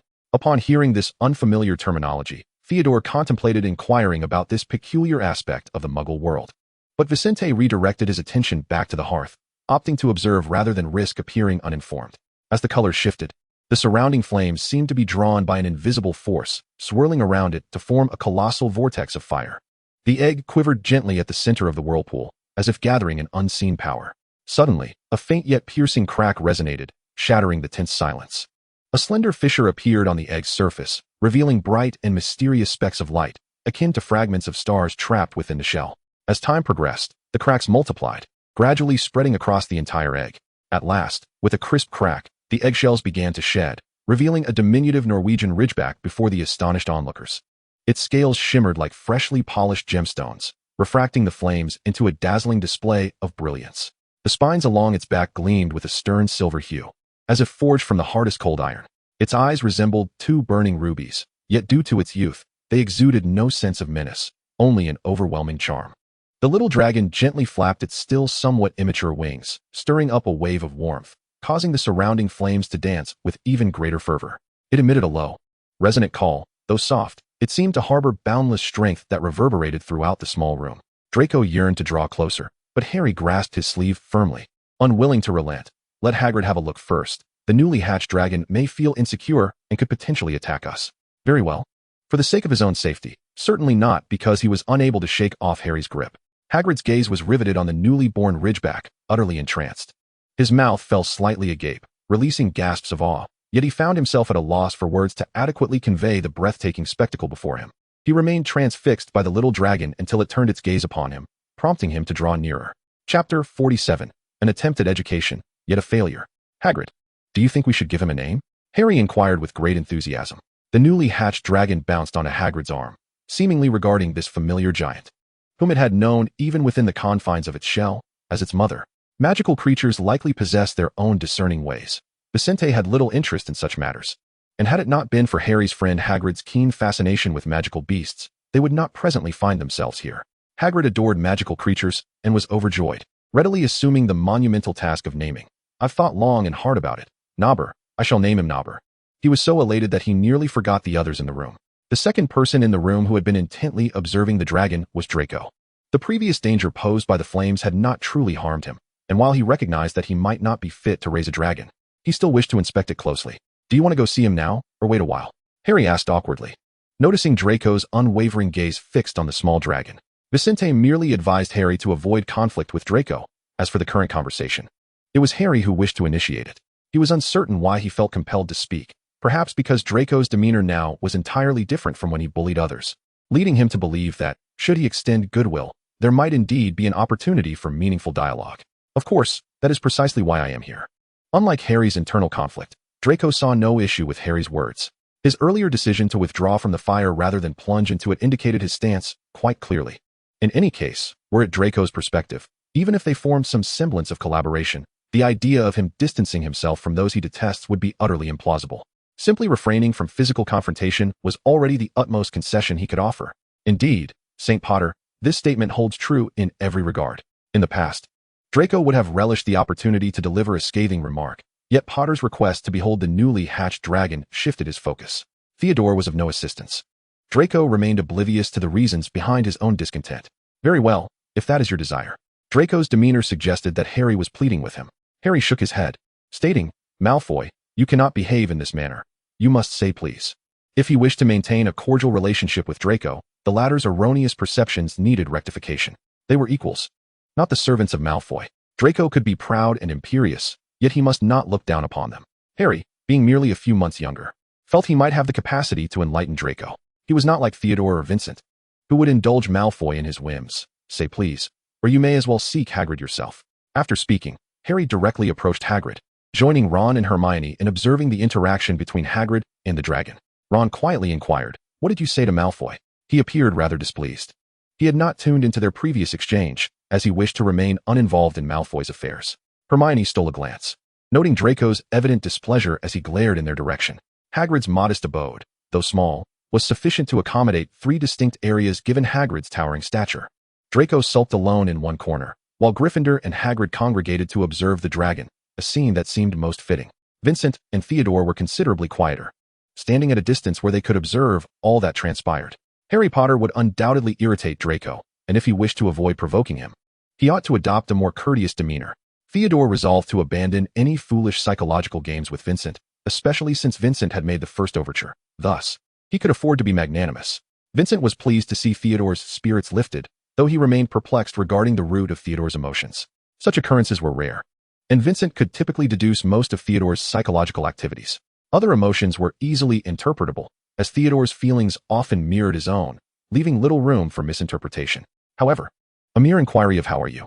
had evidently stirred something significant in Theodore's mind, and understanding this allowed Vincent to grasp the source of Theodore's ire. Theodore grumbled, "Speak up. Why are you just standing there in silence, lost in some peculiar thoughts?" "I was merely contemplating how Draco could coexist amicably with Harry, just as we do." "That is impossible," Theodore pondered. Draco did not perceive himself as equal to Gryffindor, while Harry Potter believed in the inherent equality of all individuals. Approaching Draco, Theodore ultimately left Vincente with a parting remark. "Do not inform me that you concur with this notion." Of course not. Why would he endorse such a perspective? Even those seated at the negotiation table may not be equal, let alone in everyday circumstances. Draco's principal flaw lay in his inability to conceal his disdain. His parents indulged him excessively, neglecting to instruct him that even if one truly harbors contempt, it should not be outwardly expressed. The Malfoy household might have perpetually operated under this principle, and Vincente recalled Theodore's less than favorable assessment of Mr. and Mrs. Malfoy. Their parents exhibited no inclination to mask their disdain for others, so it was hardly surprising that their offspring mirrored such attitudes. Draco's character indeed shielded him from any bullying at Hogwarts, yet it rendered him rather unlikable. Theodore approached Draco and exchanged a few words, but the loud voice of the Norwegian Ridgeback prevented Vincente from overhearing their conversation. He understood what he needed to do. "Harry Hagrid, may I?" Harry cast a reluctant glance in his direction, as if to convey that Vincente had betrayed their alliance in favor of Theodore's side. Very well, Vincente thought. As long as he refrained from any unreasonable actions. Hagrid generously raised his arm, providing Draco and Theodore with a better view of the dragon. He was remarkably good-natured. After just a few peaceful exchanges, he was willing to engage with Vincente, now trusting him enough to treat Draco, who might pose trouble, with equanimity. Harry truly had a knack for choosing friends. Vincente also felt he had an eye for selection. Not everyone could unite two individuals whose names were synonymous with enmity, Weasley and Malfoy, whose discord reportedly originated with their forebears. Draco was fortunate enough to have a tender encounter with the newly born Nobby, his expression brightening significantly, no longer dwelling on Harry's earlier request for him to say please. The Malfoys did not need to utter please. Others would manage matters for them. This was a prime example, as he required no effort, and assistance naturally came to him. Theodore's companion was commendable, and his discernment led him to a highly capable partner. Theodore was indeed more beneficial than Crabbe and Goyle combined, but Draco swiftly dispelled that thought. A partner and a follower were not synonymous. A follower merely needed to be obedient, without the necessity of being particularly useful. Harry observed a smile blooming on Draco's face. As he accepted the failure of his initial attempt, Potter endeavored to correct Malfoy's erroneous behavior for the first time, a failure that merely marked the beginning. Chapter 48, Because I Shall Do So. The moonlight bathed the corridors of Hogwarts, having departed from Hagrid's hut prior. To have others witness Gryffindor and Slytherin walking together would undoubtedly capture the attention of the entire Hogwarts, including that of Professor Dumbledore. Thus, Harry suggested that they return in separate groups. Draco scoffed and attempted to drag Theodore away, seemingly unfazed by the earlier surprise caused by little Norbert's slight touch. He had never had any association with the Gryffindors present. "Let us go. There is nothing here worth our while." "Huh," Ron scoffed loudly. Draco merely shot him a disdainful glance and executed a swift turn to leave. "He just glared at me, didn't he?" "That was intentional," Ron grumbled, feeling he had let Malfoy off too easily. If his father were to learn that he had ignored a provocation from a Malfoy, no, he need not know. The mere knowledge of George and Fred would suffice for them to mock him. They should be envious of your maturity. To overlook the taunts of a mere child is indeed the mark of a composed and mature wizard, Vincente remarked. This was a perspective Ron had not considered. If you put it that way, I suppose I feel a bit better. The corners of his mouth curled upward, dissipating the earlier discontent. Ron was well aware of Draco Malfoy's insufferable nature. Such trivial provocations would hardly rattle him. "Vincente, why didn't you share this useful tactic with me earlier?" Harry inquired. Hermione, incredulous, responded, "Do you truly believe that would be effective?" "Of course it would, Hermione. His actions were designed to unsettle you. Thus, your responses should be aimed at your own happiness. As long as you find joy, that is a victory in itself." Vincente argued persuasively. By now, Theodore and Draco had already distanced themselves, free to discuss whatever they pleased. The group continued their conversation as they walked towards the castle. Vincent felt it necessary to explain to Harry, Ron can employ this strategy because Draco's jibes are merely psychological, but your situation is different. This approach offers little more than self-deception in your case.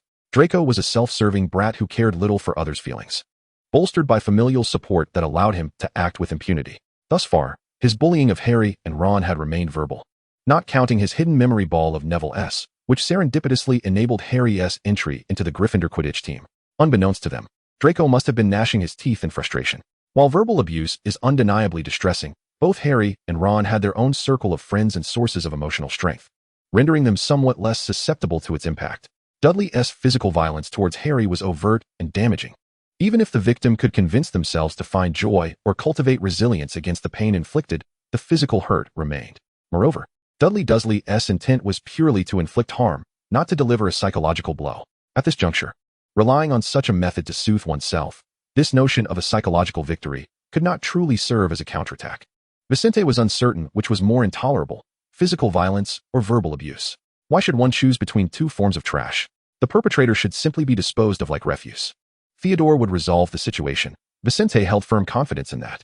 Slytherin only reveres the strong and accepts pure bloods. Fortuitously, Theodore possessed both qualities.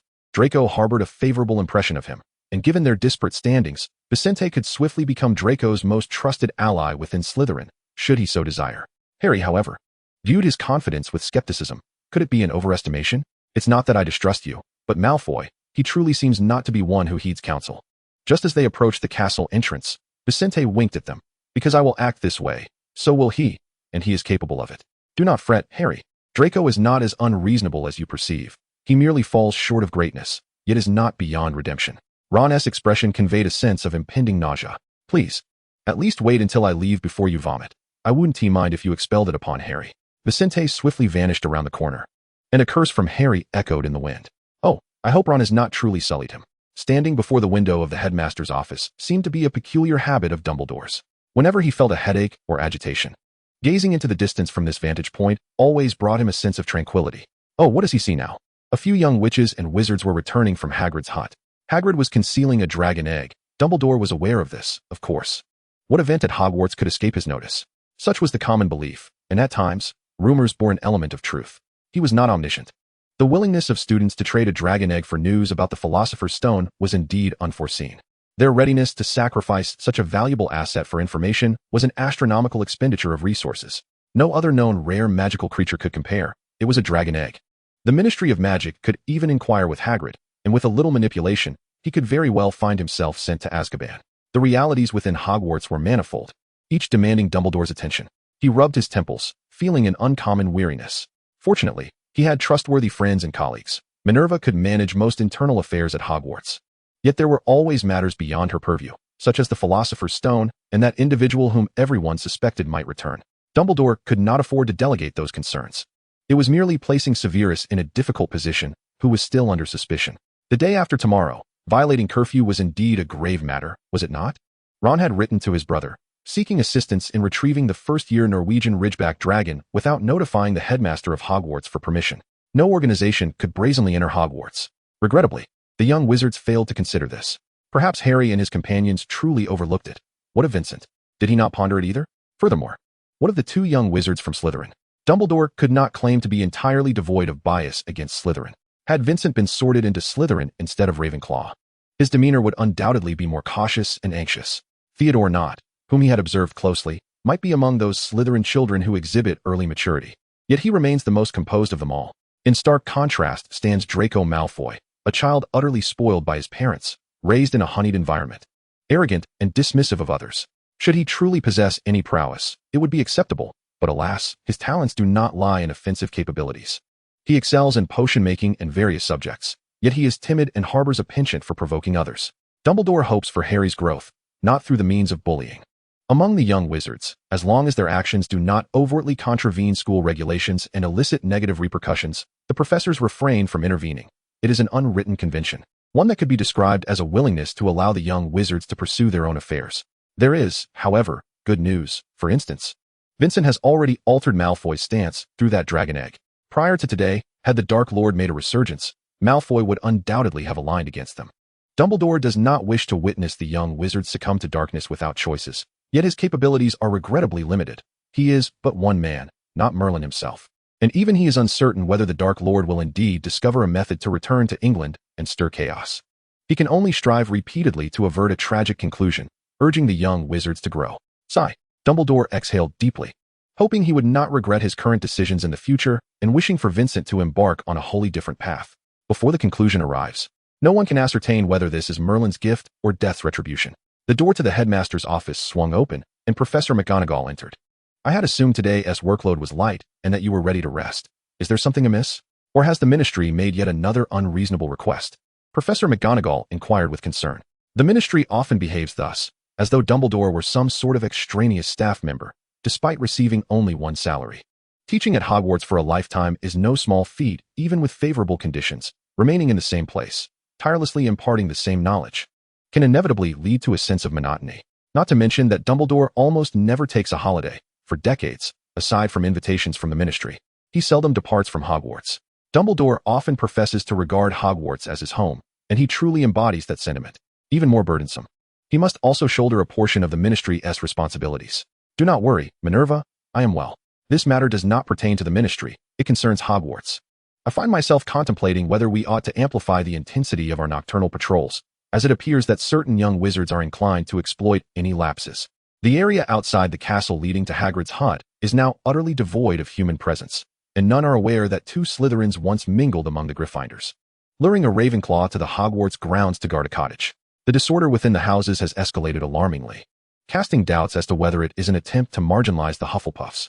Dumbledore chuckled softly, shaking his head, as an unexpected thought dispelled his momentary disquiet. Professor McGonagall, clearly perplexed, inquired, "What troubles you, Albus? Was it not you who advised us to patrol less frequently?" Dumbledore had subtly hinted to them to reduce the frequency of their rounds, particularly during the Christmas season, granting the young wizards a measure of trust. Such a notion seemed utterly ludicrous. Had it not been for his other plans, McGonagall would have steadfastly refused to alter the patrol schedule. How could it be that so little time has passed, and yet we cannot extend a modicum of trust to the young wizards? The situation is ever-evolving, Minerva. We must adapt promptly. Dumbledore's eyes twinkled with mirth. Do you suppose the observatory might attract some adventurous young wizards? We ought to remain vigilant. Professor McGonagall, understanding, replied. I shall intensify the patrols, hoping that no young wizard will dare to transgress, especially not a Gryffindor, and certainly not Harry Potter. The following day, Draco radiated exuberance throughout, while Pansy, having gleaned no information from Blaise, Crabbe, or Goyle, finally turned her gaze toward Theodore. You seem to be getting quite close to Draco lately, Nott. What are you two up to? Pansy, convinced she should be the one closest to Draco, felt entitled to know everything about him.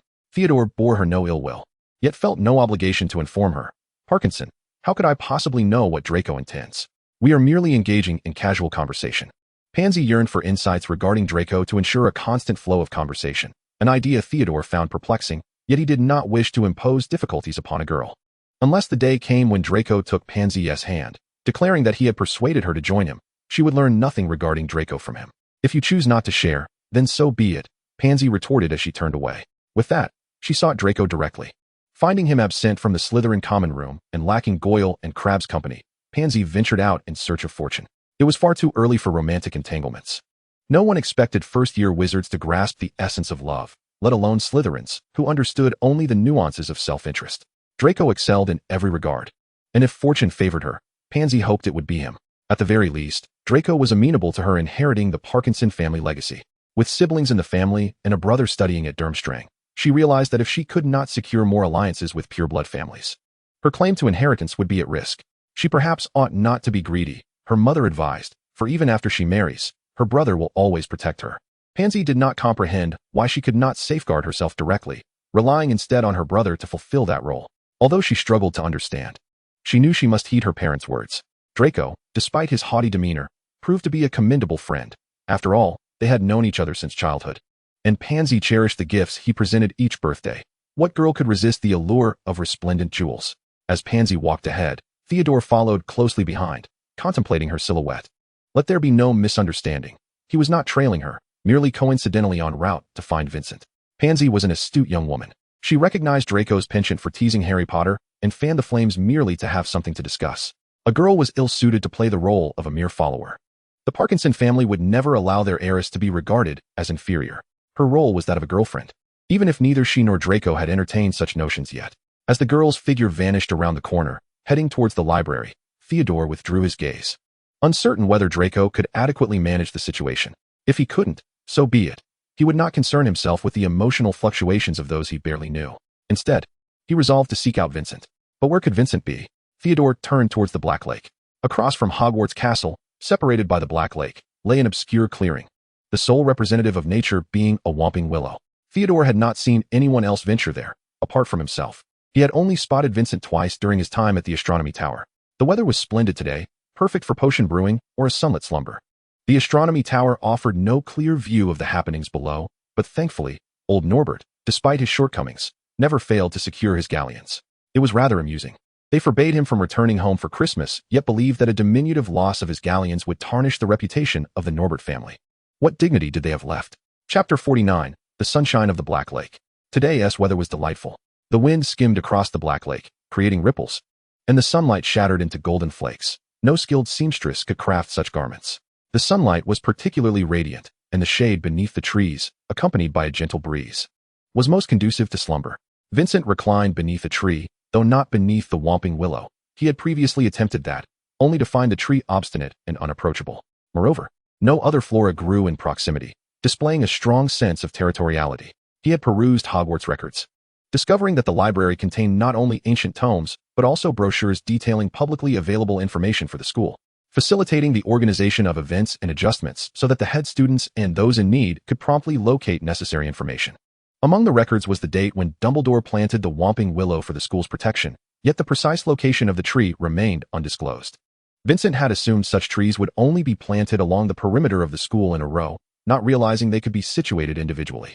He did not specifically seek information regarding the matter of physical confrontation. Rather, it was merely a place of respite. He was not inclined to ponder the notion of testing whose physique was more resilient. The deformed textbook lay open upon his face, and Vicente seldom enjoyed such leisure. He was free from the burdens of contemplating Chilo and the enigmatic figure behind him, and he need not fret over Harry and Draco's quarrels. Every time Harry's affairs arose, he claimed indifference, yet it was merely a fade. Harry was the most enduring acquaintance of his living years. Suddenly, the book upon his face was lifted, and the abruptly illuminated surroundings compelled Vicente to squint. He turned to see the textbook fluttering down into Theodore's grasp, his other hand wielding a wand. Rather than attempting to persuade Harry Potter, he found solace in this moment of idleness. Theodore casually tossed the book back. Vicente caught it deftly. Aren't you supposed to be working on Draco's mindset? You must first establish a connection.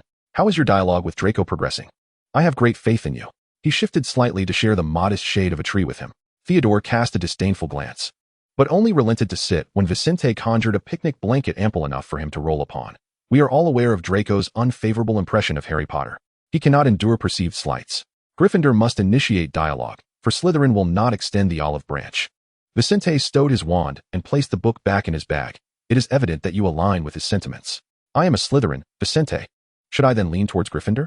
The basilisk could very well strike me down, or do you prefer to take Harry Potter instead? Theodore gazed towards the distant Black Lake, his tone calm, yet decidedly impolite. Vicente responded gently. I had assumed you sought me out to share your findings, not to mock. It seemed last night's conversation had not transpired as smoothly. It was not disastrous, for otherwise, Theodore would not be in the mood for jest. Harry believed Vicente collaborated with Draco to conceal matters concerning the Norwegian Ridgeback, while Draco surmised that Theodore sought proximity to him for future Malfoy support.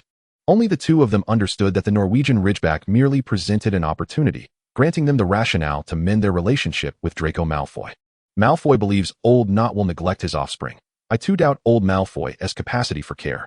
Theodore reclined slightly, supporting himself with his hands, adopting a relaxed posture as he began to speak. Among the many pure-blood families in Slytherin, who, like Draco, yearn for the entire world to acknowledge his discord with the savior, Harry Potter, Draco is destined to enter the Ministry of Magic, inheriting his father's position. If his rapport with Harry Potter remains exceptionally poor, it is not unfathomable that he will encounter the savior's admirers. Vicente nodded. Your contemporaries, particularly those young wizards raised within the magical realm in recent years, how many have not grown up hearing tales of the Golden Boy? Draco undoubtedly once entertained the notion of befriending Harry. I encountered him in Diagon Alley alongside Harry. He was insufferably arrogant, rendering conversation impossible. Our next meeting transpired aboard the Hogwarts Express, where he sought to approach Harry, only to find that Harry had already befriended Ron. The Weasleys and Malfoys, both hailing from pure-blood families, were well aware of their long-standing animosities. Theodore was privy to the unfolding narrative, yet the Malfoy family lacked experience in forging friendships. To directly offer assistance was hardly a prudent approach. As anticipated, Harry rebuffed Draco's outstretched hand. In the gaze of the onlookers, Malfoy's dignity was nearly trampled, particularly in the presence of the Weasleys. Theodore declared emphatically that Draco would harbor resentment over this incident for the rest of his life, a statement he made without exaggeration. Vincent interjected, suggesting that perhaps things were not so dire, especially now that we were devising a strategy. We? Who granted you the right to use that term? He questioned. Perhaps a certain Slytherin with a promise of employment, Vincent replied. Theodore shot him an incredulous glance before continuing. Yesterday, Draco was in high spirits. I must concede that Harry Potter has indeed had a significant impact on him. It was an opportune moment, so I asked, Draco, what are your thoughts on Harry Potter? From the perspective of friendship? Vincent inquired. Theodore paused. How could you presume that I am friends with him? At least not at present. I am in Slytherin, devoid of friends. He felt neither despondent nor sorrowful. Rather, he was invigorated. Vincent appeared to have posed a rather intriguing question, one he wished to share with another. Previously, he had never engaged in such dialogues. At Nott Manor, he often found himself alone, with peers merely appearing at gatherings. Their interactions devoid of significance once the festivities concluded. He had always shared his thoughts solely with himself. Yet now, perhaps due to the splendid weather, he suddenly considered that conversing a bit more might not be such a burden. Every head of household possesses a trustworthy potioneer. And now he, too, had someone with whom to converse. Thus, Theodore began to speak. Chapter 50. Two Who Should Not Meet. I understood Draco's thoughts.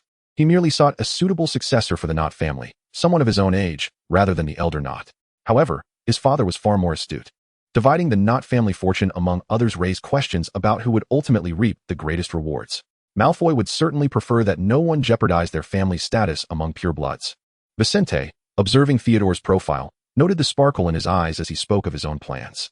Theodore was uncertain why he divulged such information to him. All around him, relationships were forged through self-interest. Vincent's proximity was already a rather straightforward motive, stemming from a verbal promise of employment. Yet, he undoubtedly possessed ulterior motives, perhaps concerning the Nott family or his own ambitions. Theodore harbored no fear of this. He, too, sought to gain something from Vincent, placing both interests and emotions upon the negotiation table, a skill in which Slytherins excelled. He could sense Vincent's gaze lingering upon him, attentively and earnestly listening to his words. Vincent continued his unfinished thoughts under the scrutiny of his eyes. As long as your relationship with Draco Malfoy is sufficiently strong, the elder Malfoy could easily gain your trust through his seniority. In the future, he could exploit you at his whim. After all, your father is untrustworthy. The father of a close friend would undoubtedly be a more reliable elder. He need not exert himself excessively. With just a few documents, some names, and a few collaborations, he could effortlessly reap benefits, while you would continue to trust him, ultimately becoming Draco's aide. The Malfoys excel in the art of political maneuvering. While they may not be the most skilled in dueling, they certainly are the most adept at amassing wealth. What would Theodore be willing to relinquish to let the Malfoy family escape unscathed? Vincent perceived agreement in Theodore's eyes, which seemed to brighten. You have decided to play along. As you mentioned, for Malfoy is not particularly skilled at educating children. In Muggle terms, adolescence is a crucial phase for the formation of a child's worldview. And this vital period coincides precisely with the time young wizards are studying at school. Theodore would spend more time with him than his own parents. I cannot fault Malfoy's notion. Having more allies is certainly preferable to having more enemies. Regardless of what he intends to do later, the first step is to befriend Draco. He may not necessarily exploit Draco for anything, but who would refuse a wealthy friend who comes knocking, especially one who is not particularly astute? You have yet to inform me of Draco's assessment of Harry. Vincent remembered the matter at hand. Although he felt he had exhausted his quota of seriousness for the day, listening to Theodore was indeed significant. As it pertained to whether he could secure a job immediately after graduation, it is known that all affluent individuals, particularly those who are wealthy, attractive, have suffered childhood trauma, and lack complete parental figures, are most suited to having a physician friend. St. Potter, a fool with an overly generous heart. Theodore mimicked Draco's sardonic tone. Vincent couldn't help but chuckle, finding it quite reminiscent. Moreover, as sunlight filtered through the gaps in the leaves, casting a glow upon Theodore, he resembled an elf, not the kind of magical creature that exists in the wizarding world, but rather a being imagined within Muggle literature. Theodore remained oblivious. Judging by his performance yesterday, it was clear that he and Harry were no longer at odds as they once were. Previously, Draco would have gone on for at least 3 minutes, incessantly mocking him, but now he merely critiqued his good intentions without thoroughly belittling him. Theodore felt a strange sense of satisfaction, though he could not quite articulate the source of this peculiar emotion. He also stated that Harry Potter had already rejected Malfoy once, and there would be no second chance. Vincent understood his implication. Harry should take the initiative to seek reconciliation, to earn Malfoy's forgiveness, and to request an opportunity for coexistence. It was clear to him that Theodore's purpose for coming was to urge him to take action. I can persuade Draco to grant Harry Potter a chance, but whether that opportunity is seized rests upon Harry Potter and you. The night after tomorrow, they will send Norbert away, and I will accompany Draco to witness his departure. It is preferable that they communicate under our watchful eyes, rather than resorting to wands at the slightest disagreement. The conversation from last night was still vivid in memory. The bad temper of Slytherin often flared towards others, particularly Gryffindor, from the headmaster to the students alike. Even though Crabbe and Goyle were perpetually engaging in foolish antics, often delighting in making a mess of cream in front of Draco, he had never truly banished them, aside from rolling his eyes and expressing mild disdain. Many sought to be near Draco. A mere gift from the young Master Malfoy could sustain an ordinary wizarding family for several years. Although Slytherin's reputation had declined compared to decades past, it was not solely the affluent pure-blood families that attended. Theodore could discern this, but did not disclose to Vincent that Draco merely spoke superficially. In truth, he relished Harry Potter's company. Whether through intentional teasing or discussing the matter of the dragon together, young wizards were irresistibly captivated by the heroic figures of childhood tales. And the Malfoys cared for Draco exceptionally well.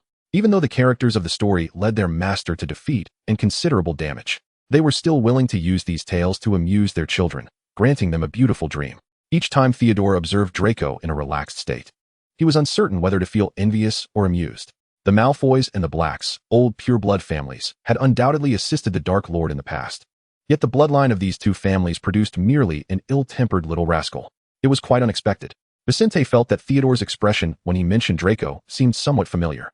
Your current expression resembles mine when I speak of Harry. Vincent never discussed their similarities in front of Theodore. Theodore was astute. Perhaps the next time he uttered such words, he would grasp the reason behind his inclination to approach him. Typically, individuals feel aversion towards conscious attempts at closeness, and some may even actively sever ties, choosing to remain estranged. Vincent did not fully comprehend why. After all, everyone approaches with a purpose. It cannot be merely a whim to play together.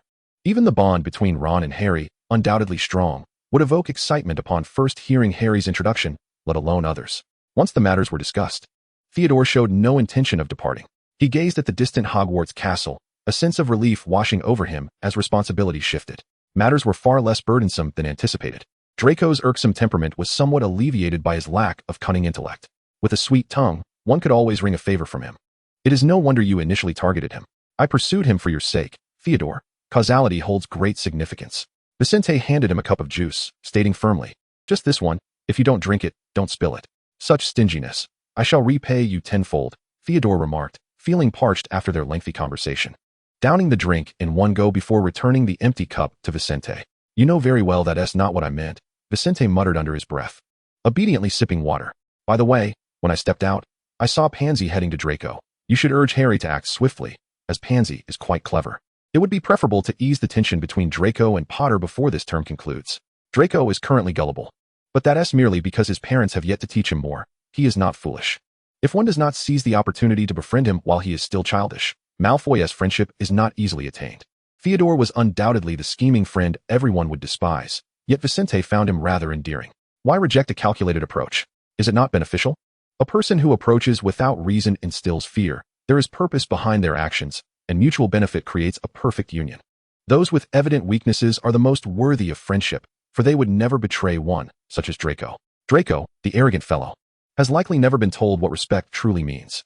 His pride is his vulnerability, and it presents Vincent with an opportunity. Respect is a skill that grows with experience and age, though it may merely conceal contempt for others, masquerading as maturity and reliability to deceive. Theodore learned this lesson long before maturing, as he lacked family to shelter him in a gilded cage. As they returned to Hogwarts Castle, Vincent suddenly felt a twinge of curiosity. Do you think Pansy will find Draco? Pansy Parkinson, a clever girl, as Theodore acknowledged. Vincent had previously admitted that only Hermione was a truly intelligent girl, but comparing Pansy to Hermione certainly piqued his interest. Certainly not. Draco is not in the library at all, Theodore asserted with conviction. Vincent turned abruptly. How do you know Draco isn't in the library? How could Theodore ascertain Draco's whereabouts when he himself did not know where Harry might be? According to his account, Draco had departed without revealing his intentions. Theodore, In his recounting, never missed a detail. The truth was, Draco was on his way to Professor Snape's cellar, for Snape was his godfather, and they spent every week together in the afternoon. Indeed, it is surprising. Vincent asserted confidently, it is entirely normal that I am unaware. After all, Harry does not possess a godfather, so how could I possibly know that Draco has one who dedicates time to him weekly? Theodore interjected, stubborn fellow. Say what you will, but I am returning to Slytherin. As Theodore turned to depart, Vincent glanced at him before heading towards the library. Perhaps Harry was spending time with Hermione in the library. They always collaborated on their essays. After all, Harry had no godfather to provide companionship to an empty nester like him.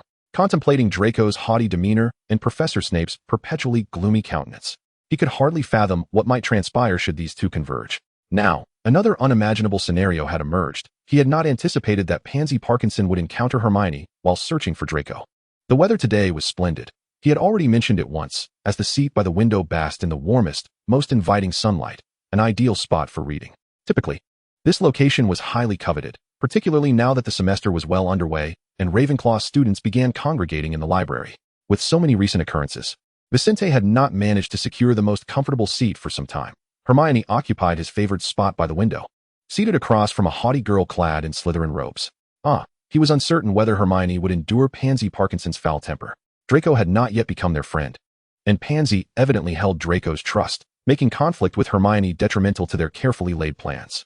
Vincent worried for merely 2 seconds. Their atmosphere was far from congenial, yet fortunately, it remained relatively tranquil. Merlin, if you truly exist, please enlighten me. Why would these two witches, who should never be found in each other's company, be seated together reading? Well, Hermione was reading, while Pansy was observing Hermione. This seemed even stranger. Vincent inhaled deeply, casting aside the peculiar muggle literature swirling in his mind, and pretended to stumble upon them nonchalantly. Good afternoon, Hermione. I did not expect to find you here alone. I thought Harry and Ron would be with you. Pansy Parkinson lifted her gaze to him, fixing her stare on the opposing Gryffindor with an intensity that suggested she perceived something threatening or perhaps something unfathomably alien. Upon Vincent's arrival, Hermione visibly exhaled in relief, casting a quick glance at the Slytherin opposite her before turning to Vincent with a look full of desperation. Vincent instantly understood. Hermione was ensnared. Hermione, I might need your assistance. Do you think we could speak privately? Given Miss Parkinson's current demeanor, he doubted he could ask her to vacate the seat in a peaceful manner. It was merely a reading nook by the window, yet one could hardly believe that a Slytherin would be so miserly as to refuse even a seat to a Gryffindor. Hermione, feeling a wave of relief, stood up, braving Pansy Parkinson's gaze as she reached for a book, only to retract her hand under the weight of Parkinson's stare, stiffening her body as she and Vincent slipped behind the bookshelf. What? Did you slap her or snatch the book she wished to read? Hermione, I never expected you to be the first among us to clash with a Slytherin. Vincent was taken aback, but more so amused. Stop mocking me. Vincent, help me out. I am not afraid of confronting her, just not at this moment. Vincent suppressed his amusement, though the intrigue in his eyes remained. Draco and Harry did not count. Their status was far beneath that of Pansy Parkinson and Hermione. How could elementary students possibly measure up to a composed scholar? He had never anticipated a day when Hermione would find herself in direct conflict with a Slytherin. Hermione had always been the most level-headed and sensible among them, deeply apprehensive about breaching school regulations. In any other house, the situation might have been less fraught, but this was Slytherin, home to a rather biased head of house. Any incident would swiftly see all blame laid at the feet of Gryffindor. Why would Hermione wish to provoke them? If conflict was to arise, it would have to be through more subtle means, perhaps involving a stealthy approach. Cough, cough. Let us get serious, Hermione. What transpired? I don't know. I was merely reading when she, Parkinson, that is, suddenly approached and spoke some odd words, inquiring about Draco. But I cannot reveal the reason, Hermione mouthed, indicating Draco and then closing her eyes in frustration. I don't want to divulge these matters, yet she sat there waiting for me. I intended to leave. But that book, Madame Pants forbids first-year wizards from taking it out of the library. It contains spells that could be hazardous. Even borrowing it was a struggle. Wait. Let us cut to the chase, shall we? You didn't leave. You merely wished to finish the book. What happened next? Why did Pansy suddenly fixate on Hermione? Her target should have been Draco. If she were seeking someone, it should be Harry Potter. Even if we were to consider a hypothetical scenario, Draco would never choose to court a girl from a Muggle family. Vincent would sooner believe he would be with the Savior. She was mistaken. Draco would not distance himself from someone merely due to affection. Hermione suddenly fixed her gaze upon her. Pansy never claimed she approached me because she liked Draco. We cannot prematurely define her intentions, Vincent. She simply wishes to know what Draco has been up to lately. Vincent paused, astonished that Hermione would be the one to notice such nuances. Well, she was Hermione, After all, it was only fitting that she would be attuned to these matters. My apologies. I should not have defined anyone without any intuitive linguistic discourse beforehand. Vincent adjusted his stance to align with her perspective, even though he did not understand why Hermione cared about this matter. Hermione, uncertain, remarked, I believe she means no harm. She has been staring at you. How can you say she means no harm? Vincent began to question whether something was amiss with Hermione, who had always been the most reliable among them. She was not merely there for Draco. She also sought to inquire about the situation between you and Theodore. Vincent was momentarily speechless, finally responding after 2 seconds. What does this have to do with Theodore and me? She came for Draco. Theodore said so himself. He could not possibly forget what Theodore had just stated. She came for Draco, but it was not solely for that. She also asked about you and Theodore, just moments ago. If I hadn't lost my wits due to sheer astonishment, that is precisely what she said. Hermione and Vincent exchanged glances, diverting their eyes after 3 seconds. Vincent asked, all right. Setting aside other matters, what do you need me to do? Hermione replied, be my backup, and for heaven's sake, do not leave me alone with her. Must we finish that book? I truly wish to. Vincent said, there will be no next time. Upon their return, Pansy Parkinson remained seated in her place, and it was evident that the book that had originally occupied Hermione's spot had been moved. Upon seeing them return, Pansy appeared rather indifferent. Have you decided to have a proper conversation with me? Or perhaps you, Riddle, could enlighten me on what Draco and Nott have been up to lately. Vincent recognized the familiar expression on Pansy Parkinson's face, as she regarded them with the same aloofness as Draco, a contradiction yet entirely reasonable. Wait, there was no Draco.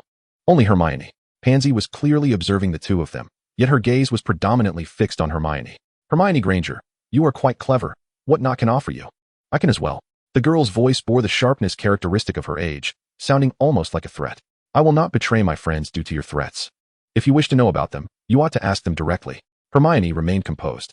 Pansy Parkinson's glare was unsettling. She was merely a girl of the same age, and even when alone, she could hold her ground. With Vincent present, she felt even less intimidated. I asked, and they refused to speak. The spoiled girl expressed her discontent. Having never been denied before, even Draco had never turned Pansy away, at least not prior to this instance. This displeased Pansy. I merely wish to know what they are doing. They would rather trust a few Gryffindors than confide in me. Vincent understood. The youngest sister, excluded from her brother's secrets, was begrudgingly seeking trouble? It sounded a bit odd, yet it was precisely the sort of thing a Slytherin would do. One may find it easy to trouble others. Yet why should one cast blame upon their own kind? Pansy, alas, was unable to extract anything of value from Hermione. After perusing the book, Hermione promptly returned it and departed the library. Vincent lingered nearby, leaving Pansy with no opportunity to continue her inquiries. Every attempt she made to voice her thoughts was deftly deflected by Vincent, rendering her utterly powerless. Defeated, Pansy would never deign to follow Hermione to Gryffindor Tower. Such an affront was simply intolerable.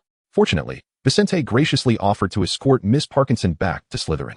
Miss Parkinson's displeasure lacked the sharpness of Draco's. Instead, it was merely a source of irritation. Aren't you supposed to be Nott's lackey? Why assist Gryffindor? No Slytherin would condescend to associate with them. Unless, of course, they are conspiring behind my back, or perhaps they are in cahoots. That cannot be right, Mother always said.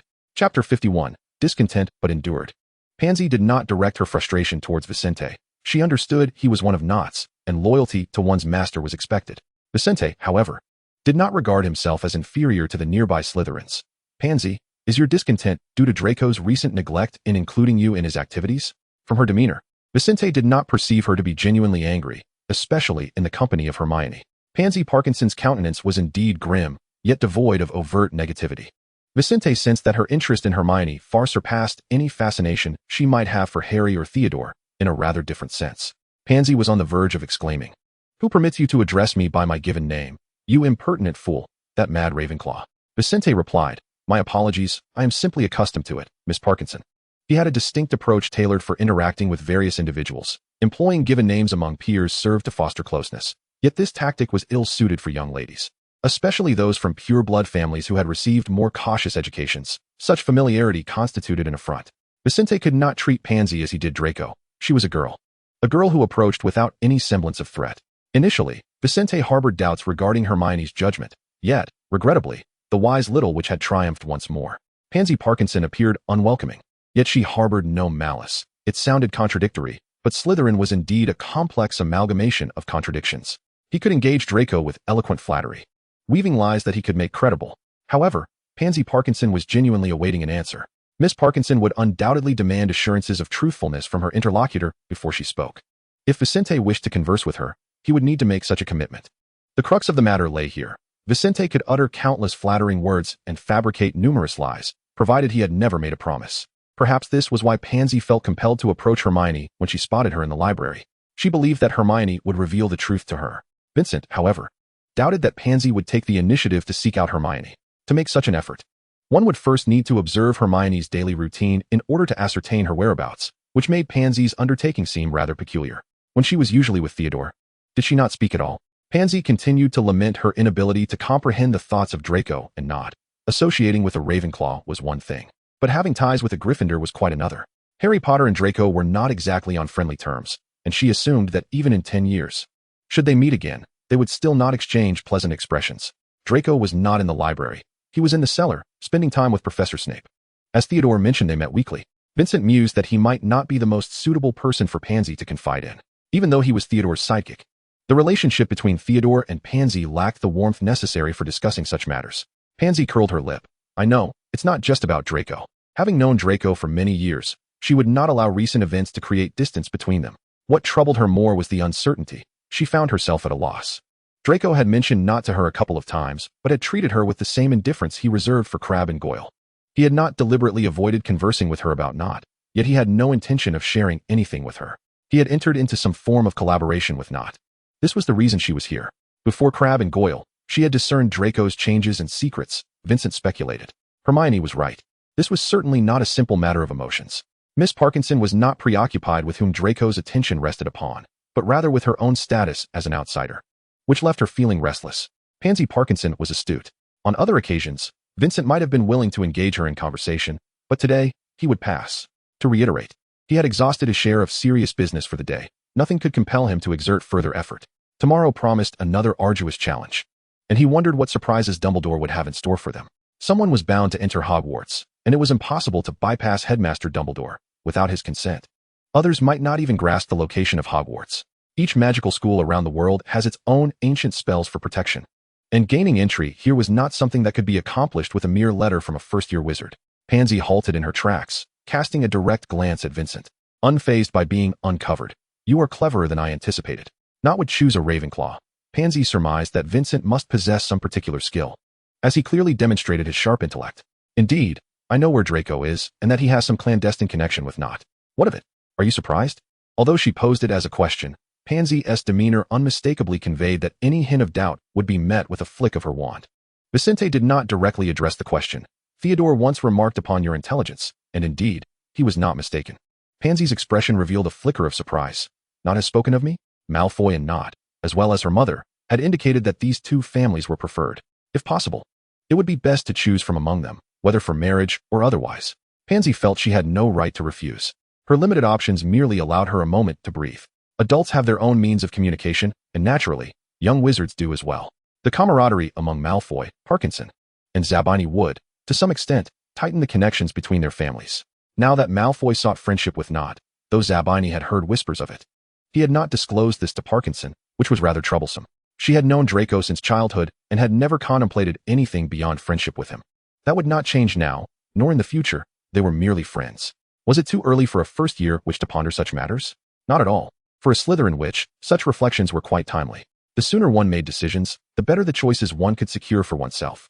If Malfoy truly resolved to ally with the Nott family, her parents would undoubtedly find ways to urge her towards Draco. Previously, she had regarded this as merely a matter of convenience, but today, that insufferable Gryffindor had shaken her convictions. She had intended to stir up trouble, yet the muggle-born wizard across from her saw right through her. She inquired, You do not care for Malfoy. You do not seek me to prove anything. I can only tell you that what you desire must be pursued by yourself. Ask Malfoy or not. As for the rest, I cannot divulge more. Pansy detested this. Merely a muggle-born wizard. What could he possibly know to presume to lecture her? Thus, she spent the afternoon casting him glances of threat, her eyes nearly drying out.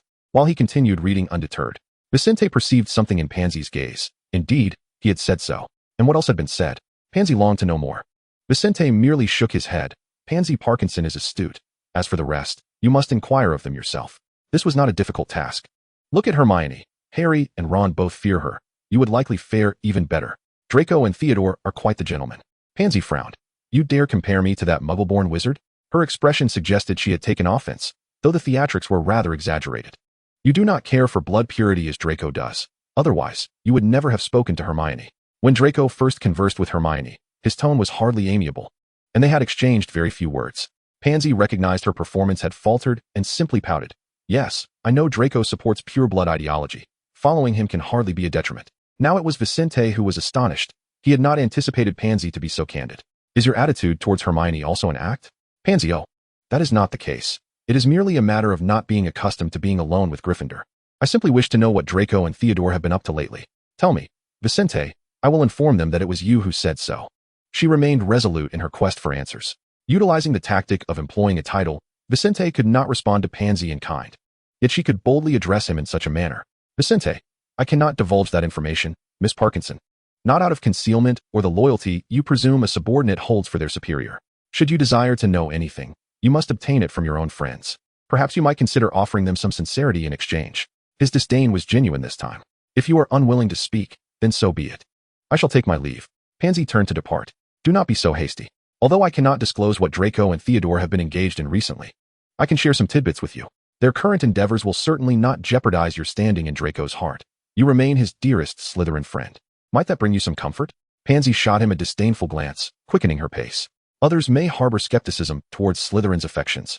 Yet she knew well that her bond with Draco was strong, not easily undermined by mere words from others.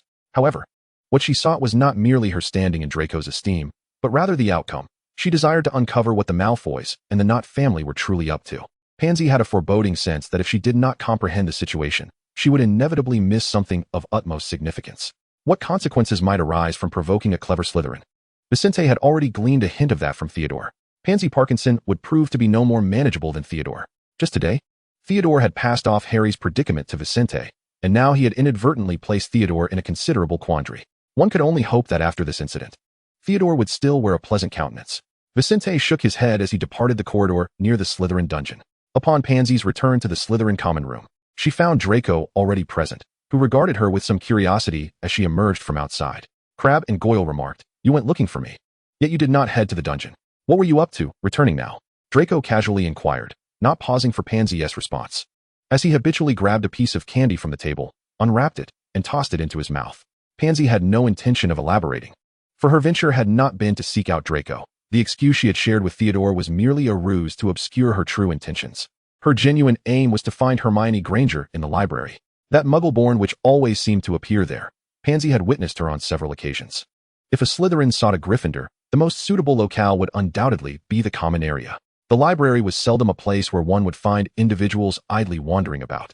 And Hermione Granger had chosen an excellent spot, a seat by the window that boasted ample light and a secluded atmosphere. That spot should be their usual haunt. As soon as Vincent arrived, he headed straight there and, as expected, found Hermione. If anyone were to reveal the truth to her, Hermione Granger would undoubtedly be the most trustworthy among them. Not merely in search of answers, Pansy could not comprehend the extraordinary qualities that Granger possessed, especially given the stark contrast in attitudes displayed by Harry Potter and Ron Weasley towards her. While she could easily cater to Draco's preferences, her efforts yielded little reward. She had anticipated gaining more, yet found herself empty-handed. Despite having spent an entire afternoon fruitlessly, Pansy did not feel it was a waste. Two individuals had advised her to be candid with her friends, an adage from Slytherin. Yet too much honesty could lead to a loss of friends. Pansy responded dismissively, claiming, "It's nothing, just took a stroll and visited the library." She observed Draco casually conversing with Crabbe, uncertain whether to heed Vincent's suggestion. Indeed, Vincent Riddle was an astute Ravenclaw, but he lacked an understanding of Slytherin's survival tactics. Her friendship with Draco would not undermine the collaboration between Malfoy and Nott. If she wished to be part of it, she would inevitably do so as Pansy Parkinson. And she was unsure whether they would be inclined to share their spoils with her. "Pansy, are you all right?" Noticing her unusual demeanor, Draco inquired, but upon receiving a denial, he averted his gaze.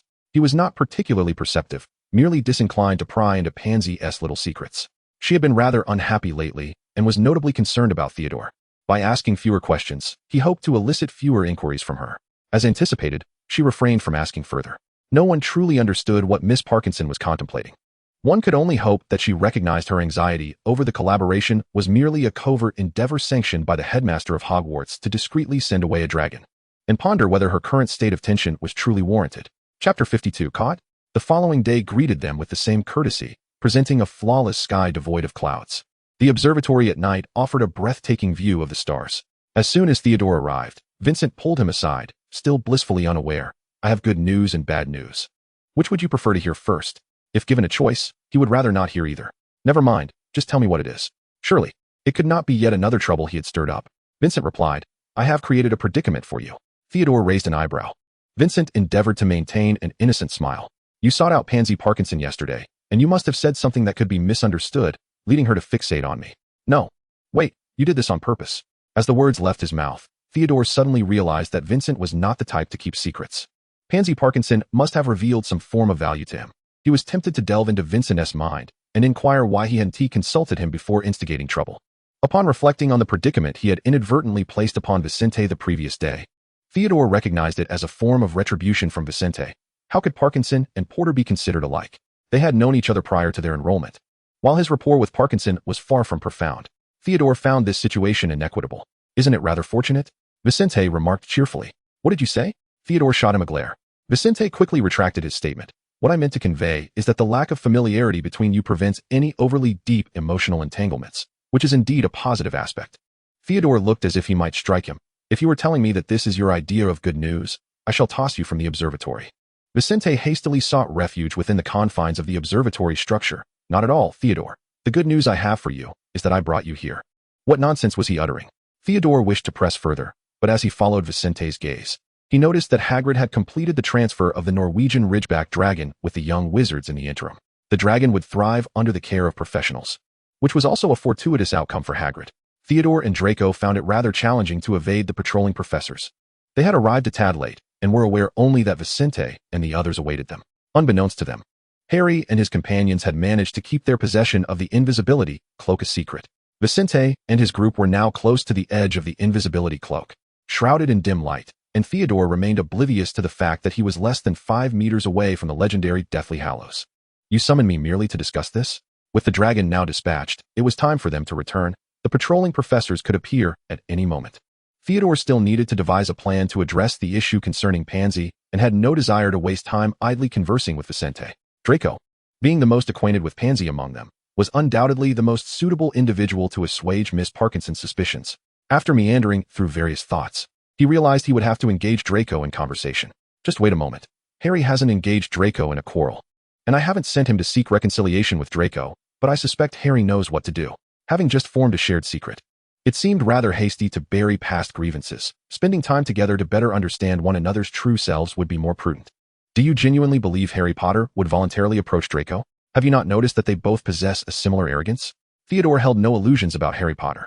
Just as Ron Weasley openly mocked Draco's name, Draco took jabs at the Weasley family's financial status. At this age, children often exhibited wariness towards those who differed from them rather than respect. Harry is a good lad, Vicente remarked nonchalantly, seemingly indifferent to Theodore's impending thoughts. Why rush, Theodore? Let us simply wait. The moonlight is delightful tonight. What is the point of constantly discussing them? You were the one who brought them up, starting with Pansy, Theodore retorted, arms crossed, eager to see what sort of mischief Vicente would conjure next. Hagrid's melancholic demeanor prompted him to depart swiftly, his towering silhouette vanishing from the observatory, leaving the space notably desolate. Vicente, however, had just been present. Hermione was the first to notice that Vicente and Theodore had disappeared before Hagrid's departure. The two always had an abundance of whispered conversations, and Hermione felt no urgency to seek them out. Ron glanced around, contemplating where they might be hiding. There was some moonlight here, yet the shaded areas were devoid of anything. Should he venture into the darkness to search for Vicente? He would rather brave the pitch-black corners in pursuit of Vicente than linger under Malfoy's scrutinizing gaze.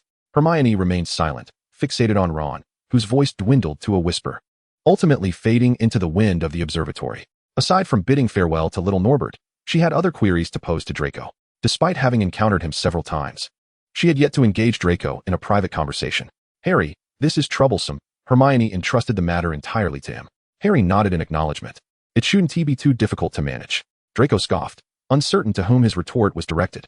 Theodore, in his typical fashion, wished to avoid being alone with these Gryffindors. He lamented that Vicente had led him astray, as he would not have previously vanished on his own. Theodore would undoubtedly disappear. He was a solitary figure, unaccountable to anyone regarding his whereabouts. However, Draco would never articulate such thoughts, as he had no desire to converse with Gryffindors, particularly Harry Potter. Harry had long since grown accustomed to Vicente's elusive tendencies and Draco's occasional surliness. Draco, I wish to inquire about something, Harry ventured. You wish to ask me something? Who gave you the impression that I would answer simply because you asked, Potter? Also, who permitted you to address me by my given name? Harry's immediate reaction to this response was that Malfoy seemed to be in a relatively good mood, having refrained from uttering more offensive remarks. Vicente's teaching methods were indeed effective. The use of given names could foster a sense of closeness. Yesterday, Parkinson approached Hermione regarding her relationship with Theodore, and she appeared unwilling to relent. Hermione hoped to ascertain how she should respond the next time she confronted her. Pansy. Draco's gaze shifted past Harry to settle on Hermione, who stood alongside Ron, and in the next moment, Weasley's visage loomed large in his line of sight. Speak your mind. Why the glare? Ron instinctively positioned Hermione behind him. The Malfoy family was notorious for their cutting remarks, and as a Muggle-born witch, Hermione was unlikely to receive the gentlemanly treatment one might expect from pure-blood wizards, if such a thing indeed existed. Huh, Weasley, so eager to protect your little girlfriend? Is your family's pure-blood lineage to end with your generation? Well, given your family, just as Draco seemed poised to utter further divisive remarks, Vicente contemplated intervening with his wand, but someone acted more swiftly. The wand of Theodore has been drawn, and the voice of Vincent, who has waited throughout the night, finally resonates. Ladies and gentlemen, I believe neither Gryffindor nor Slytherin has astronomy class tonight. Is that correct? Chapter 53, Hufflepuff feels excluded. Oh, this was indeed an unforeseen turn for Vincent. Theodore seized Vincent's hand and whispered in his ear, if you tell me this is the good news you prepared for me, I shall truly throw you from the observatory. I mean every word. As he observed the professors appearing at the observatory, Theodore's face turned a shade of distress. Vincent began to feel grateful for the dim lighting, which spared him from having to witness it. I know this may be hard for you to believe, but what I initially intended to convey was that they would be caught by the professors, and yet here we are, hiding and managing to escape unscathed, Vincent spoke dryly. Theodore, in disbelief, retorted, evading capture under Dumbledore's very nose. Vincent's voice grew even more arid, akin to consuming 5 over-toasted slices of bread without butter or milk. You might still find it hard to believe, but I truly did not expect Dumbledore to come personally to catch us. Dumbledore, you cannot be serious. You have let us in and still come to apprehend us. This is far too excessive. Vincent thought silently, having never encountered anyone more outrageous than Dumbledore. Quirrell and that unknown entity ranked second. Today, Dumbledore imparted a poignant lesson to Vincent. Experience is indeed the finest teacher. The voice, all too familiar and heart-stopping, emanated from Professor McGonagall, the stern and earnest head of Gryffindor, who regarded the astronomy tower, saturated with Gryffindor presence, and felt a wave of fatigue wash over her. Ladies and gentlemen, can anyone elucidate what profound enchantments you are researching in the observatory at such an hour? Forgive your professor's limited understanding. I am utterly at a loss to fathom what you could possibly be studying. Especially you, Mr. Malfoy. The wind at the terrace rustled Professor Snape's robes, making him resemble a bat with outstretched wings. True to form, he strictly adhered to the grammatical structure of singular and plural, which was indeed commendable. Although Vincent and Theodore had yet to reveal themselves, the absence of dialogue from Dumbledore did not instill in them a sense of security. The headmaster of Hogwarts, Dumbledore, alongside Professor McGonagall, head of Gryffindor, Professor Snape, head of Slytherin, and Professor Flitwick, head of Ravenclaw, who had previously secured numerous championships in dueling contests, presented an imposing assembly. Was Dumbledore not being a tad excessive? This lineup could easily traverse the Ministry of Magic. Theodore furrowed his brow intensely. Vincent, your good news is rather overwhelming. Vincent attempted to articulate something, yet his headmaster spoke before him. Headmaster Dumbledore, today's arrangements seem rather fortuitous. However, should I not be here? Other houses have students here. He should not be on leave today like the head of Hufflepuff, as there are no students of his to attend to. It seems somewhat improper for him to watch the other heads manage their own students. Do not fret, old friend. Perhaps the little wizard chatting in the corner will willingly step forward to greet his headmaster. Vicente no longer harbors any doubt that he has become a target for Headmaster Dumbledore. Theodore, reluctant to concede defeat, pulled Vicente from the corner into the gaze of their headmaster. Snape furrowed his brow fiercely. Not. It comes as no surprise that you are indeed a wizard who enjoys making friends, does it not? Professor Flitwick's tranquility vanished as he closed his eyes, unwilling to witness further. How could Dumbledore be mistaken? He summoned Vicente precisely because he already comprehended who would be present. Mr. Riddle, I must admit, I am quite surprised by your affinity for friendship. No matter, Professor Snape will ensure he completes his statement. Theodore, Vicente. When Professor Snape intervenes, none survive. Draco remained discontent, seeking to advocate for himself once more. Professor Snape, I believe. Enough, Malfoy, that will suffice. A mere glance from Snape rendered all little wizards silent. Draco felt wronged and fell silent. Harry dared not speak either. Professor Snape did not unleash his ire on Draco. Yet the look he cast towards him was perilous enough to suggest he might hurl him from the astronomy tower. This truly is a dangerous place. On a day devoid of classes, the astronomy tower was more crowded than ever. Ron whispered, "Are we going to be confined?" Dumbledore, having overheard, was eager to respond. "A fine question, Mr. Weasley. Perhaps you will face some form of punishment for congregating in violation of school rules. This penalty may be more severe than usual." Hermione's expression was nearly as grim as Professor Snape's. "Will we be expelled, Professor McGonagall? Please, do not let it come to that." In response to the typically rule-abiding young witch, Professor McGonagall's demeanor softened slightly. "This is indeed a serious matter, Miss Granger. But it has not reached that extent. By next Monday, you will know what your punishment entails. For now, please return to your respective headmasters." Since emerging, Theodore had not uttered a word. He was acutely aware that they had been played by Dumbledore. "Now, you owe me good news." Theodore nearly overflowed with disdain. "Vicente." He resolved to despise Headmaster Dumbledore from that day forth. "Have a pleasant day, Vicente," Dumbledore remarked as he brushed past Vicente. Vicente longed to glance back at him, even though it would have no bearing on Dumbledore and his relationship. He was certainly not the benevolent grandfather Harry imagined. He was rather wicked, no less than Grindelwald himself. Presently, he embodied the very essence of the malevolent dark wizard depicted on chocolate frog cards. Yet Vicente had no intention of revealing this to him. He would not feel sorrow or shame. Perhaps he might even find delight in it. Given the chance, Vicente would undoubtedly pen a letter to Grindelwald, extolling how fitting Dumbledore would be as a Dark Lord. No one knew what had transpired between them in those years past. Vicente only needed to make him uncomfortable, and he was convinced that if he managed to send a letter to Grindelwald, Dumbledore would eventually comprehend his current sentiments. He simply had to do it. "Why do you act thus, Mr. Riddle?" Professor Flitwick strode ahead, his stature not diminishing his authority in this conversation. Professor Flitwick was a highly esteemed educator, deserving of everyone's respect. Even now, he appeared less angry than perplexed. "I never envisioned you violating school rules. It is indeed difficult to fathom. Shouldn't this be about graduation?" He paused, considering. "Do you have something to say, Mr. Riddle?" Vicente replied, "Actually, if possible. May I inquire what the punishment will be for next week?" Professor McGonagall seemed quite irate, and she had not specified how many points would be deducted from their house. Ravenclaw's indifference to points did not imply a lack of concern. They simply accumulated them at a pace swifter than one might expect, rivaling the favoritism of Slytherin's biased head. Professor Flitwick had not anticipated such a question. "Well, do not fret, Mr. Riddle. Professor McGonagall is a remarkably diligent witch. Her punishment will undoubtedly be fair, so there is no need for concern. As for the points, we shall need to discuss that collectively. As this is not solely a matter for one house. All 3 houses of Hogwarts are involved, and there are only 4 houses in total. Therefore, we must confer. And perhaps tomorrow morning, Professor Sprout will inquire why she was not included in this matter." Vicente responded, "Are you serious, Professor Flitwick? I mean, Professor Sprout appears rather earnest." Professor Sprout resembled the quintessential neighborly matron, always smiling and gentle, exuding an aroma reminiscent of butter biscuits.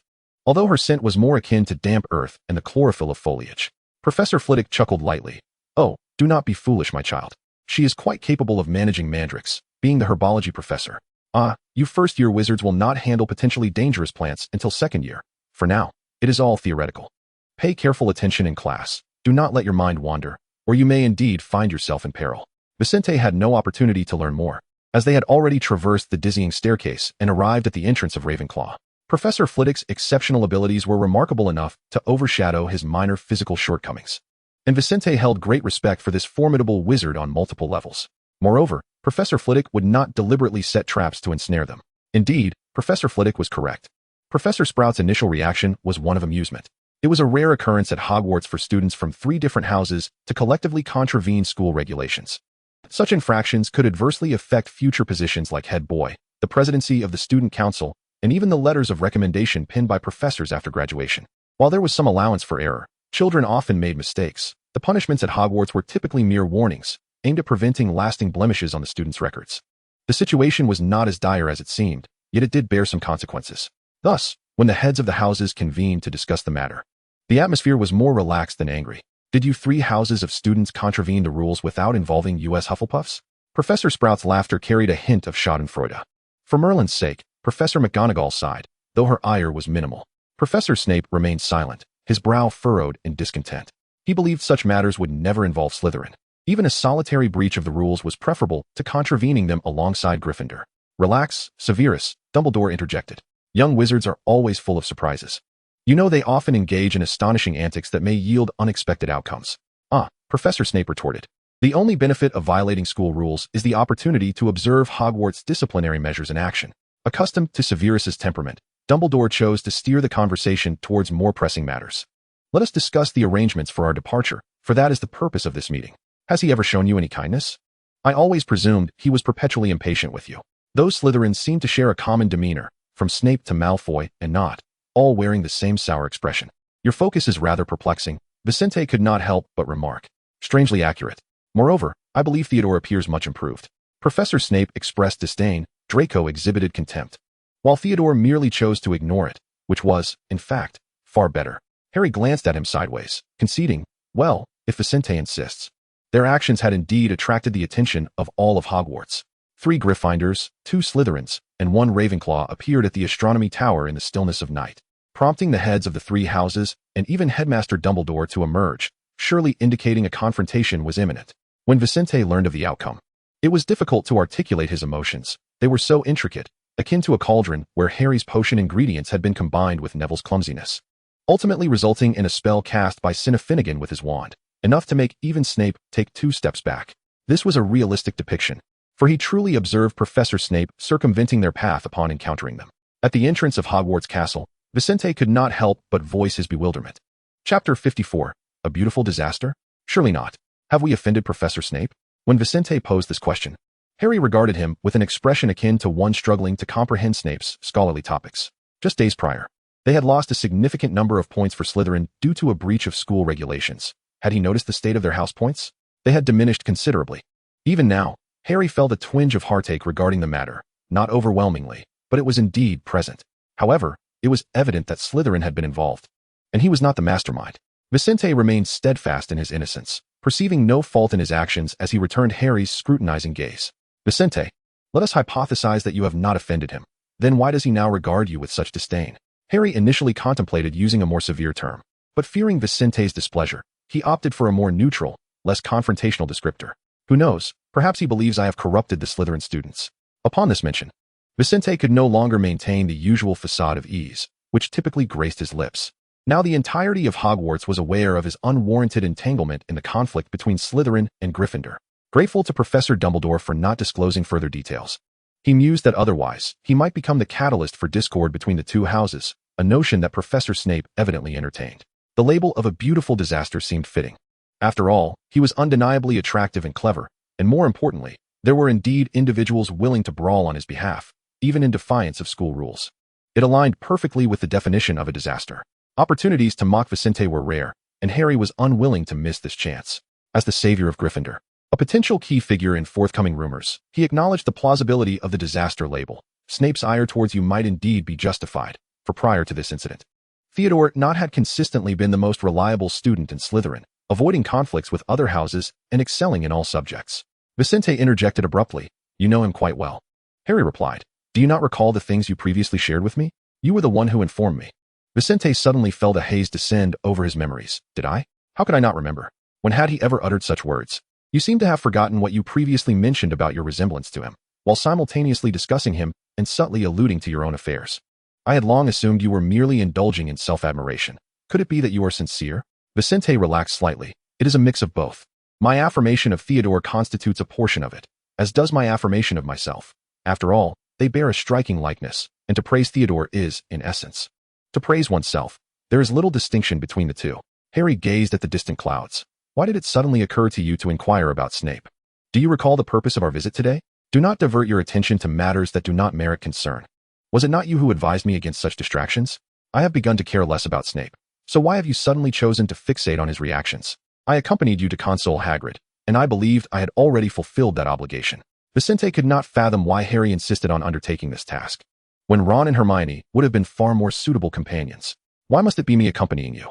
Do you genuinely believe Hagrid would treat me with the same openness he extends to Ron and Hermione? He manages to be cordial with Malfoy and Nott. How could he possibly be anything but courteous towards a Ravenclaw like you? Although I remain perplexed by the source of Hagrid's discomfort around you, Harry merely mumbled to himself, not genuinely seeking clarity on the matter.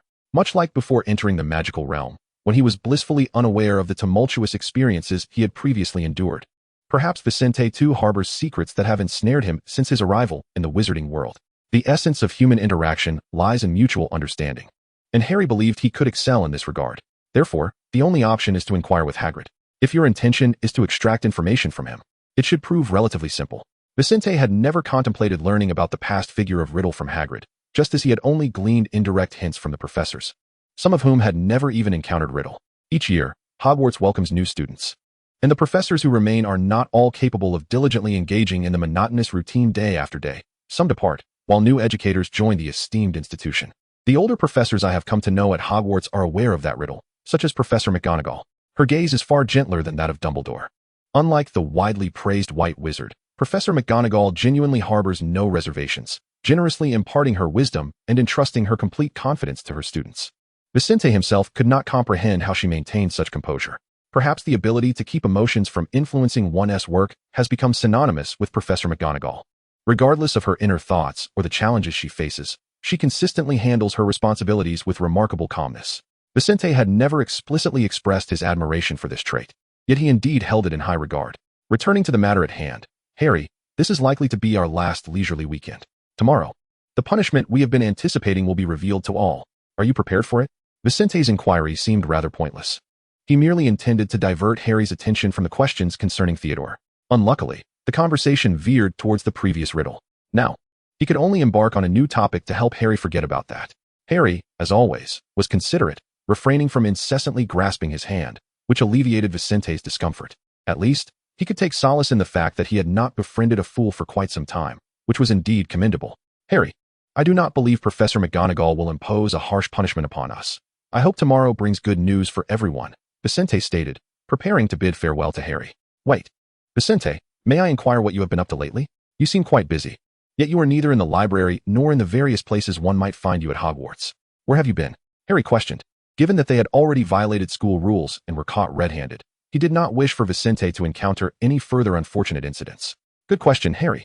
I have been contemplating how to exact revenge. Curses do not seem a wise choice, but pranks are certainly splendid, Vincent replied, his eyes gleaming with determination.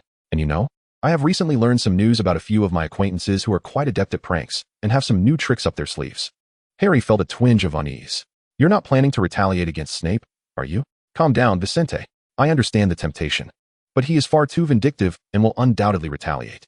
To be frank, Harry, if my target for revenge were Snape, do you truly believe that it wouldn't be a splendid idea? Vincent leaned in, gazing intently into Harry's eyes. If you don't include me, then it is indeed a poor idea. Harry had never successfully concealed anything from Vincent. Vincent had obtained the answer he sought and smiled contentedly. Regrettably, Harry, my target is not Snape, and he is not as petty as one might think, though he certainly possesses some pettiness. Nonetheless, he is far more lenient compared to Snape.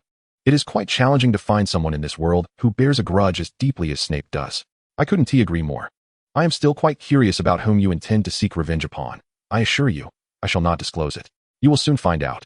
The entirety of Hogwarts will learn, just as they have rumored me to be a heartthrob, Vincent teased, turning to leave before Harry could say another word. But you are not a heartthrob just yet, Harry protested. 2 weeks later, the incident where Professor Dumbledore mistakenly consumed enchanted prank candies, resulting in a pink mustache and hair, became the talk of Hogwarts. Everyone speculated whether Dumbledore's vibrant appearance was a true reflection of his inner self or an indication of a forthcoming romantic revival. Meanwhile, whispers began to circulate at Hogwarts regarding a young Ravenclaw wizard of Vila descent, with suspicions arising that Malfoy from Slytherin and the Gryffindor savior had engaged in a brawl on his behalf. Dumbledore was aware that Vincent would seek retribution, yet he did not anticipate it would occur so swiftly. Vincent recognized that Dumbledore would observe the unfolding drama, but he was taken aback by the magnitude of the rumors. Ultimately, it could be said that both individuals suffered losses, while the young wizards of Hogwarts reveled in their triumph over this scandal. Chapter 55. The Forbidden Forest? Are you serious? The Forbidden Forest has always been off-limits to young wizards. From the first day of their enrollment, this is common knowledge. It is said to be inhabited by werewolves, and no one would willingly risk their flesh and blood to experience the sharpness of a werewolf's teeth. Moreover, it is home to many magical creatures that prefer to live undisturbed, while entry is prohibited. The irony lies in the fact that the punishment for breaking this rule entails entering the Forbidden Forest. Vincent stood at the forest's edge, incredulously gazing at Hagrid when he learned of his punishment. This seems rather absurd, Hagrid. Perhaps I should return and let Farrell devise a suitable punishment. Draco, I support you in informing your father. Draco, who had joined the conversation, was far less composed than Vincent. The Forbidden Forest? Absolutely not. How could we possibly enter such a place? Draco reacted vehemently, preferring to remain in his godfather's cellar, even if it meant dealing with slug slime. He resolutely rejected the option of entering the Forbidden Forest. Theodore had never imagined he would face punishment by being sent into the Forbidden Forest, especially alongside Draco, Vincent, and 3 Gryffindors. Speak up, Gryffindors, at least utter something. He glanced at the Gryffindors behind Draco, questioning whether their head had any objections to allowing young wizards into the Forbidden Forest, which seemed decidedly improper. Harry and Ron appeared to be the least suitable candidates to speak. Harry had recently refused to converse with Draco, while Ron seemed utterly at a loss. As the most knowledgeable about Hogwarts rules among the group, Hermione bravely stepped forward once more. Perhaps the Forbidden Forest is not as terrifying as it seems. The professors would not place us in danger, and the ban on entering the forest is a negotiable clause. In theory, the punishment for breaking school rules could vary based on the professor administering it, with only corporal punishment expressly forbidden. We are not interested in your lengthy discourse, especially as it offers no assistance in our current predicament, Miss Granger. Theodore spoke courteously, at least devoid of any unfriendly language. The very air of the Forbidden Forest felt distinct from the land they currently occupied. The dense canopy of leaves blocked out the sunlight, rendering it all the more intimidating. The accumulation of dead branches and leaves made the soil soft and damp, devoid of sunlight, while the forest exuded an atmosphere of darkness thick with the scent of fungi and mildew. The environment just a few steps away rendered Hermione's words entirely unconvincing. Vincent pressed his lips together. Hagrid, the notice you received is to take us inside, is it not? Very well, let us proceed. This was undoubtedly Dumbledore's idea. Draco remained somewhat reluctant. My father will definitely find out about this. Vincent patted Theodore's shoulder. Let him be quiet. I shall inquire if Harry knows anything more. And also ask Hagrid about the Forbidden Forest. Harry Potter was utterly oblivious, though Hagrid might possess greater knowledge. However, I remain uncertain if he would divulge it. Vincent asserted. He will. Hagrid is quite approachable and is undoubtedly the most knowledgeable individual regarding the Forbidden Forest at Hogwarts, as he is the sole gamekeeper here. Theodore added this detail. Vincent easily gleaned information from Hagrid about the Forbidden Forest, as Hagrid was not prepared to conceal such news. There had been recent disturbances in the Forbidden Forest, with creatures being attacked. Many eyes had witnessed shadows, yet only shadows. No one knew what they truly were. When Hagrid spoke of this, his tone was more somber than when he had bid farewell to little Norbert. After all, Norbert had merely departed from his side, destined for a happy life, while the other creatures under threat faced death. Patrolling the Forbidden Forest was his duty, yet he had yet to uncover who was harming these innocent beings. And guilt weighed heavily upon him. Are attacks in the Forbidden Forest a common occurrence? I mean, considering it is the Forbidden Forest.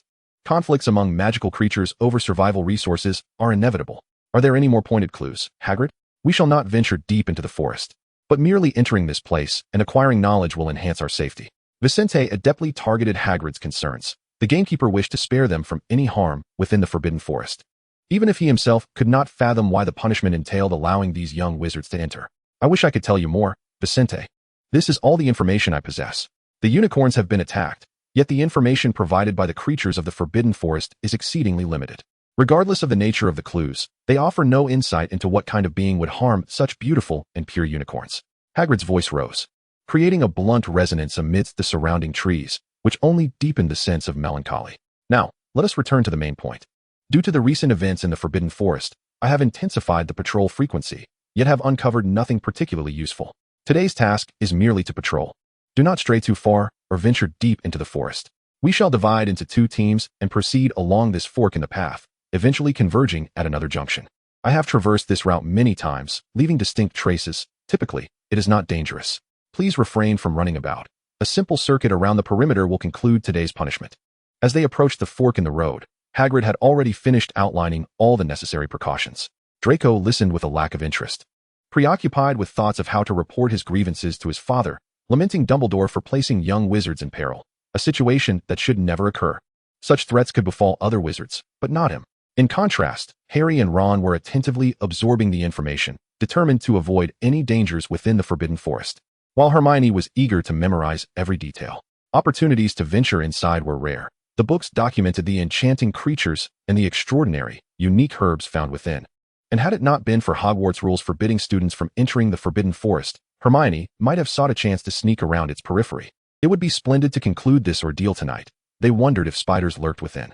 Ron rubbed his arms, feeling the chill that enveloped him, colder than the outside air, as if the wind brushing against his exposed skin was reminiscent of spiders scuttling over him. Spiders, indeed. This was the Forbidden Forest, after all. Hagrid spoke with a hint of inexplicable excitement. There exists the largest spider in the world within the forest, but I probably shouldn't mention that, should I? He noticed Ron's complexion drain of color and quickly realized he had perhaps divulged too much. The considerate adult wizard felt remorseful. The spiders in the forbidden forest only dwell deep within. Fret not, Ron, you 1T encounter any. I'll keep an eye out for you. No spider will approach. Harry patted Ron's shoulder in comfort. It's nothing, Hagrid. Ron simply has an aversion to spiders. Besides, we 1T run into the one you mentioned, will we? Dangerous creatures reside deeper within the forest. We'll just circle the outskirts and leave. Their reassurances alleviated Ron's anxiety somewhat, though his countenance remained pale. Indeed, as long as they moved swiftly, perhaps they could escape before dawn. Hagrid's words provided a measure of reassurance to Ron and Draco, although Ron continually expressed that Draco seemed rather cowardly when it came to spiders. He too was eager to depart this dimly unsettling place. All right, let us split into 2 groups. Yaya and I will each lead a team, and we will regroup to exit. Draco glanced around. Who is Yaya? Are there others here? Oh, you're not aware of this yet, Hagrid replied with increased cheer, proudly gesturing to his best companion. This is Yaya, my loyal partner. He accompanies me on patrols and knows this path so well that he could traverse it with his eyes closed. And his sense of smell is remarkable. He can still find me even with his eyes shut. Just follow him, and you shall not lose your way. Draco thought. Does this mean he intends for one of the teams to follow a dog? Can such events truly transpire within the singular magical institution of all England? A perilous realm, compelling students to follow a dog. Draco felt an urge to express his frustration. Given the choice, he would prefer to be in the company of Hagrid, the half-giant of impure lineage, rather than endure this. In a place fraught with danger, blood lineage seemed a trivial concern. Hagrid's imposing stature undoubtedly provided a greater sense of security than that of the dog. At least he was a person, even without the aid of an oil lamp. The dim light allowed Theodore and Vincent to decipher Draco's body language and emotions. Harry, you 3 together. Do Draco and Theodore have any objections to following me? Vincent proposed a distribution plan. Hagrid, considerate as ever, was inclined to agree as long as the request was reasonable, and this occasion was no exception. Vincent sensed an oddity. The entire forbidden forest exuded an aura of danger, a feeling he had only encountered with Quirrell. He felt uneasy and, if given the choice, wished to conclude this punishment swiftly. The Gryffindor trio had no objections, but Draco appeared to have something to say. So, who will accompany us, Hagrid or this dog? In truth, he preferred to refer to Hagrid as the impure-blooded wizard, the half-giant, at least in private, yet he restrained himself, aware of the gravity of the situation. Theodore was immensely relieved. This indicated that, in their future collaborations, they would not have to expend effort caring for the sole heir of the Malfoy lineage. Hagrid proposed an alternative plan. I would prefer to separate the Gryffindor wizards. Perhaps Slytherin and Gryffindor require more interaction and understanding.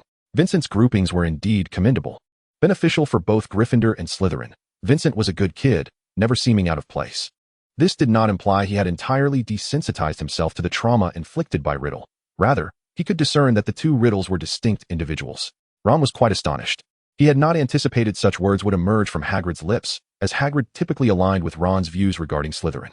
This was undoubtedly the brainchild of Professor Dumbledore and Professor McGonagall. Vincent was increasingly certain that this idea bore the greater influence of Professor McGonagall in matters of inter-house equality. None excelled beyond Professor McGonagall. Even Dumbledore occasionally exhibited a hint of bias, particularly when it came to Slytherin. However, McGonagall did not. She regarded Hogwarts as her home, treating all young wizards with equality. Although strictness may evoke feelings of tension and seriousness, there exists a gentleness in its equitable treatment of all. The greatest prejudice against Slytherin merely manifests in their occasional resort to unsporting tactics on the Quidditch pitch, which does not constitute true bias. Harry, Malfoy, Vincent, you shall follow Yaya down this path, while Ron, Hermione, and Nott, you will accompany me. Hagrid instructed, prepare your lanterns. The Forbidden Forest offers little in the way of illumination. A moment's carelessness could attract the attention of other magical creatures. Rely solely on this lantern, and do not draw the notice of any beings, for even the periphery may harbor dangers. Hagrid announced the final groupings and issued his last reminders to the young wizards. It is time for us to depart from here, rather than venture deeper. Draco cast a disgruntled glare at him before redirecting his stare at Vincent. Clearly, the young master wished for him to utter something further to alter the situation, at the very least to avoid sharing the path with a dog. Were there not others on this route who were not dogs? Vincent had something to say about that. Draco, could you assist me? Vincent handed his lantern to Draco and remarked to Theodore, I don't know why, but I have an ominous feeling that we shall encounter more misfortunes on this side. In any case, I entrust the care of the 3 of them to you. Hagrid, the only adult wizard present, keenly overheard their conversation and found the 2 young wizards amusing. 3. This included himself as well, though he might not have required it. He found the sentiment quite delightful. Once he had separated Vincent from the other, Hagrid no longer saw Vincent's face, but rather the actions they were undertaking. "Thank you for your concern, Vincent. I shall take care of myself and strive not to cause not any worry," Hagrid assured. Theodore disregarded Hagrid and merely rolled his eyes at Vincent, cautioning him not to let Draco stir up trouble. This sense of mutual reliance rendered the atmosphere in the Forbidden Forest even more peculiar. The two pairs of young wizards soon dispersed as per Hagrid's directive, for he was the one overseeing their punishment. "It will only be for one night, after tonight. We need not waste time here." Vincent was indifferent to the dreadful creatures that might be prowling the Forbidden Forest, yet Dumbledore was eager for them to take heed, which was precisely why he had summoned the young wizards to this place. More directly, it was the reason he had brought Harry here. If there were any malevolent forces at Hogwarts, it was only natural for them to be more concerned about Dumbledore and the savior, Harry Potter. "Harry, do you have any inkling regarding this? Perhaps someone you might have offended?" Vincent inquired, knowing full well that Harry had not, yet he could not refrain from asking. Which malevolent force would not seek to target the renowned savior, Harry Potter? Especially this inconspicuous entity, for perhaps causing harm to Harry Potter could elevate his notoriety, liberating him from the ignoble act of carelessly harming small creatures in the Forbidden Forest. In a moment of tension, Draco's mind raced. What does this mean? Is someone here intending to harm us? Merely to injure Potter? Could they not just hurt him? Must they not harm me, or allow him to act alone? Would that not be preferable for us? Calm yourself, Draco. Theodore entrusted you to me, and I shall ensure your safety. Moreover, I merely wish to jest. There is nothing Harry is unaware of. In retrospect, I should not have questioned Harry. If you were cognizant of who might be targeting you, you would not be present here now." Draco found no solace in these words. "So, you imply we might be in peril. Yet no one knows the source of this danger?" This was not precisely what he intended to convey, but Vincent observed Draco's current state and deemed him incapable of processing reason. Ultimately, he offered a simple reassurance. "Do not be overly anxious, Draco. It is merely the Forbidden Forest. As long as we follow Hagrid's instructions and complete our patrol, it shall be over." Draco could hardly believe it. Why were these two so composed? Did they not care about their own lives? Was no one concerned for his safety? "You are currently in the Forbidden Forest, a perilous place known to all of Hogwarts, and yet you ponder the nature of your danger?" Malfoy fervently wished for you to awaken to reality. Harry could not restrain himself from replying. In Hogwarts, they always projected an air of invulnerability. Now, in a perilous locale, are they not the same? Draco Malfoy is, in truth, no different from them, a realization that has been deepening in Harry's mind. Their pace remained unaffected by their conversation, proceeding steadily along the pathway. Fong, at this moment, resembled an obedient and docile dog, entirely disengaged from human discourse. He traversed this familiar route, his body low to the ground, his nose probing the meticulously flattened path laid by Hagrid. This was his daily duty, utilizing his olfactory prowess to assist Hagrid in uncovering issues they might overlook, and now, aiding Hagrid's companions. It seems they are quarreling. Humans are invariably like this, burdened with countless worries and intricate thoughts. Fortunately, they are not human. He is merely an ordinary animal, and life is much simpler for him. After Harry responded to Draco, without waiting for his reaction, he pondered Vicente's question and replied, "I do not quite understand why you would say that, Vicente. However, I can assert with certainty, and I believe you should as well, that I truly know nothing." "Oh, now I comprehend why you are inquiring. No one has shared anything with me. At least, in my recollection, there has been no information regarding the Forbidden Forest. What are you discussing? We are supposedly on the same path, yet you still have information to withhold from me." "Vicente, I shall definitely inform Theodore about this." Draco, unable to contain his frustration, found the very atmosphere of the Forbidden Forest intolerable, let alone the fact that he was still holding the lamp. He thrust the lamp in front of Vicente's eyes and exclaimed, "Look, look, this is something only a servant would do. Do you have any idea how furious my father would be if he knew I was doing this for you? Therefore, we must keep this from him. Let us proceed. Draco's journey will soon come to an end, and then no one will know how terrified you were in the Forbidden Forest." Vicente attempted to diffuse the tension with a quip, but Harry followed up with an incisive remark. "Yes. Perhaps others would be curious to know that Malfoy in the Forbidden Forest is merely a coward whose legs tremble so violently he can barely hold the lamp." Draco retorted, "You are truly pushing my buttons, Potter." He appeared ready to hurl the lamp at Harry's face, a far more severe reaction than before, yet he refrained from doing so. The three were left with but a feeble source of light. Who knew what such a beacon might attract in the Forbidden Forest? "You will pay for that remark, Potter." "In the name of Malfoy," Draco seethed, casting those words aside as he forcefully bumped Harry's shoulder and moved past him. Vicente looked at Harry, who was rubbing his shoulder and grimacing. "I thought your relationship would have matured by now, that you would not be so childish. Haven't you improved at all? The other day at the observatory, you managed to converse without quarreling." Harry felt his shoulder ease a bit. "Well, when I was engrossed in conversation with Nott. I had time to care about myself, but that was after that day. The subsequent matters could wait. As Harry was more curious, did you not imply earlier that we could speak candidly? Vincent replied, I merely sought to create an environment conducive to your communication, perhaps to share something that others do not know. This would bring you closer, rather than compel you to speak the unvarnished truth. Yet your truth seems rather trivial. It appears your relationship has indeed improved somewhat. Vincent had momentarily lost control of his composure. Draco's complaints could be quite irksome. It seems we shall not be able to foster any improvement in your relationship tonight. Come on, Harry, at the very least. Let us avoid any unnecessary encounters that might delay our journey. Harry felt a twinge of confusion. I assumed you would be as curious about the Forbidden Forest as Hermione. Yet you seem rather impatient. Your demeanor has been off since we arrived. What transpired with you, Vincent? Or have you sensed something? Vincent waved his hand dismissively. I cannot articulate it clearly, Harry. It simply feels wrong here. Much like how Ron perceives the presence of spiders creeping upon him. This place invokes a similar discomfort. It's not spiders, but something far more unsettling.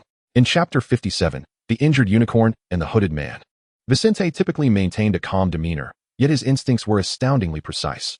Once he identified something and formulated a conclusion, it often proved to be the truth. Harry had witnessed this countless times, so he harbored no doubt that Vincent's current unease was not merely a dramatization of fear. Is this the rationale you just employed regarding Draco Malfoy? May I utilize it next time? Harry mused. I hadn't felt it until now, but recalling it makes my head ache a bit. Vincent replied, Harry, even if you were to use that argument, I would not permit you to provoke Draco. Promise me. Refrain from such actions until the end of this term. Harry rubbed the scar on his forehead, saying, I'm not jesting. I genuinely feel a bit unwell. Vincent sighed, accepting his friend's sentiments, yet reiterated, you must find a way to mend relations with Draco Malfoy. Do not behave like a weaned child, stirring conflict over trivial matters. Whenever Vincent broached such topics, Harry felt an intensifying pain in his head, as though his scar could sense the discord between him and Draco, responding with its own discomfort. I have always believed myself to be quite sociable, save for when I confront Draco Malfoy, Harry admitted. I understand, Vincent, that clashing with him is indeed troublesome. We are both striving to navigate this, at least for the past few days. Well, recently, we had been getting along reasonably well. As Harry spoke, a hint of awkwardness crept into his voice, which Vincent perceptively noted. Draco consistently forged ahead, yet he remained acutely aware of their conversation behind him. Or perhaps he was merely cautious not to run too fast, lest he become the solitary one left behind. Did something transpire between you two unbeknownst to me? Recent events have been unfolding in rapid succession. I hadn't heard you mention it, and I had assumed you hadn't crossed paths since that last incident. The timing is not ideal. Let us postpone this discussion until tomorrow or the day after when we have the chance, Vincent suggested. Indeed, it pertains to that incident. Everyone speculated that Draco and I were to settle a score, which displeased him greatly. When we encountered each other in the corridor, I intended to speak with him. Yet he shot me a glare, and thus, we arrived at our current predicament. Draco had initially been amenable to the prospect of collaborating with Harry. However, in the eyes of the public, they had once again become irreconcilable adversaries, to say nothing of other considerations. Professor Snape would certainly not tolerate any closeness between Draco and Harry. Harry, on the other hand, was rather indifferent to Snape's opinions. If it meant opposing Snape, he would gladly engage with Draco, relishing the opportunity to do so in Snape's presence. He vividly recalled the professor's displeased expression that day at the observatory. He could have feasted on 3 servings of mashed potatoes in delight at that sight. Had any inquiry been made regarding Draco's perspective? What were his thoughts on the matter and the recent rumors he had encountered? Vincent interjected with an alternative suggestion. His situation was no less precarious than yours. The Gryffindor wizards merely whispered about your connection with Slytherin behind closed doors, being particularly sensitive about point deductions. However, if the focus shifted to Slytherin, a portion of them might still comprehend your predicament. Draco, in contrast, faced a different reality. Slytherins were typically reticent, yet he had a godfather as the head of Slytherin. Recently, in an effort to reclaim the points lost by Slytherin, Professor Snape had invested considerable effort. This point only fueled Harry's frustration further. Indeed, the frequency with which Snape called his name in class had surpassed that of all previous instances combined. Not only had they failed to reclaim Gryffindor's points from Potions class, but they had nearly lost additional points. Thankfully, Hermione had managed to salvage the situation. Otherwise, Harry was uncertain how he would face the rest of Gryffindor. For reasons unknown, Vincent harbored an uncanny premonition that Harry need not fret over the final house points. Do you believe Dumbledore will find a way to rectify his actions? Vincent suddenly posed. I beg your pardon, I did not quite catch your meaning, Vincent, Harry replied, momentarily bewildered by the abrupt shift in topic. How did we suddenly arrive at discussing Headmaster Dumbledore? Vincent shook his head. It's nothing, just disregard my comment. Their voices were low, yet the forbidden forest was eerily silent. With a faint mist settling in as night deepened, Draco had drawn closer to them, dissipating the earlier tension. "Hey, you two at the back, did you hear something?" The previously assertive Slytherin awkwardly spoke, taking small steps backward until he collided directly with Harry. "I heard it, Malfoy," Harry replied, oblivious to the intimacy of their current position. As his attention was wholly captivated by a peculiar sound, something akin to chewing, accompanied by a hoarse, agonized moan. "Harry, look at Draco." Vicente's wand was already in hand, alertly scanning the surroundings as he swiftly pinpointed the source of the noise. "Stay right where you are. I'll go investigate." "Absolutely not," Draco interjected, blocking Vicente's path. "You cannot leave us here." Harry placed a hand on Draco's shoulder. "You must choose, Malfoy. Confront the danger with us, or remain safely here." Draco pondered carefully. "You cannot abandon me here." He then turned to Vicente. "We have not received salaries from Hogwarts, and it is unnecessary for us to concern ourselves with what happens here. You can simply seek Hagrid." Vicente's response was merely a silhouette and a murmur lost in the shadows. "I will go once I have confirmed everything." Hagrid would undoubtedly handle the matter. However, Vicente had certain confirmations of his own to ascertain. His intuition rarely led him astray. Akin to the inexplicable connection he felt when he first greeted Harry, he began to question whether he had been infected by something. Though he knew full well that heart ailments were not contagious, why was he experiencing heart pain akin to that of his non-biological brother? It was not overwhelming, yet its presence was unmistakable. Harry observed Draco, who appeared impatient and somewhat fearful, and once again rubbed the scar on his forehead. Perhaps it was merely his imagination. But as time passed, the pain from the scar seemed to intensify. The moonlight appeared to favor pure creatures eternally, within the shadows of the Forbidden Forest. A unicorn radiated a gentle glow, lying on the ground, tears seemingly welling in its beautiful, translucent eyes. A shadowy figure, indistinct but draped in a tattered black cloak, lay atop it, blood gushing from a wound, as that being consumed the unicorn's blood. Without needing to see its face or ascertain its nature or purpose, Vicente was overwhelmed by an indescribable agony that spread from his heart at the mere sight of it. He had to exert tremendous effort to grip his wand tightly, lest it slip from his trembling hands. In the forest shrouded in darkness, ancient trees towered overhead, their twisted branches resembling the claws of demons, appearing even more sinister beneath the night's veil. The mist seemed to thicken, though he had merely advanced a short distance. He felt increasingly detached from Harry and Draco behind him. The encroaching fog enveloped him like heavy drapes, devouring the scant light that remained. Vicente recalled Hagrid's admonition, refraining from employing any rash spells, and instead illuminated a faint glow from his wand. Upon discovering the wounded unicorn and the cloaked figure attacking it, Vicente felt an immediate urge to retreat. He could not confront this foe alone. Was this the figure lurking behind Quirrell, inflicting harm upon unicorns, appearing disheveled, and surveilling him? He ought to be dealt with by Dumbledore, employing the same methods used against Grindelwald. Slowly he moved, striving to minimize the sound of his footfalls upon the brittle leaves, stones, and earth, nearly retreating entirely. A sudden, sharp pain pierced his heart without warning, draining the color from Vicente's face, each wave of pain more intense than the last, and it seemed that the creature had also sensed the unwelcome presence behind it. Beads of sweat rolled down his forehead. His body trembled uncontrollably, one hand pressing tightly against his chest, attempting to alleviate the excruciating pain that seemed intent on tearing him apart. The wand he always carried, which typically glimmered with light, now dangled precariously from his quaking fingers. Vicente's fingers twitched feebly, each effort to grip the wand thwarted by waves of pain surging through him. In the dark forest, the occasional eerie cries of unknown creatures echoed, mocking him like sinister entities lurking in the shadows.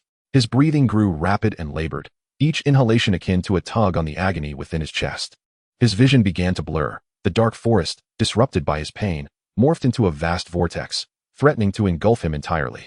Ultimately, the wand, a symbol of safety and protection, slipped from his gradually numbing grasp, thudding against the ground strewn with dead branches and leaves, only to be swallowed by the forest's oppressive silence. This slight disturbance, however, prompted the tattered cloak to turn slowly. Whether it was his unique magic or Vicente's current state that hindered his perception, he could not discern the face concealed beneath the cloak. All he knew was that this entity drew ever closer, and in a daze, he heard the barking of a dog. "Vicente!" Upon hearing Harry and Draco's voices, Vicente's first reaction was to think that they were indeed disobedient. His second thought was a realization of his peculiar role as an odd caretaker, perpetually worried about their well-being. When had he been compelled to assume such a role? Finally, Vicente recognized that he appeared to be in peril.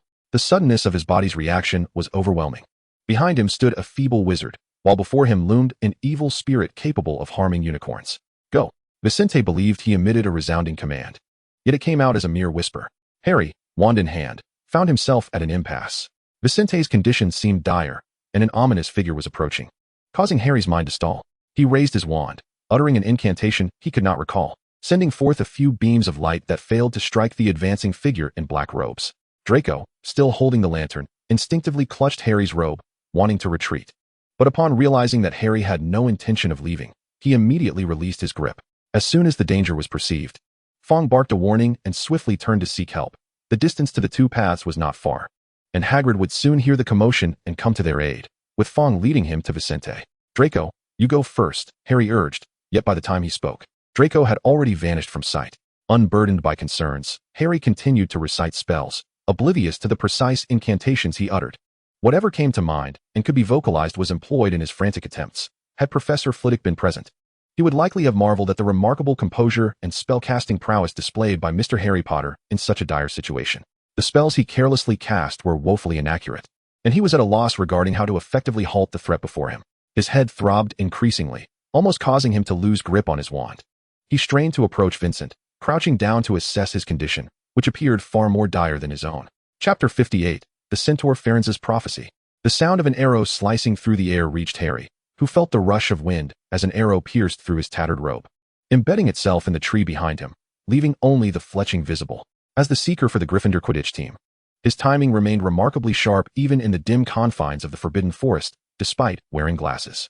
He glanced back hurriedly, spotting a centaur that Hagrid had once mentioned, its formidable physique evident, bow and arrow in hand, having just driven away a monstrous creature.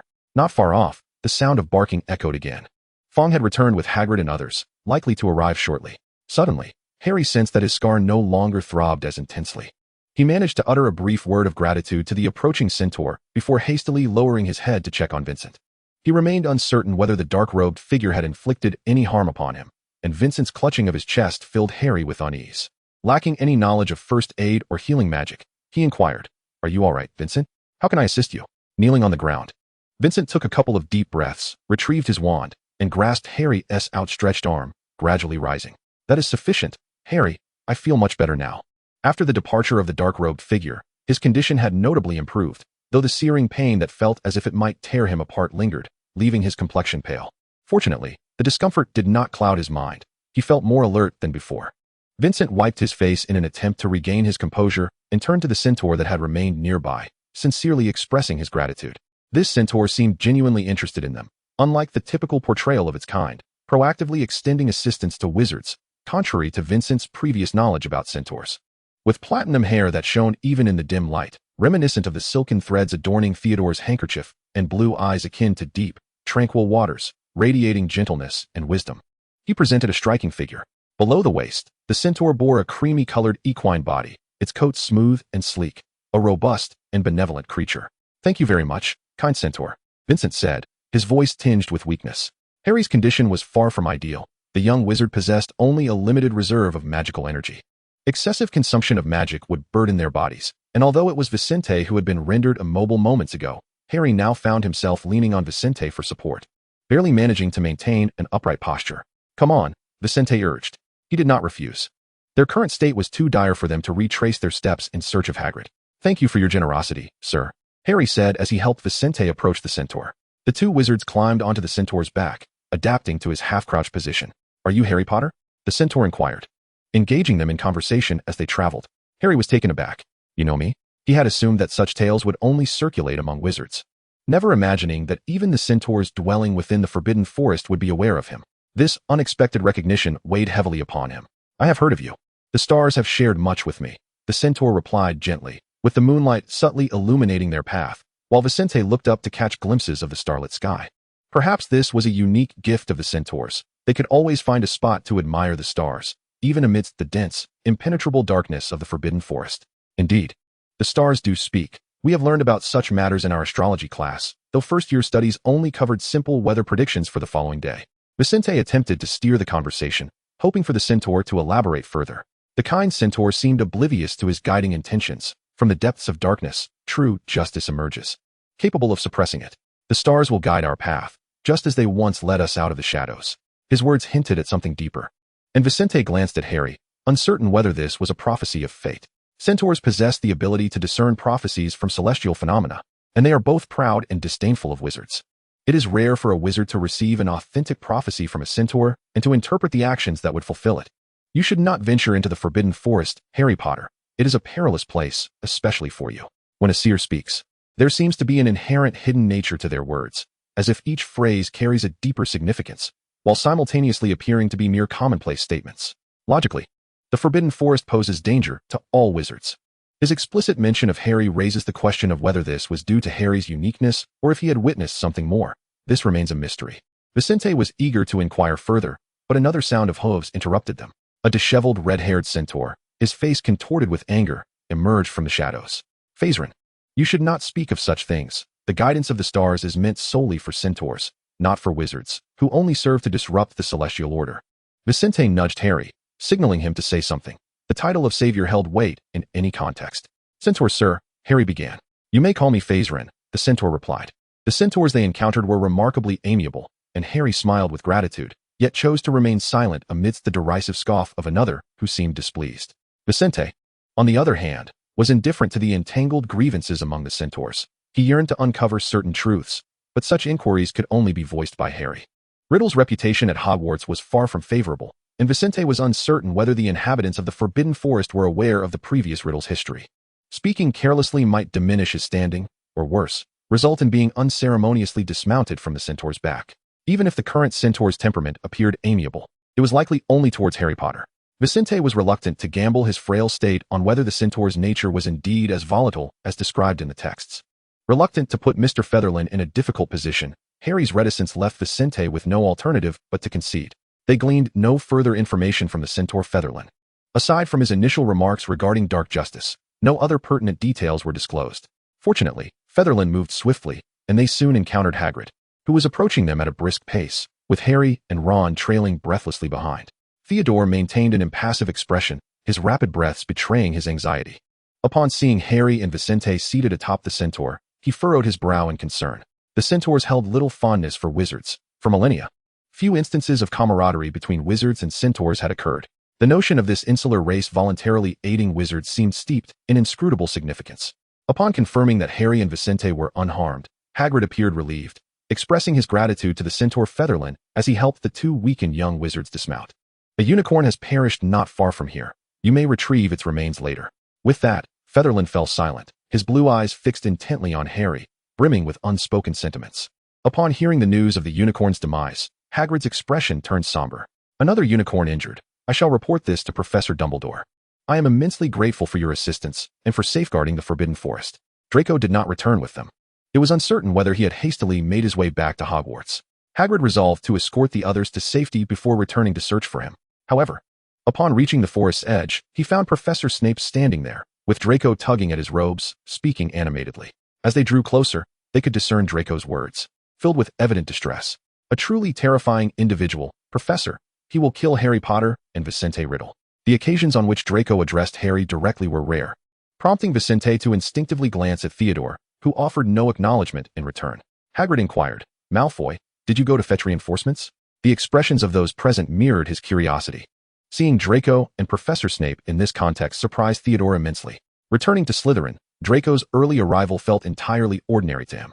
Draco chose to summon Professor Snape, and they ventured back to the Forbidden Forest, fortuitously encountering a scene that brought some solace to their hearts.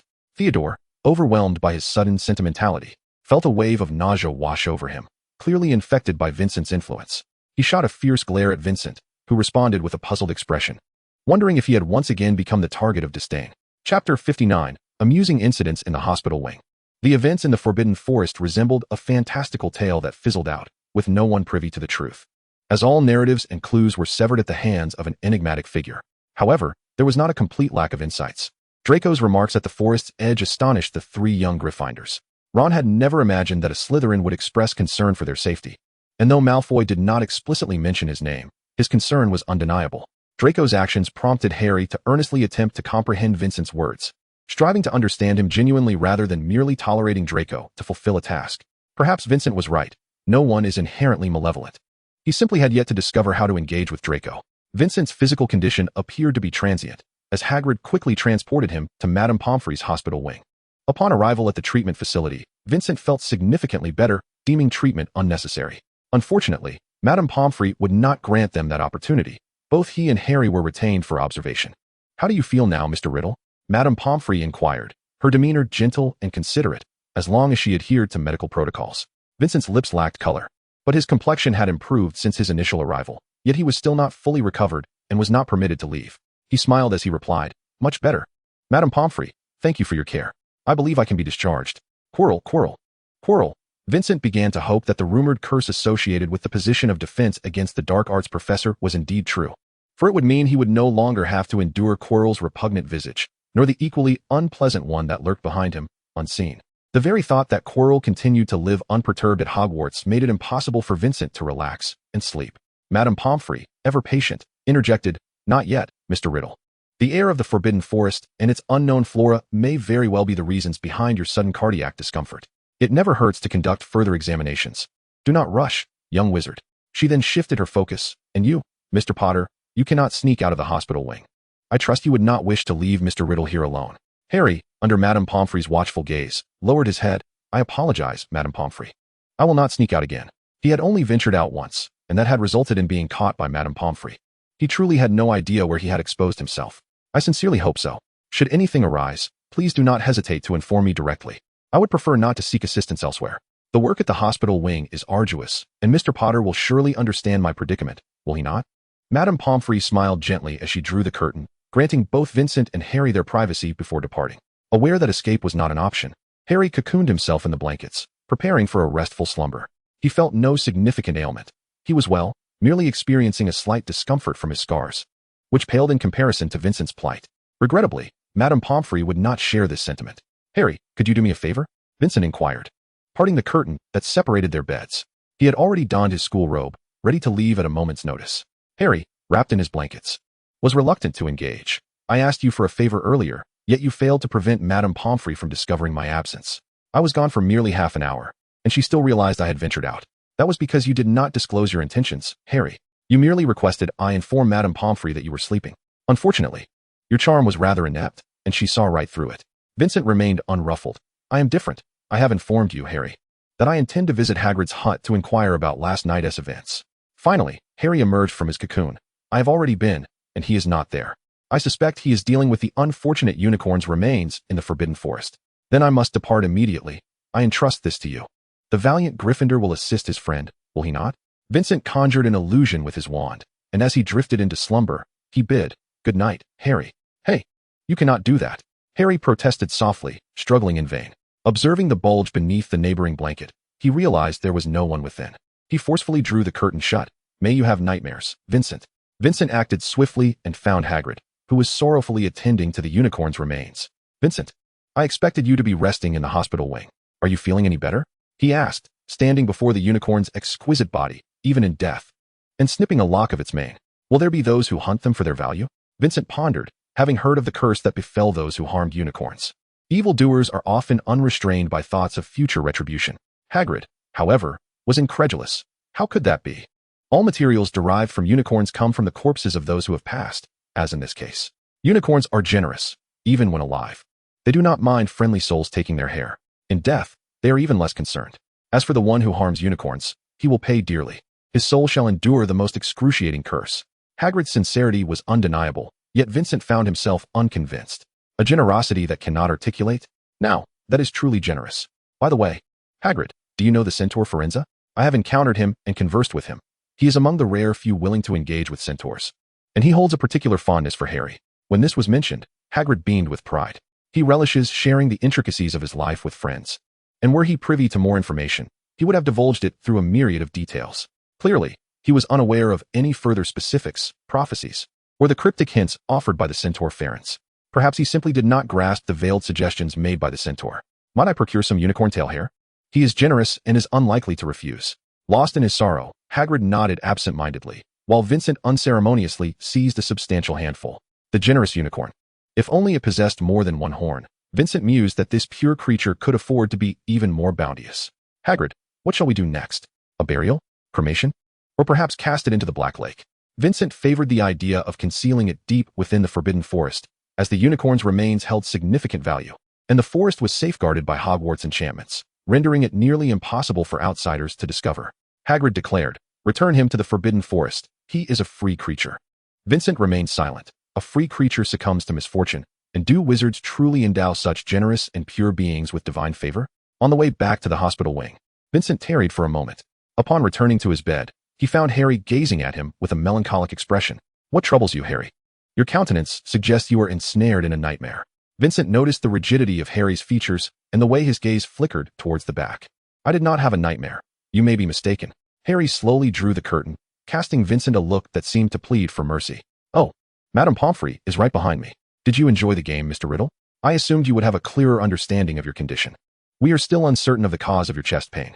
Vincent incrementally shifted back onto his bed, attempting to disguise his absence beneath the covers. His thoughts mirrored Harry's. How did Madame Pomfrey discover he was missing? "It appears your health is recovering splendidly, Mr. Riddle. Thus, it is time for your medication." Vincent gazed at the potion bottle in Madame Pomfrey's hand, its murky brown hue lacking clarity, exuding an ominous odor. "I have already taken my medicine today, Madame Pomfrey." Vincent protested feebly. Madame Pomfrey's smile remained unwavering. "Indeed, Mr. Riddle, you did take your medicine today, while Mr. Potter sneaked out. This will allow you to rest properly. Do not continue to wander around Hogwarts in your weakened state. No matter the significance of any matter, your health surpasses all. Should any professor take issue with this statement, let them come directly to me, if you please." Vincent, resigned to his fate, seized the potion bottle and downed its contents in one gulp. From this day forth, Vincent resolutely believed that the most formidable individual at Hogwarts was Madame Pomfrey. Dumbledore, the creatures of the Forbidden Forest, Chilo, and the man in the black cloak, what do they all signify? Hermione never considered herself the type to be well-liked. Even in the Muggle world, she was merely the archetypal, nonconformist bookworm. While others sought her help to complete group assignments, knowing she would not allow her team to receive a low grade and would undertake additional work, there were moments when no one wished to befriend someone who perpetually resided in the library. Enjoying literature did not equate to being a dull individual. Hermione relished challenges and intriguing experiences, yet she would not actively pursue them. Fortunately, being a witch, her friends possessed a knack for unearthing fascinating adventures. In the name of aiding her companions, Hermione could seamlessly participate, for she enjoyed the thrill of the challenge just as much as they did. Challenges often entailed troublesome situations, while Hermione was unafraid of complications.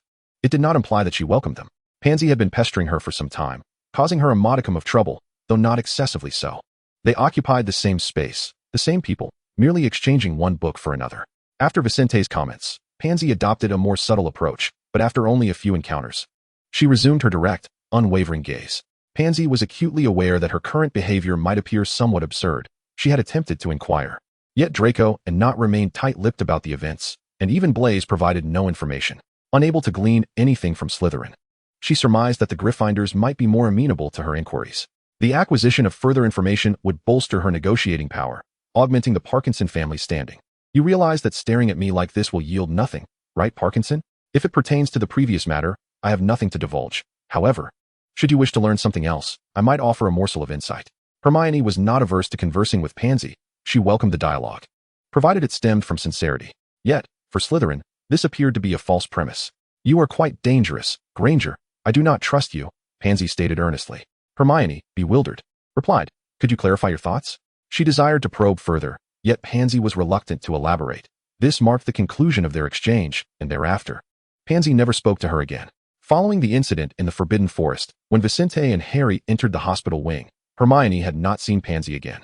Her most profound impression of this Slytherin was that they both shared an affinity for reading, and Pansy exhibited remarkable perseverance, fixating for hours without receiving any response, yet persisting nonetheless.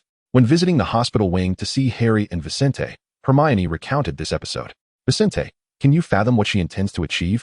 Vicente was among the few she knew who possessed an intimate understanding of Slytherin. Hermione endeavored to comprehend Pansy's thoughts from a female perspective, yet she found herself at a loss. Vicente casually replied, "Do not concern yourself with her. Who knows what she seeks? Theodore is indifferent to her. Draco's friends will handle their own affairs." If all goes as expected, Draco is contemplating whether to discuss the matter of dragons with Parkinson. It is unlikely he will broach the subject, for the dragons hold far greater significance than the collaboration between the Malfoy and Nott families. It would be entirely natural for his friends to join the endeavor for Slytherin. Pansy Parkinson's desire to gain an advantage from Hermione is undoubtedly a foolish strategy. Hermione is the most astute young witch he knows, and no one can easily extract information from her. Initially, He believed she merely sought to learn about the Malfoys and Nott, but he soon realized it was more than that. With a slight chuckle, Hermione mused, "Let her observe. It won't affect me." Harry disagreed, stating, "But we cannot allow her to continually intrude upon your life. If she does this again, tell us, Hermione. We stand with you." Hermione smiled again. "If she truly becomes unpleasant, I am not one to be trifled with. By the way, have you heard about the incident in the hospital wing? Professor Quirrell's office exploded. Fortunately, no one was present, or we would have had a multitude of patients in the hospital wing." "An explosion?" Harry exclaimed. "How could there be an explosion within Hogwarts? I thought such occurrences were confined to potions class." "Who knows? It is rumored that Professor Quirrell mishandled magical apparatus during his research, leading to the explosion. The details remain unclear. Professor McGonagall did not elaborate, and since no wizards were harmed, there was no further inquiry." Vincent calmly sipped his drink. "This is rather commonplace. Even Fred and George would cause explosions while experimenting with magical items. In studies related to dark magic, explosions are merely routine. I once thought Professor Quirrell lacked skill, but it seems he possesses some knowledge to delve into dark magic." Harry suddenly recalled the incident when Vincent left the hospital wing. "Fortunately, you ventured out during the day. Had it been at night, you might have passed by there, and the explosion could have affected you. You moved so slowly that I could have sought Hagrid several times over." "Not at all," Vincent replied confidently. "I would not recommend night excursions again. No one is inclined to wander into the Forbidden Forest. It is indeed a coincidence that Professor Quirrell was not in his office during the night. He finishes work remarkably early." Vincent's tone carried a hint of reflection, though his emotions were inscrutable. "It is quite fortunate. George and Fred went to witness the commotion. They mentioned that the damage was severe, and it was Dumbledore himself who cast the restoration charm. Had Professor Quirrell been in his office, the hospital wing would have had a difficult time treating him. He would have had to go directly to St. Mungo's. He is truly fortunate." Vincent smiled faintly. "Indeed, he is remarkably fortunate." Harry sensed that Vincent's mood had recently soured, and he cast a worried glance at him. "I hope the matter with the unicorn hasn't affected you too greatly, Vincent." "Well, it has had some impact, but it will not hinder me. I am already engaged in activities that will aid my recovery." Harry assumed Vincent was referring to his adjustment of mindset, pleased that his friend was recovering well. Vincent was delighted that he would soon be departing from the infirmary, for he had numerous endeavors awaiting him, a truly joyous prospect. Chapter 60, A Conversation in the Potions Room. The infirmary was indeed a rather dreary place. However, Madame Pomfrey's medical expertise was remarkable. Harry's overuse of magic was resolved with merely 2 doses of potion, leaving no lingering after-effects. Although the cause of Vicente's heart issue remained elusive, it did not hinder his recovery. Madame Pomfrey examined him several times, ultimately attributing the problem to the overwhelming shock of the circumstances at the time, which elicited a physiological response in Vicente. Perhaps a Muggle explanation would suffice. Vicente understood where the issue lay. He seldom corresponded with his foster parents, as they never maintained false affections. Only the most tangible benefits could sway them. To attain his desires, Vicente headed straight to the potions room upon leaving the infirmary. To address his heart problem, Madame Pomfrey contemplated various heart-related potions. Although they ultimately proved ineffective in Vicente's treatment, he nonetheless retained the potion recipes. He would barter these potions for what he truly needed, resolving the underlying cause of his heartache. Was that not a form of healing? Madame Pomfrey's skills were indeed commendable. He encountered Theodore once more in the potions room. "After all this time in the infirmary, you never even bothered to glance my way, Theodore. It truly saddens me." Vicente naturally approached him, spreading out his notes on another table as he began to prepare potion ingredients. Theodore had learned to filter out his meaningless chatter. "I cannot cure you. Madame Pomfrey's potions are what you require. If you still haven't fully recovered, I wouldn't mind assisting you in seeking further help." Vicente realized that ever since he began encountering Theodore, his tongue had grown more silver-tongued, attributing this to his own narcissism. He was strict with others and lenient with himself. Theodore was his fellow observational subject. It was only fair to extend him a measure of kindness. "I appreciate your concern," Vicente replied. "What progress have Draco and Pansy made?" Pansy Parkinson sought to collaborate with Theodore, who would not shy away from the numerous pureblood connections he had. "Initially, I did not consider Pansy. She has an older brother, and the family mascot cannot assist me in practical matters. Should she prove too capable in her aspirations to dominate the Parkinson family, her brother would naturally become her adversary. He would also stand as our opposition." Vicente was aware of Theodore's apprehensions. Most of Pansy's parents would not align themselves with her, and their neutrality was advantageous for them. Vicente could now effortlessly articulate such terms.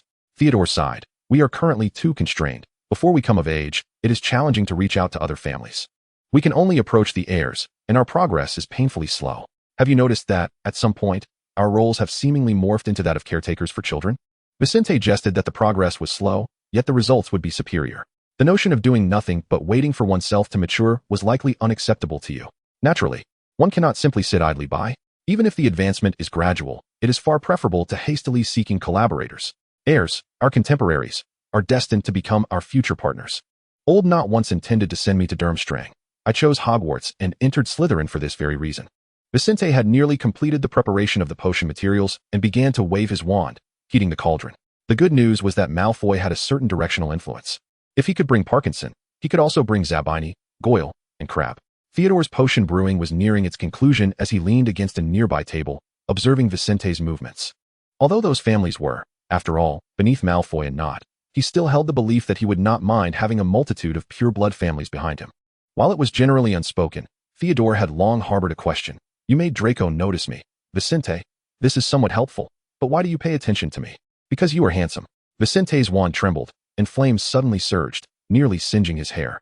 Theodore elegantly adjusted his robes, as if the individual who had just kicked someone was not him at all. Vicente rubbed his calf. If you don't believe me, so be it. But why resort to physicality? Theodore scoffed. If you choose not to speak, why the nonsensical ramblings?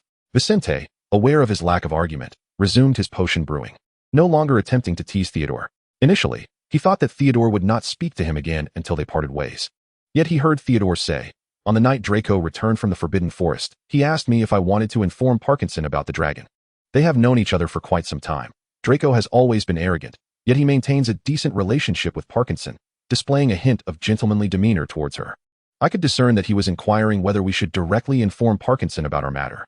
If we choose not to speak, things will never return to how they once were. Recently, Parkinson seems to be getting quite close to Granger. Vicente replied, if you refer to monitoring as getting close. Chapter 61, Consensus and Intimacy. Vicente had often discussed Draco with Theodore and had also spoken of his wand. They had analyzed the young lord's character, an arrogant and rude individual, yet possessing a wand core made from unicorn tail hair.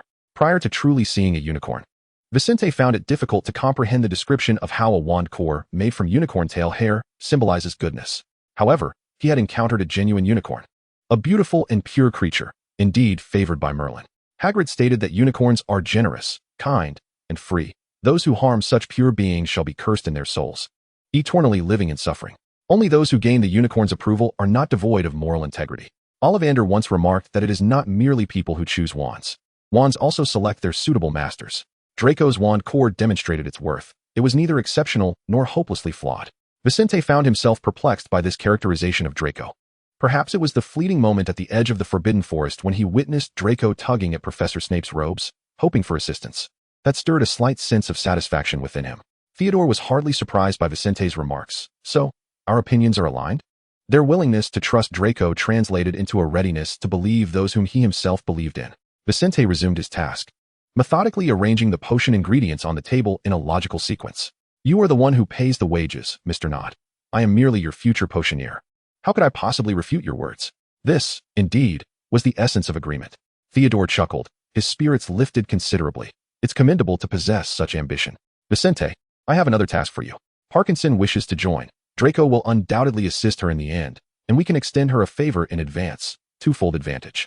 I suspect Draco has not broached the subject with Parkinson, nor has she mustered the courage to speak directly to him. Wise strategy, Mr. Nott, your brilliance radiates. Rendering me momentarily blinded, Vicente remarked, not even lifting his gaze, his eyes unwavering as he fabricated his words with remarkable skill. Theodore felt a surge of annoyance, contemplating a kick in Vicente's direction. Such insincerity was hard to tolerate. If he was unwilling to engage earnestly, so be it. He would redirect his energy towards others. I have recently observed Parkinson. Her attitude towards Granger is rather peculiar. Draco has subtly inquired, yet she remains evasive. If she were merely curious about our collaboration, she would not be so reticent. After placing the first batch of ingredients securely, Vicente began to regulate the flames beneath the cauldron. In the end, has this matter circled back to me? If his memory served him right, this task had originally fallen to Theodore. You designated the role of caretaker, as you said. How can the one who pays wages also play the caregiver? Theodore meticulously stored his potion vials in his pocket. Do your best, Vicente. Your promotion and raise await you. Having spent considerable time with Vicente, Theodore had unconsciously adopted his distinctive manner of speech. Yet, he did not mind. He found it agreeable. In the past, at gatherings of pure-blood families, the taciturn Theodore often found himself overlooked, aware that he should cultivate relationships with heirs from different families. Yet he had little to discuss with them. Draco reveled in showcasing himself. thriving on the admiration of others, while Theodore preferred solitude, seeking peace. Yet on occasion, as he observed Draco basking in the limelight, he too longed for a friend with whom he could converse. Who could have anticipated that this aspiration would be fulfilled at the most unexpected moment? Vincent is not dissimilar to the group that previously idolized Draco. He too revels in self-aggrandizement, albeit solely for his own sake. There is a universal fondness for special treatment, particularly since Vincent's discourse is rather engaging. His disdainful gaze is merely that, an expression of disdain. Theodore has grown accustomed to the manner in which Vincent communicates only in his company, before others. Vincent predominantly presents himself as a paragon of responsibility and reliability, earning varying degrees of trust from both Harry and Draco. It seems that only in Theodore's presence does Vincent assume the role of a somewhat reckless individual, albeit with a hint of dependability. Most of the time, Theodore does not question Vincent's decisions, for his counsel holds considerable merit. As they finalized their discussions with laughter, Theodore was on the verge of departing the potions classroom when he casually glanced at Vincent's notes and the potion ingredients he had meticulously prepared. A shadow of concern crossed his face. Is this Madame Pomfrey's recipe for the potion intended to alleviate your heartache? Why have you suddenly begun concocting this potion? Madame Pomfrey's examination clearly indicated your robust health. Theodore was oblivious to the fact that his words had inadvertently revealed his genuine concern for Vincent's well-being. Vincent, realizing this, found himself stifling a laugh. Theodore's serious expression was rather amusing, and he dared not laugh too heartily, allowing only a slight smirk to escape. The casual smile and his refusal to offer an explanation led Theodore to perceive this as a disregard for his own health. You are neglecting your physical condition. If you were to perish, who would serve as my potions master? He was unable to accept the idea of losing a trustworthy and reliable partner, only to revert to a state of isolation. Navigating the shadows alone was not a daunting task. He had honed this skill for many years. Yet, he was on the cusp of having a comrade who would strive towards the same goal. No one would willingly return to a solitary existence. Theodore, do not be so agitated. I shall not renege on my promise once made. I am committed to fulfilling it. Vincent had intended to brush off the matter lightly, but he could not afford to delay now. Having completed the second phase of material preparation, he set down his wand, turned to Theodore, and earnestly assured him, "This is not for me. Do you recall my last visit to brew the heart potion? It is for my family. The potion I am currently preparing is intended for them. If all goes well, I shall send it off shortly via the Ollery." Theodore assessed Vincent's current state and the veracity of his words, confirming that he was indeed well enough to survive until the day he successfully inherits the Nott family legacy. Before I inherit the Nott family, do not depart this world too soon. Such an awkward display of concern, yet it was still concern, and Vincent could accept that. Such was the nature of Slytherins. Could I kindly request the future head of the Nott family to assist me? I find myself in need of some rare potion ingredients, for the materials provided by Hogwarts for student practice are unlikely to suffice my requirements. Theodore has averted his gaze and carelessly gestured towards a locked cabinet in the corner. The key lies beneath it, containing my potion ingredients. Should there be a need for a list, I shall periodically send it home for procurement. The Nott family is hardly so impoverished as to be unable to provide a few potions ingredients. I am profoundly grateful for your generosity, Theodore. Vincent watched Theodore depart the potion room and approach the cabinet, retrieving the key from below. With a flick of his wand, he uttered Alohomora, and indeed, the cabinet was enchanted with a magical lock, not easily opened. He dutifully used the key to unlock the cabinet, and the potion ingredients within were of a caliber far superior to those supplied by the school. Having witnessed Theodore concoct potions, he recognized the high-grade ingredients. And after becoming acquainted with Theodore, he seldom found himself refused. Today, with Theodore absent, he need not worry about the potential consequences of a failed potion. Who knows if it might cause the cauldron to explode? Vincent extracted a heart of an octopus from the cabinet and retrieved a vial containing unicorn tail hair from his pocket.